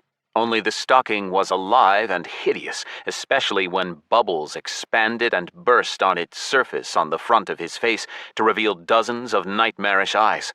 The warrior roared, but although his eyes were glued shut beneath Cthulhu's grime, apparently that didn't stop him from seeing. Drawing his sword, Crag turned it on his allies. The first to come under attack was an orc shaman from the Travelers who I didn't know, still paralyzed by the blue flash and helpless. Growling something unintelligible, Crag cut savagely at the shaman's neck, piercing his chainmail collar and taking off his head in several blows. Strangely, Mogwai seemed to be just enjoying the show, in no hurry to do more himself. He watched Crag, made jokes, but didn't touch the others. He didn't even command the undead lurking in the background to attack. Mogwai's uncommonly long mass stun was still in effect. Only now did I notice the small text in the corner of the stream. Streamer Mogwai, undead, level 828 druid. Clan, elites. Legate of the destroying plague. Drenched in blood and still with the same many-eyed parasite firmly around his head, Crag ran toward Hinterleaf the gnome. He seemed to be choosing his victims based on a simple rule: hit whoever's closest. After sending Hinter back to the graveyard, Crag turned on Crawler, who was frozen closest to where the Modus leader had fallen. My friend was lucky. Crag's first strike pierced through Crawler but didn't kill him, and then the unknown plague-powered stun ended. Our mage survived a second strike, then jumped back and took off into the air. Phew, Raj sighed. After watching the gnome ascend, Mogwai started to look around, which showed us that apart from the legates' minions surrounding my friends, there was nobody else left on the island. Bomber, Yari, Quetzal, and the other plate-wearers formed a circle around the casters and ranged to cover them. Crag tried to break through, swung his sword a couple of times, then stopped part of the way through his third swing and stepped back. Mogwai must have commanded his soldier to retreat. "Focus on the nearest Morton," Hellfish commanded. The sniper fired off a volley. The others poured damage into the same target. The chosen victim's unlife rapidly faded, the Morton expired, and Hellfish immediately chose his next target, a gigantic skeletal walrus. To the dead, all this was like a mosquito bite to a bear. There were just too many of them for only around 24 of the living. They stood swaying with cold indifference, not attacking. Mogwai watched on silently. He might have even been exchanging messages with his clanmates or studying the map. The viewers couldn't see his interface. Suddenly, he waved a hand and ordered, "Attack!" In that instant, the passive ring of undead suddenly closed around the players. The plate held the line. For a while. I couldn't figure it out. Why were there so few of us? Where were the thousands of followers? All killed? Or had Crawler decided to do what I would have done? Meet the undead on one of the islands near Kharinza to leave himself somewhere to fall back to? I don't get it. Where are the rest? I wondered aloud. Did Mogwai take them all out? No, Eileen did, Rita said, reading on her comm. An insider at the Disgardium Daily in Modus just reported it. But then, where is she? Where's the Supreme Legate? The question hung unanswered. Rita, Raj, and Maria, who had never seen the undead in action, watched in horror as the monsters tore their allies apart. Crag stood next to Mogwai with the parasite still wrapped around him, doing nothing. Meat. How do you like that, folks? Please note that the pathetic losers currently being eaten by my servants are the leading players the preventers have to offer. Ha ha ha! Look! Mogwai kicked a torn-off orcish face. Horvath! Oh, most mighty orc! Freaking traveler! He picked up another head. And this dumb lug is Yari, the right hand of the all-powerful Hinterleaf. Laughing, the legate listed off the other fallen, his voice dripping with satisfaction. I didn't understand what was going on. Had destiny helped Crawler or not? Ugh, as soon as my injured brain tried to kick into gear, it collapsed under the overload of information and questions. My head started to ache. The flies scratching my skull on the inside multiplied. One version of events more or less explained what was happening. Destiny had helped us with the essence. Crawler had used it and killed Eileen, but Mogwai had come to replace her. Maybe Colonel had helped us by summoning Angel. That meant there was every chance we could finish off Mogwai as well. Not now, but if he reached Kharinza. The undead finished eating our allies. Mogwai approached Crag and whispered something. My friend drew his daggers and began stabbing furiously at his own face. The warrior's health fell into the red. Mogwai stood next to him and commented, laughing. This should be the easiest ever elimination of a threat in the history of this. Time for a viewer's contest. Can you guess what my reward will be for banishing Crag? Answer in the comments, and the winner will get this beautiful epic dagger that I'm about to drive into Crag's. And then Crag suddenly turned into a sheep and took off into the air. Mogwai's eyes darted up, and I saw Crawler rising into the air, holding the bleating sheep by its wool. Yes, Rita, Raj, and I shouted in unison. Maria laughed and waved her hands. Clever Edward. Exploding with curses, Mogwai summoned his mount, the skeleton of some beast, and jumped into the fray. We watched with our hearts in our mouths as he drew closer to Crawler, who was frozen in place for some reason. The sheep bleated and waved its legs in the air. Then both disappeared. They teleported away, I shouted in triumph and gave Raj a high five. Our celebration didn't last long. Mogwai swore at his own carelessness and fell into self-criticism. Again! Again! Ah! As my fans know, I already lost my chance to banish Scyth because of Mistress Eileen. But this time, there was nothing in my way. Why didn't I eliminate that pathetic gnome Crawler first? He spat a stream of filthy curses, then got a grip on himself. All right, folks, Mogwai began, again addressing his audience. Time to explain what's happening, and something amazing is happening. Today, the Destroying Plague is going to crush its only opponent, the only worthy one it has at least, the Alliance of the Awoken and the 3 top Preventer clans. Ha ha! You see the irony? A disgusting alliance of the top threat Scythe with, oh my, with Modus, the Travelers, and ta-da! Yes, the 3rd clan to turn its coat was excommunicado. All these clans are now followers of the so-called sleeping gods. You're so-called, I muttered. Cutting off the commentary, Mogwai gave a command to his undead horde. It stepped onto the ice and began moving toward Kharinza. Not all will make it, he muttered. Maybe none will, but if at least 1 minion survives, it will be so strong that it will become an invincible monster. He was referring to Plague Boost. All the same, I hoped he was right about none of them surviving, hoped that the sea monsters would leave nothing of Eileen's horde but blood in the water. The undead didn't know how to swim, which meant that when they walked off the edge of the ice, they sank to the bottom and continued their journey along the ocean floor, for the pressure and the mobs to grind them into a bloody mist. Mogwai mounted up, took off into the air, and followed after the horde, explaining his actions for the audience as he went.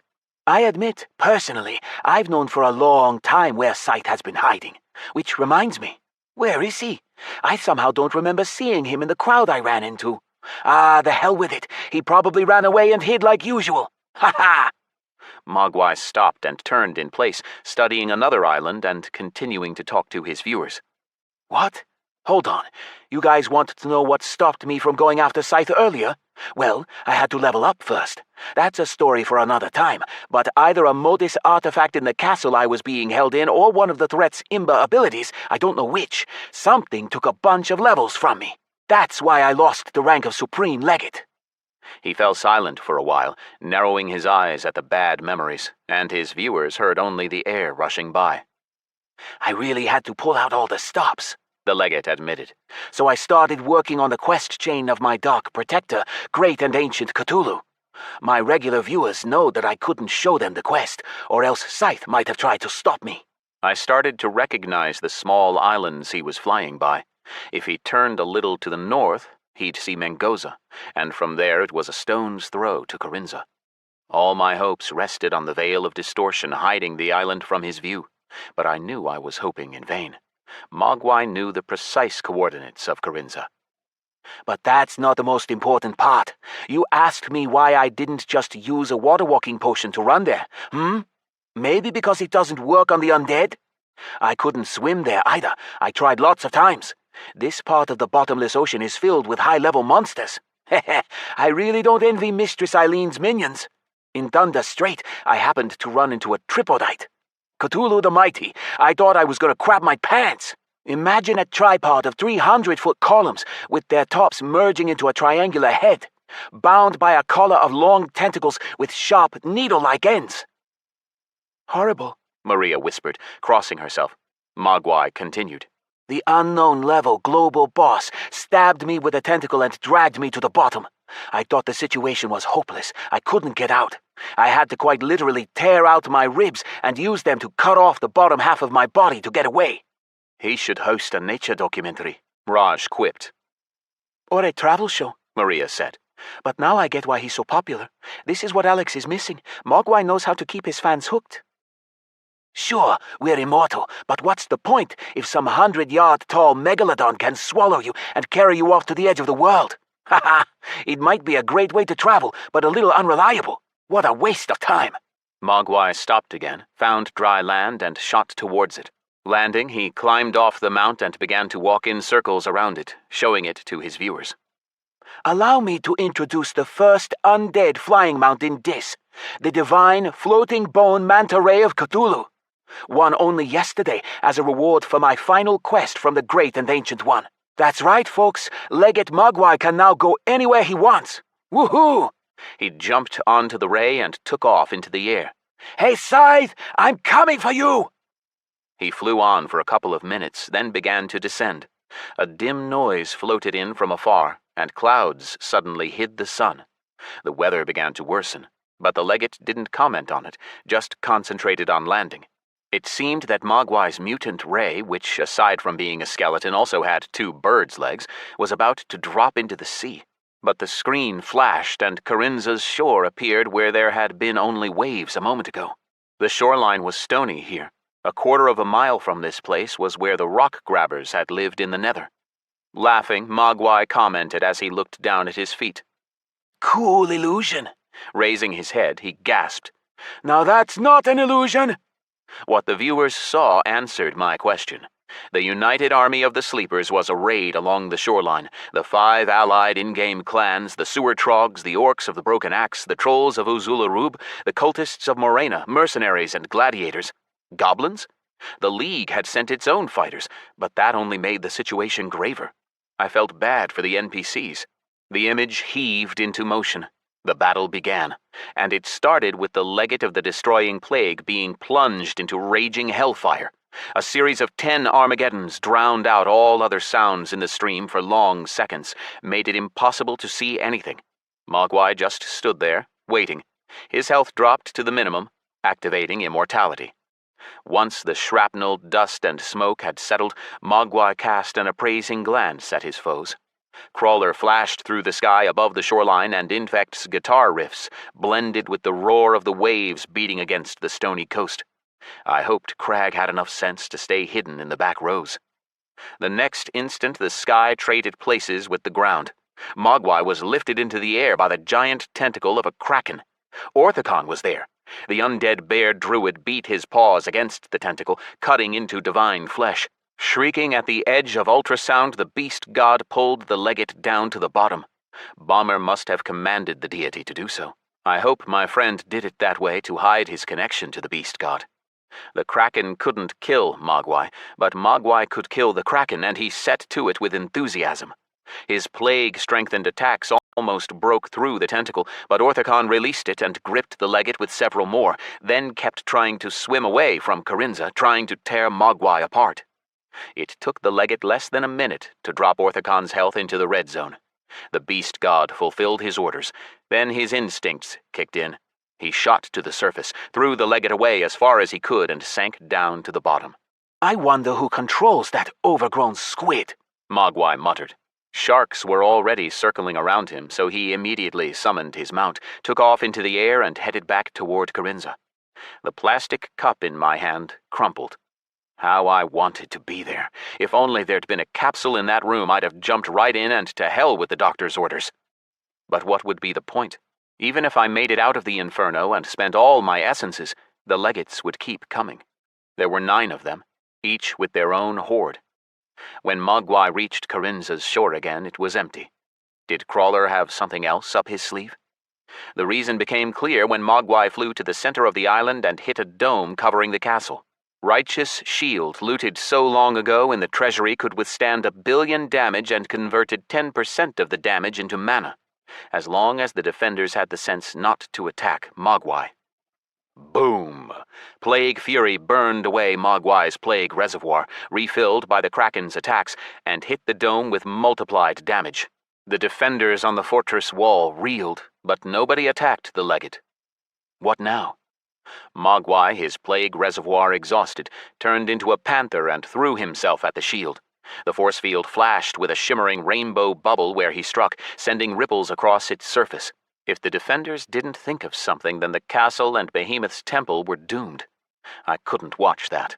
In total silence, we watched as the righteous shield buckled, as Mogwai, inspired by his progress, redoubled his efforts, silently, focused, with no more commentary for the fans. Rita turned away, pressed her forehead to the wall, and bit her lip until it bled. Maria stood frozen, gripping Raj's arm hard. Within a few minutes, the dome cracked and shattered into fading shards. One of the defenders, maybe one of the Uzularub trolls, couldn't take the pressure and attacked. Raj slammed a fist on the table and swore. Mandalar's fury-twisted face flashed into view for a moment before Mogwai put him down in one hit. Next, the troll's colossal summoned Ashmaker rose before the legate, making the situation only worse. The level 1107 demon was powerful enough that Mogwai would have been doomed without immortality. But as it was, the legate was invulnerable, and the Ashmaker's high damage refilled his plague reservoir. After finishing off his foe, Mogwai barreled into the crowd and exploded again with plague fury.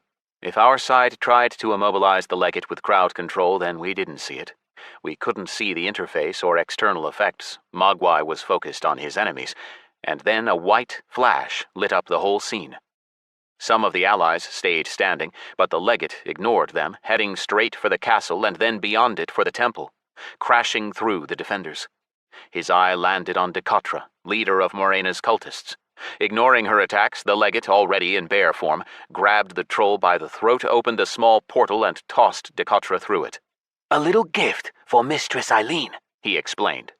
Then something happened that would get this clip of Mogwai's stream billions of views. Emitting a booming roar, the Montosaurus rose up before the legate. Mogwai froze, chuckled in surprise. Scythe's pet? Hey, lizard brain, where's your master? The ancient dinosaur took a few steps and stopped. Then, all at once, bringing buildings crashing down, the ancient crocodile Sobek and the snake Apophis stomped out as if from nowhere. But it didn't end there. Another unfamiliar beast god appeared, a fourth, the ancient wolf Fenrir. What the? There was only one possibility. Monty must have summoned them through Ingaean Cullen. Curious, Mogwai chuckled, sizing up his new opponents. He waved a hand and conjured up monstrous roots that began to weave around the beast god's legs. Corrupted with plague energy, they might have been able to immobilize one of them, but spread among 4 targets, they couldn't take the strain and snapped, exploding with blighted sap. The beasts attacked all at once. It was hard to judge what was going in Mogwai's perspective as he was jerked around, but soon the picture came together. The Montosaurus had the legate pinned to the ground beneath a huge claw and was trying to tear off his arm. Sobek and Apophis pulled at his other limbs. Fenrir had his jaws clenched around Mogwai's head and was shaking him like a rag doll. The image darkened. We could only tell what was happening now by the sound. I ground my teeth. Dumb. So dumb. They were giving him an infinite supply of plague energy. Where was Angel? Why hadn't Colonel brought her in yet? The beast gods tore at Mogwai for a minute while he bit back groans and curses, twisting with pain, but still firing off plague fury every 10 seconds. The image brightened into a steely gray sky shimmering with light, the restless ocean waves flashing by beneath Mogwai. The legate was flying above the water. That last flash of plague fury must have almost killed the beast gods, forcing them to flee. But first they had dragged the legate to the shore, and then either Fenrir or the Montosaurus had cast him out into the sea before their retreat. The legate flew nearly half a mile before he crashed into the ocean. Bobbing to the surface, he looked toward where the veil of distortion hid Kharinza. Nothing will stop me! Mogwai screeched. Enough of this! Summoning his mount, he shot straight toward the island right above the water, the ray's bird legs twitching as if it was running across the surface. Reaching the spot where there should be dry land beyond the veil of distortion, Mogwai landed and crashed into the water. What? What? I don't get it! The legate cast around, splashing in the water. He grabbed at his mount's bones, climbed up, and took off again. Mogwai spent a quarter of an hour combing the waters trying to find land. He found none. Kharinza was gone. Chapter 15. The Siege of Kanima. Although I'd only been awake for half a day, after talking with my security officers, I decided to go back to Cali Bottom against the recommendations of the doctors. I couldn't just sit there and do nothing, know nothing. Ed came up to meet us, smiling from ear to ear. I already knew that Kharinza was safe, but he stubbornly refused to explain the details over the comm, saying only that the temple was intact. Raj and Maria climbed out of the shark first, looking around, and only then gave the signal for the rest of us to come out. I climbed out and Ed hugged me. Willie took off in the flyer to park it in the hangar. There was nobody else on the roof of the Citadel. Even now, in my own territory, I was in a camouflaging cap that made me look like Yoshihiru. The security officers had dug something up, but revealed no details, just asked that my return be kept secret. The only person allowed to know the truth was Edward Rodriguez. For authenticity's sake, Rita had stayed behind at the hospital with Alex, although she'd actually gone home to her parents and brother, Chris, planning to return to the clan base tomorrow. I walked down to Ed's apartments in the guise of Yoshi. My friend made a beeline for the refrigerator and took out a couple of cans of soda. You might as well start, he said, since my story begins where yours ended with a coma. We sat down at the table and I quickly retold how I ended up in the Uzulu-Rube instance, confirming his speculations about corrupt blood, but still not explaining why the debuff persisted after the children of Kratos wiped, and why it went on to infect others. The epidemic has already been stopped. An alchemist created a blood cleansing potion within a few hours, Ed said. Got a legendary achievement for it, but lots of people still got infected and thousands of NPCs died. He didn't mention that I was responsible for their deaths, but I still felt sick to my stomach. Innocent sentients had died, and it was my fault. Before my conscience could devour me completely, Ed started to tell me about everything I'd missed. I couldn't go into the capsule yet, and there was no way I could have stayed focused on my studies. Edward described everything he did right after they took me to the hospital. His meeting with the Allies, the awesome perk they got for the first kill in the lost sanctuary of Lavak. We talked about whether to build a temple to Lavak and decided that we should, and Gyula would get started on it. My protective element was air, so it seemed obvious to make friends with the god of wind.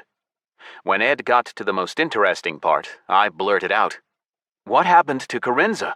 Give me the details, come on!" But he was clearly in no hurry to answer, refusing to get to the point. Well, first off, everyone in the raid got at least 2 levels for Eileen. Can you believe that? I'm happy for you, but... I stood up and yelled in his face, "God damn it, Rodriguez, where is Kharinza?" Ed started laughing, stubbornly continuing to drag out the tale. Well, you see, he frowned, scratching his brow. When you killed yourself with self-sacrifice to get to the Inferno, do you remember how much health you had? Around 8 billion? Right, My friend said, chuckling. you needed that skill that Tiamat gave you to kill yourself, but its actual purpose is something else. Do you remember what? All the health is converted into faith, right? Right, and it's the kind of faith that goes directly to the sleepers regardless of how much the temples can store. Behemoth and Tiamat suddenly became very powerful, but the faith gained from the self-sacrifice of an initial is bad. It's dark and the sleeping gods started to go mad. The power burned them from within, demanded release. Did Behemoth tell you all this? Yes, but not right away, only when Mogwai was already close to Kharinza. Basically, the sleepers lost their minds. They wanted to do something incredible, but Behemoth had enough restraint to hold them back. He cut Tiamat and the others off from the dark faith, locked it all inside himself, and waited for enough of the pure kind to accumulate. For what? All in good time, Ed smiled. The Sleepers' plan required the true unity of all their followers. Eileen's attack allowed us to gather everyone in one place, but then we tried to win as much time as possible, both to keep the NPCs alive and to gain enough faith for Behemoth to move the island. Wait, Behemoth moved Kharinza? How? Where to? Not just Kharinza, but Mengoza too.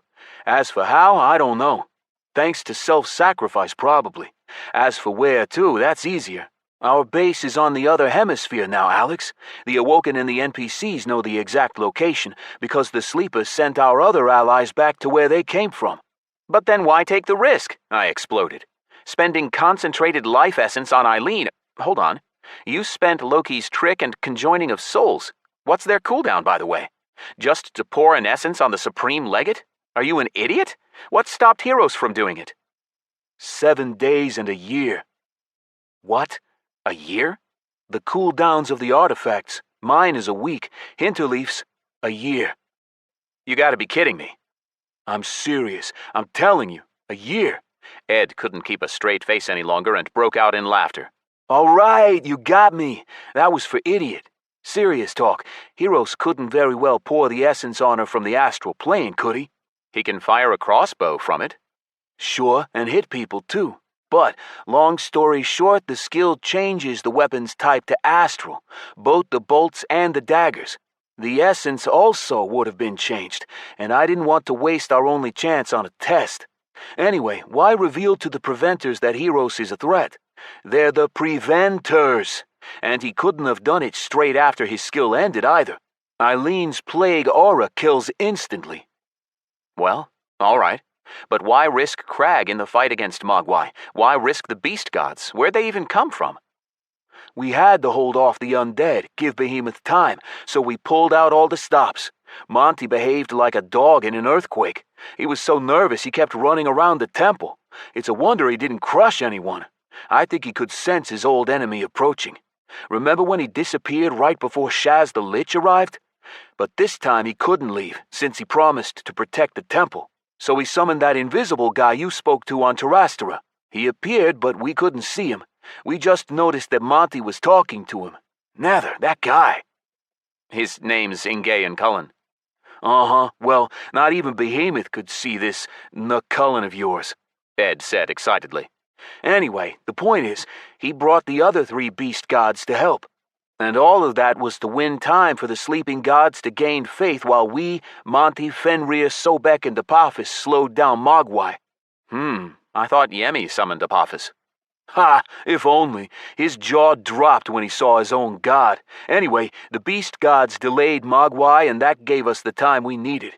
We got enough faith for Behemoth to take both islands somewhere we won't be found anytime soon.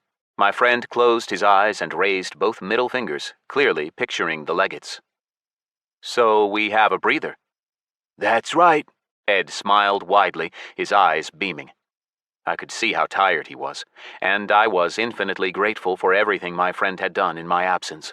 At first I'd planned to chew him out for giving up the island's coordinates to our allies and unlocking Terrastera to them, but neither of those things were a problem now. The island was on the other side of the world, and Tiamat's veil of distortion wouldn't let anybody but us jump to the acid continent. All's well, except that now Mogwai can go anywhere he wants, Ed sighed. I think the other legates will get undead flying mounts soon too. They might not know where the temple is, but there are 9 of them, and the whole world is open to them now. We sank into reflection. We had taken losses. When Mogwai shattered the righteous shield and broke through to the temple, hundreds fell to plague fury. Among them was Navarinox, Kusalarix's brother and leader of the goblin army, and Mandalar, troll chieftain of Uzulurub. Dekatra the troll, leader of Morena's cultists, had been captured. In total, we had lost around 1,000 followers. Goblins, orcs, trogs. Why did they take Dekatra? Ed asked, breaking the silence. The nucleus needs Morena. Remember the old goddess of death who gave me Reaper's scythes? I guess the legates failed to find her and decided to reach her through the cultists. They saw that they were with us in the desert. Eileen might have made inquiries in Shack, where the cultists' trail cut off. Where would they have gone? Fairly easy to see. To Scyth. That's probably what happened, Ed said, frowning. and now we don't even know what's going to happen to your character. Yeah, 3 weeks have passed in the Inferno since I disappeared. It'd be one thing if I hadn't come back from Xavius's assignment. But you came back from it and disconnected after, right? Ed asked. Right. I was seen. Now they probably think I'm a deserter. What do the doctors say? When are you going to be able to log into Dis? They say to give it at least a week, but I'm going to ignore their advice. I'll study the lessons I missed today, get a good night's sleep, and then tomorrow I'm going back to my demons. Thinking for a moment, I surveyed the lounge and noted. Clean place you have here. We bought a robot cleaner and multi-purpose kitchen machine for each of the Awoken, Ed answered. We can afford it. You took work from non-citizen cleaners? Ed frowned, walked over, handed me a soda. Firstly, the fewer people we have, the more secure we are. Not my words, Hiros. And secondly, tell me honestly, Alex, would you want your mom to work as a cleaner for some high-flying dro? No? There you go then. And the ones that used to tidy up for us still have plenty to do. We're opening a hospital, a school, a kindergarten with a nursery. There's work for everyone. Great idea. Who knows? Time will tell, he answered seriously. Maybe it's all just a waste of money. The people here are so, angry. Ones like Manny and Gula are few and far between. Most of them drink, slack off, fight, steal. Hyro pays no mind to it. You're up to your ears in responsibilities as it is, but I thought of something. The Awoken, we're basically like a corporation now, right? Anyone who wants to grow with us can obey the rules. Anyone else can leave. Wait. What I was hearing soured my mood. You're telling me our workers are stealing, slacking off, and drinking? Afraid so, Ed sighed. It was different before. If they didn't come to their shift in Dis, they'd have nothing to eat the next day. Nice and simple. Now they have far more money than they used to have, and they've relaxed. We have to stop the handouts, or we'll end up surrounded by leeches. Nobody wants to work when they're handed everything. Hyro's tightening up on discipline, although it really isn't his problem. Ed yawned widely. Anyway, I could really do with some sleep. Got it. I'm going. Sleep well. Raj half opened the door, made sure the corridor was empty, nodded to me. Oh, I forgot to tell you, Ed said, catching up to me at the threshold. I turned around. Patrick married Aunt Stephanie, and Tamoshi is going out with Eniko now. There's another thing that... My friend stopped. What? It's nothing, I just don't know what to do. Also, Tissa is waiting for you to come back before she celebrates her birthday. Are you serious? How can we have a party with everything that's going on? That's what I thought, Ed said, waving a hand. Never mind, parties are the last thing on her mind now anyway. She caught a cold. Remembering that a sore throat or even a bout of flu never kept Melissa from partying, I asked, is she at least resting? Or is she running around and spreading disease as usual? Ha! Of course she's resting. The capsule won't let her in with her temperature. Oh, another question. Big Poe's birthday is coming up too. What are we going to do with him when he comes out of the sandbox? I don't know, I shrugged. I don't have time to think about him right now. All right, but he really wants to join us. I can't stand him, but we could use the extra hands here. Ed thought a moment, then remembered. You probably don't know anything about it, but there's something wrong with the celestial arbitration. We haven't been able to summon an arbiter for days now. Colonel and Quetzal both tried to call one when I asked them for an oath. Didn't work. I had nothing to say to that. I walked back to my rooms deep in thought. All I could think about was that we had one more mystery, and still no answers. Diving deep into my studies, I fully mastered the modern history course and was moving on to robotechnology when Hiros came to see me. The security officer agreed to join me for the dinner Maria had made, and whistled Willie in too, who sat silently eating through the tabbouleh in front of him, something from Levantine cuisine made from bulgur, parsley, and a bunch of vegetables.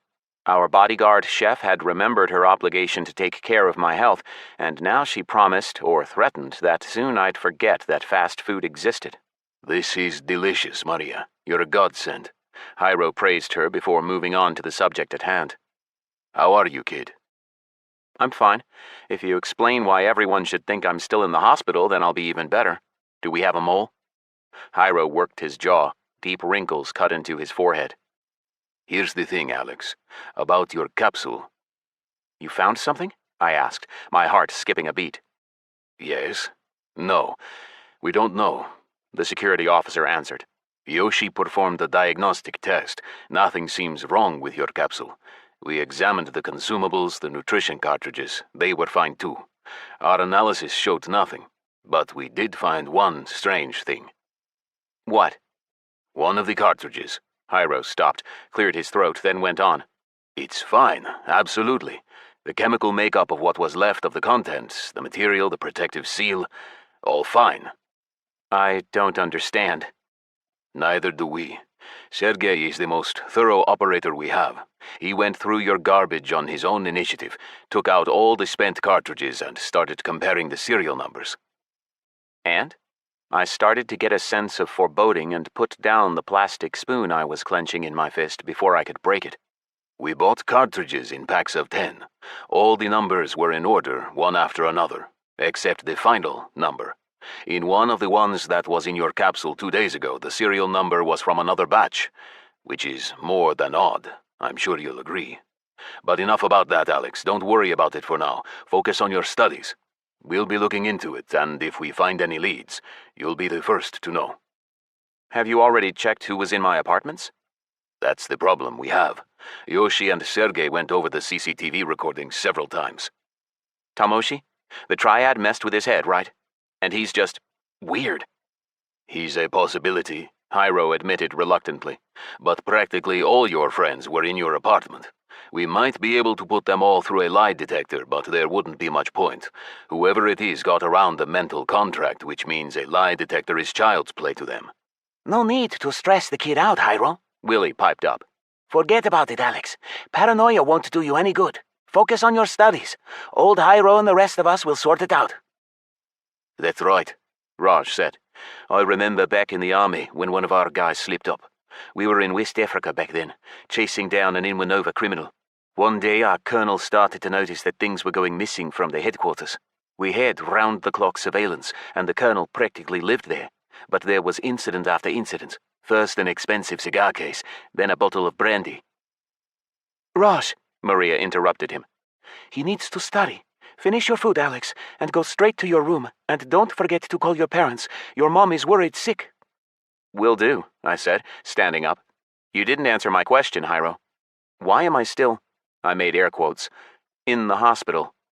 Willie's spoon froze halfway to his mouth, but he didn't raise his head. Because tomorrow, Hiros said, also standing up, you're going to die. With the last word, he repeated my gesture. It was raining in Cali Bottom. It had been raining for days.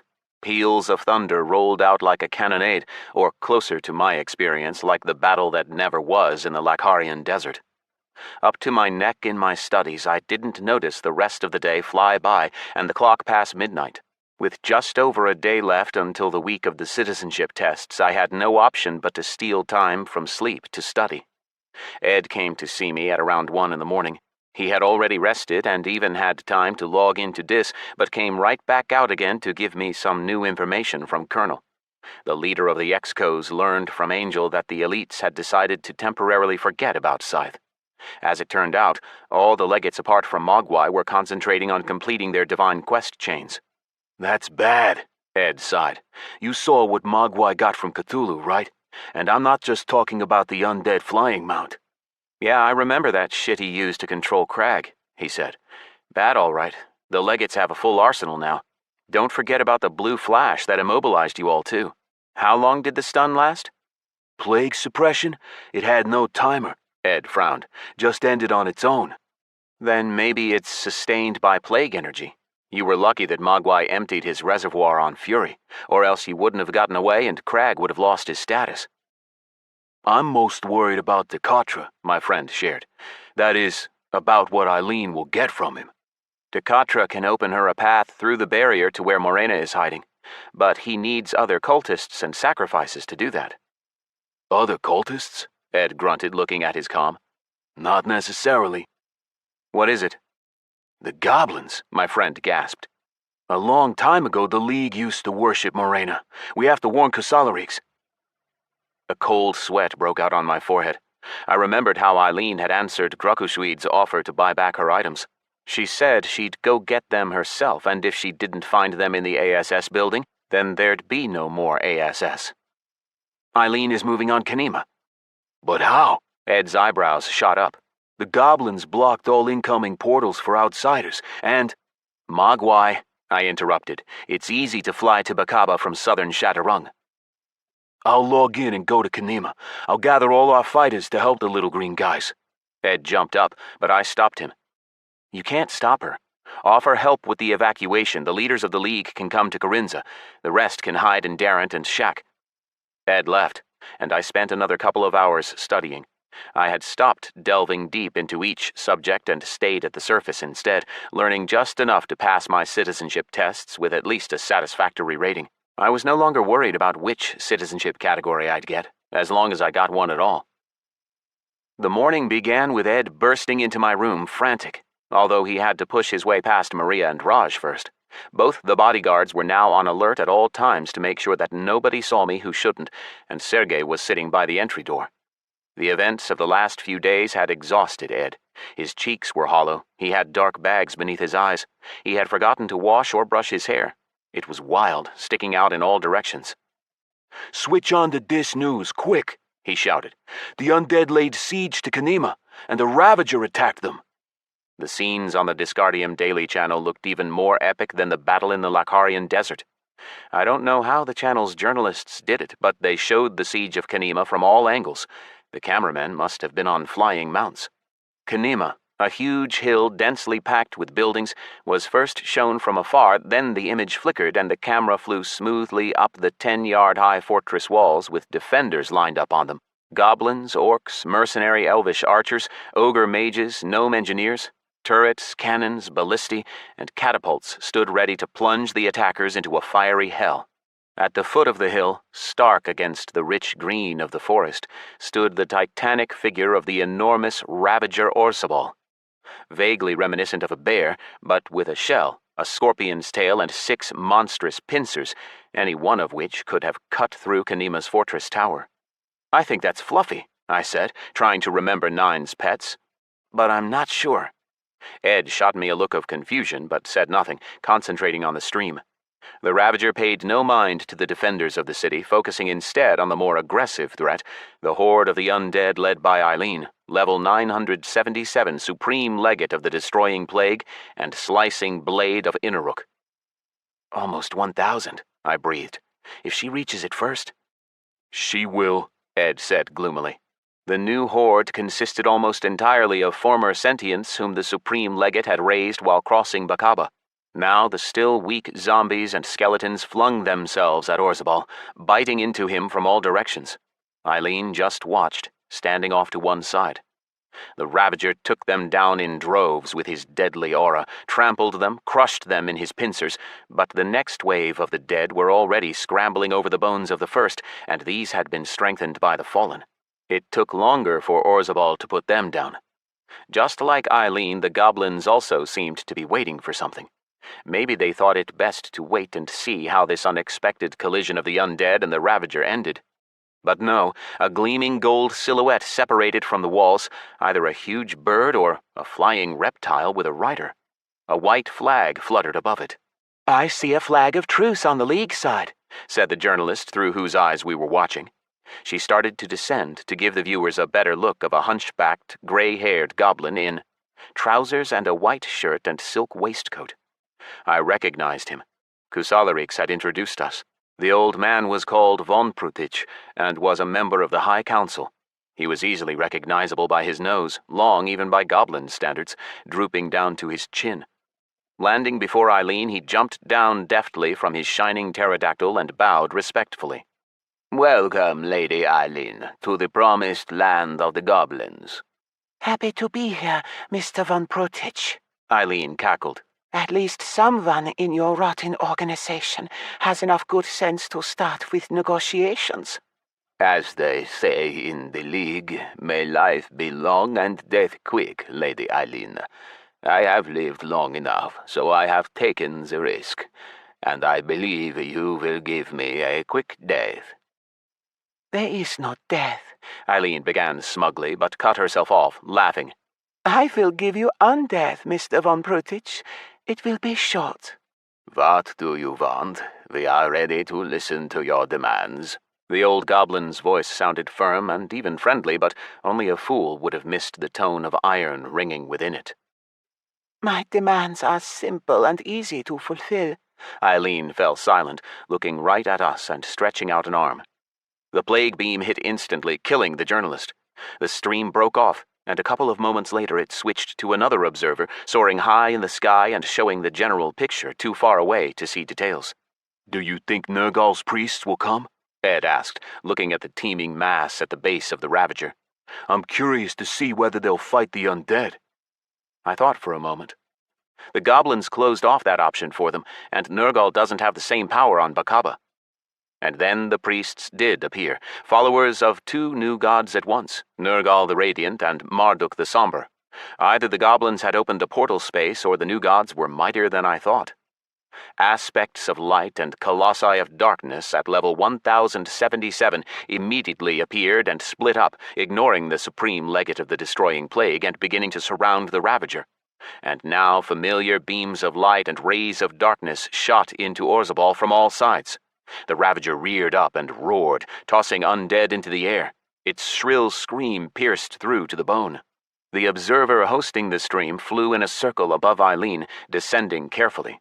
She didn't touch him, letting him get close enough to see her once beautiful face, now deformed by necrosis, her eyes filmed over, her skin hanging off in scraps and her lower lip flapping next to her chin.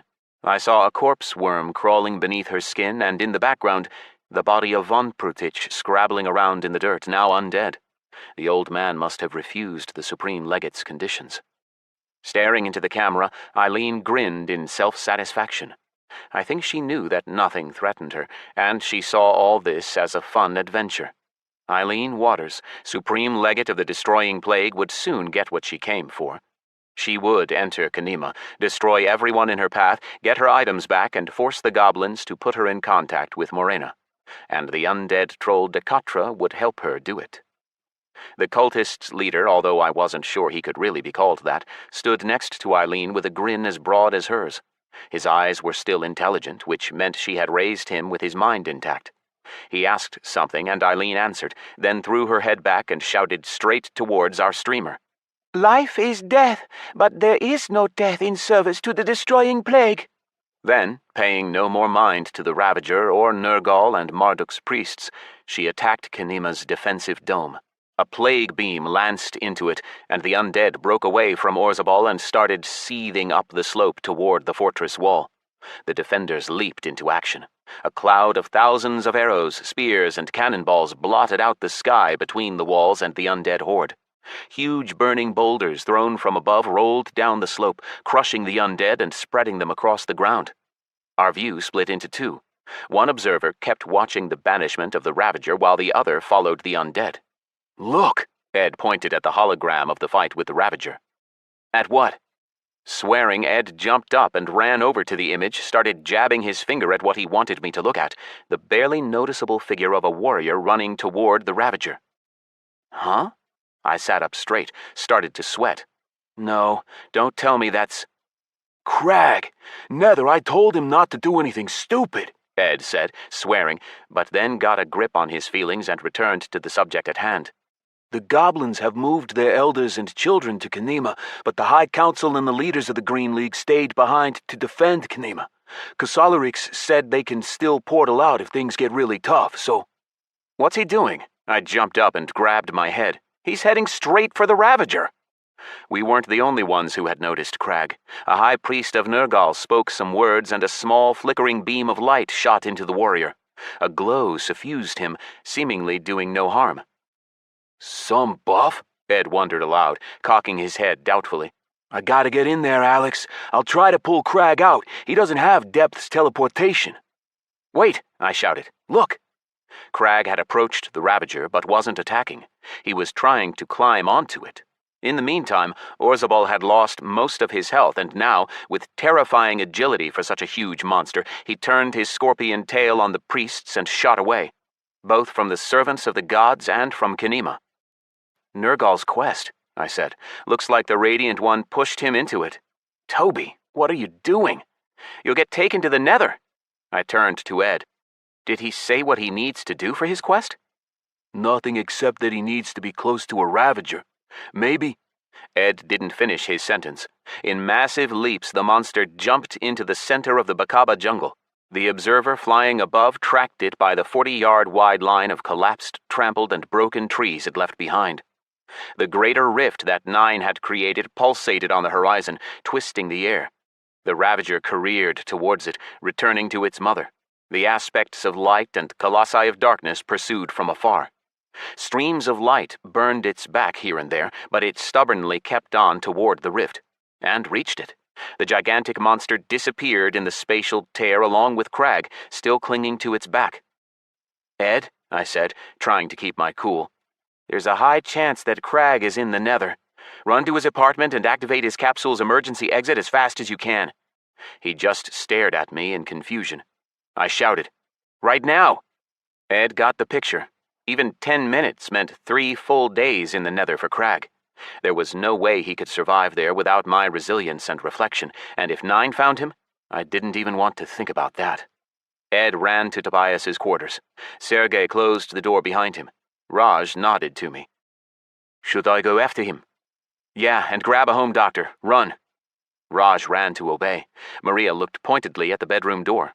Alex, very soon Hyro will be telling the base the bad news of your death. You need to hide in your room and not come out. Gotta stop Ed's visits, too.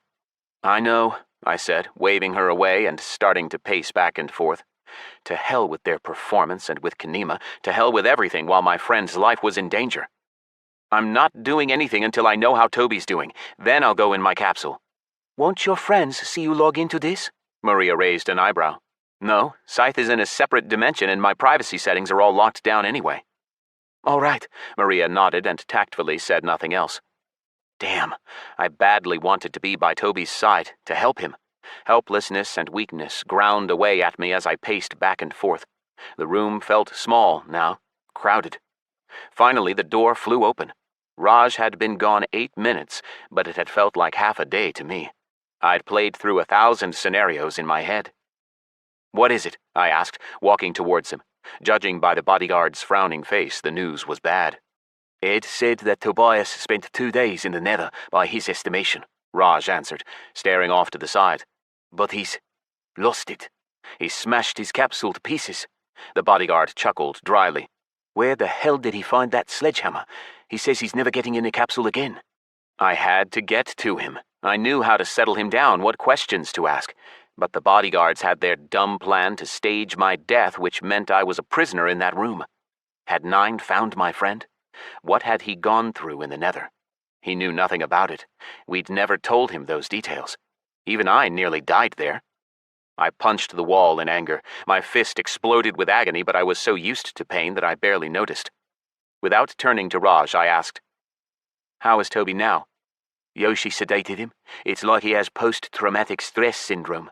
Seen it before in the field. I interrupted him. When he wakes up, have one of the girls talk to him, find out what happened to him. It's important. In the meantime, the news hologram showed the fall of Kharinza. Eileen had broken through the dome and the undead horde was surging through the streets of Bakaba's capital.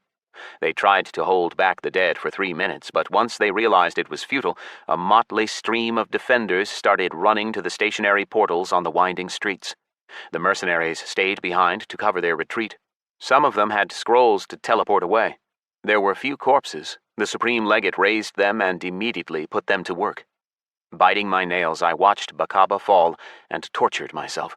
For not protecting it, for luring in the goblins with unity bonuses only to put them in harm's way by trying to sell Eileen's items back to her. It was my fault. Common sense told me that the League had calculated and accepted the risks, but I felt bad for the little green folk. They'd lost their homeland, and unlike the players, they had nowhere outside of Disgardium to go. All I could hope for was that most of the defenders had managed to escape. Realizing that there was nothing I could do to help the goblins, that Tobias wouldn't be awake anytime soon, and that there was no way I could study under these circumstances, I climbed into my capsule. I had to do something, anything. The AI analyzed my health, confirmed that I was well enough, and chirped its approval. As soon as I entered Dis, I saw a halberd flying straight toward my head. I barely ducked.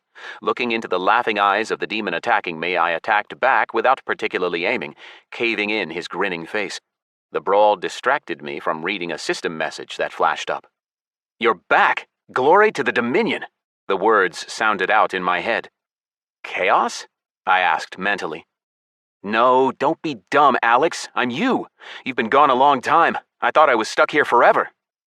Only then did I read the fading text. Synchronizing. The minds and memories of Hakkar and Scyth merged, and I remembered everything that had happened to the tiefling while I was gone. Chapter 16. The Unstoppable. My brain, at first overloaded with new information after melding with the mind of Hakkar, adapted instantly, and my tiefling surged into the fray. I could delve into what had happened to Hakkar in my absence later. The main thing now was to win. We were fighting Diablo's first legion, which meant his strongest. Counting the first 2 battles, this was Hakkar's 10th in a row.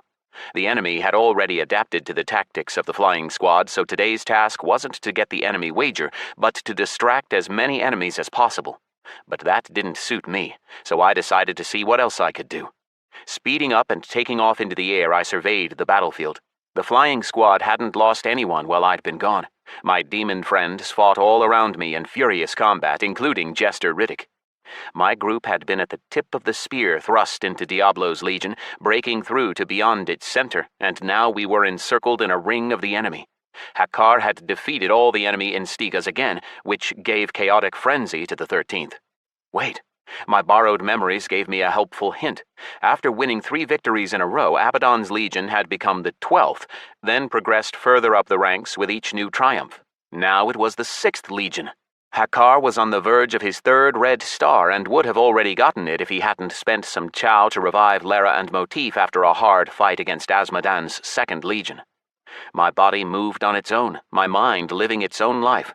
Not only did Hakkar's touch burn his enemies thanks to the demon fighter's ferocity medallion, but reflection also hit them. At first I was careful out of habit, dodging, jumping away, and diving beneath strikes, but then I stopped wasting time. "Don't forget the hounds. Call them as often as the cooldown allows," the other Hakkar said, and I took the advice. Pulling Houndmaster's Scourge out of my inventory for a moment, I activated it and nodded in satisfaction. The dogs that materialized were at the same star level as me.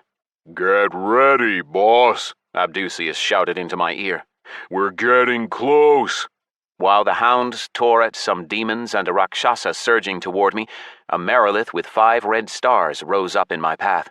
She was at least as big as Apophis, but my tiefling had also become so large that even Abaddon wouldn't have been able to call him little anymore. I put myself in the way of her attack. The Merilith's tail struck me in the chest, its sharp tip screwing into my flesh, dealing ever-increasing damage, which reflection fired back at the 6-armed demoness. She screeched. A series of hammer fists put her down for good, breaking her snake neck and cracking open her head. "You'll reach the wager in 3 leaps. Go for it," my memory told me, doling out information in small doses. Right. So that meant I still wasn't fully flying, just jumping far and high. Clarity. Leap. Flight, that is. The weight of a 6-ton Rakshasa grabbing me with all 4 arms at once pulled me downwards. Sending him flying with a single strike, I continued to jump over the heads of the demons. Few noticed me. Everyone was caught up in the battle, focused on the foe in front of them. 2 of my hounds survived, both hanging off a huge devil. Our imp chittered joyfully, burning him alive. "Stinkling!" I heard a cry, but the clang of chaos metal and the curses and groans of the wounded drowned out the cry. Speeding up again, I thought, why did Hakkar keep on living here without me? Didn't I leave the Inferno before? The answer floated up in numbers. 72 hours. That was precisely how much time passed in the Inferno before the AI allowed a copy of my personality to reappear in the game. The question remained whether it had happened because of my threat status, Chaos's influence, or because time flowed differently in the Inferno, and the game dimension itself was separate. But Hakkar didn't know the answer. 3 fake leaps weren't enough to reach my target. I took a 4th when I was 30 yards from the wager, cast in shadow. I threw back my head and saw whose. Mephistroth, Higher Demon, Legatus of the First Legion, Diablo's Dominion. Red stars, 11. Orange stars, 9. Yellow stars, 9. White stars, 6. There you are, legendary Legatus. I remembered the words of the museum guide in the Ruby City about Mephistroth, that he was one of the 3 who had ever wounded Belial, and as a lowly centurion at that. The enemy Legatus was surrounded by a century of his strongest fighters, but that wasn't the only problem. Seeing me approach, Mephistroth covered up the wager with a colossal bright blue leathery wing. The uncharacteristic color for a demon was enchanting, hypnotizing, beckoning. I shook my head, shook off the enchantment. How could I move a mountain like that? Letting clarity stretch out, I dove under Mephistroth's arm and released a full combo at the Legatus's chest, knocking out not only health points, but also a strange white powder that covered his whole body. I attacked first, so my surprise perk kicked in and knocked Mephistroth off his feet. The system identified the powder falling from the Legatus as loot and pulled it in with magnetism. I went back to normal speed for 3 seconds. The enemy Legatus started falling onto his back. He had to wave his wings to keep his balance, but I didn't rush to pick up the flag. I took advantage of the second Hakkar's experience again. Switching on clarity and flight, I started my jump next to the enemy standard and picked it up only at the last moment. My skills canceled immediately, but the momentum carried me over all the defenders. Then my arms and legs started working on autopilot, honed over 10 battles. I threw the flag to Abdusius, who was waving to me with a surprising number of our side around him, all fulfilling the role of a living shield to cover the flying squad's retreat. Riddick jumped up to catch the flag as it flew through the air. Laughing and singing to himself, enclosed in a defensive ring of our troops, he ran toward the base. I caught up to the squad, leaped ahead, summoned my hounds, and started to clear us a path. Hakkar's red stars had multiplied his stats even more, so now I could sweep the strongest of Diablo's fighters aside with ease. The thought came to me that I could take the Coals of Hellflame by force, but the other Hakkar responded. "Don't be a dumbass, we're so close to our 10th victory. Belial is sure to invite us for an audience." More than once I had to put the world on pause when I got new stars, to wait out the time it took my body to twist and break as it transformed. But I only had to intercept the flag once. I was pushing my way forward without looking back, so I didn't notice right away when furious Mephistroth caught up to my fighters. Abaddon, already flying towards me, roared. Hakkar, behind you! By then, the enemy Legatus had already swept away my allies and pinned Riddick to the ground, tearing the wager from his hands. I went into clarity and charged Mephistroth. The poor creature didn't even know what hit him. One moment he was taking the wager from the flag carrier, the next he was rolling across the ground and eating dirt, shattering fangs and breaking horns. Magnetism pulled something in again. Although my blow took away a third of his health, I decided not to disincarnate the Legatus. That would be missing the point of the great game. Picking up the flag, I broke for the base with my leaps as fast as I could. Abaddon covered me. The enemy tried to stop me, but what could they do against Abaddon himself? The Legatus crushed them, tore them apart, grew tentacles and impaled them, cast them out of reality itself, unleashing all the abilities he had demonstrated before in the demonic games. We returned to our wager almost as one legion. There was nobody to stop me. but I still ran as hard as I could and planted the enemy flag as soon as I got there. Victory. The sky lit up blue. Silence fell for a few moments. The fighters of both legions stopped battling and lowered their weapons. Slowly, with ever-growing intensity, Abaddon's legion began to roar. Shaking his fists, the legatus started to descend from the hill, praising and cheering his fighters while they shouted as loud as they could. Legatus Abaddon, Centurion Hakkar, glory to the Dominion! 6th Legion! An imp I didn't know squawked. Try again, dumbass! Our imp Rupert cackled back. It's 5th now! I sat right down next to the flag, rested my arms on my knees. This was far from my first victory, but the adrenaline still surged through the blood of my real body. I still felt the come-down, the satisfaction thickly mixed with joy, and the excitement at my 3rd red star. The fighters of the flying squad arranged themselves around me. Smiling, I looked into their eyes, all full of adoration. All my allies were larger now. Lara was 3 times taller than she had been when we first met, but still only came up to Abdusius's shoulder. Riddick snarled, spitting out blood and teeth. Motif was already offering him a flask, and Karakapanka and Rupert were lying down, grinning and staring into the sky. Surely Xavius, may a Bakara tear his flesh, will let us go on leave now. For sure, the others answered in chorus. The rules are the rules. 10 wins in a row. Karakapanka rose and struck the ground with his fist. 10, we're on fire. Ha! Gentlemen and Lara, this is where regular old life stops and the fairy tale starts. Abdusius rubbed his hands together. We're going to be getting offers from sponsors, Motif said excitedly. Sure as Chaos Iron, the flying squad is even more popular than the 1st Legion. There'll be free liquor, Riddick said dreamily. Maybe even the brothels will. An aura of power suddenly fell upon us. Smiling and crossing his arms, Abaddon rose up before us. Centurion Hakkar, the legatus said in a tone so kindly that I felt sick. The great prince wishes to see us. I jumped up as if struck by lightning. Finally. Glory to the Dominion, Legatus Abaddon. Glory, glory, the legatus murmured, still grinning. His smile was creepy, as if he was opening the hatch into a furnace for me to climb inside. It made my blood freeze. Nodding to me, he turned his gaze to my fighters. Listen well, legionaries. The rest of the legion will go on leave tomorrow, but you are my prize soldiers. The rules are not for you.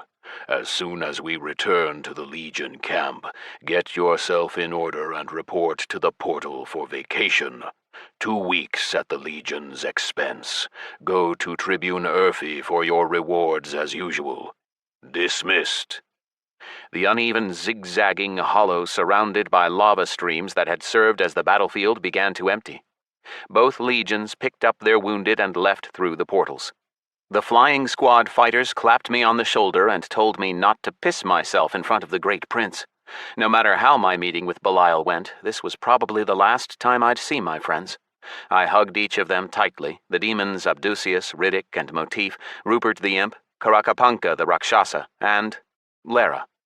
The succubus had feelings of her own and hugged me as if trying to fall into me. I wish you fire, boss, she whispered, stroking my cheek with the tip of her tail.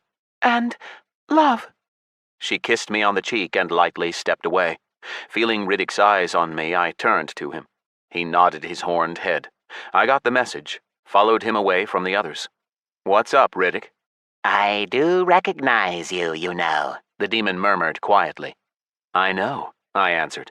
Back then in the battle after the Heart of the Void, you called me Defeater of the Destroyer. You recognized me but didn't let on. Why not? I liked watching you, Riddick whispered.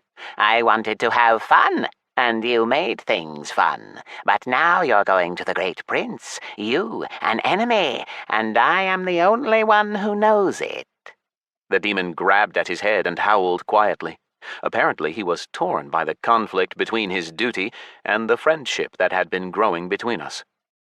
You aren't the only one who knows, Jester.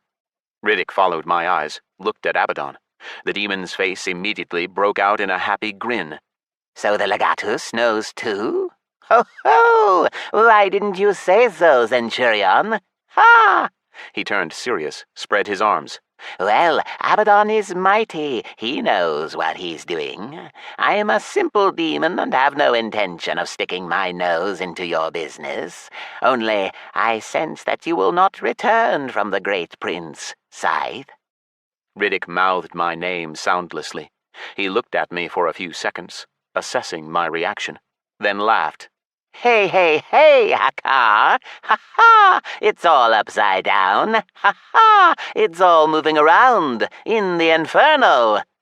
Standing on his hands and waving his legs in the air, he returned to the others, and then the flying squad left, chatting happily amongst themselves and not looking back.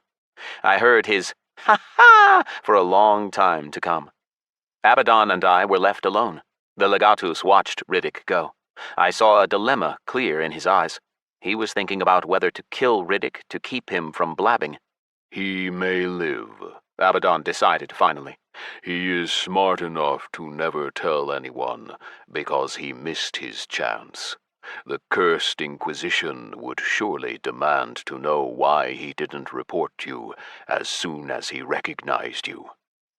You heard all that? Of course, but it is not this clown that bothers me. You have enough chow that even I do not sense the particle of the enemy within you now. But still, if the great prince condescends to shake your hand, or lets you kiss his, do it fast. Otherwise there may be consequences. Understood? Yes, legatus. What about your promise? While I spoke with him, I wondered where the real tiefling Hakkar was. Could he hear this? See that I was talking to Abaddon himself as an equal? Or would his memory awaken when he came back like it had in me? Now that the end of my mission seemed near, memories of the unfortunate tiefling from the nest came back. We will figure that out later, Abaddon answered. I give you my word. I will do all that is required to get you a spark. But what then? I still need you. 10 victories in a row, legatus. 10. Your legion just defeated Diablo's first legion. Your warriors are swimming in chow.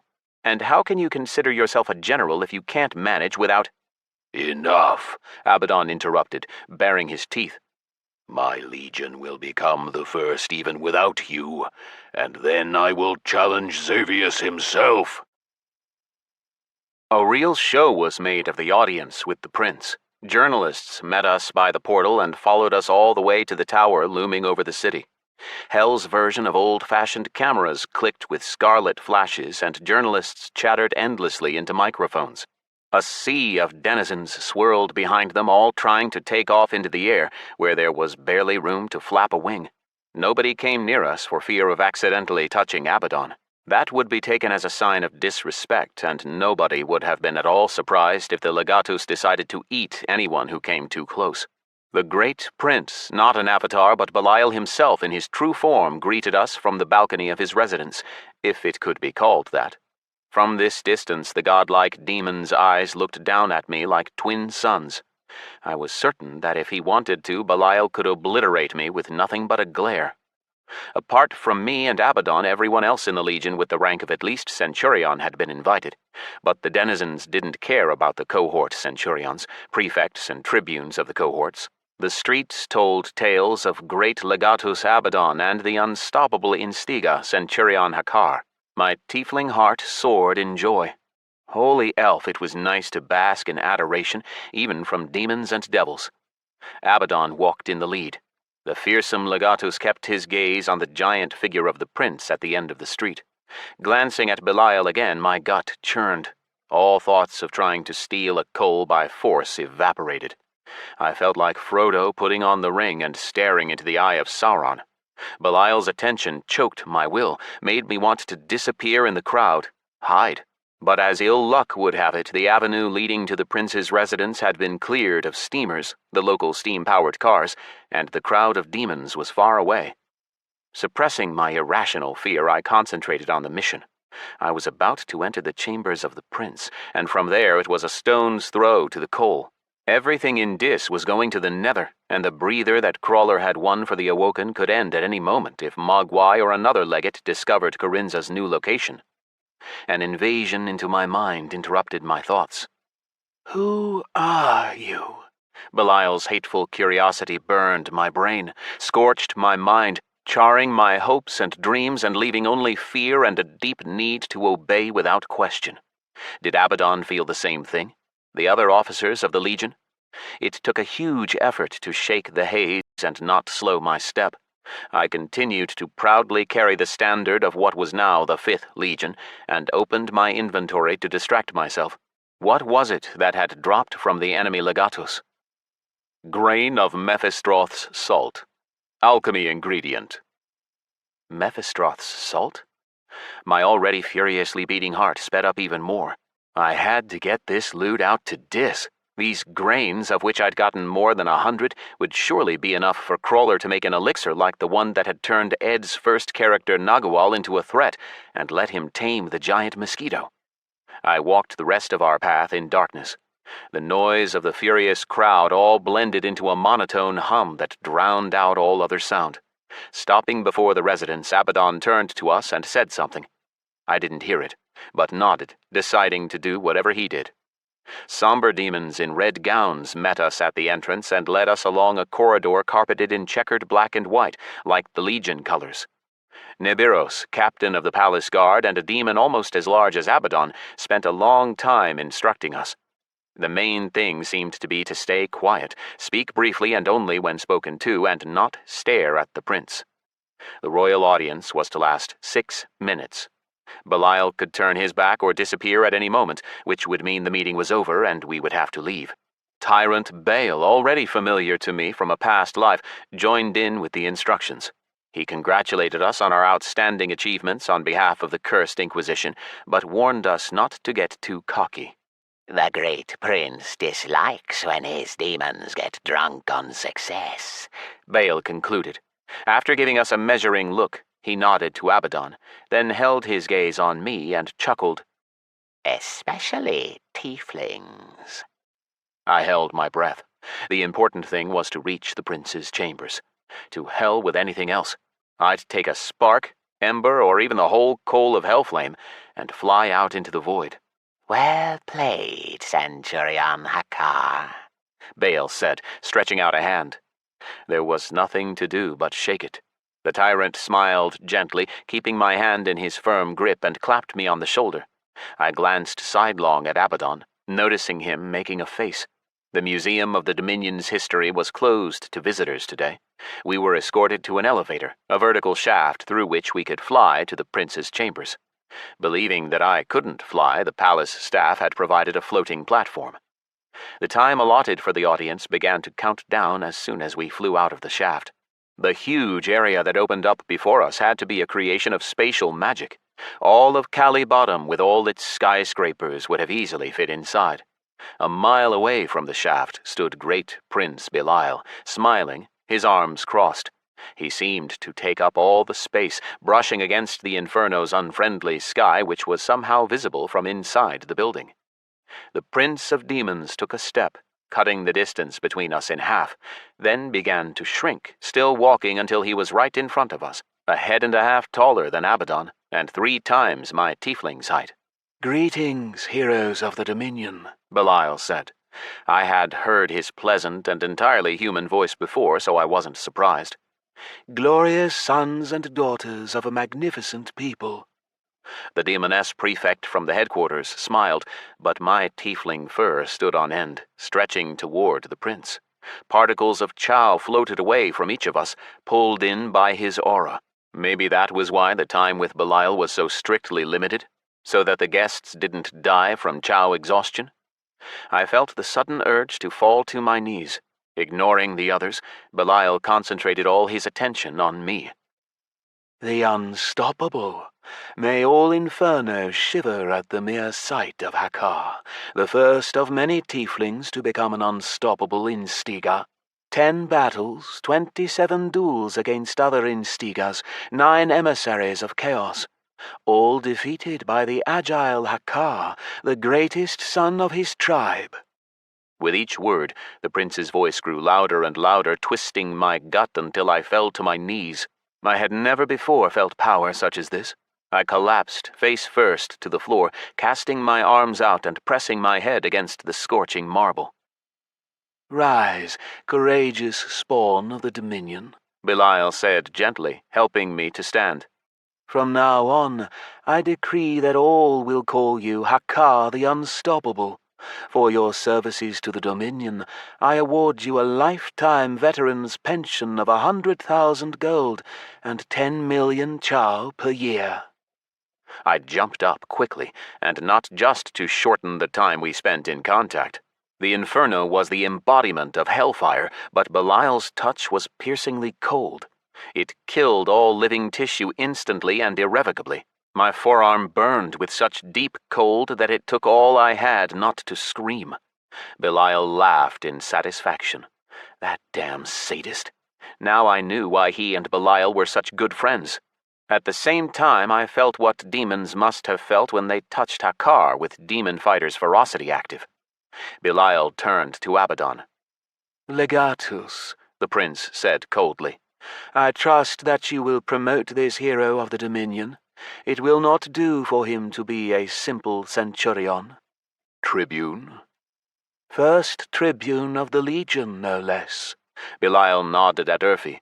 "Make this one second. It should matter little to him under which rank he sits on his behind in the headquarters. Is that not so, Satyr?" Urfi nodded, smiled, and fell to the floor, unable to resist the pressure. "As for the others, Legatus, you would have served me better bringing Hakkar's flying squad than these pen-pushers." "Allow me to object, Prince," Abaddon answered cold-bloodedly. "Tribune Urfi earned his place not in the headquarters, but on the battlefield. That is why I kept him in his post. In fact, all those I promoted are combat officers. The only pen-pushers I have are the ones General Xavius insisted that I take." "Insisted, he says," came a bleating from afar, followed by a laugh. "Heh." The general must have had some skill to keep himself hidden. What else could explain the fact that we only just now noticed him? Belial was the only one unsurprised by Xavius's appearance, as if from thin air in the brightly lit and open space. The prince chuckled, apparently amused by what had happened. What was this to him? The infighting of insects under his control? "Was it not you, Legatus, who begged for the honor of leading a dying legion?" Xavius approached and bowed to Belial. "Forgive my Legatus his disrespectful manner, my ruler." Of course, the king sang. "I bid you farewell, but ask that you put aside your squabbles. Today we celebrate heroes of the Dominion, who—" At that moment, the clanking of armor drowned out Belial's words. 10 demons marched into the hall, Baal at their head. But it wasn't the tyrant who spoke. It was the imp, Rofokal, risking incineration beneath his overlord's gaze. Sensing that something was amiss, I prepared to go into clarity, but held off for the moment. "Great Prince, there is a matter that cannot wait," the cursed Inquisitor declared. "I heard you speak of heroes of the Dominion, but please allow me to correct the record."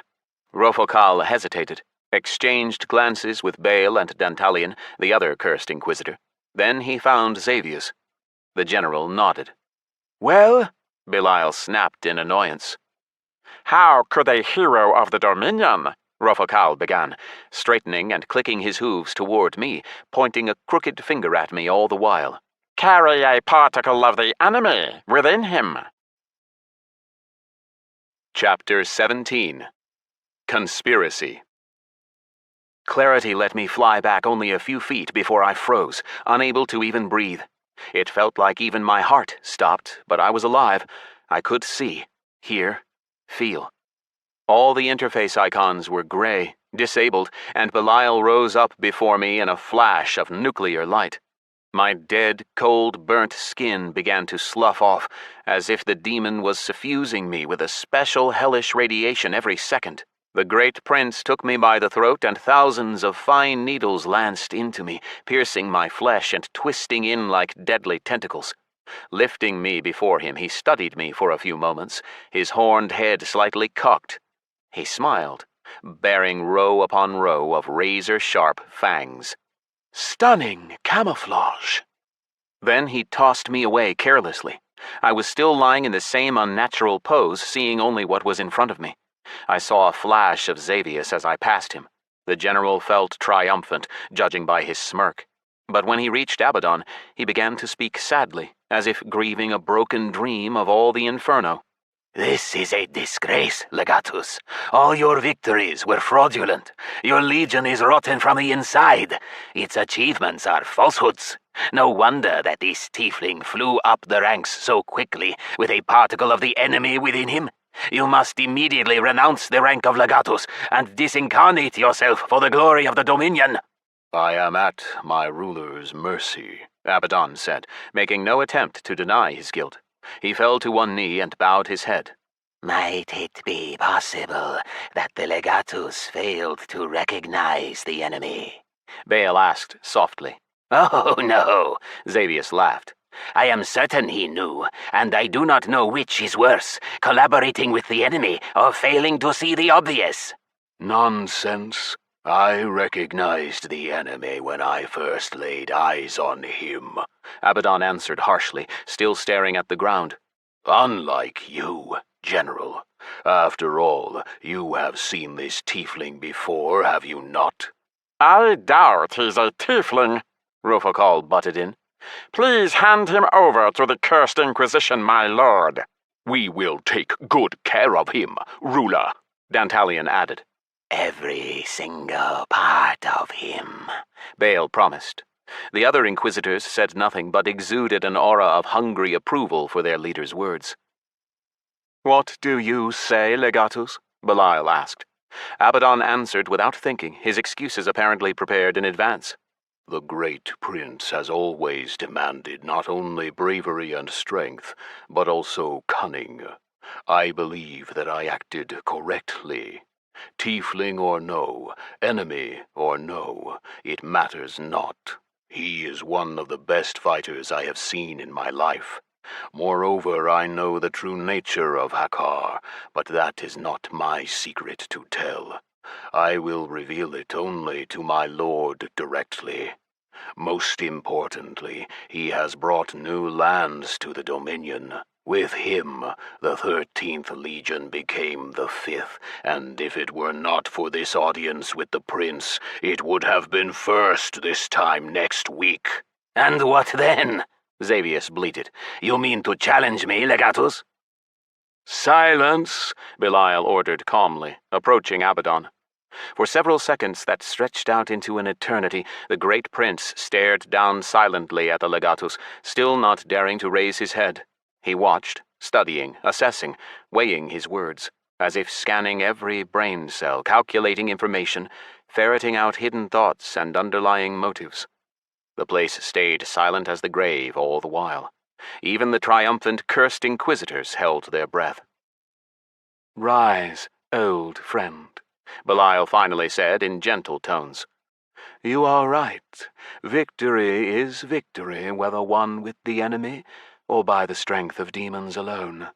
And in case anyone has forgotten, Belial raised his voice, which took on a threatening tone. Before the great exodus, the blessed people of Vandara never refused the help of other tribes when fighting off invaders. Yes, order is our enemy, the enemy of chaos. But we are not chaos. We are demons. In the end, we will achieve our dream and become able to live without Chow. My heart started racing again. I had regained the ability to move. Rise, Hakkar. Rise, enemy, Belial ordered. We will end this awards ceremony, and then you and I and Abaddon will talk. Then everyone started moving. I didn't miss how Xavius's tail had begun to twitch nervously, how the Inquisitors' faces darkened with the prince's every word. The moment when Belial freed me was a signal to them. I was stunned again, once more deprived of my Imba stats and talents. Xavius and Baal, standing at opposite sides of Belial, both darted toward him at the same time, and I couldn't believe my eyes. The fabric of space cracked, tearing with micro-rifts which began to ooze streams of pitch-black blood. Obeying the will of the conspirators, they took on the shape of hundreds of black blades which flew toward Belial in a swarm.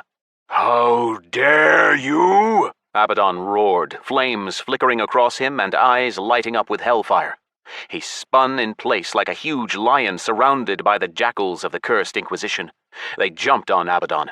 In the meantime, all the blades but one disappeared before they hit Belial, who hadn't moved a muscle. The lone remaining blade turned out to be a trap. It scratched across the prince's face and then unfolded, covering Belial with a strange cylindrical dome. Black dots flickered across its translucent walls. The others put down Abaddon in the meantime. However mighty the former general was, each cursed inquisitor was nearly as strong. Even Dantalion, with only 9 red stars on his horn in the alternate reality, had all 12 in this one. Clever, Belial said, his voice as if drifting from afar. He seemed calm, unsurprised. You camouflaged a stiletto of eternal imprisonment in a swarm of chaotic hellblades, using my own divine blood to activate it. The last time I saw this artifact of the departed was when Lucius had it 1,000 centuries ago. Is my brother somehow involved in your little coup? We have tremendous power, Belial, Xavius said without a hint of boasting. We. You should poke your head out of your lair sometime, Prince, the general spat. Can you not guess? Your little diversions never worried me, if you refer to your affiliation with the Chaosites, Belial answered. But I admit I was mistaken. I should have disincarnated your leadership before this madness went so far. Oh, it'll go even further, Xavius bleated. This day will go down in history. Why is that? You know why, Belial, Baal muttered. Sorry, my lord, but honoring the enemy is a step too far even for you. It's the last straw. Are you certain that the other princes will support you? The ruler of the Dominion asked thoughtfully. Lucius is with us, the tyrant said. The young prince is merely playing with you. You are his pawns, Belial said derisively. What about the others? Diablo and Asmodan will object, of course, but we're ready. They won't dare violate the non-intervention law. The non-intervention law, Belial laughed. The affairs of one dominion do not concern another. Well, if I'd known the consequences when I suggested the law after the Great Exodus, it was written for the princes, not for you. We know, Rufokal said. To violate it is to destroy the foundations of the Inferno. Otherwise, we wouldn't have dared, but there's no greater happiness than realizing that the old and obsolete god of treachery and deceit has condemned himself.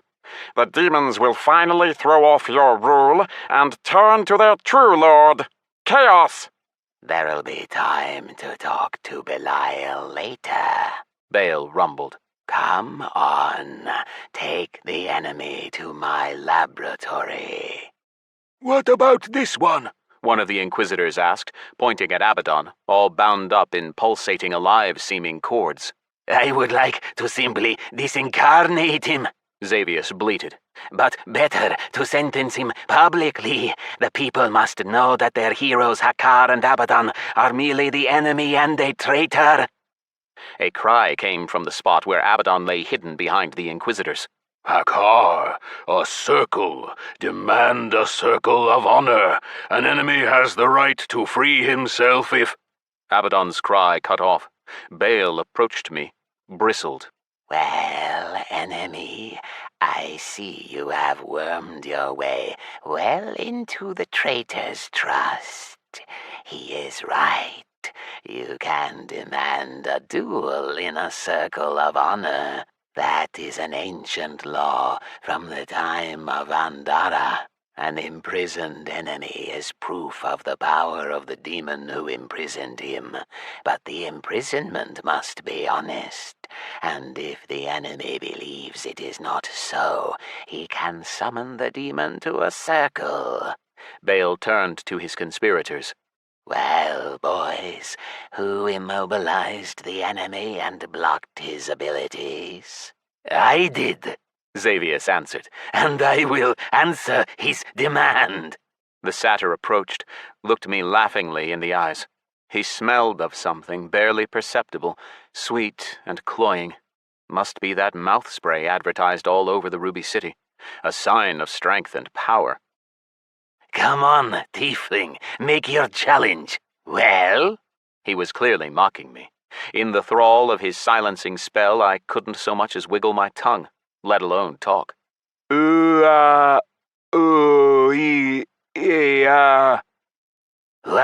What was that, enemy?"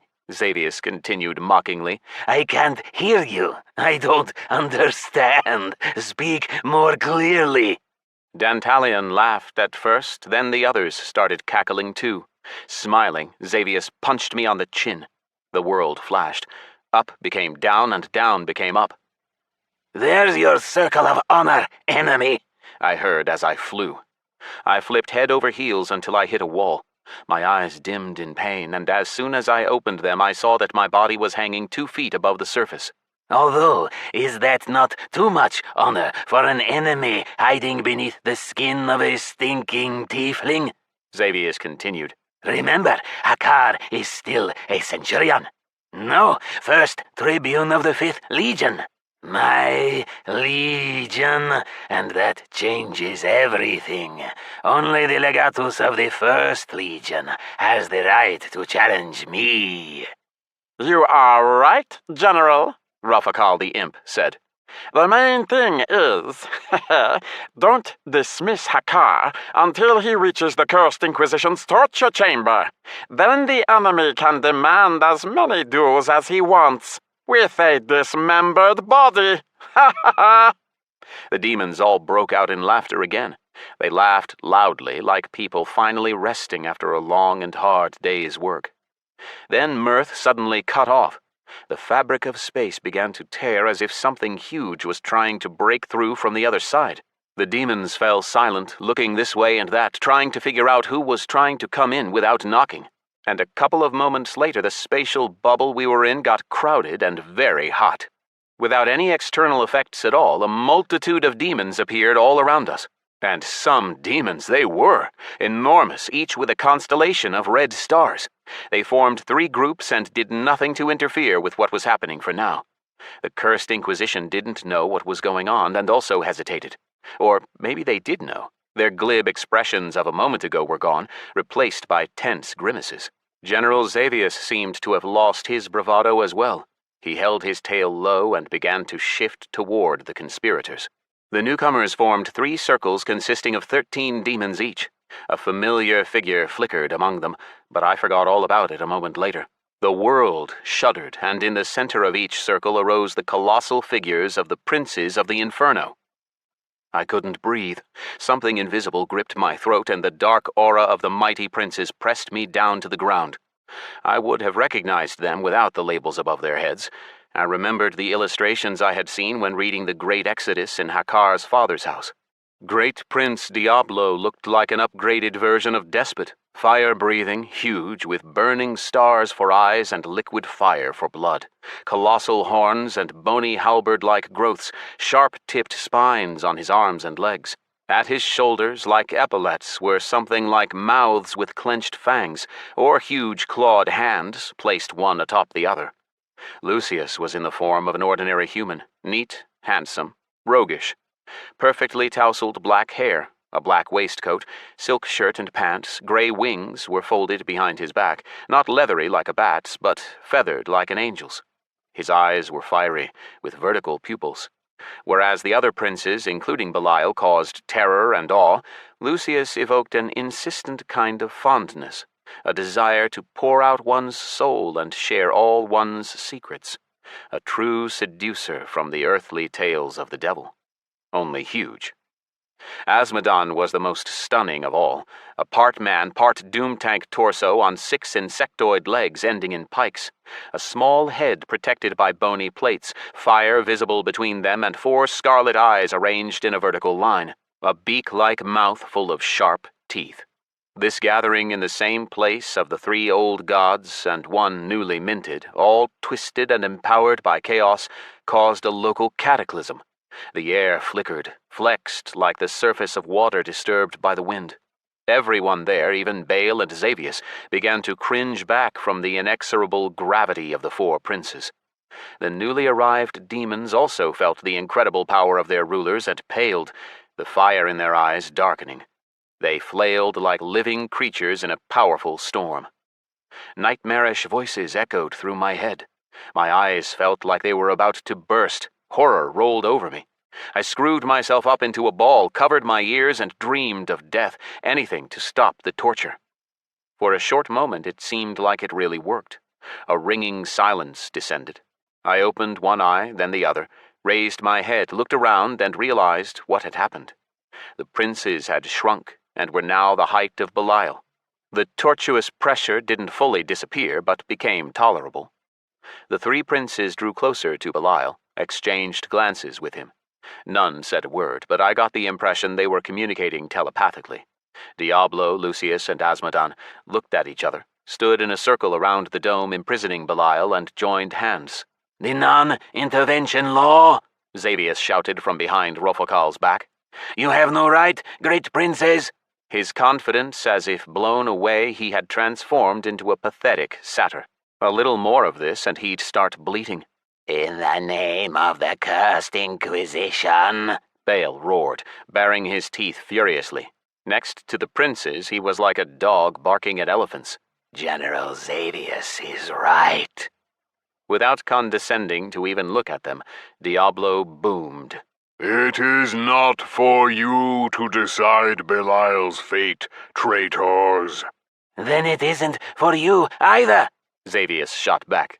Azmodan emitted a rumble like an erupting volcano. Smoke shot out of his nostrils and drew an unfamiliar symbol in the air. His demons and Diablos instantly descended on the traitors. Lucius's demons stayed out of it. The cursed inquisitors didn't resist, just let themselves get pushed to the side, closer to me. A 2-tailed demon with a head distinctly reminiscent of a bull's hissed to Xavius. "Don't push it, criminal. Chaos will be the judge." Looking at the name above his head, I saw he was Moloch, general of Diablo's army. Casting a glance across the other new arrivals, I saw that the princes had brought their generals and legati with them. I lay by the wall in an uncomfortable pose, unable to turn my head, so I couldn't see everyone, but the generals formed up next to their rulers. Apart from Moloch, there was also Astaroth, Lucius's general, and Olziber, Azmodan's general. Answer and judge, Chaos. The 3 princes shouted at once. Belial said nothing. The call of the rulers of the Inferno echoed through the dead silence, fading. Quiet had descended once again. A whine bordering on the ultrasonic began in the distance like a buzzing mosquito. The sound grew louder, thickened. A crack and screech joined it and now sounded like a freight train careering toward us. The world froze for a couple of seconds as if paused by the Creator. Then the air twisted and a huge clump of darkness appeared, like a gigantic blob of ink that could have covered up everyone there. The monstrously huge black dot began to grow even larger. Flashes of energy ran along it, making the blob of ink shimmer and ripple. It grew writhing tentacles, and its surface bubbled and burst to reveal sets of eyes and fanged mouths. Paimon glacia la bolasazida kakamel komutbird. Wave 1 Proto-Demon. Voice of Chaos. Thousands of mouths screeched in unison. "Chaos has answered your summons, demons. Speak." Thousands of voices vibrated together, merging into one. I felt my knees shake. "Your followers, the criminal Chaosites, accuse me, great Prince Belial, one of the 4 overlords of the Inferno, of collaborating with the enemy." "The one you call Hakkar is not of the enemy," The voice of Chaos hummed immediately. He carries a particle of the enemy within him, but he has immeasurably greater chow. The Chaosites' accusations are merely an attempt to overthrow you, great prince. Our ruling Belial is free. The dome over the prince shattered.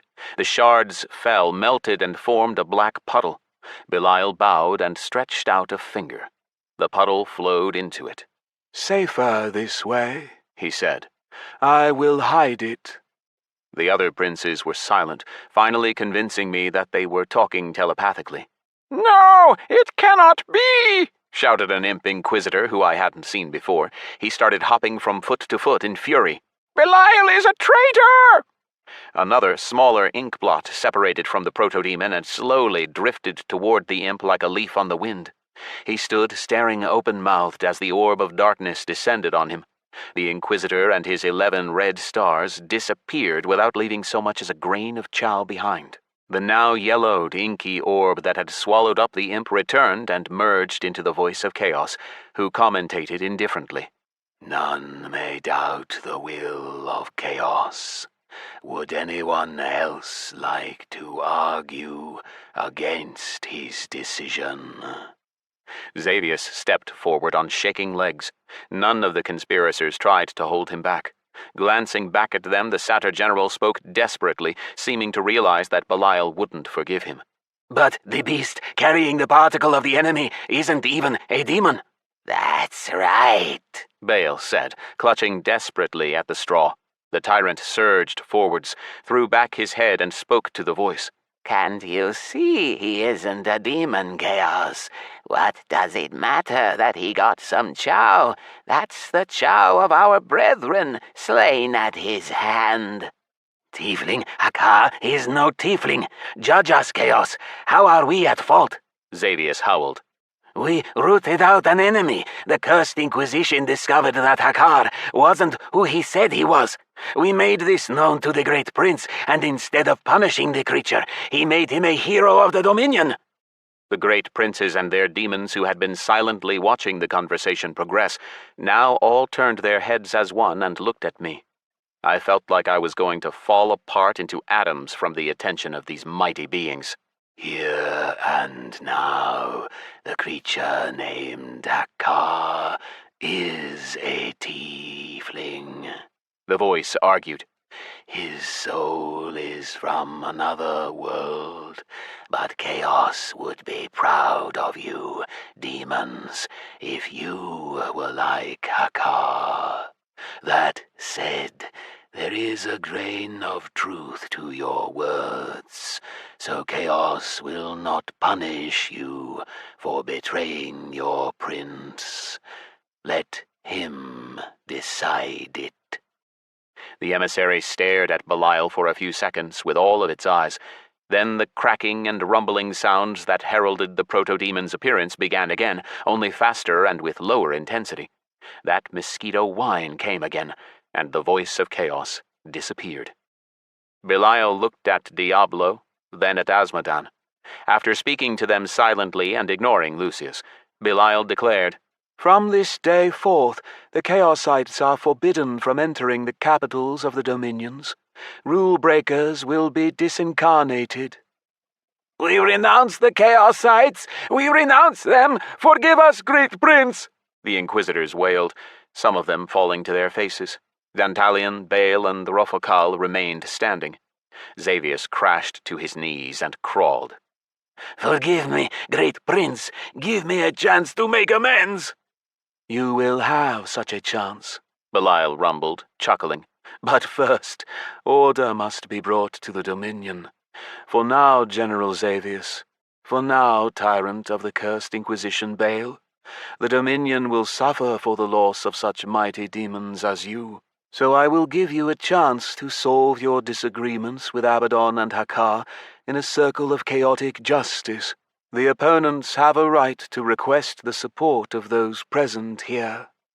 Xavius straightened, moved to stand next to Baal. "I, Tyrant Baal," the demon said. And I, General Xavius. Formally challenge Legatus Abaddon and First Tribune Hakkar of the 5th Legion, they finished together. Are there any here who would aid us? All the other cursed inquisitors stepped forward. Rofakal, Dantalian, and another 7 demons. In total, that made 11 against me and Abaddon.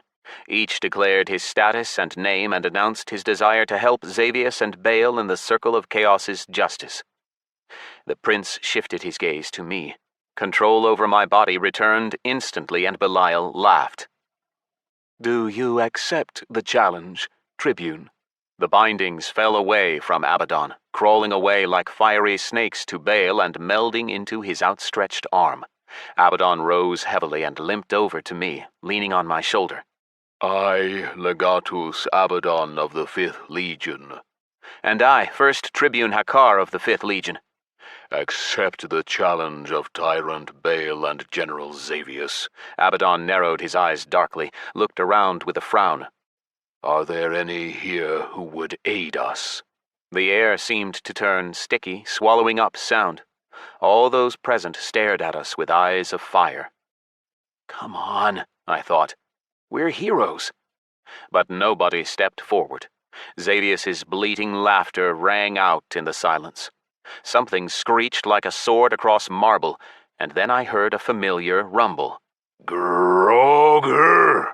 I, Despot, Legatus of Diablo's 12th Legion, will aid you.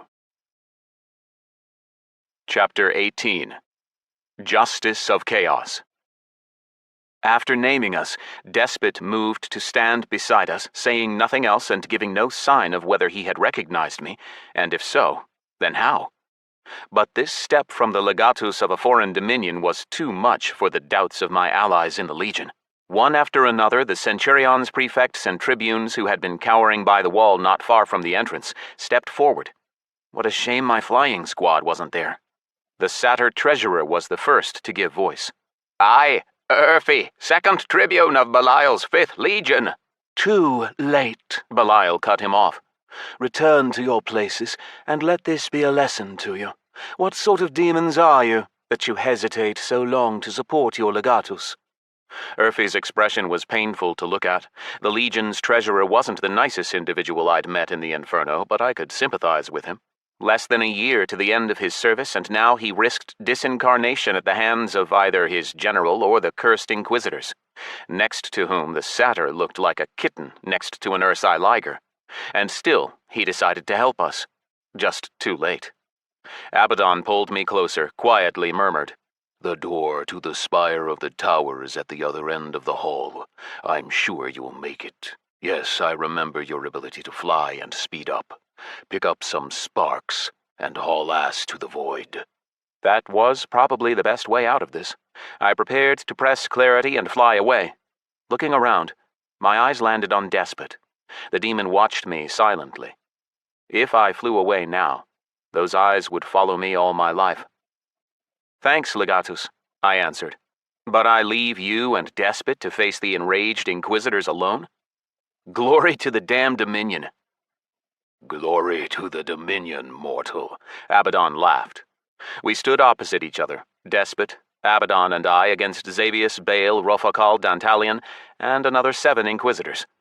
The rest stepped away and formed a circle around us.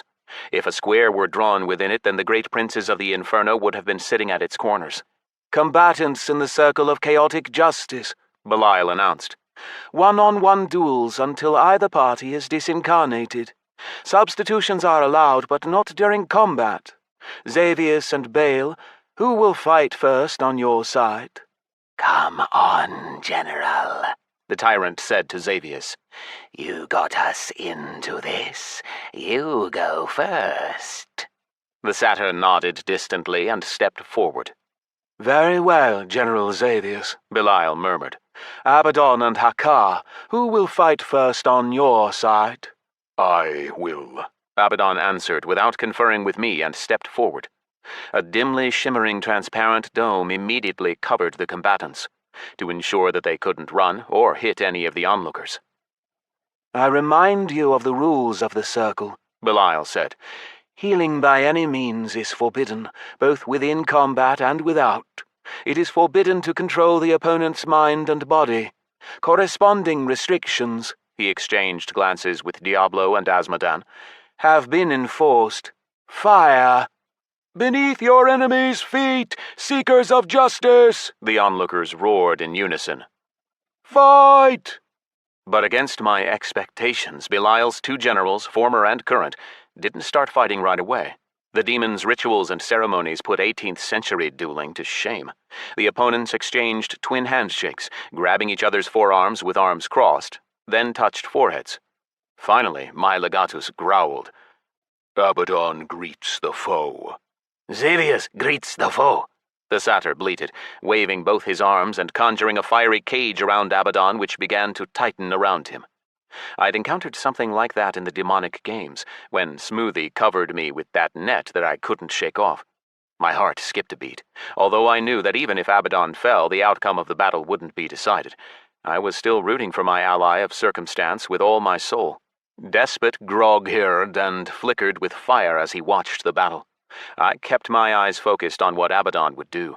He didn't panic or cast around, just waited for the cage to sink into his flesh. His confidence put Xavius on edge. The satyr pulled his hand back, ready to deliver a second strike. Then everything suddenly changed. Our legatus appeared to melt away, inky blackness spraying in all directions and then forming into a black, jelly-like substance covering over the dome. I guessed what had happened by the memories of my duel with Abaddon. He had become amorphous and slipped through the tightening bars of the cage, taking no damage. Xavius emitted a terrible roar, interrupted by a snarl from Abaddon, and the next instant the blackness fell from the walls of the dome and the legatus rose up again in his usual form, but only above the waist.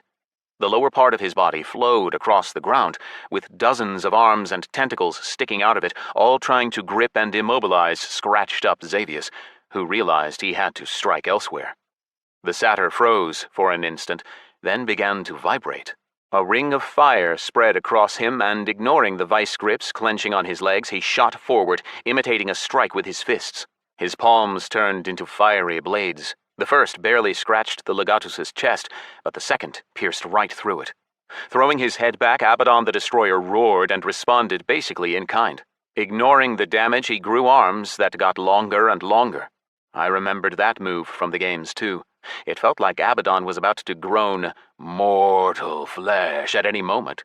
But it wasn't a mortal he was up against now. It was one of the strongest demons of the Inferno. In the meantime, Xavius tried to pull his stuck arm blade out of Abaddon's chest, and came to his senses only when he felt a tentacle wrapping around his neck. Wheezing, Xavius raked his free arm blade along his opponent's limb, but seemed to have lost his strength. He split the tentacle, but didn't cut it off. Finish him, Abaddon! Someone shouted from among the onlookers. The shouter struck fist against fist, and I recognized him. Mephistroth, legatus of the First Legion of Diablo. That support raised even my spirits, and inspired the legatus. A surge of arms in different directions, and Xavius's spine crunched. His head flew off to one side, the eyes spinning and tongue twitching until it struck the dome and fell. The arm blade withered and dropped from Abaddon's chest. With his healthy hand pressed against the wound, which was leaking fiery blood, our legatus raised the head of the defeated foe above him, shook it a few times, then collapsed. Was that it? I had expected a long and epic battle, but apparently a single mistake early on in the fight had decided it. The result? Xavius collapsed into a heap of chow, and Abaddon was on the brink of death and barely breathing. The pile left behind by the general took off into the air and floated into Belial. Nether. I'd hoped Abaddon would heal himself with the loot. In the meantime, the fighters of our legion howled with glee. Azmodan and Diablo's demons joined them, and there were a couple of supporters even in Lucius's camp. Roaring triumphantly, Despot slapped me on the back with a halberd arm. Abaddon wins. Xavius is knocked out, Belial announced indifferently. The destroyer remained lying in the circle until the dome disappeared from above him, allowing Despot and me to drag the wounded demon away.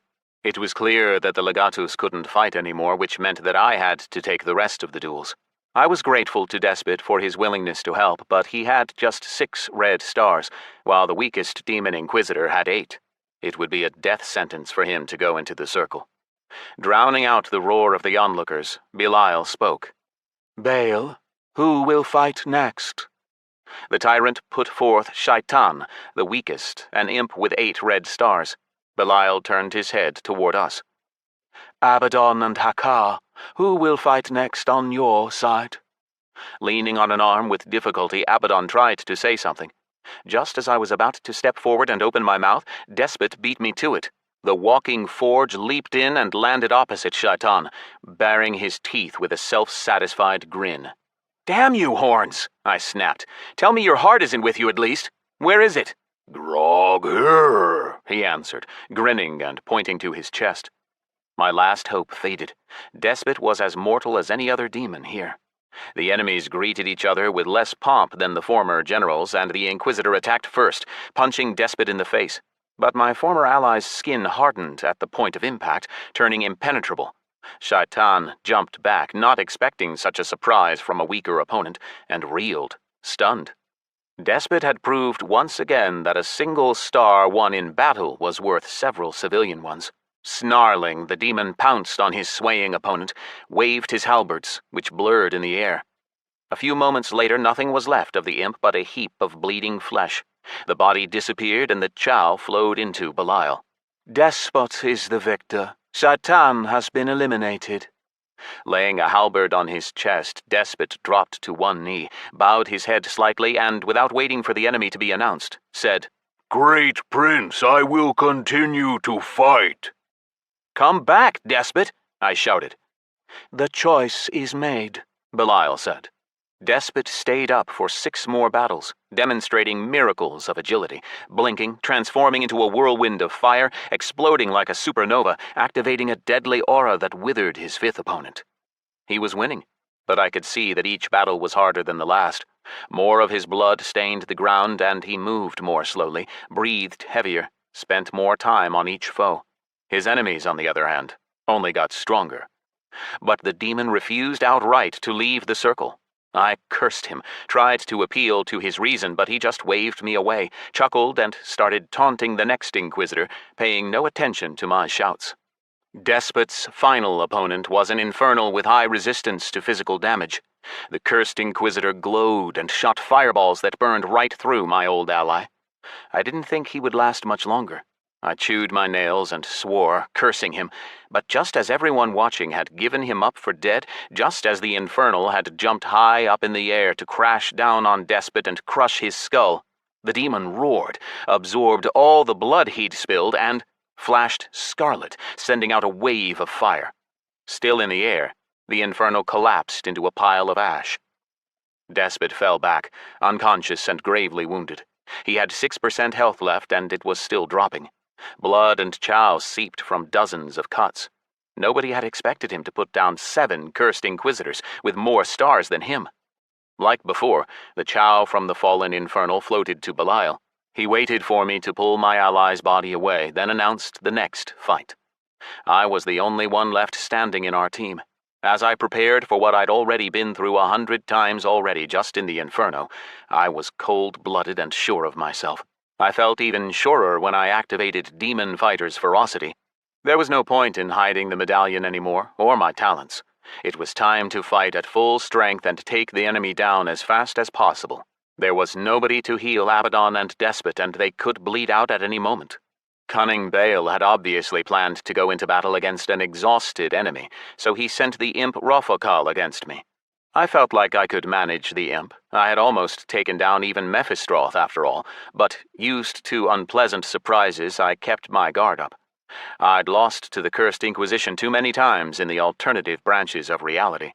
Immediately after we exchanged greetings, I went into clarity and descended on the imp with all the power of storm fists, saving my spirit for more serious opponents. Rofokal didn't even have time to scream. He started falling alive, but reached the ground dead. Red particles of chow spun in a miniature whirlwind into the prince's nearest foot. The viewers gasped in excitement. Even Diablo emitted a grunt of surprise, and Lucius smiled. I stayed standing beneath the dome. The next to fight me would be Dantalion, at whose hands I had fallen when I lost my first life in the Inferno. Remembering how easily he'd finished me off, I concentrated. Unlike Rofakal, Dantalion had a defense against me. He could become incorporeal and move very quickly.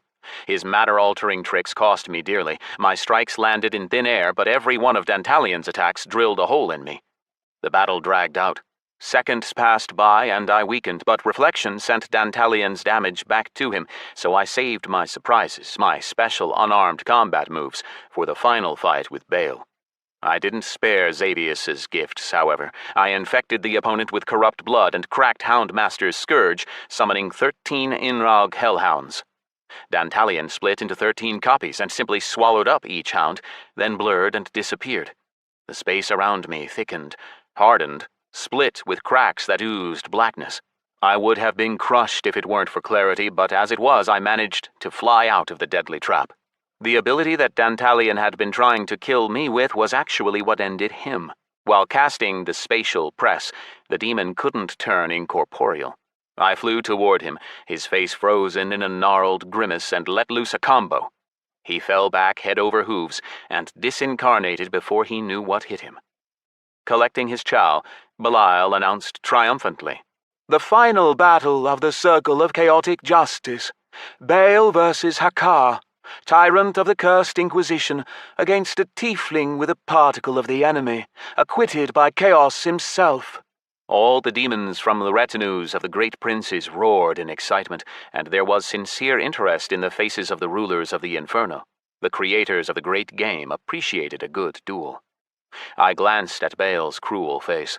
This version of him was facing me for the first time, with no idea of how much I knew about how he worked and his secret battle moves.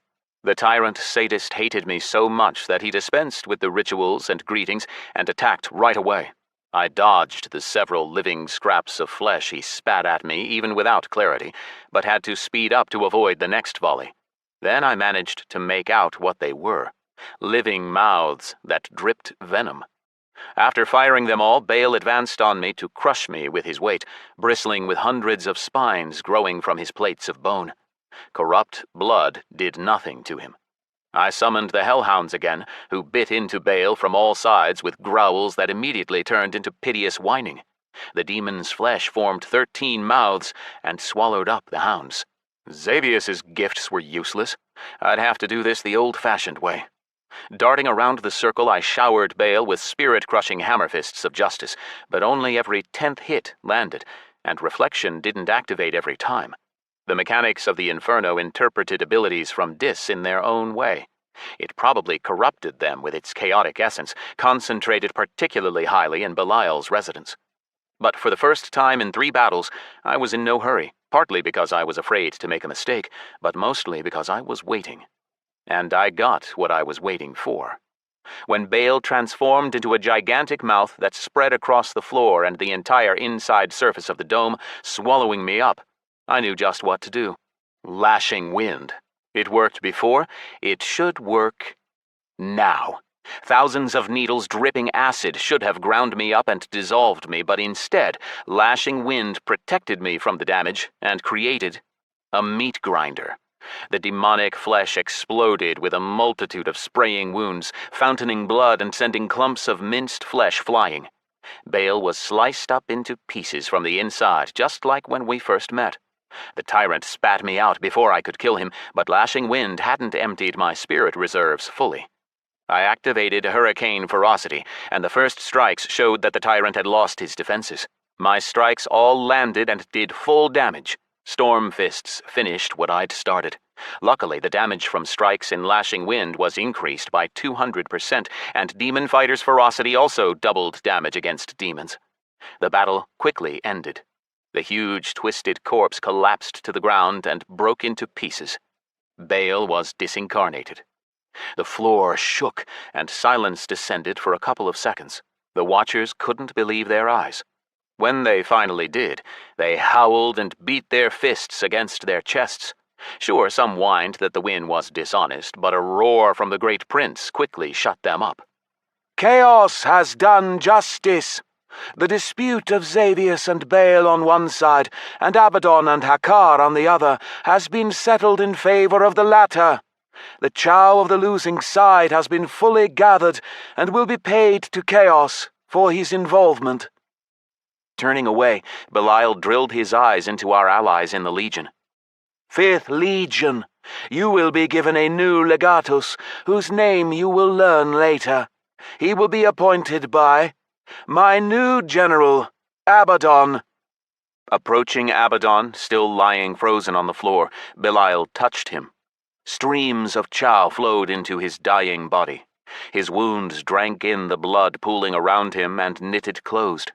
2 heartbeats later, and the general stood to attention before the great prince. "My congratulations, General Abaddon. Are you ready to return and lead the legions?" I am ready, Master. Glory to the Dominion, Abaddon bellowed, looking into the prince's eyes with reverence. "Glory," Belial nodded, then looked at me. "Say goodbye to your former tribune, General." And then turned to the legionaries. "And you all bid Hakkar farewell." But why? Abaddon asked in surprise.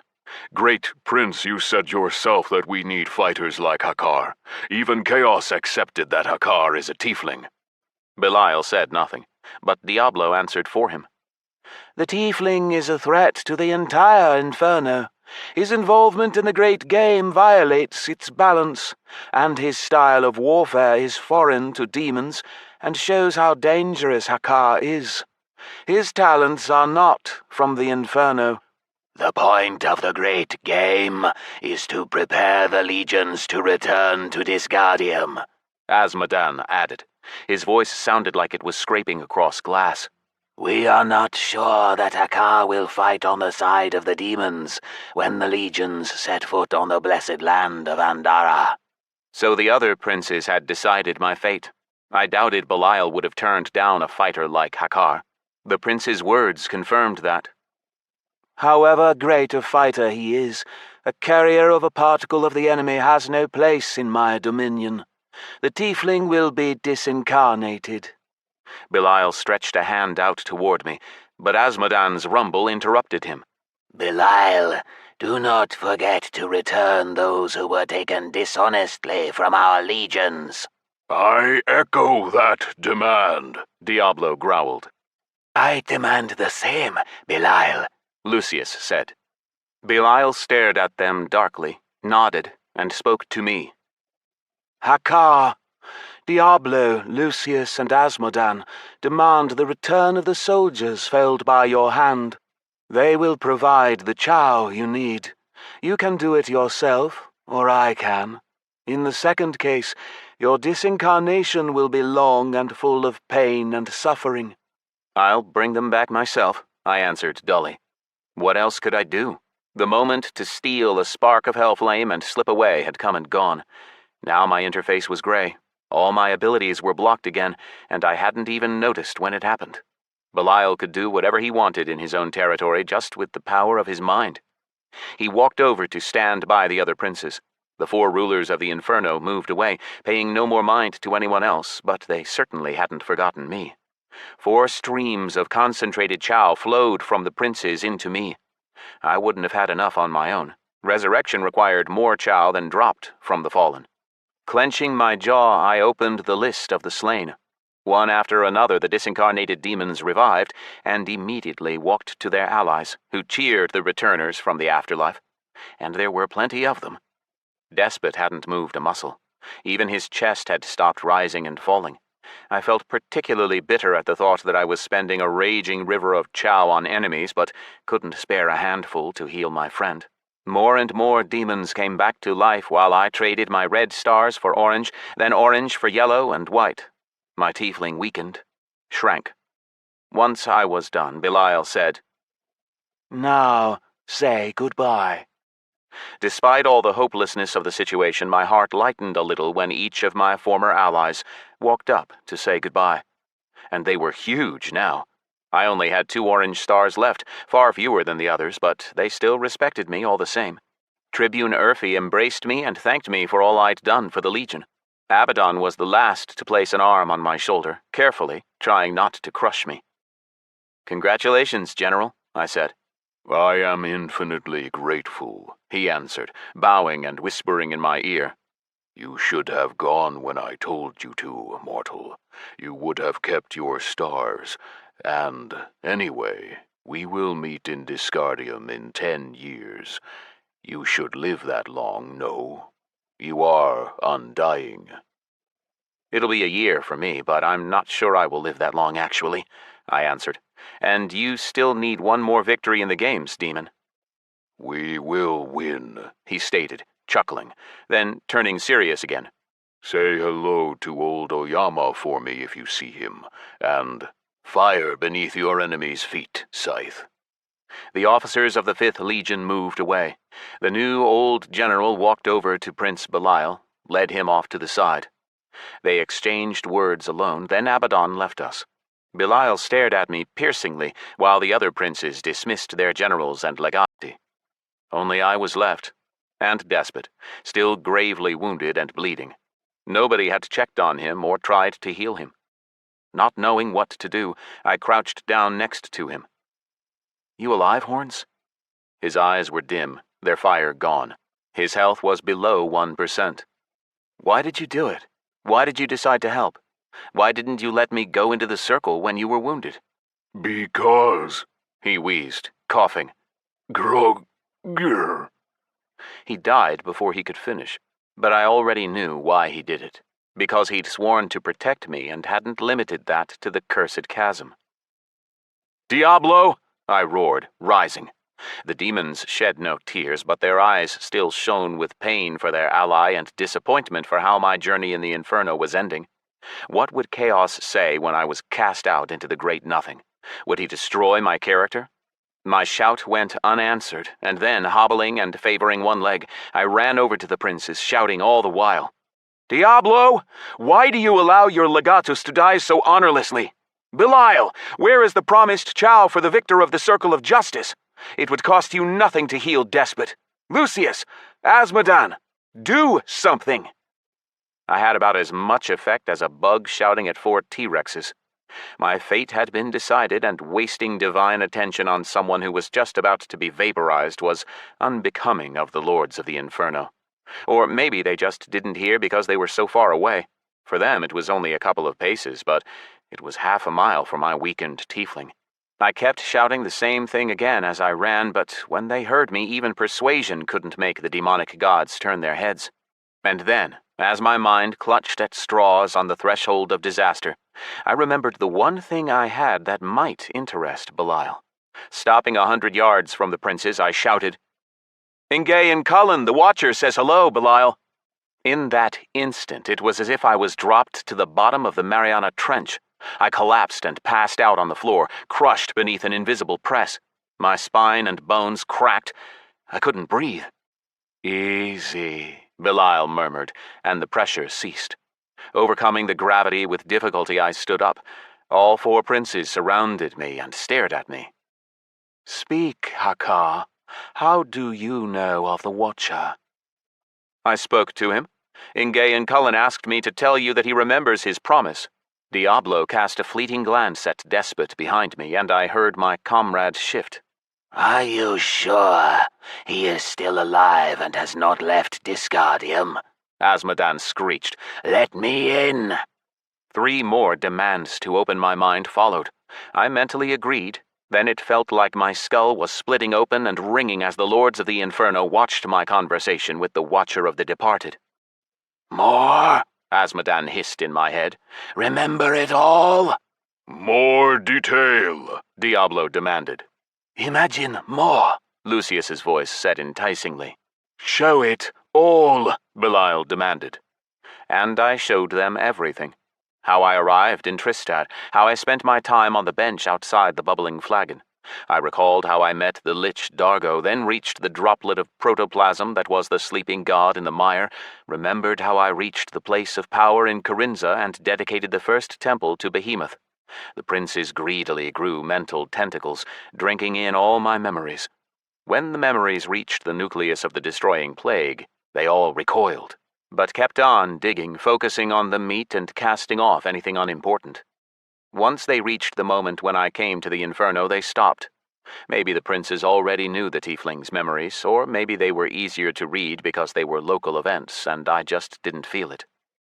When it was all over, I saw Despot next to me. The huge demon stood silently, apparently awaiting the verdict. You should have seen it yourselves, Belial rumbled to the other princes. General Abaddon told me before he left who is hiding beneath the mask of Tiefling Hakkar. You made the right decision, Belial, Diablo answered aloud. The princes must have decided that I should hear what they were saying. The situation demands the attention of all the princes.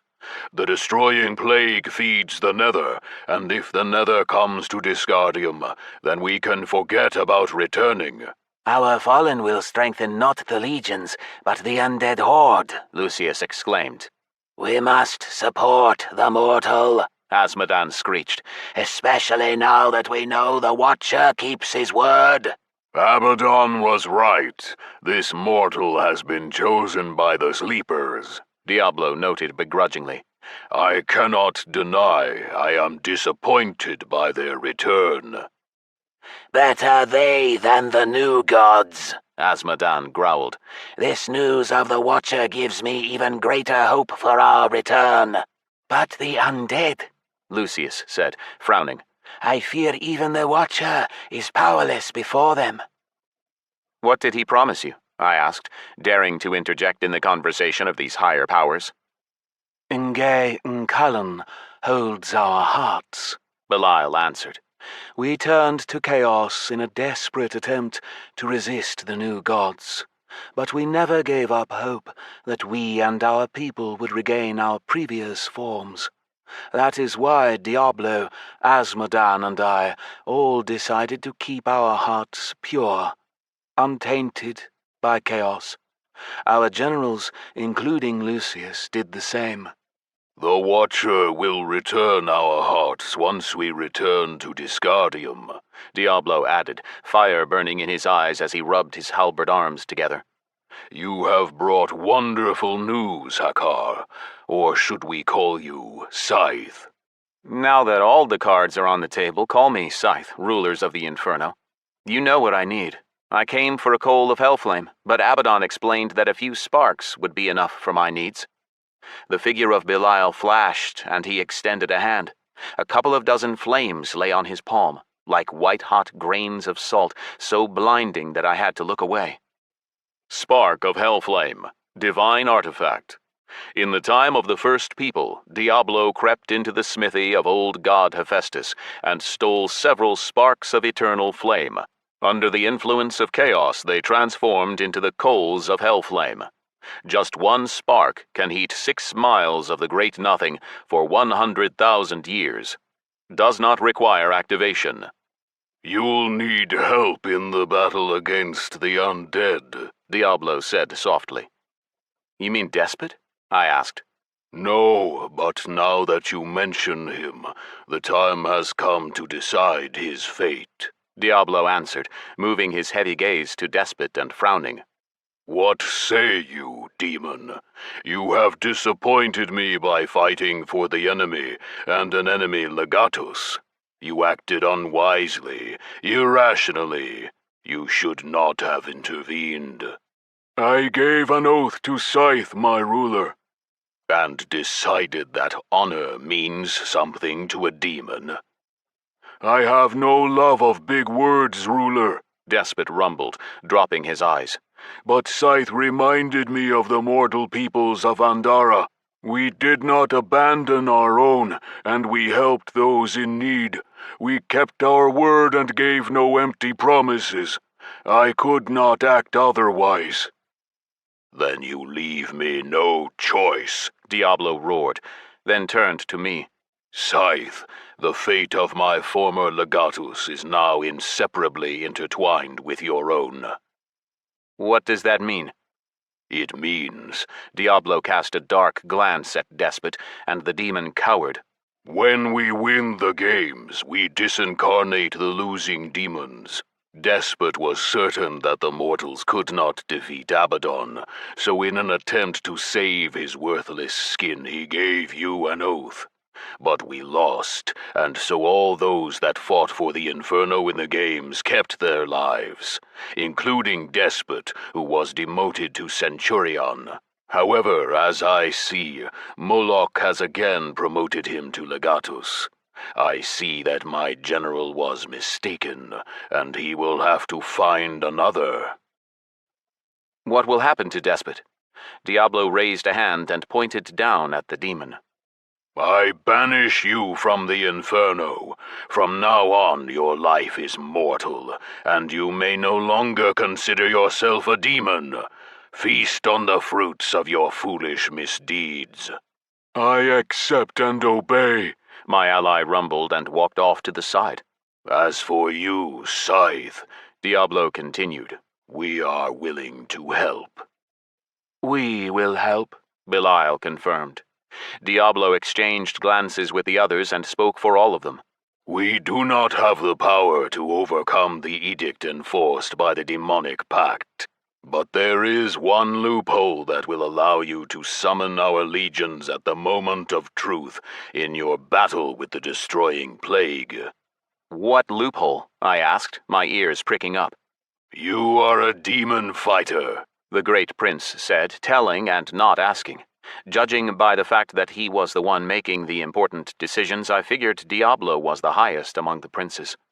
When you won the games, you received a mark. You mean the medallion? Enyon gave me the demon fighter's ferocity medallion. Any demon who touches its carrier feels terrible pain, Diablo interrupted. As paragraph 618.4 decrees, a mortal demon fighter can reject the mark and lose it forever, but summon all the legions of the Inferno to help. Including you? I asked, perking up. No, that would be too easy, Lucius answered. We are not trading miracles here, mortal. That's what they call Deus Ex Machina in your real world, right? A miracle? Not now, Lucius, Belial snapped in displeasure. You spend too much time messing around outside the Inferno.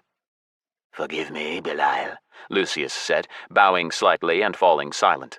The young prince's behavior is unworthy of his position, Azmodan screeched. Belial drew a pentagram before himself in one swift motion, gathered it in his fist, and imprinted it on my forehead. A new one-time use ability joined my list of divine skills.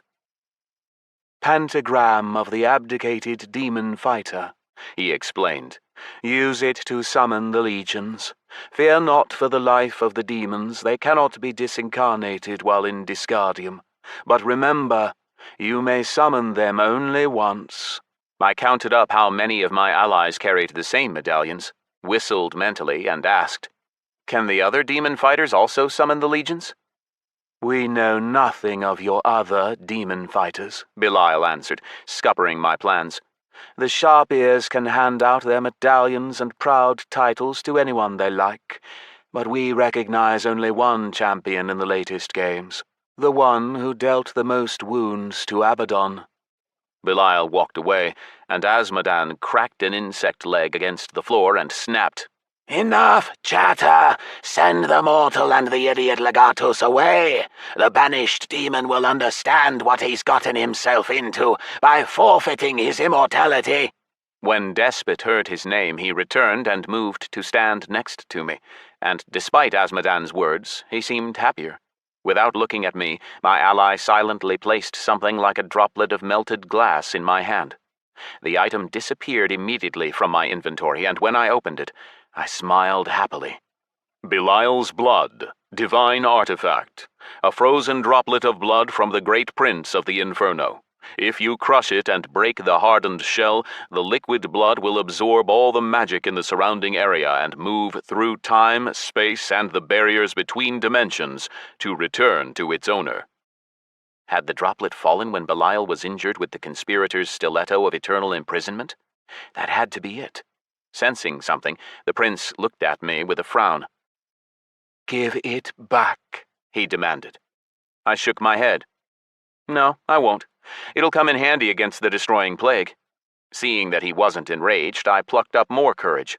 Actually, I wouldn't mind a little blood from each of you. Then I won't need your legions. I can do it all myself. Do not push it, mortal, Azmodan snapped, but with amusement in his voice. Ha! Upstart! Diablo, Lucius, and Belial exchanged glances and grinned. Now I see why the gods like you.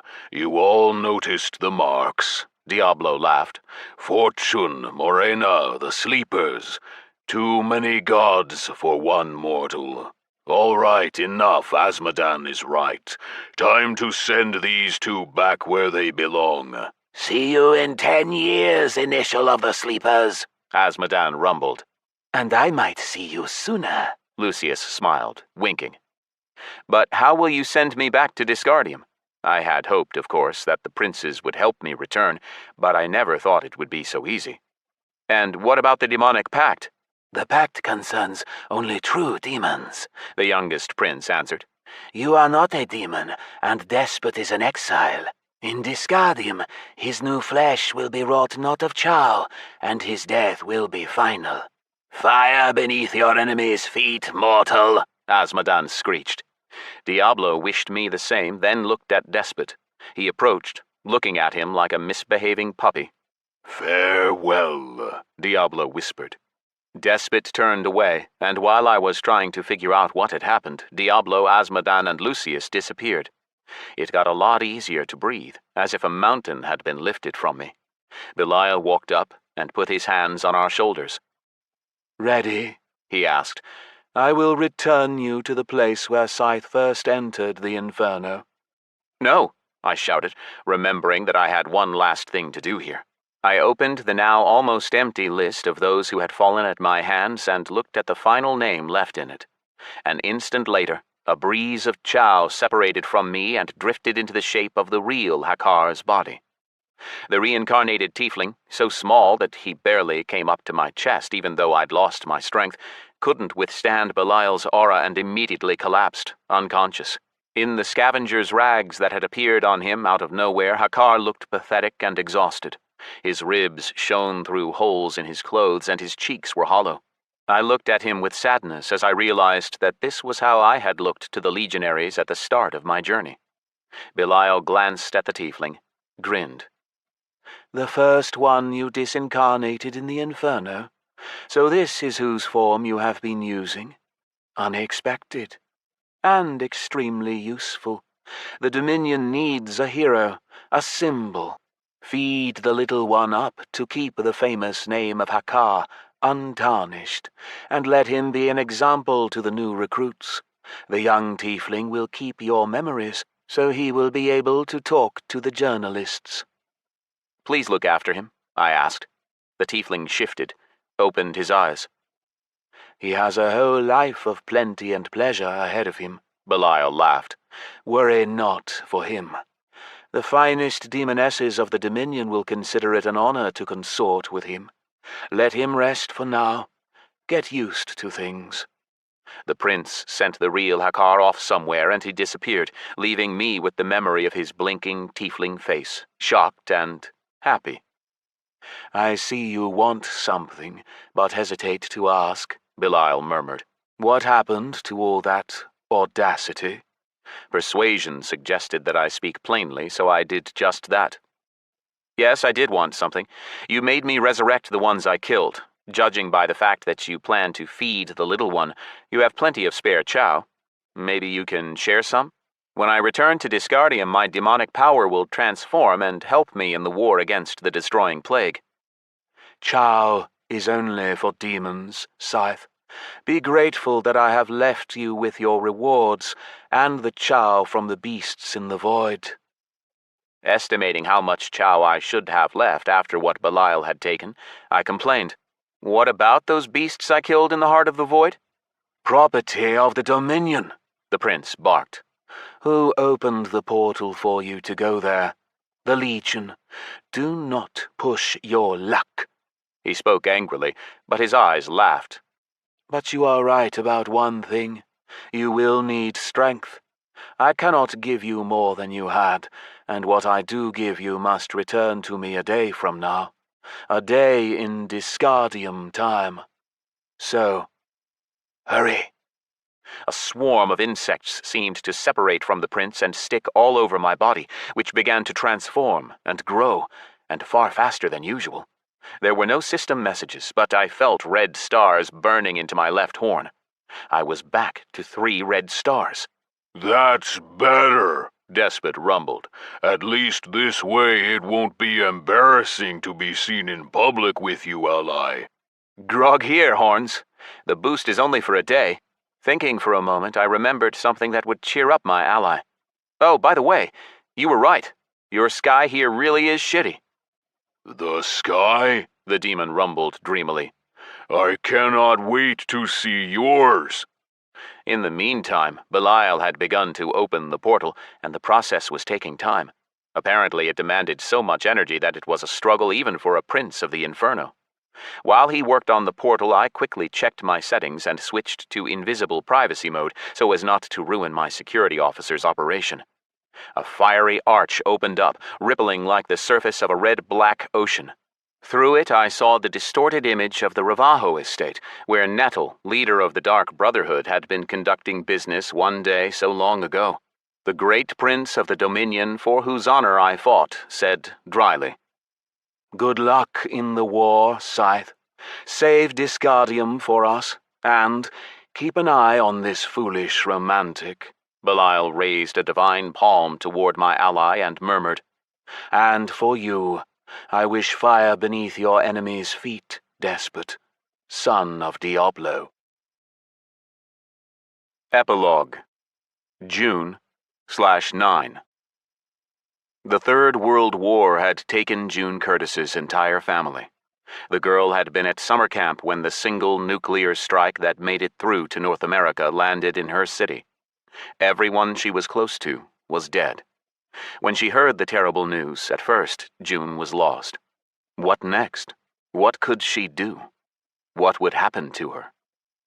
Denial came, then anger, bargaining, then apathy, despair, a total loss of faith in justice. And then even those feelings were washed away. All that remained was indifference. The stage of acceptance never did come. It was like the girl died. Her body turned numb, her once sharp mind dulled and rusted. The fire of the nuclear flash had burned away her spirit and turned her heart to stone. If she could, she would have just locked herself away in her tiny government-provided room, laid down in her bed, and never got out of it again. But society demanded her participation, activity, and her youthful body demanded the satisfaction of its basic needs. Still barely functioning in her grief, June was forced to abandon her studies and find work. An opportunity turned up when Dennis Kavarin, a childhood friend and orphan like her, told her that the then little-known company Snowstorm was looking for beta testers for some new virtual game. Wingardium Leviosa, June joked when she first heard the New World's strange name. The levitation spell from Harry Potter floated up from the depths of memory, from the days when her mother read her the books. Her mother herself, not just a robot. June didn't have the slightest suspicion that she would spend the next 2,000 years obsessed with finding a spell like it in Disgardium. The mages in the damn beta version didn't have any flight spells.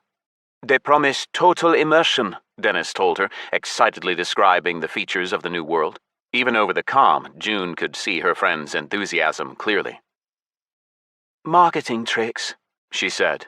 The features of the idiotically named virtual world didn't interest her one bit. "How much do they pay?" I don't know," Dennis answered. "I mostly just wanted to use the game as practice for my student." He snapped his mouth shut, realizing that he'd raised a touchy subject, and moved on with exaggerated excitement. "And the company promises to give us a unique class and a leveling boost for helping in the beta test." Boring. June hung up, but Dennis called her again that night. 10,000 phoenixes right after the selection phase, just for taking part, plus 90 phoenixes an hour, he said. "That's the deal." The numbers brought the girl shooting to her feet. Where do I sign up? The almost 1 million candidates were narrowed down to around 300. They were brought to a small town in Eastern Europe to finish the selection process. Hours-long interviews, immersions in test zones, diagnostics. In the end, precisely 100 beta testers remained and signed contracts. The others were compensated for their time, thanked and sent back. June Curtis didn't care about the game itself, but she was still happiest of them all. She had been promised a huge sum of money for participating in the program. Crazy money, enough to change her life completely. If June had known what was to come, she would have flown away along with the others who were disqualified, giving up her hard-won place to anyone who would take it without looking back. But she had received and spent her advance. She paid back her debts and couldn't resist buying a new pair of shoes, and a latest model comm, and a bag, and much more besides. Dennis also got accepted. You have been given a special honor, a representative of the company told them. The world has never seen a game such as ours, and even the most hardcore gamers cannot imagine all the possibilities that Disgardium unlocks for them. They had to fly to a private island in the North Atlantic. It didn't show up on the maps. Dennis seemed to sense something then and began to worry, but he calmed himself down. They probably just have some really revolutionary tech, he had said. That's why it's so secret. On the island, the 100 beta testers were split up into tiny rooms, explaining that they wouldn't have to live in them anyway. They'd be spending practically the entire month in their immersion capsules. They were given time to settle in, have lunch. Then they were called to a conference hall. A tablet lay on each seat.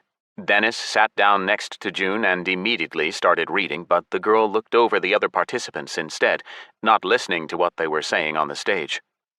The monotonous welcoming speech from a middle-aged man called Mike made June yawn. She had no idea of his surname or who he was, but the swarthy young man called Kieran caught her interest. June undressed him mentally, imagining him in other, more intimate circumstances, and chuckled approvingly. He's handsome. What? Dennis asked, not hearing her. June didn't answer, especially now that Kieran had raised his voice and now spoke with such energy that the floor vibrated. Disgardium is unique. You can achieve success either through solo gameplay or as a team, but until you get used to things, it's best to stick together. We've split you up into 10 groups based on your compatibility. While he delivered his speech, June turned her head to look at the others in the hall. Diverse bunch. There should have been at least a few people who looked alike, but there really wasn't. Real diversification, Dennis whispered. The man was scrolling through the dossiers of the others on his tablet. It's obvious how they chose us. They're trying to have someone from all groups. Racial, gender, age, social. June had one of the same tablets, but hadn't even turned it on, preferring to study the other participants with her eyes, but nodded. Yep. Looks like there are 2 players for each berth here, all opposite sexes. What? You and I are the only 32-year-olds, Curtis, Dennis answered, showing the tablet to June. See, Kharin, the girl answered. Opposite sexes. The young man smiled but missed the hint, or made like he missed it. All June's efforts to drag him into bed had been unsuccessful, although he definitely wasn't gay. No doubt about that. He changed women like coats. Mentally pushing away the frivolous thoughts, June started listening to Kieran. First group, beta tester number 1, Weston McKenney. Beta tester number 2, Ashley Hutch. Beta tester number 3, Dennis Kharin. Beta tester number 9, June Curtis. Beta tester number 10, David Brevik. I knew we'd be in the same group, Dennis said, pumping his fist and returning his tablet to study the others of the first 10 in more detail. Once done splitting the beta testers up into groups, Kieran explained that each group of 10 would arrive in Disgardium in its own separate zone. In the meantime, Dennis voiced his discoveries to June. McKenney is a woman in her 70s. Hutch is trans, she's 55, a retired peacekeeper. Bart Chu runs a fast food truck, 42 years old. 10 is an interesting character look. Dennis showed her the tablet. A gray-bearded man in glasses stared out from it. Brevik is a programmer. He made a really big game nearly 100 years ago about hell and devils, got rich off it. He went into cryostasis in his 30s, and when he woke up, he found out that his heirs had successfully sued for his whole fortune after burying him years ago. June committed none of it to memory. She just sat there daydreaming, hoping to get started sooner and finish the test. She had already learned the main requirement. Whenever she found a bug, she had to say, support, and report the exact problem. You can spend as much time in the game as you want, Kieran announced. There is no exit button in the interface, but you will be logged out of Disgardium if you go to sleep there. Any other ways to quit? One of the beta testers asked. If your character dies, you'll have a choice. Resurrect at the graveyard or log out of the game world. June slept poorly that night. She had had trouble with sleep recently, but her long nighttime strolls through the streets had been helping. She didn't go out to get fresh air or tire herself out. Her goal was something else. The dark hours of night were an opportunity to cut loose. That's what she called it when she went out looking for the kind of encounters that raised her blood and allowed her to feel truly alive. After dressing up like a cheap whore, June went out hunting in the rough parts of town. A passing drunk might make advances on her, which gave her every right to zap him with a charge of her stun gun or hit him with pepper spray, or whatever else. Sometimes she even brought a bottle of acid with her to slowly pour into all her victims' orifices. While her attacker suffered, it was as if his strength flowed into June and she felt reborn, felt real again. That was why she tried to draw out the tortures of those who assaulted her and became her victim. She would shock them all over until her stun gun ran out of power, press her sharp stiletto heels into their flesh and listen as their clothes and muscles tore, their bones broke. The hunt didn't always end in her favor. June had lost count of the times she had been beaten and raped, but she hadn't gone to the police even once. Even losing, although not pleasant, was satisfying. Pain and humiliation also helped her feel alive, and the premium medical capsule Dennis had hacked for her helped her to recover without any hospital visits. But the night before the beta test, she couldn't use her usual methods. There was nobody suitable there. They were on a small island with cliffs and the snarling waters of the North Atlantic on all sides, silent security all over the complex. But everything the island deprived her of, she found again in Disgardium. They were woken up at 6 in the morning and taken to the elevators before they could have breakfast. Those who protested were told it was because they were going to be fed intravenously from now on. June nearly fell asleep on the long descent. She couldn't stop yawning after her poor night. The engineers spent a while bustling around the row of sarcophagus-like capsules built into the wall like the cells of a beehive. The employees fiddled with the settings, performed a test immersion into an empty world, and then initialized the beta test itself. One by one, the participants were plunged into Disgardium. The last June saw of the real world was the expression of concentration on the engineer's face beyond the transparent plastic, gesturing to her with his forefinger and thumb together in the OK symbol. Her group appeared in the small town of Tristad, filled with friendly game characters, NPCs as Dennis called them, controlled by some unusually smart AIs. The beta testers' looks were a simple matter. The developers had just copied their real bodies. Hutch, a broad-shouldered woman with mighty biceps, started giving out commands as soon as the group appeared. All right, everyone follow me. We're all going to do as I say. Sure thing, Dennis laughed and pulled June away, toward the exit from the city. Hey you, 3, 9, come back here right now. Didn't you hear what they said at orientation? What? June asked, turning back sharply. You lose experience for dying, and we have almost none of it. They told us if we die without experience, then our death will be final, and then the beta tester is knocked out of the program. You lose the money, and worse, the whole group loses someone, and that makes it harder for the rest to survive. Hutch was shouting, advancing on us with wide eyes. June wanted to do 2 things: split her head open and retreat. She limited herself to just the second. Or Dennis did, at any rate, by putting an arm on her shoulder. So what? Her friend chuckled. The mobs around the city are level 1. We can handle them. We'll get more XP for kills. That's risky, Hutch spluttered. I don't care, June answered. But Hutch brought them back by force. Dennis later explained to June that their squad commander had been able to do so because she put all her points in strength. Dennis had put his in intellect, planning to level up as a mage, and June had just followed his example. Mrs. McKenney, who June mentally dubbed 1 for her number 1, walked around Tristad agape in wonder at the realism and talking happily with every NPC she met. Whoa, it's all just like real life, the old woman said. It isn't all that realistic, Dennis noted. The sky is static, the sun always at its zenith. There's no winds or clouds. I'm starving, Bart Chew complained, the owner of the street food wagon. Great timing, Hutch scoffed and pulled Mrs. McKenney along behind her. The others followed along. The group decided to pick up and complete all the quests in Tristad before leaving the city. The phlegmatic Bart Chew dragged his heels, then ducked into a tavern and disappeared for good. Only much later did an NPC, the cook of the bubbling flagon, tell them that he had picked up the cooking craft and gone into the woods for herbs. Bart was the first to be eliminated. When the group entered the city council building, Dennis and June hung back at the door, then made a run for the city gates. Why pull up roots and carry messages when the Bring 10 Rabbits Feet quest gave them 20 times the experience?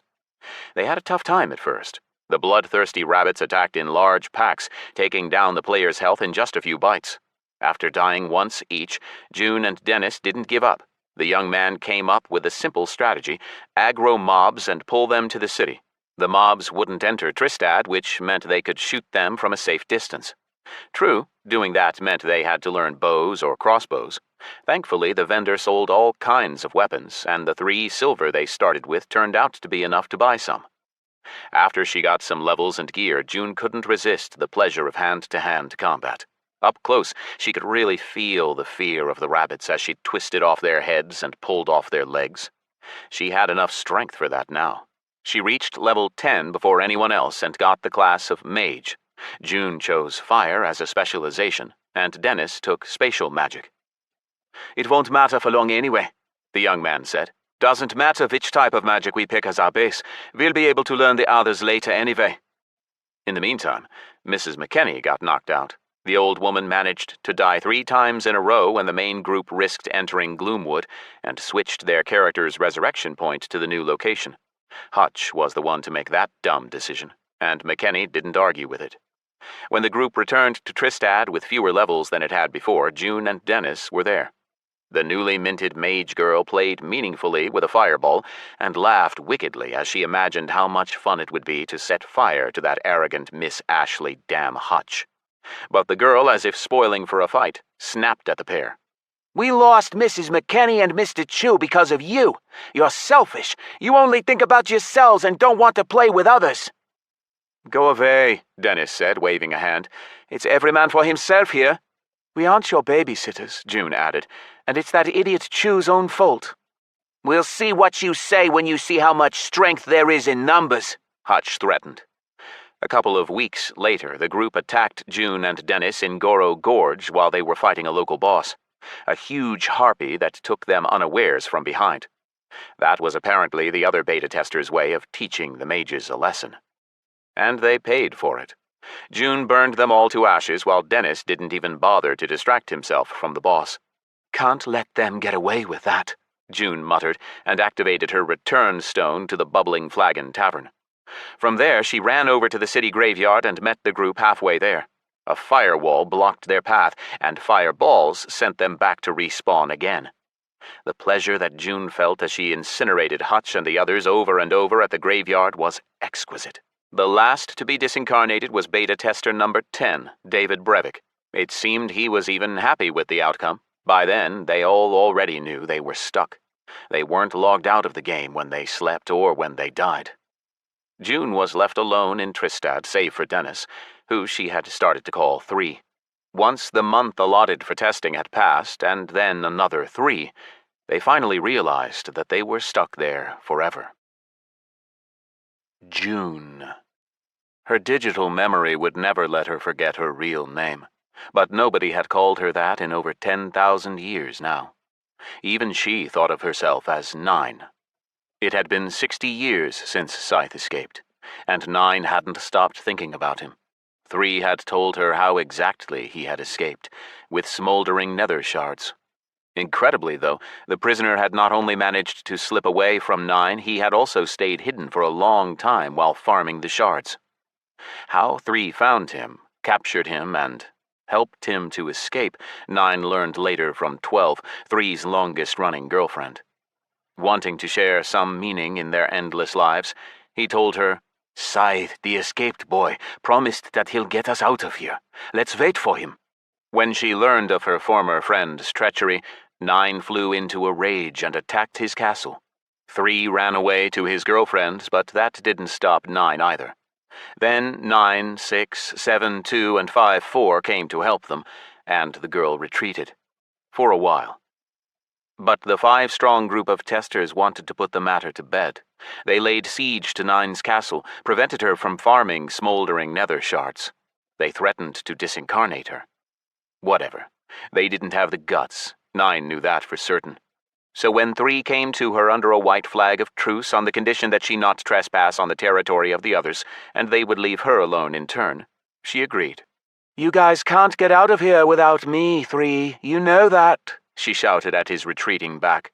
"Your threats were empty, and hoping for Scyth to come back is foolish. I've seen into his soul. He'll never come back. I bet he quit Disgardium altogether and still has nightmares about his time with me." 3 turned back, looked her hard in the eyes, but said nothing. Even without words, she knew what he was thinking about. That bastard Scythe. She was bluffing when she said those things about him. Everything about the boy amazed 9, although she thought she'd seen it all in the last 10,000 years. Firstly, Scythe was truly unbreakable. None who had fallen into 9's clutches had been able to withstand her torture. They all broke, to the last man. By the end of their first year of endless deaths, they transformed into meek dolls that would agree to anything just to put off the moment when the pain came. It always came, eventually. It was inevitable. Secondly, nobody had ever tried to escape as many times as he had, and so hard. Not to mention the fact that he was the only one that ever managed to actually escape, and not just from 9, but from the beta world itself. Cut off from interaction with the other testers, 9 fought with her loneliness however she could. She got herself a talking bird, but he was so useless she ended up pulling off his wings. She liked the screech of pain much more than him parroting her words back at her. The piercers were with her, but they couldn't talk. She even tried to reconcile with 3 in her despair, but he refused. What tormented her most of all was the sensation that she had died again. She had nobody to play with to make herself feel alive. Due to the war with 3 and the others, it took a year to get the next piercer, Fluffy, into Dis. The other testers listened faithfully to 3 and decided that they no longer had to break their backs farming shards. They could just wait for Scythe to come back. Years and decades passed before their hope finally flickered out, and they again began to deliver the resources for a greater rift to 9. Fearing to meet her in person, they left the shards outside the gates of her castle. It took a whole 8 months for Fluffy to come back from Bakaba. 9 met him disappointedly, not expecting anything special, but froze when she saw who he'd brought with him. A player sat on her pet's back. His name was Crag. Before the undead dwarf warrior even knew where he was, 9 had knocked him out, sterilized him, as she called it when she blocked player abilities, and carried him off to her castle. He managed to survive Fluffy's smoldering, and a glance at his buffs told 9 why. The dwarf had an absolute shield of Nergal's light buff. Strange, she thought. Why is the divine buff still active here? She put the question to Crag. "No idea," he answered haughtily. "Shouldn't it be active? Try rubbing a couple of brain cells together."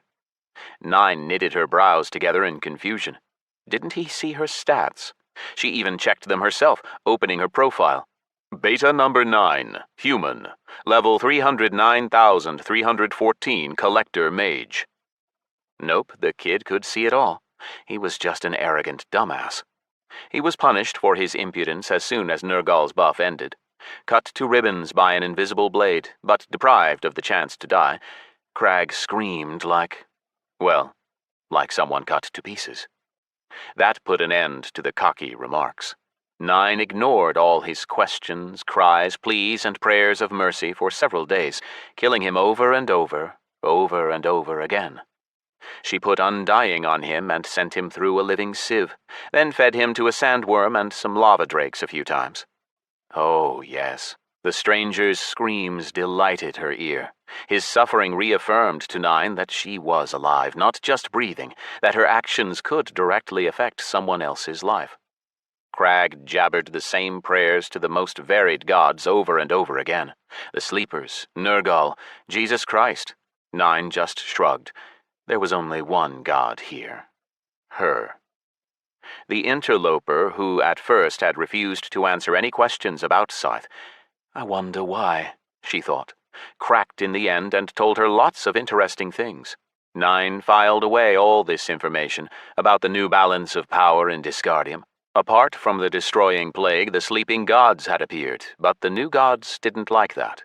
When Scythe had spent time in Nine's tender care, he had been a high-ranking undead, a legate of the destroying plague, but now he had regained his previous form and switched to the Sleepers, becoming their initial, and Crag, as an undead and chosen one of Nergal, also worshipped the Sleepers. It was a tangled web, but her digital mind absorbed the information and found explanations. Perfect, Nine thought. All signs point to war, either already started or about to start with an unknown outcome. And the cards aren't at all in Scythe's favor if he's stuck in another dimension.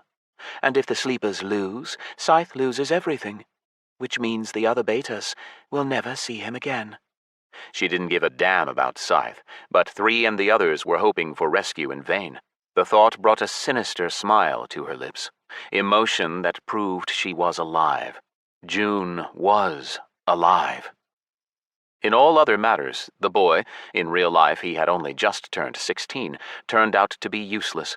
Even for fun in the bedroom. Dead dwarves weren't Nine's type, and the boy was too chaste and boring anyway. Scythe had been more fun. All the same, she was in no hurry to finish off Crag.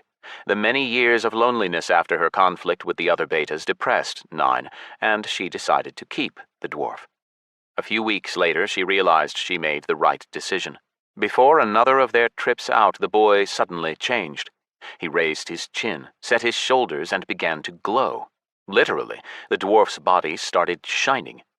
He said nothing, and Nine, sensing something amiss, decided to kill him just in case, but interrupted her cast when the glowing dwarf spoke. "Stop!" The voice sounded different, somehow both harsher and softer than before. He wasn't demanding or pleading. His words sounded more like a suggestion. "We must talk." "We've talked enough," Nine answered, somewhat uncertainly. "What's happening to you?" "It is not Crag speaking to you now, beta number 9. "You still look like Crag to me. Forget the tricks, kid. You're a moron if you think—" "You speak to Nergal the Radiant." A bright flash blinded Nine. With growing terror, she realized that she couldn't move from where she stood. Her skills were blocked, in her own castle. Vivid flashbacks came to her of a time in her past life when she went out hunting and ran into a group of particularly cruel thugs who had taken total control of her body. She had been locked in a basement and tortured and raped for days until she managed to escape. Strangely enough, the memories calmed her down, because they too helped her feel alive. It also helped that the gleaming dwarf reminded her of the sun, the real one, from that same old life. Crag's body grew, and when Nine instinctively collapsed and rolled up into a ball, covering her face with her hands, the pressure of the light suddenly ceased. The girl opened her eyes and saw Crag again. He still shone, but not blindingly this time. Realizing that she wasn't about to be killed, Nine climbed to her feet, looked the dwarf in the eye, and spoke with contrived indifference, hiding the tremor in her voice. "What do you want to talk about, Nergal the Radiant?" "You are the strongest in the Nether, but you are still locked up here," he answered. "I propose a trade. I will help you reach Disgardium." "When?" she asked, the question flying from her lips of its own accord. "It will take time. The channel that my adept has forged between the worlds is too narrow. It will take many years for me to redirect enough faith here to strengthen this avatar." The dwarf lit up again, beams of light exploding from within, burning through his flesh. He inflated and exploded in a flash. Scraps of meat and flesh scattered all across the yard. The gleaming silhouette left behind seemed human, but Nine felt with all her being that there was nothing material left of it, just concentrated light. "Decades," the divinity pronounced. Nothing in comparison to an eternity. Anyway, do you have somewhere to be? I guess not. 9 scowled. What do you want in exchange, Nergal the Radiant? In exchange, you will become my high priestess and destroy my enemies. Do you agree, Beta number 9? 9's lips spread in a smile. This